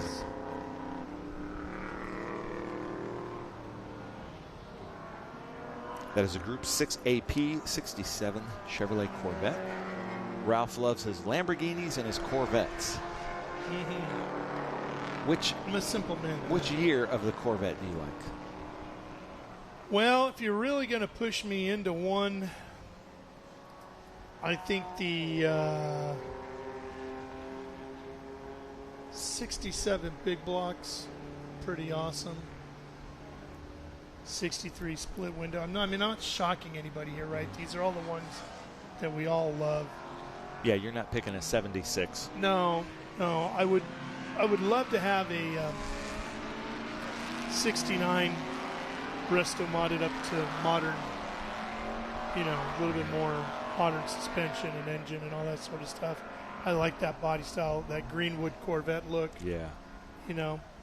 So Ritchie looks like he's, now that you're speaking well of Corvettes, he's looking like he's got it planted now. And of the modern 4, 5, 6, 7s, C7 would be my favorite of that group. Owned a 5 and a 7. Haven't owned an 8 yet.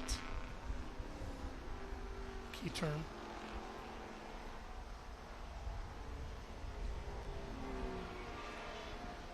Well, here we go. Ron Pauly, Yarborough.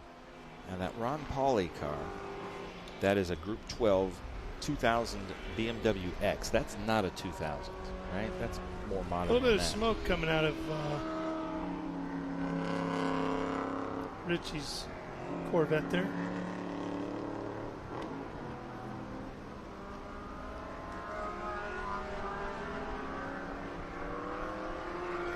couldn't tell if it was tire rub from getting off track or if there's something else going on. Yeah, now that it's getting late in the day, they're coming in and out of the shadows, so track temperatures are going to vary throughout a lap. And Richie slid through there. That great shot of Charlotte, the Spider. And then there's John McCormick in that beautiful Cobra. Now, I saw something chipped off the rear right taillight. See that? Oh, yeah. I don't know if that was Richie when he got sideways there at 5. I can't tell, but I didn't notice that earlier on in the race.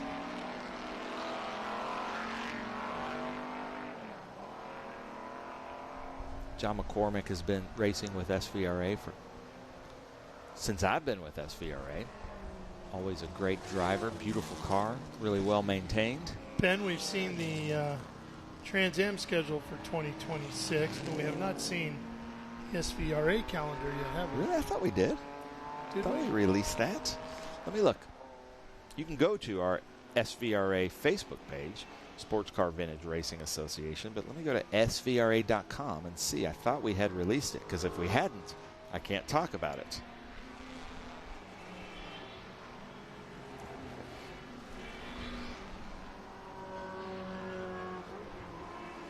That is a beautiful car, though. You know, I love my British cars, and that's a British car with American muscle inside of it.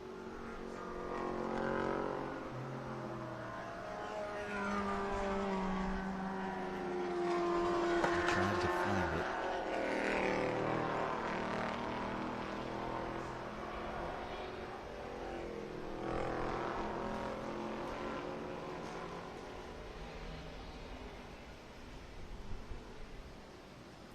Yeah, I don't think I'm allowed to talk about it yet, Ralph, because I'm not finding our 2026 schedule. Yeah, but man, I've gotten a sneak peek, and there isn't a bad one in the bunch. It's all of the big tracks. It's not a huge change from this year, to be honest, but it is some premier tracks all across the country, as there's Dennis Jones running in 9th in that beautiful Porsche. I really like that era of Porsche. Yeah. Need to put that on your Christmas list. Those Fuchs wheels. I will own a Porsche someday. I had one for a while from my mom. My mom is a car guy. She had a little Porsche Boxster, but I had it for a couple months and then gave it to my brother.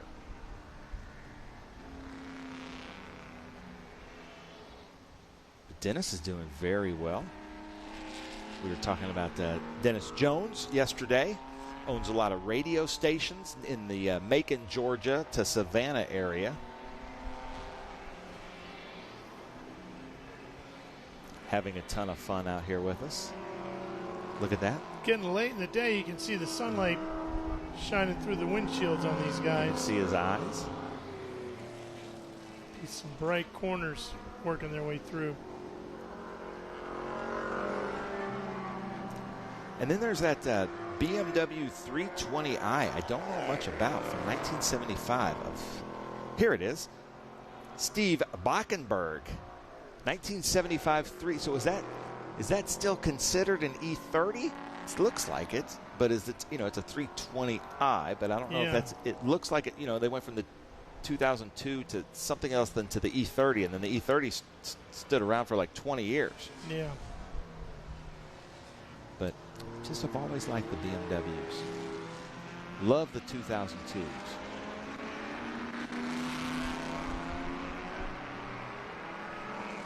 In 1975 was just a great year. It's the year I was born. Not a great year in cars, because that's when we all went to the smog, rubber bumpers, all the cars got pretty ugly for the next 4 years in 1975 until they figured out how to fix bumpers and make the smog a little bit better.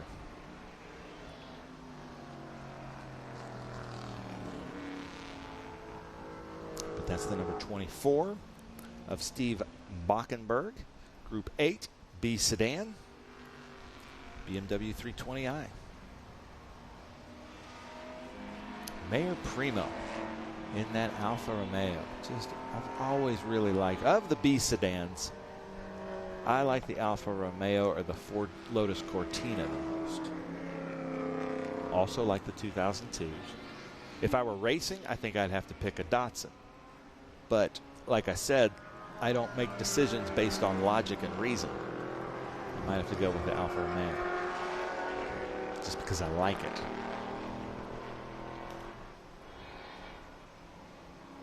Now, Andy Lally, we were talking about this yesterday. He joined us in the booth, true racer. We asked him which one was his favorite car, and just instantly, like, whichever one's winning. Yeah. Yeah, I'm seeing a little bit of smoke from Eric Ritchie. It looks like some engine smoke. Yeah, no emotion involved in that at all for Andy, huh?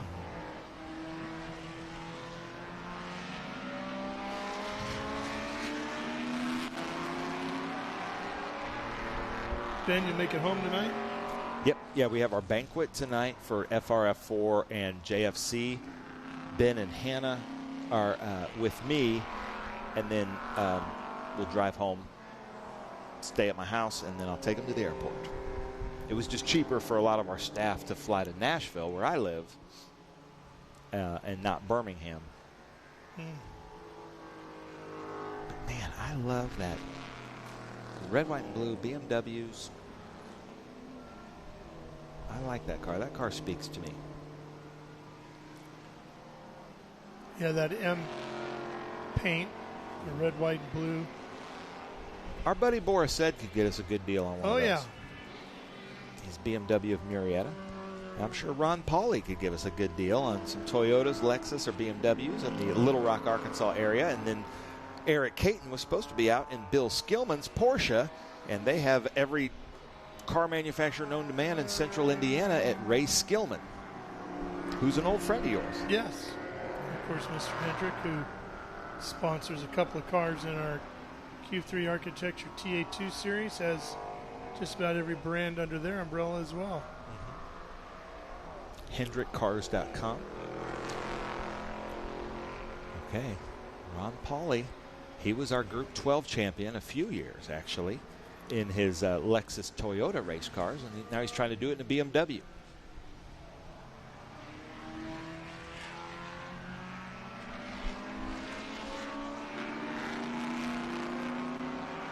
I've always thought we need to do an Axis versus Allies race. So and do like points based on each one. So yeah. Like some Allies from Group 1, Group 3, Group 4, 6, and 8 all race, and then you total it up. You know, so the Italian, the German, the Japanese cars are the Axis. Then the Allies would be a Corvette or a British car or a Volvo. You know. And it could be pretty fun. Be interesting. Rick Ortman, a Group 12 champion with SVRA, actually former Trans Am driver, because I was in a lobby of a hotel years ago and I was editing a Trans Am piece with some historic footage, and he said, hey, wait, back that up. I might be in this. And I'm like, what are you talking about? And I've known Rick for maybe a year at this point. He's like, yeah, I used to race in Trans Am. I never told you that. I'm like, no, you never told me that. And then sure enough, he found his car. So it's great to have him out here with us. And that would be kind of the era of the little red Corvette that Prince was singing about. Yeah, the C4.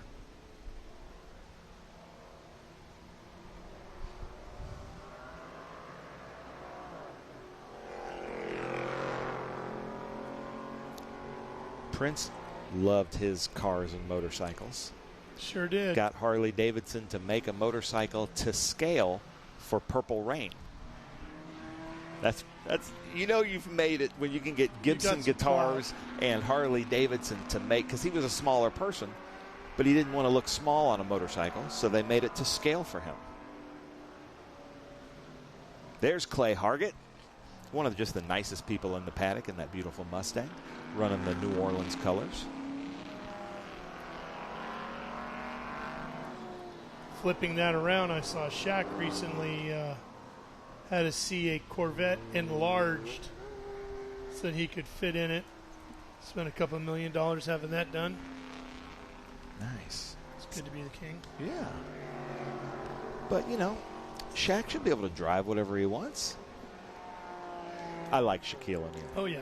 I like that he came out with a shoe brand. Now he's running, is it Reebok?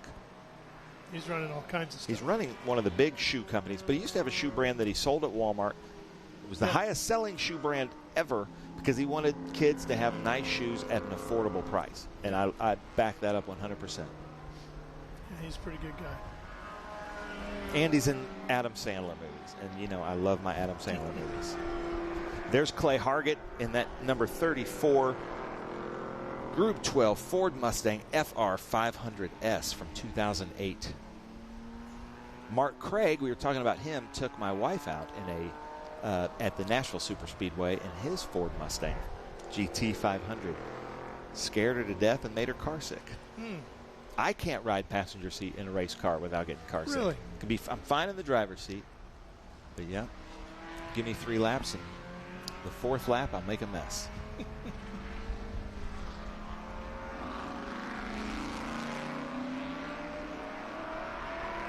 Did you ever do that? You ever ride shotgun in a race car? It's also Quite a scary. few, yeah.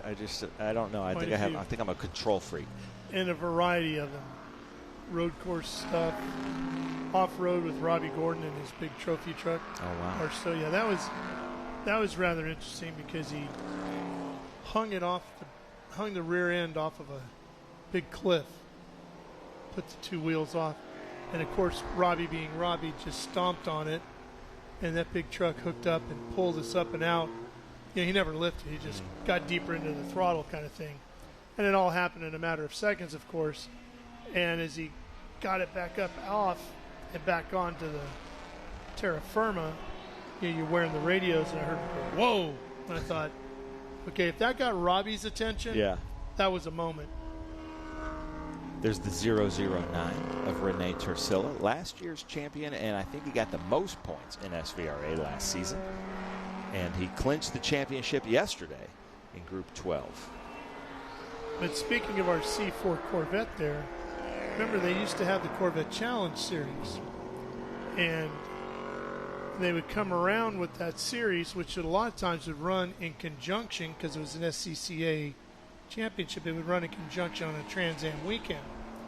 So they were having it at Sonoma Raceway, then known as Sears Point, and I went to the press day, and which also happened to be practice day.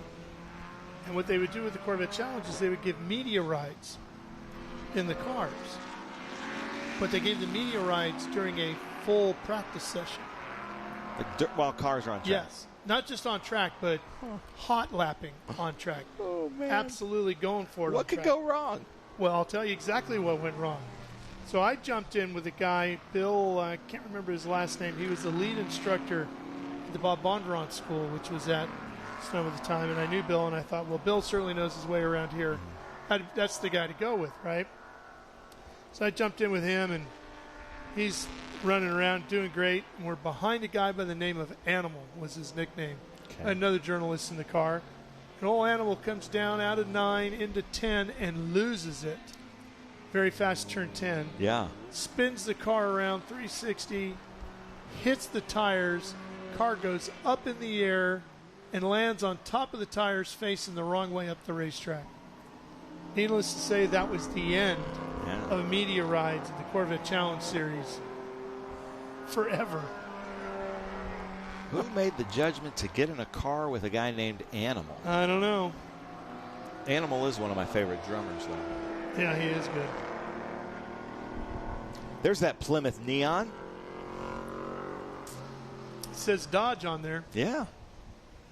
I always liked those when those came out. Those came out when I was in high school. And there's Rene Tursilla making a pass. Now, would you consider a Dodge Neon a Mopar? Yeah. It's in the family, right? I don't know. I mean, I think yeah, so. I didn't know if it had to have like a Hemi in it or something like that. No, it's in the Mopar family. White flag is out. Come on, Rene Tursilla. Let's end this thing strong with that American flag on the roof of your Ford Mustang FP350S from 2017 with Griffin Racing. Billy Griffin was out there in Mercedes today in Trans Am. Did really well. finish on the podium with me. And by with me, I didn't mean I was in the race. I mean I was just on the podium. Following Clay Hargett in a little bit older Ford Mustang from 2008. Well, the reason why Mopar works, Ben, is because Mopar itself is an acronym for motor and parts. Oh, okay. So it's not necessarily a particular model. It's kind of everything you need for Dodge, Chrysler, Plymouth, the whole empire that they had there.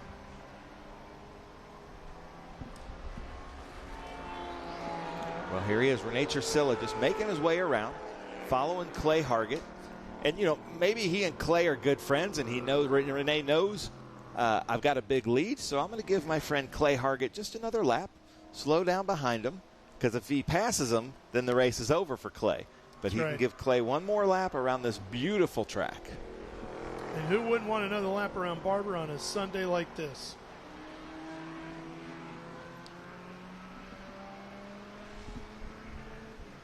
Coming out of the final corner, the last checkered flag of a great weekend here at Barber Motorsports Park goes to Chercilla, the winner here in groups 6, 8, and 12, their second sprint race of the weekend.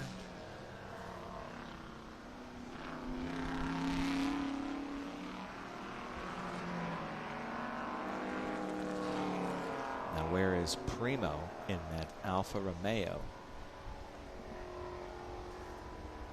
Mayor Primo, John McCormick, they've been going at it all afternoon. There he is. Acknowledging the flag. Then there is John McCormick. If you watch that, there's a movie about the making of the film The Godfather. And the main character in that movie drives around Hollywood and L.A. in that Alfa Romeo. And it's a cool car shot movie. Okay. Steve Yarborough looking to get to the checkers. He'll win his class. Nice job. Got a long run back to Reno.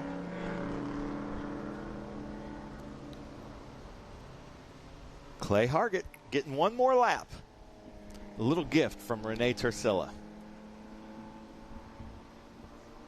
That's a great shot of the cars coming up over the hill like that. Lots of places that really knock cars off balance here at Barber Motorsports Park. Just thinking about as beautiful as this place is this weekend, imagine within a month from now when all these trees change colors.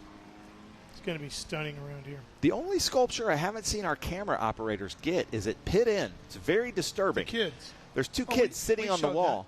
And like 2 or 3 times as I'm putting up signs, I'll hit my brakes because it looks like kids are trying to cross the track. I think our drone pilot had it earlier. I guess. Oh, there they are. Yeah, see, that's weird. So I guess they're trying to slow drivers down. But it's a little bit disheartening because it can really, you're there relaxed and all of a sudden you have a little minor heart attack. Well, here's our results. The 009 Rene Chercilla wrapped up his championship yesterday and went out there in good measure, finishing first. Mayor Primo second. John McCormick third. Eric Ritchie fourth. Steve Yarborough fifth. Ronald Pauly sixth. Clay Hargett seventh. Rick Ortman eighth. Dennis Jones ninth. In the points, Dennis Jones and Stephen C. Hyatt 10th.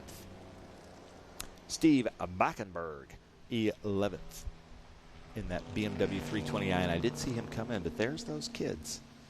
It's a little weird. Creepy, isn't it? But I guess it gets the job done if it slows down the cars coming into pit lane. And every driver who's come in the booth this weekend has admitted that the first time they saw it, not knowing it was there, took everybody's breath away, and they all jumped on the brakes. Yeah, everybody jumped on the brakes. When Tommy Dreesy was helping me with my signs and air quotes, he said, "I don't like that. That's really disturbing." There's Dennis Jones. Look at this guy. Look at the number. I like the font of his numbers there. Yeah. If you call a number font, is that what it's called? Yeah. Pretty cool look.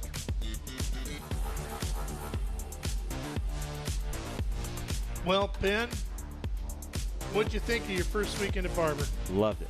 Can't wait to come back. I'm going to tour the museum next time, but we had some great racing throughout all the groups here at the Barber Speed Tour. We will be back here next year. Oh, so you're giving us a little insight. Give me a little bit, yep. Okay. Note that at home, race fans. Make your plans now. I might be canceled for that, but I think I'm safe in saying it. All right, we look forward to it. Barber, you've been beautiful. Thanks for everything. It's been a spectacular weekend for our entire crew. Thank you so much for tuning in and watching the races with us. We will see you in 2 weeks from Circuit of the Americas as we close out 2025 racing season. And Ben, we're going to hand out some special awards at COTA. Yeah. Tell us about it. I don't know. What you Cool, no? Oh, yeah. The Bell helmet, the National Championship gold helmets. Thank you. You set me up perfectly there, Ralph. And I'm just looking at you, deer in headlights. The gold Bell helmets that are given out that we see our drivers wear throughout the seasons. And that's probably the most coveted trophy in vintage racing, the SVRA National Championship here at COTA Sunday, the Sunday races. So all of our championships are decided Saturday, and it's just about the National Championship on Sunday. We look forward to it. For now, so long, everybody. We'll see you at COTA.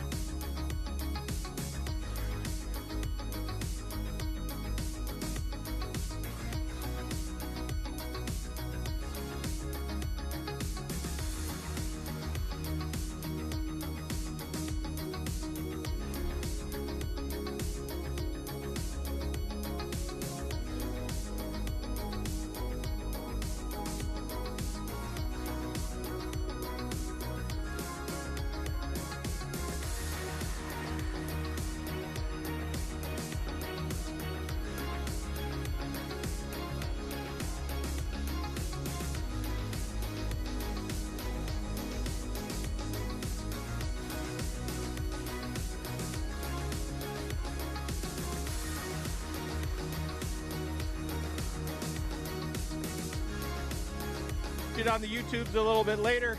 So we're going to do our podium right here on the ground level so we don't have to climb back up those stairs anymore. So I don't know how many times you've done it. We've done it a couple times this weekend.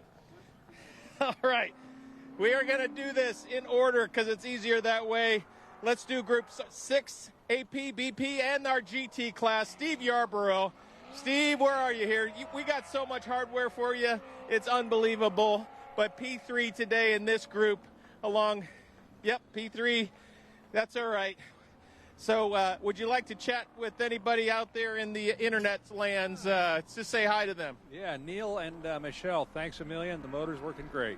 There you go. All right, I think P3 is going to be on that side as soon as we get that sort. Oh, that's right, 213. I always have to remember that correctly. I swear I'm going to get it tattooed sometime.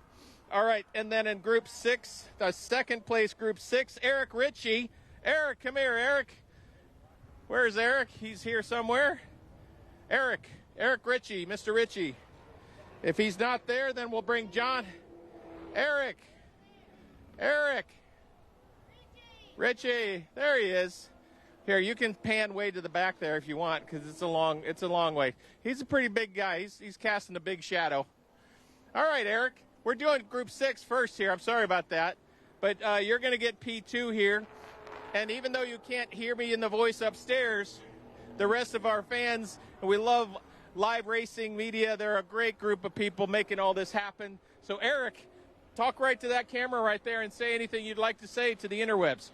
Well, you know, we had a lot of fun out there today. Unfortunately, I got into the back of John McCormick, but neither one of the cars was damaged too bad. And, you know, I think we'll both come back to race again. And had fun running up front for a change. So, but yeah, it was a very good day. Anyone else you'd like to thank for being here this weekend? Well, actually, nobody else was here. All right. We'll put you up P2, so that'll be like about right here. And then our first place in Group 6 is John McCormick. Come on, John. There he is, John. P1 today. Hey, Michelle's giving the hats and the $50 certificates. John, any thoughts you'd like to share with your friends in the interwebs out there? Well, I think Barber is certainly a great place to be, and SVRA is a great place to run with. They put on a good operation, and of course, I would be remiss if it wasn't mentioning Cobra Automotive, who preps my car and makes it do what it does. It does pretty well, P1 today. Well done. We'll put you right in the middle of these two other gentlemen. I'm going to step back. Michelle will take a photo right there. Just look at Michelle, and we'll say, unfortunately, the last race of the day. Glad you guys are racing with us. Thank you very much. Safe travels to you. Let's now go to Group 8. Group 8, that is Dennis Jones. Where's Dennis? He's here. Come here, Dennis. Group 8, Dennis Jones? Yes, sir. Got a silver medal representing Group 8. And we'll say it again. Talk to the camera and just say thanks to anybody. Or Oh, yeah, I want to thank my buddies at Zapata Racing out of Nashville. I'm out of Atlanta. Say hello to Ben Sissel. Ben's our old buddy. You're not Ben, are you? You look a little like him. He's a little cleaner shaven than I am, but he's a little grayer too. We love that. I'll pay you down later. You guys did a great job this weekend. Really enjoyed it. Well, we enjoyed watching you race. All right, P2 over here. Let's put you right on this side of the Cube 3 sign. And then Group 8, our P1, Mayor Primo.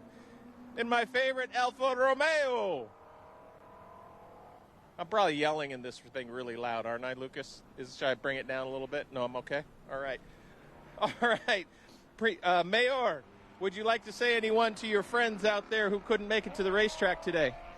My wife and kids, normally they come with me. They couldn't. Too much soccer duties for the kids, so this is for them. Wow. It's hard not to have them with me. I understand that. I'm very lucky to have my family traveling with me, too. So, all right, we'll put you up here, P1. We'll get a nice photo from Michelle there. Gentlemen, this is our Group 8 podium. Well done, gentlemen. Thank you so much. I'm going to go to 12B. Where's my friend Stephen Hyatt? Stephen, come on up here. Stephen, you get the Patience Award of the weekend. Stephen had a little breakdown here in the podium area yesterday, and unfortunately there was a pro race going on afterwards. He had to wait here about 35-40 minutes before we could get an EV off track. So you get the Patience Award. Thank you. Any other folks you'd like to thank? Or of course, my wife, because without this, the clutch that came wrapped around another Neon, we wouldn't be here this weekend.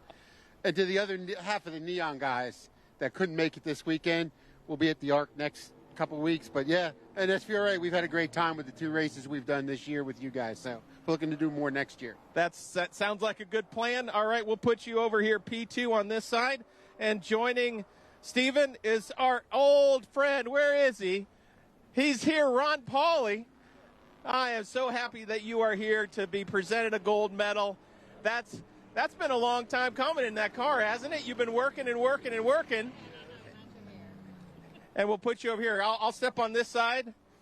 And Ron, you can talk to your friends who might not be here at the racetrack. That's a lot of them. Is it? Yeah. Well, what would you like to say to any of those? Well, first, I want to thank you for all you do with all this stuff. And thanks to all the SVRA people. They do a class act for sure.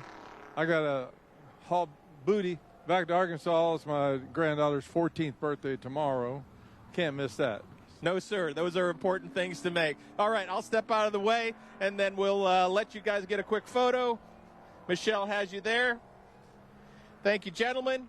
And finally, 12A.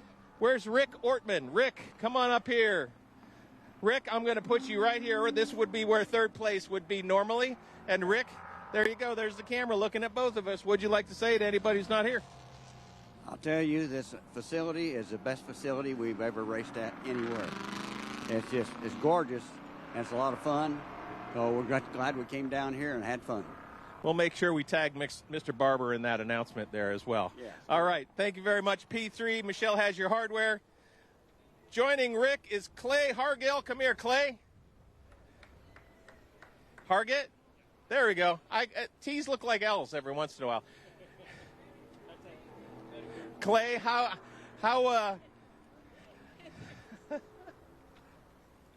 thank you, Clay. All right.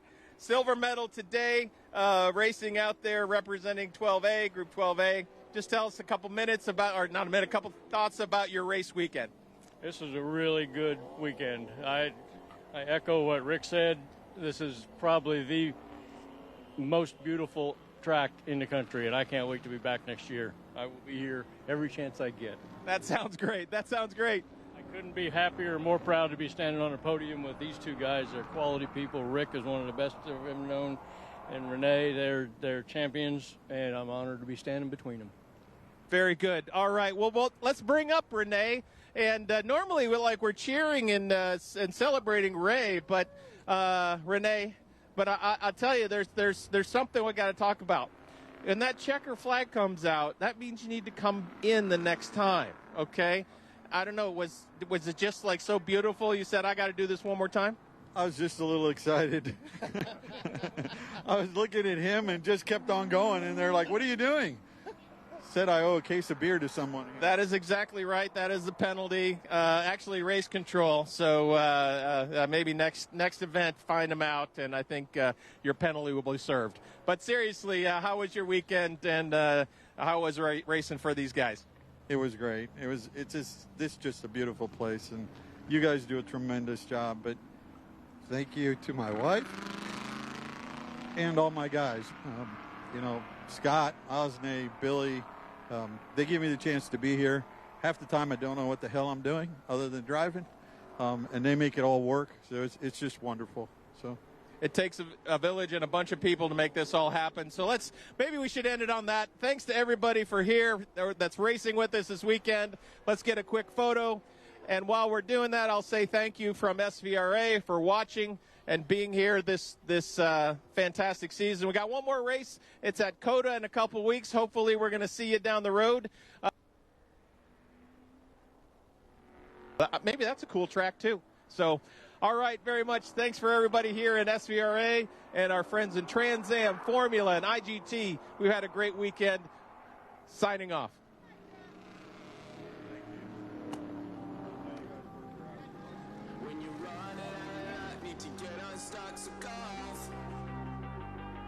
When you're up against the wall and you cannot fall, so